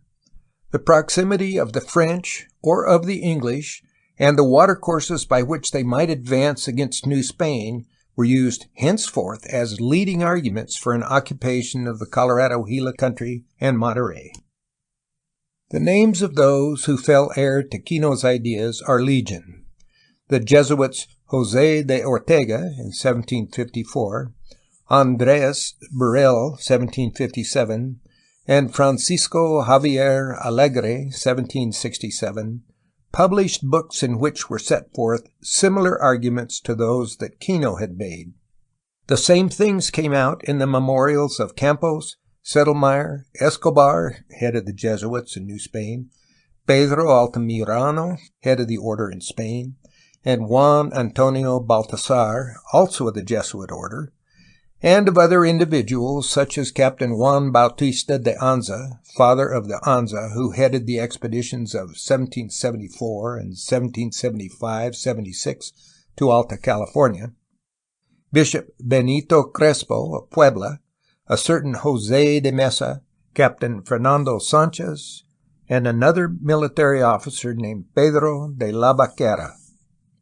Royal officials in Mexico City and Spain were distinctly interested. Nearly every viceroy and the fiscales of the Audiencia of Mexico and the Council of the Indies gave these projects their serious consideration, and so also did Spanish ministers of state such as Cardinal Alberoni, Fernando Triviño, and the Marqués de Ensenada, and Julián de Arriaga. Footnote: the fiscales were individuals attached to the audiencias and the councils whom matters were referred to for an opinion. They were lawyers, but their advice was not confined to the legal affairs. In practice, during the 18th century, they were among the most important individuals in the Spanish administrative system, whether in Spain or in the colonies. As a general rule, the opinions of the fiscales were followed verbatim. Particularly was this true of the fiscales of the Council of the Indies. King Philip V was so much interested that he attended meetings of the Council of the Indies in which these matters were discussed. Among the outstanding memorialists of the other government officials were José Gallardo, visitador in Sonora in 1748 to 1749, and the Marqués de Altamira, an official of the Audiencia of Mexico. It should be stated that very few of these individuals recognized that they were following in Kino's footsteps, but the fact that so many of them reached virtually the same conclusions, though independently, proves how important the matter of an advance to the Californias by way of the Gila and Colorado was regarded. It will not be possible to give in detail the views of these men, but a reference to some of their recommendations may well be made.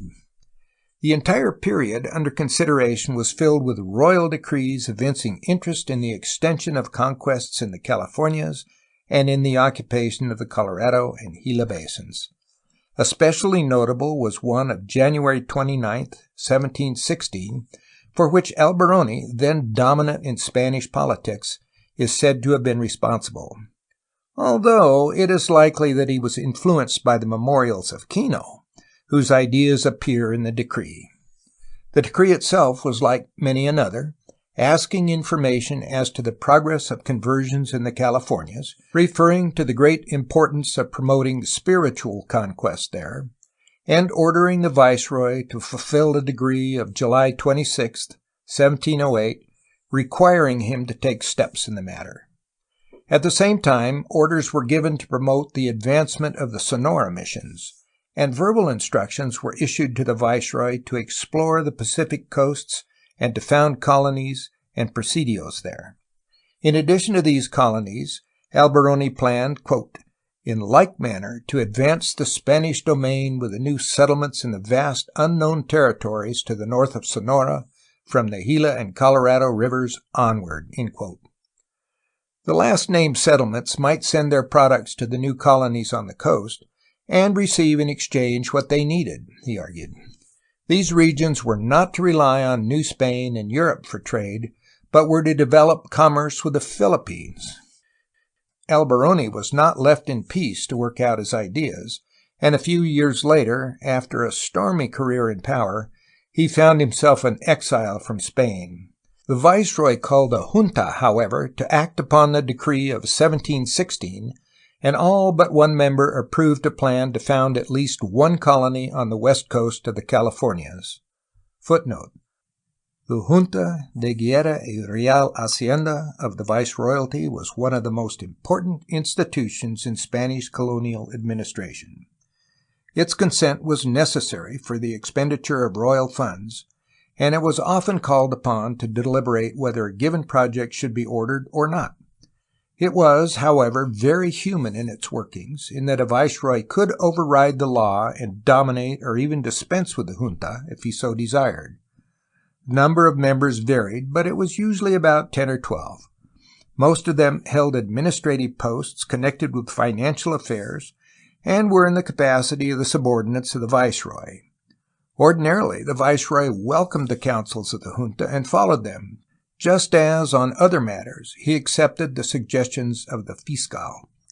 Special juntas of experts in a given matter were also called from time to time, but these bodies were purely consultative. End footnote. The member in opposition was a Jesuit, and his views, supported by others of his order, were allowed to prevail. The Jesuits feared that the new colonies would prove a detriment to the work of conversion then being carried on by them in Baja California. The next capital moment along the line of the overland advance came as a result of a most extraordinary incident. In 1736, a remarkable silver mine was discovered at or near a place called Arizonac, or Arizona, just south of the border of the present-day state of Arizona. The more usual name for the mine at that time was bolas de plata, balls of silver, or planchas de plata, nuggets of silver, because the precious metal was found in balls or nuggets of almost pure silver. These were on or near the surface, and were of immense size, some of them weighing a ton or more. Accounts differed, but there were several stating that the largest nugget weighed 3,500 pounds. One of the reputed finders, Fermin, spoke of a 4,000-pound nugget and said that there were many of about 500 pounds. There was an immediate rush of miners to that spot. Captain Anza of Fronteras interfered with them, claiming that the bolas belonged properly to the king. According to the law, 1/5 of the silver accrued to the king if the discovery were a mine, but if it were a hidden treasure, the king was entitled to all. Anza claimed that if it were not a hidden treasure, it was at least a criadero, or growing place of silver, and therefore belonged to the national treasury. The viceroy reversed Anza's decision, but the royal decree of 1741 sustained the Fronteras captain. It is doubtful whether Anza could have held back the miners if the mines had proved to be extensive, and it is said that his interference was not very effective anyway, the greater part of the wealth going to the discoverers. Anza himself stated that he had difficulty in saving any for the king. Although the region was rich in mineral wealth of the ordinary type, the bolas seem to have been but a superficial deposit, and nothing is heard of them after 1741. Nevertheless, the Bolas incident did lead to an official consideration of northwestward conquest by way of the Colorado and Gila rivers. The bolas de plata were a definitely proved item of wealth, which was infinitely more important than, for example, a fabled mountain of gold. Where so much silver had been found, there was good reason to expect that more existed. It was this incident that gave rise to the memorials of Anza, Bishop Crespo, and Mesa recommending an extension of the Spanish conquest. Writing to the Viceroy on January 14, 1737, about the discovery of the bolas, Anza said, quote, "The discovery of these balls of silver, most excellent sir, an unprecedented wealth under the circumstances and right at the limits of Christian conquest, has come so like a bolt from the blue that many learned, zealous, and prudent men deem it a sign from the ever-merciful God, author of all things, that we should push farther into the interior. Though indeed the quantity of wealth discovered is not overwhelming in amount, it is, in such form that it is, strong evidence that greater riches may be found by which the reduction of souls may be brought about, just as has happened elsewhere in both Americas. I am aware of the fact that many projects which were proposed in entire earnestness in former years have not been successful on account of the difficulties experienced in practice in various provinces and in different cases, and much money has been expended. But in order that there shall be a beginning, and here my project begins, of a discovery up to the Colorado River and some leagues beyond, it need not cost much. The funds can be procured, perhaps, from pious individuals, and I shall contribute horses, cattle, mules, and small articles as gifts for the Indians. This project is, in my opinion, the best way to bring about what shall in the future seem desirable, and as the inhabitants of the Colorado-Gila country are industrious, it is to be presumed that it will not be difficult to reduce them. It would be otherwise if they lived by hunting with the bow and arrow and upon the wild fruits and roots, for it would then be almost impossible to conquer them, as I know from experience." Anza also quoted a number of reports of early explorers and reviewed the evidence for belief in the wealth of the north. The vast ruin on the Gila, known as the Casa Grande, and an even greater one in Chihuahua, built, he thought, by Aztec kings in the course of their migration southward, were mentioned by him in support of this belief. Indians of the Gila had told Jesuit visitors of the existence of quicksilver in the north. Anza had something to say, too, of the island California, of the strait through the continent, and of the 7 cities, Gran Teguayo and Quivira, and, as usual, as already indicated, the vast number of Indians awaiting conversion was adduced as an argument for an expedition. Favorable action was taken on Anza's proposal in 1737-1738, both in Mexico City and in Spain, but before matters had reached the stage of an expedition, the Fronteras captain lost his life in 1739 in a battle with the Apaches. It was in any event too early for the execution of this plan, with the limited resources Spain would have been willing to apply. The situation in Sonora was not yet favorable for an advance unless the government were ready to make an extraordinary effort, or unless a man of exceptional ability should appear on the scene to make slender means serve great ends. Important action was taken, however, though not precisely what Anza had proposed. The government's hand in Sonora was strengthened through the founding of 2 presidios, and the day of land communications with Alta California was advanced in just the ratio that contributed to the peace of regions along the line of march thereto from New Spain. Meanwhile, the government never lost sight of the project of occupying the Californias through the means of Spanish settlements as well as by strengthening the Jesuit missions.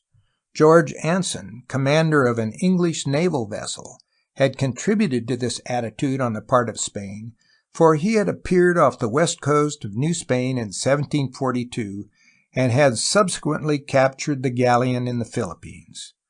This period was also one of great activity on the part of the French. At least the Spanish government was much worried lest they should push their conquests to the headwaters of the Colorado and down that river to the Gulf of California. The discussions eventually came to revolve about 5 memorials drawn up in 1751 by Fernando Sanchez, a captain of cuirassiers in Sinaloa and Sonora, 4 of them combined in one document and addressed to the king, and the 5th directed to a junta which had been called in Mexico City. The first 3 aimed at the internal development of Sinaloa and Sonora as the necessary prerequisite to an advance of the frontiers. Sanchez recommended the secularization of the missions in Sinaloa and southern Sonora, the removal of unruly elements, undesirable whites, and some of the malcontent tribes such as the Seris, Pimas, and Apaches, especially the last named, from the province, and a better provision for agricultural and mineral development. Footnote: the secularization of the missions meant their removal from missionary rule and the succession of the secular clergy to spiritual authority. The Indians were emancipated from economic control and given the lands of the missions. In theory, it indicated that the conversion and civilization of the native were reasonably complete. In fact, it meant that the region in question had ceased to have the characteristics of a frontier province."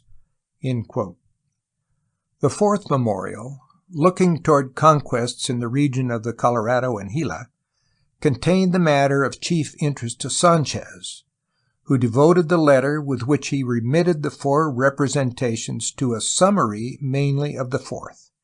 In this letter he said, quote, "Sir, France is secretly taking great strides to extend her settlements to the frontiers of ours, encircling us from our borders on the east until now she finds herself along that of the north in the vicinity of New Mexico, and she has only to turn slightly to the west to come upon the South Sea, the Pacific Ocean, where the Carmelo River empties. It is very important to your crown to resolve upon the founding of strong settlements in the regions of the Colorado and Gila. When this is done, it will serve 3 ends. 1. To prevent the French conquests from ever penetrating to the South Sea. 2nd, the great advantage it will be as a base of operations for our conquests along those nations of Indians in the regions of the Colorado and the Gila. And 3rd, so that we vassals of your majesty shall occupy Alta California, the richest and most abundant land that this vast kingdom contains. In this way, it will follow that within a few years, it will be necessary to place a viceroy in San Juan, Sonora, or the royal mining camp and city of Chihuahua, whose jurisdiction shall comprise the governments of Sonora, New Mexico, Nueva Vizcaya, and the conquests of the Colorado River. According to this arrangement, the troops in those parts will be governed by quick and more efficacious measures to the advantage of your royal service, and in course of time many other favorable considerations will accrue." Footnote: the matter in brackets was supplied from the original of the memorial, which combines the 4 representations of the king in a document of 114 pages. In the memorial proper, Sanchez referred to a westward branch of the Colorado, which might prove to be the Carmelo, thus furnishing the French with an easy route to Monterey. In the document that he directed to the junta, Sanchez urged an expedition to explore a route to the sea at the point where the Carmelo emptied, though the Colorado River settlements should first be made secure, and he added that an establishment on the Carmelo would be useful both for the Manila Galleon and as a check against foreign enemies, particularly the French. The French were very near the mother range of the American mountains, and if they ascended that, they would find the Pacific before them. The Spanish government now displayed more interest than ever before. José de Gálvez, fiscal of the Council of the Indies, said of the Sanchez proposals that they seemed to him to be, quote, "so important, especially that of the prompt conquest and settlement on the Colorado River, because of the grave damage that may be occasioned to the kingdom of New Spain and its provinces by any post of vantage that may advance the French nation, that it will be fitting to charge the Viceroy to devote his primary attention to the conquest and settlement which Don Fernando Sanchez proposes, inasmuch as by the conquest and dislodgment of the Seri, Tiburon, Carrizo, and Salinero Indians, the way to the Colorado and Gila rivers has become free." End quote. The Indians referred to were all resident in Sonora, and it had recently been reported that Governor Ortiz, that is, Diego Ortiz Parilla, often referred to as Parilla, had overwhelmed them in 1750. In fact, Ortiz's conquests had far from removed the fangs of these enemies. The Council of the Indies adopted the view of Goyeneche and proceeded to discuss the advantages of occupying Monterey, if only to forestall the French. Meanwhile, the same interest was being shown in Mexico City. One new note appears in a voluminous memorial of 1751 by the Marqués de Altamira. He pointed out, correctly, that the problems of occupying the Colorado-Gila country could not be separated from those of the frontier as a whole, from the Californias to Texas, the conditions of which he reviewed. This, to be sure, was not the first time that the Spaniards had grasped the unity of the frontier as a result of the wide-spreading Indian wars. It was this idea that had caused the government to send out Pedro de Rivera in the years 1724 to 1728 to inspect the presidios of the whole northern frontier. Altamira's service lay in pointing out that this problem affected projects of conquest to the northwest, as well as that of directly defending what Spain already possessed. The bulk of his memorial, however, was devoted to the proposed conquest by way of the Colorado and Gila. He favored the founding of settlements there as a nucleus for an advance to the Californias and, in time, to New Mexico. Matters seemed ripe for the extraordinary effort which could have overcome the hindrances to conquest, when a revolt of the Pimas of Pimeria Alta in 1751 cooled Spanish ardor. On hearing of this, the fiscal of the council recommended, in 1752, that action on Sanchez's proposal should be postponed until Sonora were restored to peace, and such was the decision of the council. Several additional presidios were established in Sonora, however. Furthermore, Sanchez had formulated a plan which, with the addition of the suggestion contained in Altamira's memorial, became the program of the government during the next 30 years, though Sanchez's ideas, and the credit therefor, were taken over by José de Gálvez. But Sanchez, in turn, had merely fitted Kino's program to the new circumstances of his own times. After 1752, the authorities gave their principal attention during the next 20 years to the question of establishing good order in Sonora, but the plans for northwestward advance were at no time given up. Between 1753 and 1761, the spur of the French conquest toward New Mexico and the Pacific coast was more active than ever. In 1757, Father Andrés Buriel published anonymously the 3-volume Noticia de la California, which has usually been ascribed to Father Miguel Venegas. In addition to the old ideas of the Jesuits as to the necessity of developing the land route to Baja California around the head of the Gulf, Buriel stated more clearly than any other writer ever has why Baja California, the most disagreeable, barren, and wretched country in the world, should have been a matter of so much concern to the Spanish crown and the Jesuits.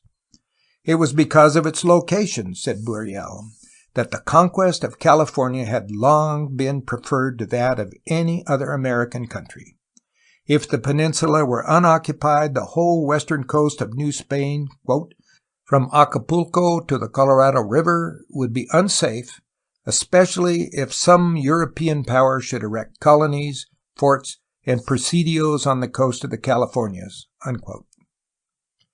This consideration led him to desire that the Spanish missions of Sonora and the Californias should be connected with those of New Mexico and extended beyond the Gila and Colorado to San Diego, Monterey, and even the reputed Aguilar's River in Alta California. Almost as important in its effects as Burriel's suggestions in themselves was the notice which the work attracted in European countries.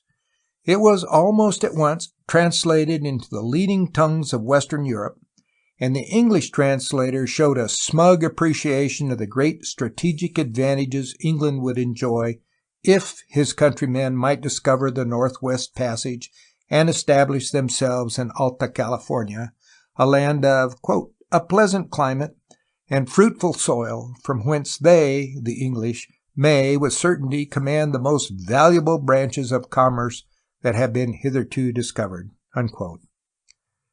With the signing of the two treaties of 1761 and 1762, known jointly as the Family Compact, the peril from the French disappeared, as France and Spain then leagued themselves together in opposition to England.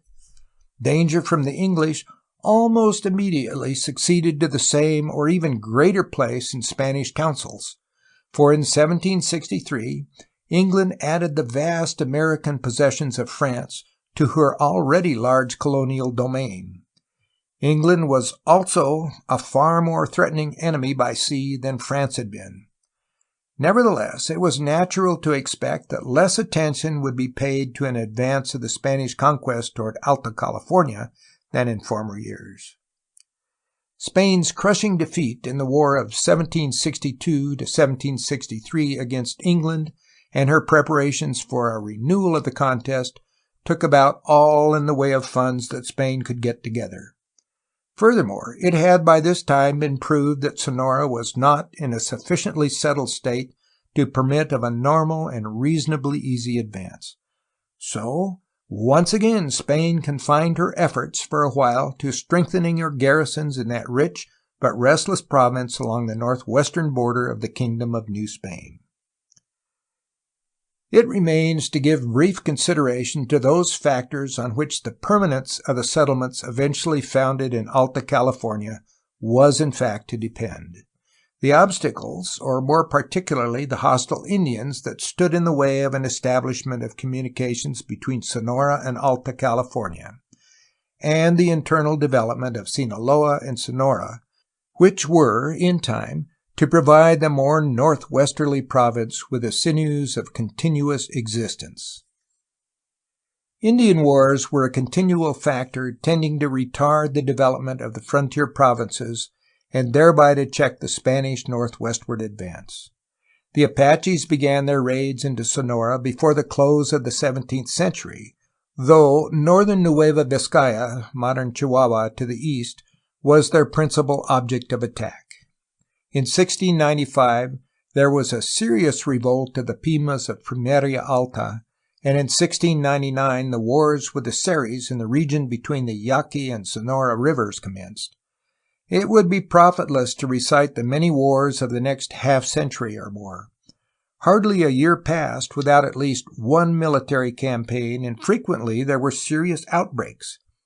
At every crucial moment in plans for northwestward advance, the Indians by their revolts were sure to provide the authorities with unanswerable arguments as to the untimeliness of the projects. In 1737, when Anza of Fronteras made his suggestion of an expedition to the Gila and Colorado, the Pimas of the coast revolted and took refuge in the Cerro Prieto, an almost impregnable mountain stronghold in the vicinity of Guaymas. Anza subdued them, but soon had to turn about to meet the Apaches, losing his life in the battle against them in 1739. In 1740 to 1741, the Mayos and Yaquis in the south rose against the mission system to which they had for many years been reduced. Indian wars in Sonora were even more prominent in the period of the Sanchez representations. Governor Ortiz had to undertake a campaign against the Seris in 1750. Alluding to this in a letter of 1751, The viceroy referred to the Seris and their neighbors as the disturbing factor which for over a century had proved a hindrance to further exploration of the Gila and Colorado rivers and to the establishment of communications between the Californias and the mainland. Another letter of the same year made mention of northeastern Sonora as one of the regions where the Apaches were wont to commit their depredations. Then came the Pima Revolt of 1751, which caused the shelving of Sanchez's projects. All of the missions, villages, mining camps, and ranches in the northwest were destroyed, and 2 missionaries and perhaps 100 other whites lost their lives. Troops were rushed to the scene, and the rebellion was crushed in 1752, but it was 20 years before prosperity returned to Pimeria Alta. The Seris had risen again in 1751, and from that time until 1771, they were almost constantly at war with the Spaniards, taking refuge, when hard-pressed, in the Cerro Prieto. Apache warfare was equally continuous and annoying.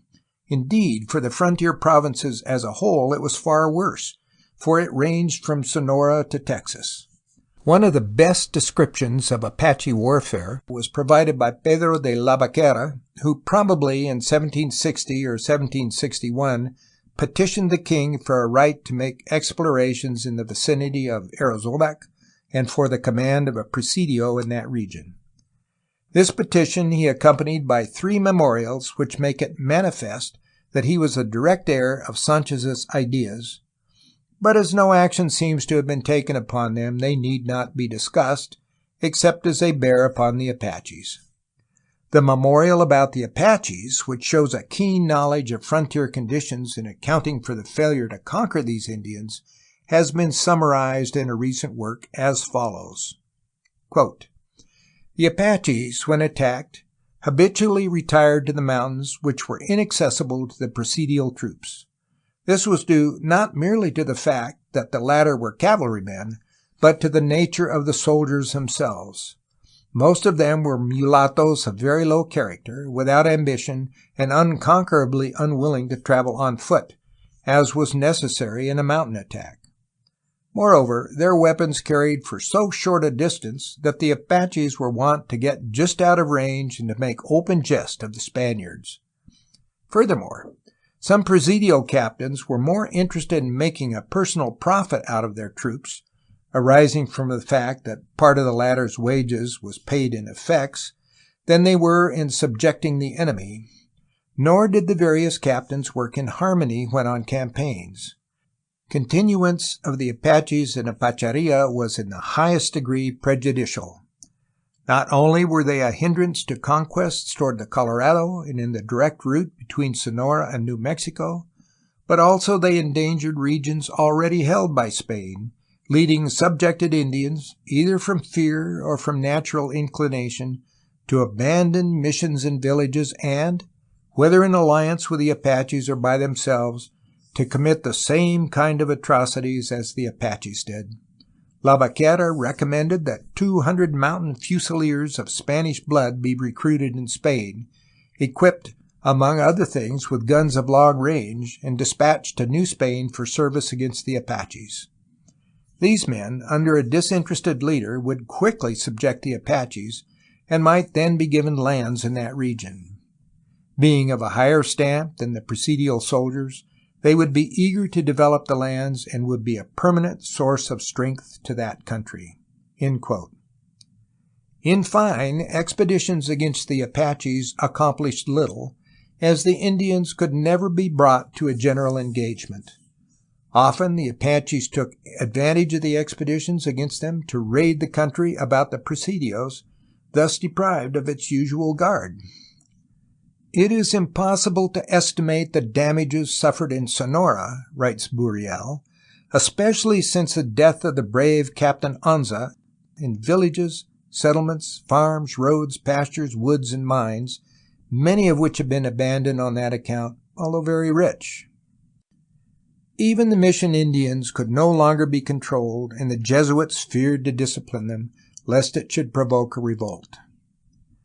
The Jesuits had very greatly lost influence since the Pima Revolt of 1751, though this was in a large measure a reflection of the world campaign being waged against them, and their conflicts with the military and the settlers had now reached the proportions of a serious problem in itself, affecting the good order of Sonora. The missions themselves showed the effects, for few converts were obtained after 1751.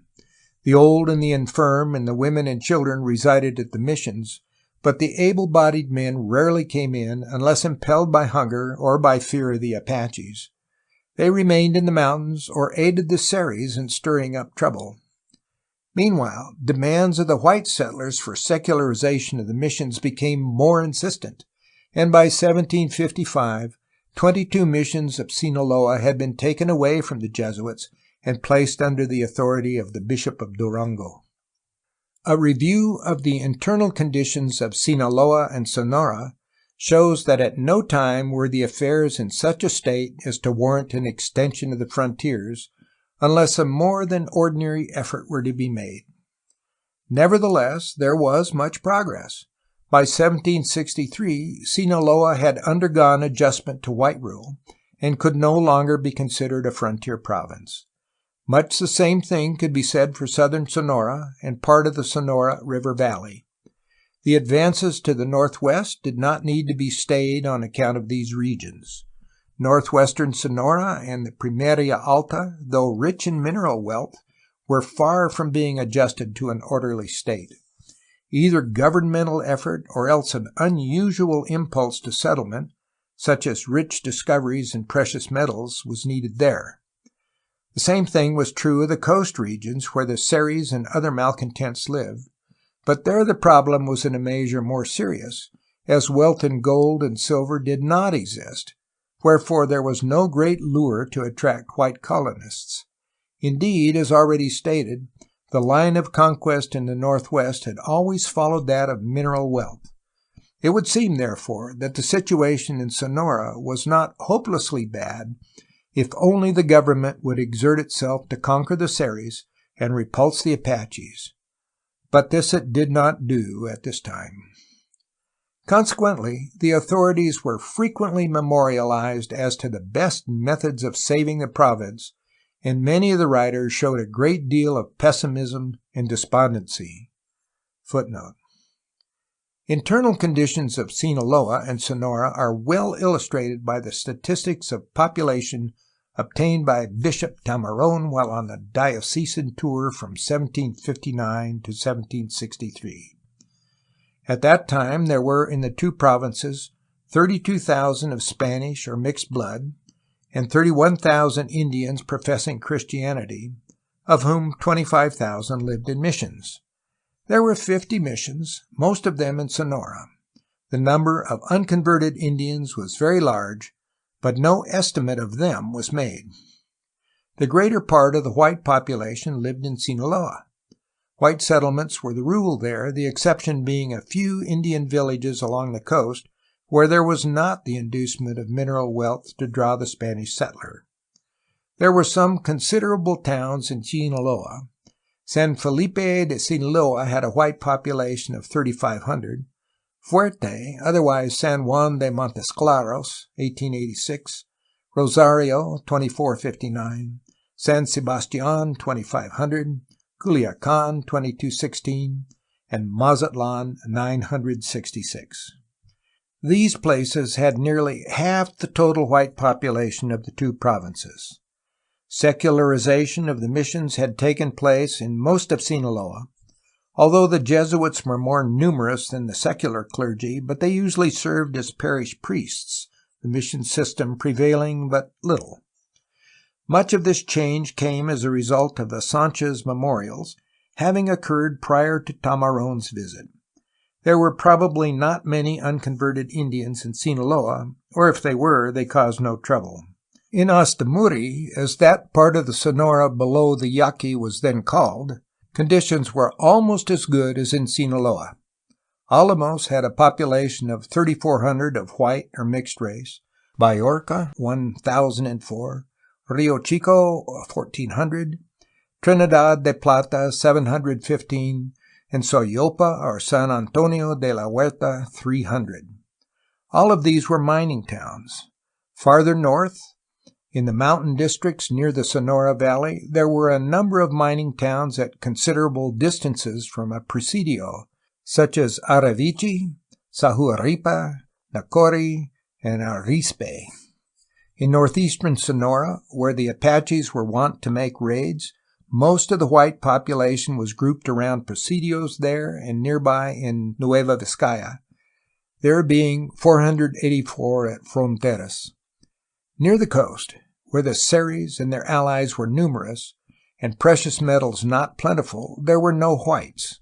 The case with Primeria Alta was a little better, due to the existence of gold and silver.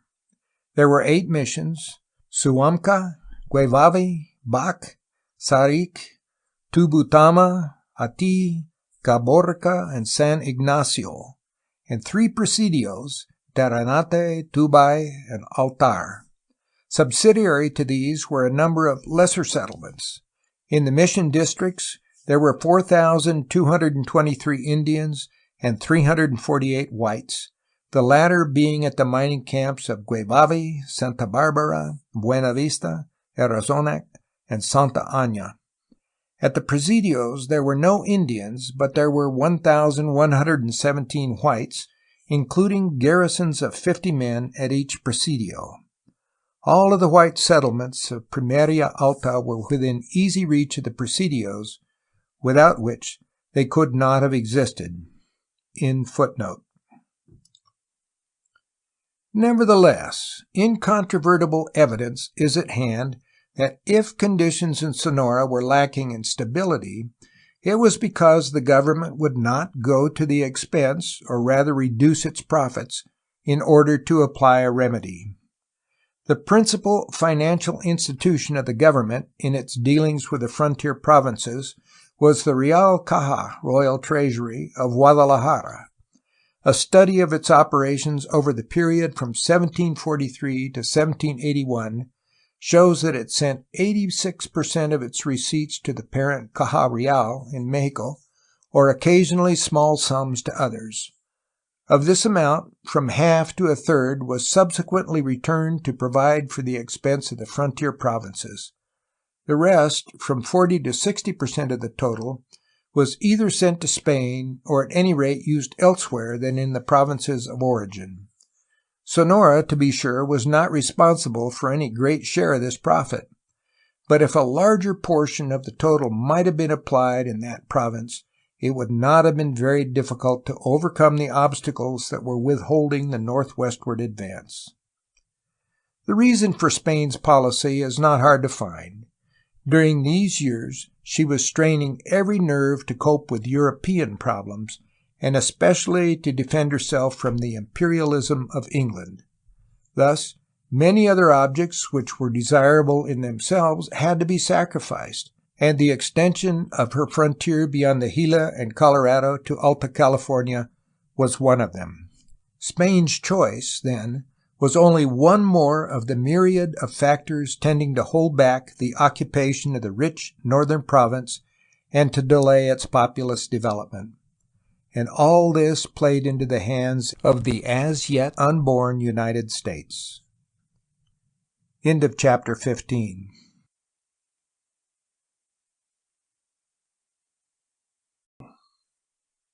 Chapter 16, José de Gálvez.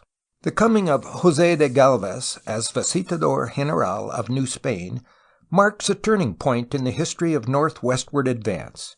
In him had appeared the long-needed, forceful, energetic man who was able to overcome obstacles in the way of conquest and extend the frontiers to the north.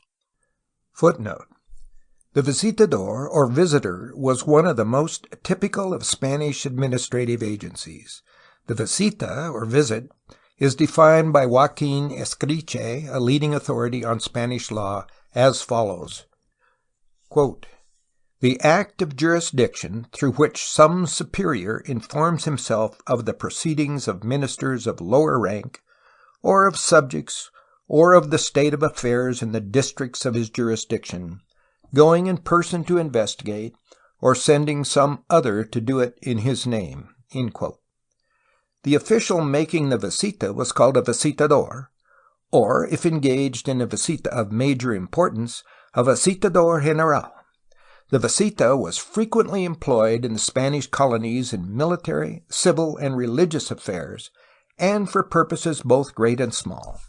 No two visitas were exactly alike, for every one depended on the particular circumstances which the visita was designed to meet. Nevertheless, all proceeded on much the same lines, and the visitador ordinarily superseded all other powers and authority within the jurisdiction of his visita. End footnote. To be sure, the primary aims of his visita were financial, with a view to increasing the revenues of the crown, and this caused him to give the larger share of his attention to the already well-settled parts of the viceroyalty.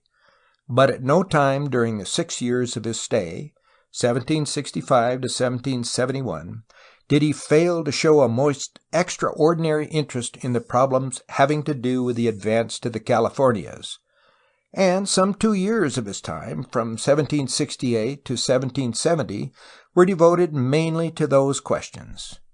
True, even in these matters he was probably interested chiefly in the possibilities from the standpoint of revenues, believing that the wealth of the frontier provinces and the Californias could be developed to the advantage of the royal income, if peace might be established and an extension of the frontiers obtained.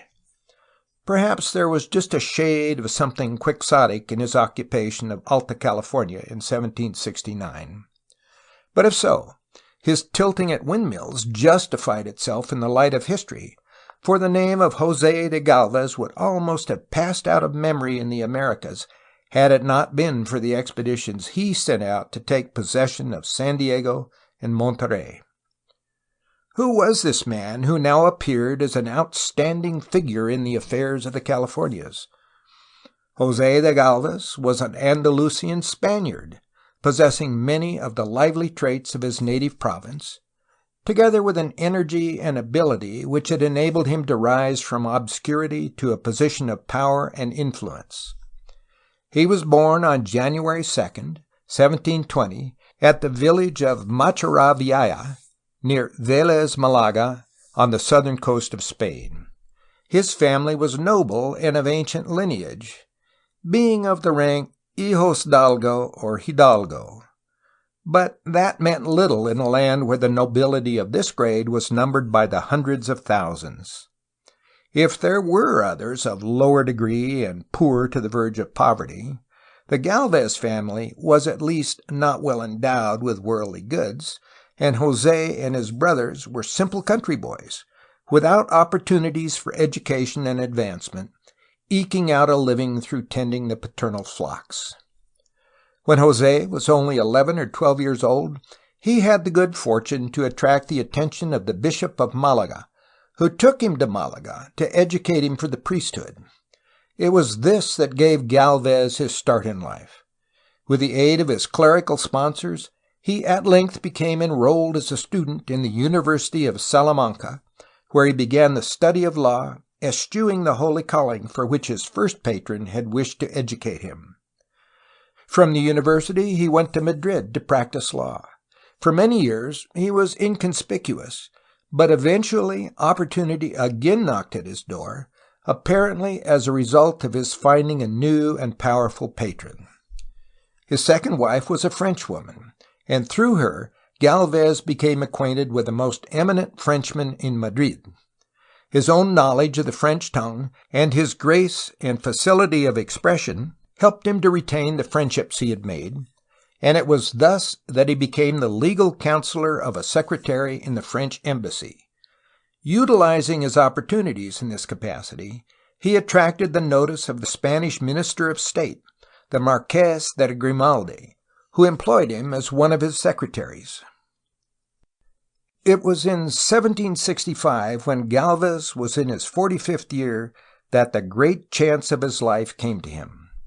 A visitation of New Spain for the purpose of increasing the revenues from that kingdom had been determined upon, but there was some difficulty in finding a suitable individual to do the work. Several appointments were considered or even made, but with the death of the most recent appointee in 1764, the post was still unfilled. It was then that the name of Gálvez was brought forward, and on February 20th, 1765, he was named Visitador General of New Spain. In the month of July of the same year, he reached Vera Cruz and soon afterward took up the work of his visitation. With his manifold activities in the general affairs of the viceroyalty, such as his visitation at Vera Cruz and Acapulco, his institution of the tobacco monopoly, his expedition to Guanajuato, and the expulsion of the Jesuits, this volume has no concern. At the outset, he was handicapped by the opposition of the Viceroy Cruillas, but the latter was superseded in 1766 by the French-descended Marqués Francisco de Croix, with whom Gálvez was able to work in entire harmony. Indeed, they were the best of friends, and it was Gálvez, rather than Croix, who must be considered the virtual ruler of New Spain during Croix's incumbency, 1766 to 1771. Of special concern, then, is the character of this very human individual to whom the Californians owe so much. Enough has already been said about his ability. This had to combine, however, with certain other traits ordinarily regarded as weaknesses in order to produce the expeditions to Alta California, just as in later years the same traits served to diminish the value of his work from the standpoint of his own times. Gálvez had risen from nothing, partly through currying favor, and had developed an insatiable personal ambition and a kind of egotism, which, if it did not express itself in his ordinary daily speech, was always at hand for the purposes of feathering his own nest. He was also capable of malignant vindictiveness against those who opposed him or belittled his achievements. On the other hand, he was amiable in personality and in some respects generous to a fault. His concern for the advancement of his own relatives, townsmen, and personal friends, if indeed it evidenced a certain kindliness and gratitude, was nevertheless of the worst sort of nepotism, and not altogether dissociated from what would at the present time be termed graft. It seems likely that Gálvez's desire to win personal distinction entered into his plans for conquests in the Californias. He knew from Buriel's Noticia of the importance of such conquests, and he also knew that no other region offered him a better opportunity. Therefore, he bent his energies to the accomplishment of this task, using methods that savored distinctly of indirection, some instances of which will be given in the course of this and the next chapter, as well as those which were less open to objection. His enterprise was blessed with success, and but for the serious illness of the visitador, it would have been an even more striking achievement than it turned out to be. The expeditions of 1769 made use of the sea route from the mainland to Baja California, and from there in two divisions, by sea again and up the peninsula, to Alta California. Nobody, more than Gálvez, knew that this was a departure from the normal line of advance by the overland route through Sonora, but the visitador felt sure of his own measures in Sonora would soon link up the Alta California extremity with that province. Almost from the moment of his arrival in New Spain, Gálvez began to give attention to the problems of the far northwest. Largely through his instrumentality, plans were made in the fall of 1765 for an expedition to Sonora to suppress the Indian insurrectionaries there. At his own request, Gálvez was entrusted with the task of obtaining money to finance the expedition, for there was nothing in the royal treasury that the government was willing to devote for this purpose. The funds were to be raised by voluntary subscriptions, troops were to be enlisted, and ships were to be built on the Pacific coast to carry the Spanish forces to Sonora. Once the Indians were defeated, the ground was to be held by the founding of a number of settlements, the human material for which was to be drawn from the hopelessly poor or undesirable elements of the cities. Gálvez's quarrel with Cruillas delayed fulfillment of these plans, but after Croix's arrival in 1766, they were again taken up. The king, meanwhile, had given a reluctant consent, for he did not share in Gálvez's belief in the efficacy of a formal expedition or of the particular kind of colonists it was proposed to send. Nevertheless, a force of 350 men was recruited and placed under the command of Colonel Domingo Elizondo, who might also count on enough more Spanish soldiers and Indian auxiliaries in Sonora to swell his numbers to more than 1,000. In April 1767, Elizondo and his men left Mexico City for Tepic, where they were to be quartered until the boats could be gotten ready to take them to Sonora. Not until March 1768 did they at length disembark at Guaymas, ready to begin the campaign. That the expedition was undertaken at all had been due to Gálvez, for there were few who shared his enthusiasm. The visitador, however, had left no stone unturned to gain his ends. A letter by him to Governor Juan Pineda of Sonora in the fall of 1766 shows the trickery he was willing to employ, even to deceive his good friend Croix. After giving some inexpensive flattery to Pineda, Gálvez went on to tell of the opposition of his enemies to the project of the Sonora expedition, and of the need for some counterbalancing arguments to influence the new viceroy's decision.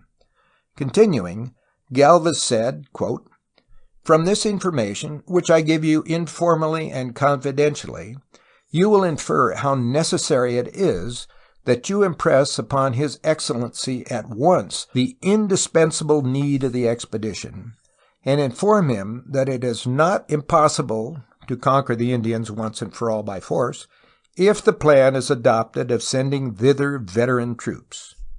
You may add anything else which will remove the fear or hesitation which perverse, envious persons desire to instill into His Excellency's mind through sheer malignity. The Marquis de Croix, I repeat to you, esteems my discourse above that of all others, but as he observes that I am of another profession, not military, and as he knows that I have not been in that country, he may lack confidence in the success of the expedition, to which he sees me with the greatest ardor committed. Hence, it is fitting that you, in your report to him, express yourself as forcefully as you did for the purpose of arousing enthusiasm in me, a Golilla, a mere lawyer. In this case, this will be the easier to do, as his instincts are all military." End quote. No doubt Pineda complied with this virtual order. Gálvez's character was such that it might have gone hard with him if he had not, for the visitador did not easily forgive those who opposed him. At any rate, Croix supported the expedition more readily than Gálvez had anticipated, and the project was given full and fair trial. Footnote. During his expedition of 1767 to Guanajuato, Gálvez punished the inhabitants of that region with a ruthless hand for the rebellion they had engaged in. But even in this case, he did not neglect to employ his usual methods of indirection and self-exculpation. It is said that he would pray long hours and would ask the Virgin what to do with the rebels. At length, he would lift his hand for a pen to write down the judgment of the Virgin, and the sentence was one of death. History records few more extreme instances of shifting the burden from one's own shoulders than this. In footnote. The suppression of Indian warfare in Sonora was only an incident in the vast program of the visitador, who intended to go to Sonora himself to put his ideas into execution as soon as Elizondo should have triumphed in the military campaign. The keynote of his plans was his proposed establishment of a new government independent of the viceroyalty of New Spain, to embrace the frontier provinces of Nueva Vizcaya, Sonora, Sinaloa, and the Californias. Similar plans had frequently been suggested in earlier years, on the ground that the viceroy in Mexico City was too far away to give these distant regions their proper share of attention. The direct ancestors of Gálvez's plan were the Sanchez recommendations of 1751 and a proposal of 1760 for a viceroyalty made up of the provinces within the jurisdiction of the Audiencia of Guadalajara. The Gálvez projects were embodied in 4 important documents of the year 1768. The visitador maneuvered so as to make it appear that he was agreeing to suggestions made by others, or at least merely sharing in the origination of ideas of which it happened that he heartily approved. In fact, he was the prime mover in all of these matters, as is clearly set forth in the correspondence of the viceroy. In the case of the junta of February 25th, which granted wide powers to Gálvez, the visitador made a showing of modesty by refraining from casting a vote, but his secretary tells us that he had in fact dominated the junta and had dictated its decision 3 days before it met. The first of the 4 great documents was the recommendation of the visitador on January 15th for the establishment of a system of intendancies in New Spain, designed to increase the profits of the crown. This aimed at the collection of internal revenues by officials called intendants, of whom there were to be 11. 3 of these were to be in the new frontier government in Durango, Sonora, and the Californias. The inclusion of the Californias is the noteworthy feature of the plan, for that territory had figured heretofore only as a drain on the royal estate. Gálvez intended that it should be more thoroughly occupied and developed. On January 21st, a junta was called to decide who should head the expedition to the frontier provinces, and it is not surprising that Gálvez was selected, since he had so determined. He was to wait until the troops had restored peace, and was then to reorganize the government and establish colonies. 2 days later, the Gálvez plan, signed also by Croix, for a new government of the frontier provinces was ready. As already stated, the Gálvez plan provided for a government of the provinces of Nueva Vizcaya, Sinaloa, Sonora, and the Californias apart from the viceroyalty. It was to be called a commandancy general, ruled by a commandant general, who was to be a viceroy in all but the social distinction which went with the latter title. It was expected that the plan would restore peace to the frontier, and that then, in a few years, those vast provinces, which were described as undoubtedly richer in mineral products than any that had been discovered in North America, might equal or even surpass those of New Spain. Great emphasis was placed upon the preventative importance of the plan as against the dangers of foreign attack. Attention was called to the opportunity and the keen desire of European powers to establish themselves at Monterey or elsewhere along the coast of the Californias, and the government was reminded of the efforts the French and English had made during 2 centuries to find a passage to the Pacific from their colonies on the Atlantic. Now that England had taken the colonies of France, said Gálvez, she would not rest until she had pushed forward her discoveries to the Lake of the Woods, whence a great river flowed westward. If this river should prove to be the Colorado, or should reach the Pacific, then the English were already near New Mexico and not far from the Pacific. Reports had also been published in recent years, continued Gálvez, showing that the Russians were encroaching upon the California coasts, and since Anson's voyage the English and the Dutch had been acquiring information about Spain's ports in the Pacific, especially those of the Californias. Any one of these 3 peoples might easily plant a colony in Monterey, a port with excellent facilities for a settlement. Thus, Spain's possessions in the Pacific might be invaded and exploited as those of the Atlantic, from Virginia to Georgia, had been. Monterey ought to be occupied by Spain at once through the despatch of a sea expedition. Later, the Commandancy General should extend its frontiers in that direction and set up colonies in other ports. The capital of the Commandancy General should not be in Durango, as the plan of 1760 had proposed, because that was too far from Sonora and farther still from the Californias. The capital ought to be on the Sonora frontier at or near the Gila. While it was being established, the government should set up at Caborca, the nearest settlement to the Californias, or at the junction of the Gila and Colorado rivers. The emphasis on conquering the Californias, it is to be noted, was one of the principal factors in the Gálvez plan. Clearly, too, the visitador intended to make Sonora the province upon which the new conquest should depend, though as a temporary expedient a sea expedition was to occupy Monterey. On February 25th, a junta was again called to authorize the plans Gálvez had made for his visit to the frontier. Among the provisions of the decision of the junta, which confirmed verbatim all that Gálvez had asked, were the following. Gálvez was to act not only in his capacity of visitador, but also with the authority of the viceroy. He was to found a number of frontier settlements with armed colonists. Among these was to be the future capital of the Commandancy General on the Sonora frontier, midway between the Californias and Nueva Vizcaya, and free commerce between Sonora and the Californias was to be permitted. Every one of these important documents received the sanction of the king. The Commandancy General was not actually established until 1776, and the system of intendancies was postponed until 1786. But they formed the basis of Spanish action from the time of their enactment onward. The Commandancy General would very likely have been put into effect in 1769 or 1770 if affairs in Sonora had gone to the visitador's liking, and if he had maintained his health during his visit there.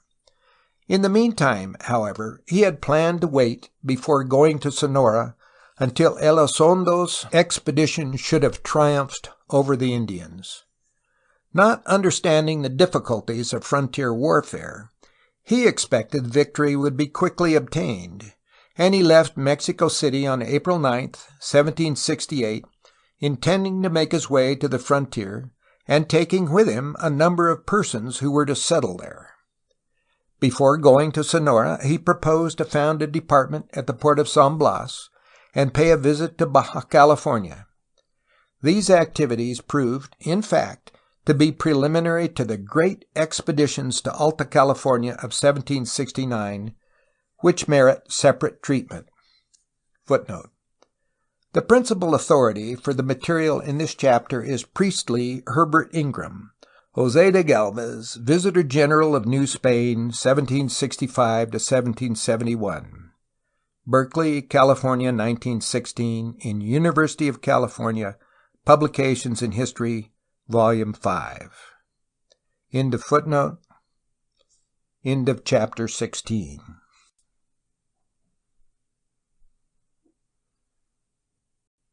Chapter 17. A History of California, the Spanish Period. The Spanish Occupation of Alta California. When Gálvez set out from Mexico City on April 9, 1768, his immediate object was that of founding the department of San Blas. On January 11, 1768, Viceroy Croix, at Gálvez's suggestion, had issued an instruction for the establishment of a settlement at San Blas, stating that it was deemed indispensable, after Sonora and the rest of the frontier should have been pacified, to found a port for the advantage of boats employed on similar expeditions or in commerce with Sonora, and also for the preservation and advancement of the Californias. In other words, San Blas was to be the base of supplies in New Spain for the region of the proposed Commandancy General. It seems highly probable that Gálvez himself was already planning, as one phase of this project, an immediate occupation of Monterey and Alta California, based on the port of San Blas. Since this bears directly on the causes of the expeditions of 1769, the evidence is worth reviewing. The devious routes by which the visitador was accustomed to proceed to his real aims should be borne in mind in considering this matter. It is usually stated that the Spanish court at Madrid received reports about Russian aggression in the Pacific Northwest and sent orders to meet them by the occupation of Alta California. Wherefore the expeditions of 1769 were made. This view contains only a smattering of the truth. It is evident from Gálvez's correspondence of 1768 that he and Croix had discussed the advisability of an immediate expedition to Monterey long before any word came from Spain about the Russian activities. In December 1767, Gálvez is reported by one of his secretaries to have been ardently at work on plans for a department at San Blas, and already to have charged a certain Manuel Rivero with the duty of establishing a port there. All this a month before Croix's instruction.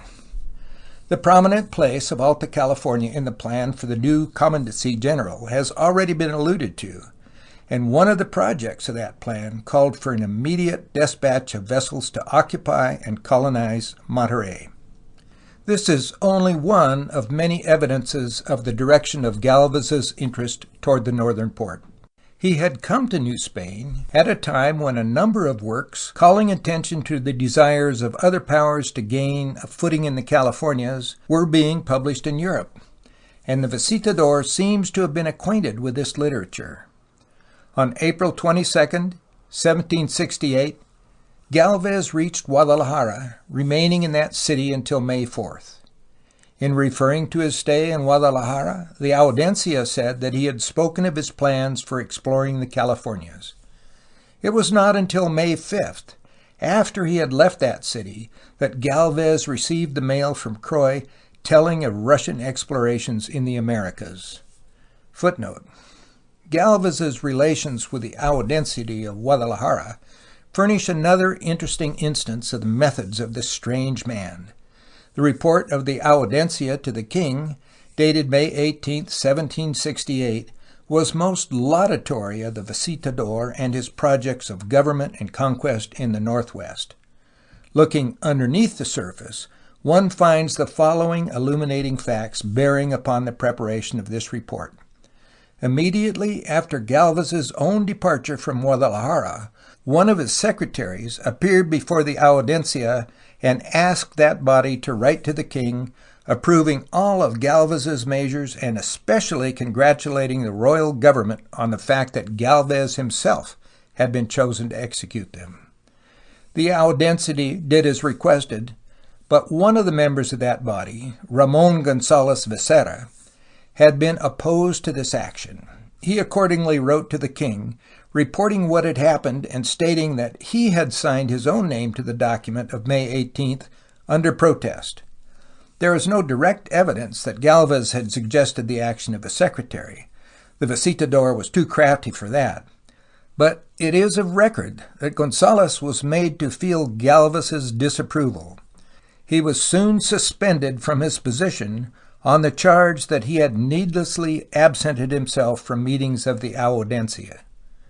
In footnote: the Spanish minister to Russia had written to the royal government in Madrid late in 1767 that the Russian empress was preparing expeditions for fresh attempts to establish communications between eastern Siberia and the Pacific coasts of the Americas. On January 23, 1768, the Marqués de Grimaldi, the Spanish Minister of State, wrote to the Viceroy about the rumors of Russian activities, saying that news had been received that the Russians had actually made a landing in North America, though at what degree of latitude it was not known, and had had a battle with the Indians in which they had suffered a loss of 300 Russian dead. After remarking that the Russians might be endeavoring to extend their commerce to those coasts, Grimaldi went on as follows, quote, "The king has ordered me to inform your excellency of all that has just been set forth, so that you may make it known to the man appointed governor of California, giving him instructions about the vigilance and care that he ought to exercise in order to observe such attempts as the Russians may make there, frustrating them if possible, and giving notice of everything promptly to your excellency so that you may report it to his majesty." End quote. This letter, it will be observed, did not order an expedition to Monterey, but it was sufficient to give an active man all the authority that he needed, especially if it is true that he had already determined to make such an expedition. Croix's letter of April 20th to Gálvez is not at hand, but at a later date, in his instruction of 1771 to his successor, he had the following to say of this letter. Quote, I thought that an invasion would be made by the Russians by way of the famous port of Monterey, and transmitted the order of the court to the visitador, bidding him to make an expedition by sea toward the threatened port. The visitador, bethinking himself of the difficulties of a maritime expedition, and being desirous of exploring the province, sent 2 expeditions, one by sea and the other by land. From this, it appears that Croix was far from ordering the occupation of Alta California, which Gálvez in fact carried out. Perhaps because he himself intended to do very much more than the instructions called for, Gálvez reserved the answer to Croix for more than 2 weeks. In the meantime, he reached San Blas on May 13th, and on the 16th called a junta to discuss the expeditions to Monterey. Not until May 20th did he write to Croix of his plans. The letter follows. Quote, in fulfillment of His Majesty's order, communicated to you on January 23rd by the Marquess de Grimaldi, concerning repeated attempts which the Russians have made to open communication with North America, and in consequence also of what you commanded in your letter of April 30th, enclosing a copy of the above-mentioned order, and recalling to mind the many conversations and reflections which we have previously had concerning the supreme importance and utility of taking possession of the port of Monterey and establishing a presidio there, I am obeying your order to take such measures as I deem fitting for reaching that place by land or sea. As you leave to me discretion for the fulfillment of this order, it has seemed to me both fitting and necessary that I should inform you from here of the resolution which it was thought proper to take in this weighty matter. Thus cleverly did Gálvez associate Croix with the enterprise. Before Croix could have had time to reply to him, the visitador embarked on May 24th for Baja, California. In any event, the viceroy was heartily in favor of the project, and so too was the government in Madrid, as soon as it was apprised of the matter. It remains to say that the department of San Blas, from its very inception, served primarily as a supply depot for the Californias, and its relations to Sonora were by comparison rather slight. Doubtless Gálvez had intended from the first that it should turn out that way.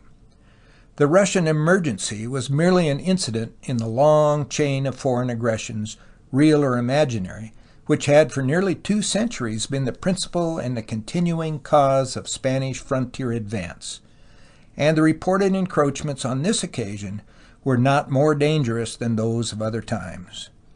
The true cause for the occupation of Alta California, which soon followed in 1769, was the permanent, not the immediate, foreign danger, together with the appearance of a man who, for all his faults, was endowed with the energy and administrative capacity that the enterprise required. The story of Gálvez's activities in Baja California may be quickly reviewed or passed over in silence.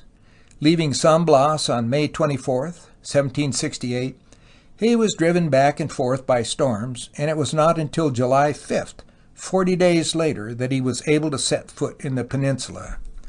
Thus, again, were the difficulties of the short voyage across the Gulf demonstrated. For nearly 10 months thereafter, he remained in Baja California, reorganizing the government and the missions and preparing the expeditions to San Diego and Monterey. He had expected to find vast stores of wealth in the peninsula, for he shared the general belief of the times that the Jesuits had tried to conceal its resources in gold, silver, and pearls. No doubt, he soon disabused himself of this belief, for, now that the pearl fields had failed to yield so richly as in the past, there was very little ready-made or easily acquired wealth to be had in Baja California.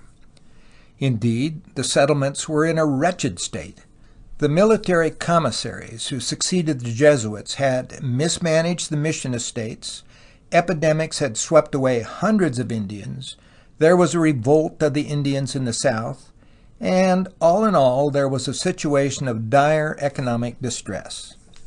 It is said that the total population of the peninsula had sunk to fewer than 8,000 souls. Nevertheless, Gálvez was not discouraged. If he said little henceforth about the wealth of Baja California, he many times emphasized the strategic importance of both that territory and Alta California. His experience must have confirmed him all the more in his original belief, however, that Sonora was the true center from which all the lines of advance to the northwest should radiate. The peninsula was not and could not be made to become a suitable storehouse for the advantage of Alta California. Indeed, Gálvez had only visited Baja California, so he said at a later time, in order to occupy himself pending the advancement or the conclusion of the campaign in Sonora. As for the expeditions to Alta California, he threw himself into them with all possible vigor, drawing also upon the leading officials in Baja California to take part in them. Gaspar de Portola, governor of the province, was slated for the command, and Father Junipero Serra, who had only recently arrived to take over the former Jesuit missions, was appointed president of the new missions to be founded in Alta California. Indeed, Father Serra was named without any prior inquiry as to whether the post would be acceptable, and without any chance to refuse. The whole plan met with his enthusiastic approval, however, though his superiors of the College of San Fernando vigorously opposed it, yielding only because they could not do otherwise. But, though Portola and Serra ably seconded the visitador in his efforts, it is to Gálvez, who had conceived the idea of the expeditions in the first place, that the chief credit is due for organizing them and starting them on their way. Arrangements were made for 2 expeditions by land and 2 by sea. Boats for the latter were procured by taking over the San Carlos and the San Antonio, otherwise Príncipe, which had been built to facilitate transport for the Sonora War. Livestock, provisions, and needed utensils were levied upon the missions of the peninsula. Indeed, all that they could spare, and in some cases more than that, was taken. To increase the military forces, orders were sent to Colonel Elizondo in Sonora, bidding him detach a company of 25 Catalan soldiers for service in Alta California. In November 1768, these men reached the peninsula under the command of Lieutenant Pedro Fages, later to become one of the greatest of the Spanish governors of Alta California. The San Carlos reached La Paz in December, but it had been so badly beaten by storms that it was already in a leaky condition. It was necessary to unload and careen the boat and then to load it again. Gálvez superintended these tasks in person and often gave a hand in the actual labor of lading, thus greatly inspiriting the men. On January 9, 1769, the tiny little craft, for it was a ship of but 200 tons burthen, at last set sail. In all, there were 62 men aboard, including Vicente Villa, the commander, Fages and his Catalans, and the engineer and diarist Miguel Constanzo. Among the others were 2 blacksmiths and a baker for the proposed settlements. Also, a quantity of church ornaments, agricultural tools, provisions, and seeds were carried. Gálvez, on the Concepcion, accompanied the San Carlos as far as Cape San Lucas. There he saw the San Carlos double the cape and strike for the north. Gálvez now gave his attention to the San Antonio. Upon its arrival at Cape San Lucas on January 25th, it was thought best to unload it and careen it, just as had been done in the case of the San Carlos.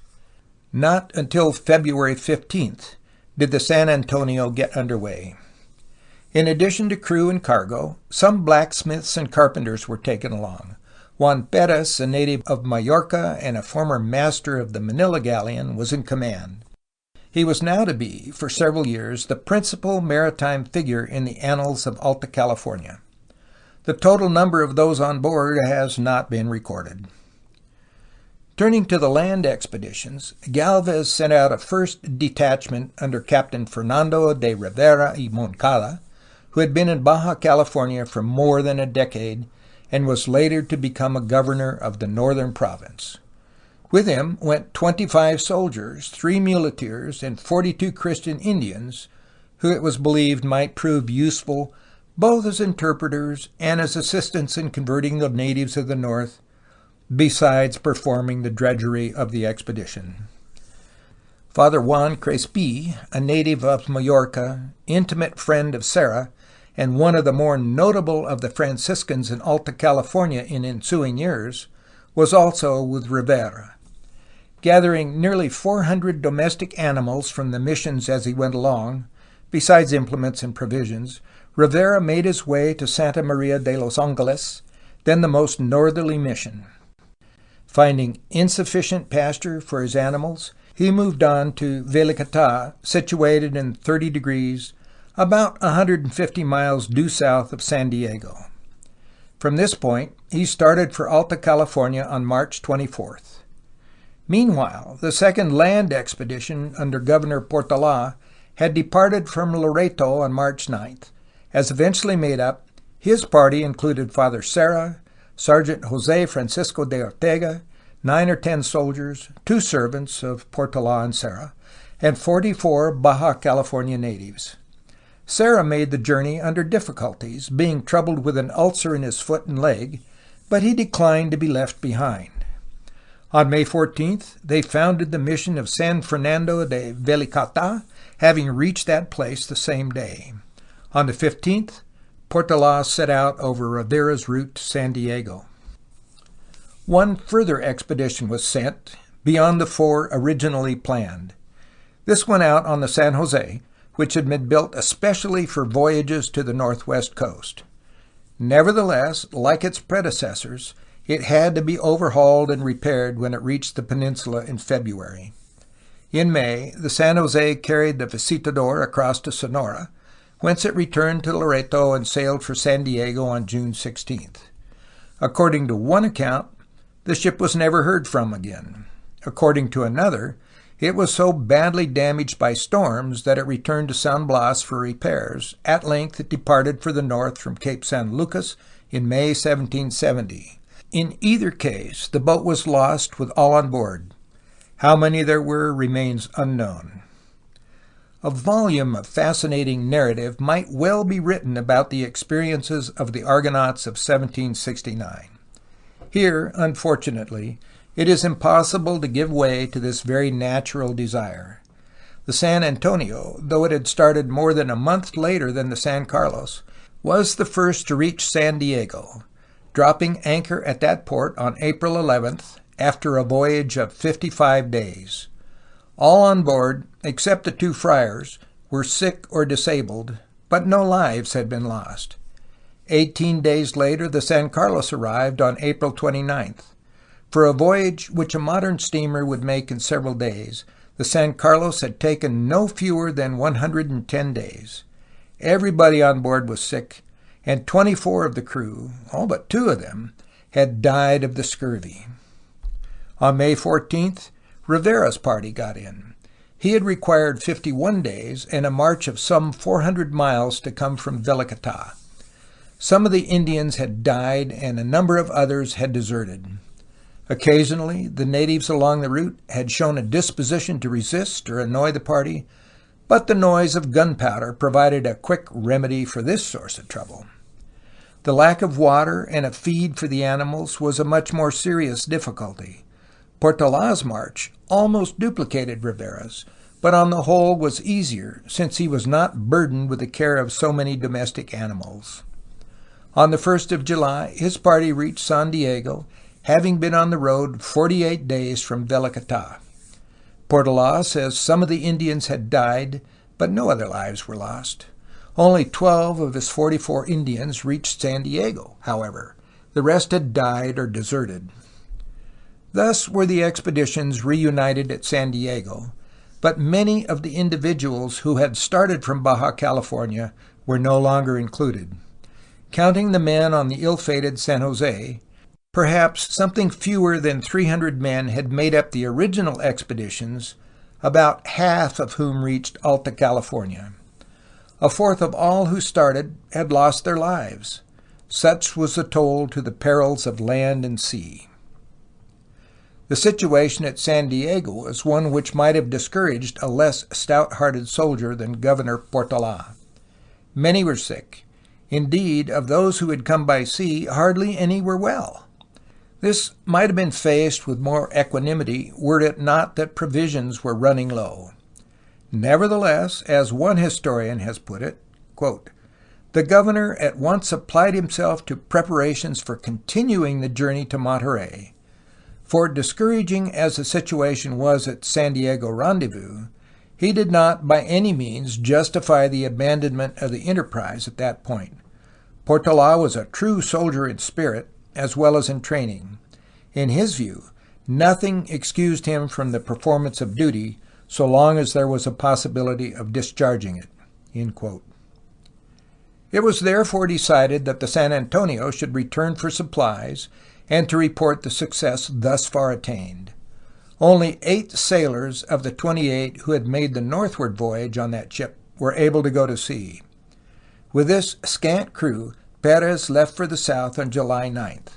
It was also arranged that the San Carlos should sail for Monterey as soon as there should be enough sailors in health to man it. Portola himself was to go overland through an utterly unknown country to Monterey.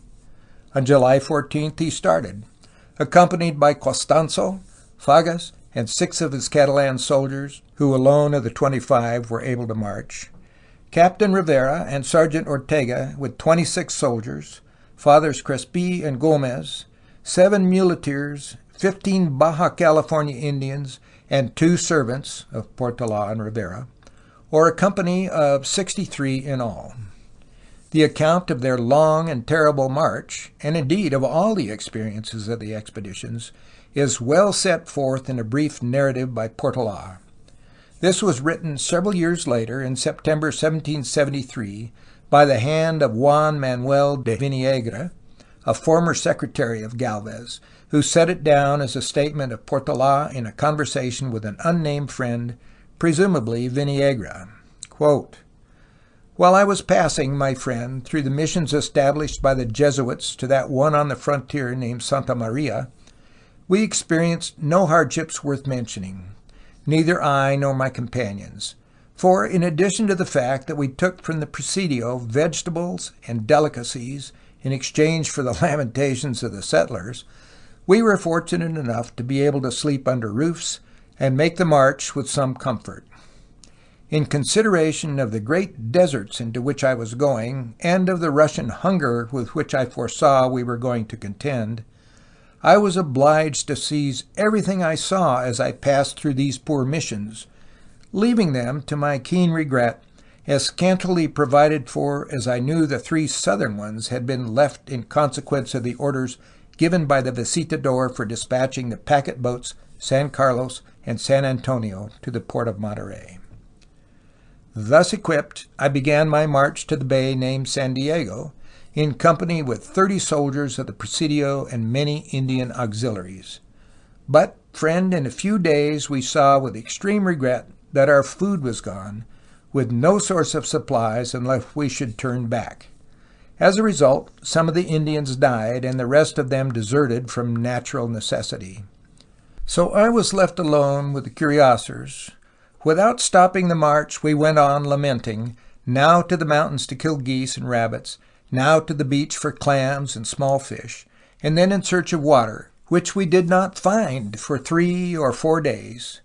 The animals going twice that long without drinking, as we ourselves did sometimes. Overcoming these and other innumerable hardships, natural results of such unhappy fortune, we arrived at the port of San Diego, the spot at which the expeditionaries by land and by sea were to meet in accordance with the instructions of the Visitador General, to recount to one another the great events which had happened to us and the discoveries incident to our journeys. The members of the sea expedition limited their account to the statement that the San Carlos had been 110 days and her consort 59 days in sailing 150 leagues, because the headwinds from the north and northwest are lords of those coasts throughout the year. Being attacked by scurvy, 34 persons died on the two vessels, and they saw nothing on their voyage save some islands so bare and terrible that they could not look at them without horror. In the face of these unfavorable reports, and of the similar one which we gave to them, I called a council of the officers, and it was resolved by them that the packet boat San Antonio should return to the port of San Blas for provisions and men. Then, leaving the San Carlos in San Diego with 2 men and the missionary, the sick being placed under a hut of poles which I had erected, I gathered the small portion of food which had not been spoiled in the ships, and went on by land to Monterey with that small company of persons, or rather say skeletons, who had been spared by scurvy, hunger, and thirst. We reached Monterey after struggling 38 days against the greatest hardships and difficulties, for, aside from the fact that there was in all that ungracious country through which we passed after leaving the frontier, no object to greet either the hand or the eye save rocks, brushwood, and rugged mountains covered with snow, we were also without food and did not know where we were. For although the signs whereby we were to recognize the port were the same as those set down by General Sebastián Vizcaíno in his log, the fact is that, without being able to guess the reason, we were all under hallucination, and no one dared assert openly that the port was indeed Monterey.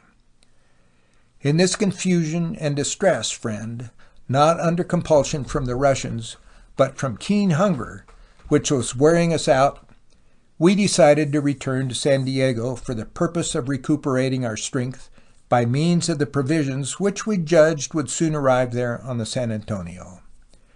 In order that we might not die meanwhile, I ordered that at the end of each day's march, one of the weak old mules which carried our baggage and ourselves should be killed. The flesh we roasted or half fried in a fire made in a hole in the ground. The mule being thus prepared, without a grain of salt or other seasoning, for we had none, we shut our eyes and fell to on that scaly mule, what misery, like hungry lions. We ate 12 in as many days, obtaining from them perforce all our sustenance, and all our appetite, all our delectation. At last we entered San Diego, smelling frightfully of mules. The Reverend Father President said to me, as he welcomed me, "You come from Rome without having seen the Pope," alluding to the fact that we had not found the port of Monterey. We remained at San Diego 9 months, waiting on the San Antonio, subsisting for that long period on geese and the fish and other food which the Indians brought us in exchange for clothing. Some of the soldiers were left with barely enough clothing to cover their backs, having given up the rest to avoid perishing from want. We planted a small quantity of corn in the best soil, but although it grew well, the birds ate the best of it while it was yet soft, leaving us all disappointed and bereft of the hope we had cherished of eating the grain which our own hands had sown. After 9 months, our troubles were somewhat lessened by the arrival of the packet-boat San Antonio. For, although nearly the entire crew had died of scurvy, we got very particular consolation out of the corn, flour, and rice which it brought. The captain of the vessel represented to me the impossibility of continuing his voyage on account of the loss of men and the bad condition of his vessel, but he nevertheless set sail with provisions for Monterey, leaving at San Diego what was necessary for the missionary and the 8 soldiers who remained as an escort. With the 16 remaining fusiliers and presidial soldiers, I began the second journey to the sought-for Monterey. On this occasion, determining without mistake that we had found the port which Sebastián Vizcaíno drew in detail in his log, we set up our camp, the San Antonio dropping anchor 8 days later. I was not ignorant of the fact that the King of Spain had for centuries been owner and legitimate lord of those lands, but, friend, as Article 8 of the instructions of the Visitador General gave me to understand to the contrary, I repeated the formalities of taking legal possession which were therein ordered.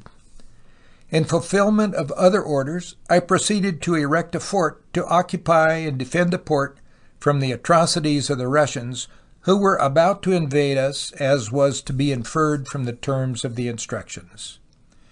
Indeed, owing to the indefatigable zeal of the engineer, Don Miguel Costanzo, we completed within 30 days the royal fortress, which was built of poles and earth.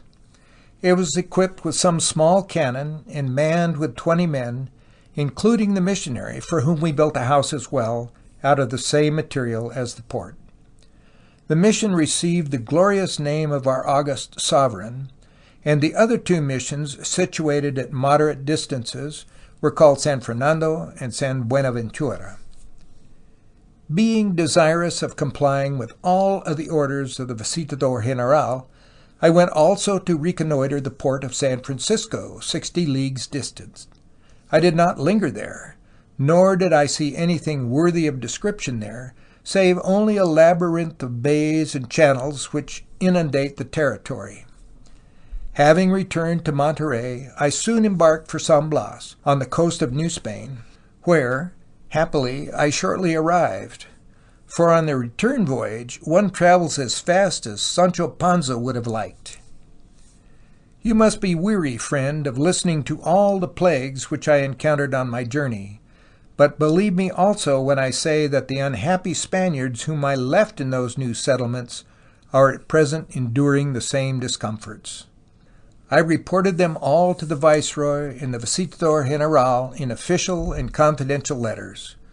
Without reserve, I explained to them that it was impossible to send aid to Monterey by sea, and still more so by land, unless it was proposed to sacrifice thousands of men and huge sums of money. Proofs of this fact are in the story of the packet boat San Jose, which, having left San Blas 3 years ago to carry us provisions, has not yet appeared, nor has any news been had of her, doubtless because all of her crew were attacked with scurvy, and no one was left to steer the ship away from disaster. I make end to my conversation, finally, by replying to the questions which you asked at the beginning. The natives of California are so gentle that we never had to defend ourselves. The mines of gold and silver and other rich products foretold to us in advance advices we never saw nor found, as our first care was to hunt for meat to keep from starving. Even if Monterey is at last fairly well fortified, and California should, through any extravagant desire, be coveted by the Russians, there are still many other ports which, being undefended by troops or fortifications, could not oppose them, and where they may freely establish themselves if they desire. Farewell, friend, your affectionate Portola. End quote. It only remains to comment upon and elaborate certain portions of this story, passing over some of the minor details in which it varied a little from the facts. Portola and his men reached the mouth of the Salinas River on the Bay of Monterey on September 30th, 1769. They were in some doubt as to whether they might already have passed the wonderful port described by Vizcaíno, and besides, provisions were scarce, and 17 men were unfit for active duty. Nevertheless, said Costanzo, quote, all the officers voted unanimously that the journey be continued, as this was the only course that remained, for we hope to find, through the grace of God, the much-desired port of Monterey, and in it the packet San Jose, which might relieve our needs. And if God willed it that in the search for Monterey we should all perish, we would have performed our duty towards God and man, cooperating to the death for the success of the undertaking upon which we have been sent. Unquote. Here surely was no weakness. It was at this time, therefore, and not later, as one might have inferred from Portola's narrative, that the journey up the San Francisco Peninsula was made. On October 31st, they saw the Gulf of Farallones to the northwest, and noting some white cliffs and an opening between them into what in fact is Bolinas Bay, believed that they were looking upon Drake's Bay, called by them the Bay of San Francisco. The next day, Sergeant Ortega, who all along had commanded the scouts in the vanguard, was sent out with orders to reach Drake's Bay if possible.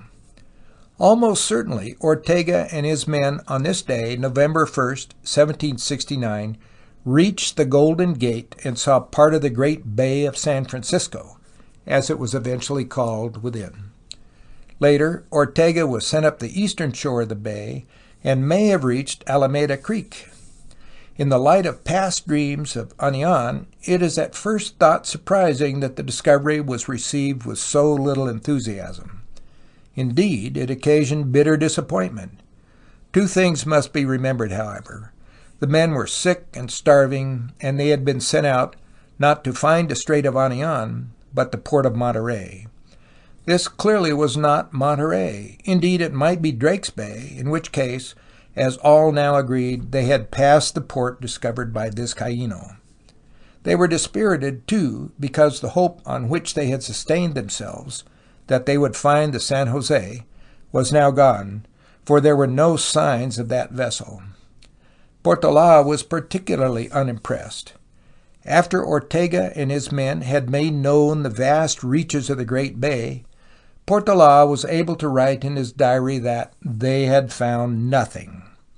And to the soldierly Portola this was a literal truth, for they had seen nothing of the thing which he had been ordered to find, the port of Monterey. On November 11th, therefore, the return march was begun. More than 10 weeks later, on January 24th, 1770, they approached San Diego, wondering if they would find anything left of the settlement there. That day they staggered into camp, rejoiced that their comrades were still alive. Some had died of scurvy, however, and not one of them had escaped having the disease. Furthermore, the Indians had been troublesome, and on August 15th had rushed the camp. It had been necessary to kill several of them. Worst of all, the San Jose had not put in appearance at all, and the San Antonio had not yet returned. The situation as regards supplies was therefore serious. Many a man in Portola's place would have felt justified in abandoning Alta California at this point. But this gallant officer thought only of his orders. He had been required to occupy the Northern Territory and meant to hold it until the last moment compatible with the safety of his forces. It was resolved to send Rivera back to the peninsula for supplies in order to make it possible to hold this port longer, according to Portola. This he did, said Constanzo, writing at a later time, lest he should incur such discredit as would result from his abandonment of San Diego. The situation was a little less than desperate, however, and the fortunate appearance of the San Antonio on March 23rd may very well have averted an early abandonment. Footnote. A legend is sprung up, having its origin in Paulo's Vida, published in 1787, that Portola would have abandoned Alta California but for the pleadings of Serra. Eventually, it is said, Portola set a date beyond which he would not remain. The day before this ultimate date, the San Antonio was sighted, though it did not get into port until 4 days later. This story is unsupported by a shred of contemporary evidence. The facts are reviewed in Chapman, The Founding of Spanish California, 98-101. One further fact should be noted. Rivera was sent to Baja California for supplies so that Portola and his men might continue to hold this port, San Diego, longer. Rivera departed on February 10th. It had taken Portola 48 days merely to come with a light party from Velicata to San Diego. How was Rivera to go far to the south of Velicata, gather supplies, and return to San Diego with a heavy mule train in 38 days? It seems likely that Paulo's story was an unmerited slander on Portola, told with a view to the exaltation of Serra. As for Rivera, he got back to San Diego in July with 80 mule loads of provisions and a small herd of cattle. Under the circumstances, this was making good time, all that could have been expected. End of footnote. The arrival of the San Antonio changed the face of matters. Portola now decided to go north again in search of Monterey. The San Antonio was dispatched to the north on April 16th, and Portola started by land the next day. The governor was the first to arrive. On May 24th, he came to the rendezvous agreed upon in Monterey Bay, satisfied now that this, after all, was the so-called good port discovered by Vizcaíno. Perez came in a week later with the San Antonio. On June 3, 1770, the Presidio and Mission of Monterey were formally inaugurated. Portola's task was now done. He had been ordered to return to New Spain as soon as the beginning of the settlements had been made, turning over command to Fages. Accordingly, on July 9th, Portola, accompanied by Constanzo, sailed with Perez on the San Antonio, landing at San Blas on the 1st of August. Shortly afterwards, he was promoted to a lieutenant colonelcy, and in 1776 was made colonel and governor of Puebla, New Spain. Taking possession of his government in 1777, he remained at that post until 1784, when he was succeeded by Jacobo de Ugarte and ordered to return to Spain. Then, in his 61st year, Portola passes off the scene so far as present records go. Perez and Constanzo had hastened to Mexico City from San Blas with Portola's dispatches. Arriving there on August 10, 1770, they brought news of the success of Gálvez's enterprise. For a year and a half, little, if anything, had been heard from it, and the reports which now came in must have been particularly agreeable in the light of Gálvez's unsatisfactory record, as matters turned out, in Sonora. Bells were rung, flags displayed, and a special high mass was celebrated. Alta California had been occupied, and the fame of Gálvez was secure. Footnote. In addition to the standard authorities and the already cited works of Priestley and Chapman, the translations of original narratives and diaries in the first two volumes of the publications of the Academy of Pacific Coast History are worthy of special mention among the materials for this chapter. End of footnote. End of chapter 17. Thanks for visiting. Subscribe, like, share, and comment. See you again soon.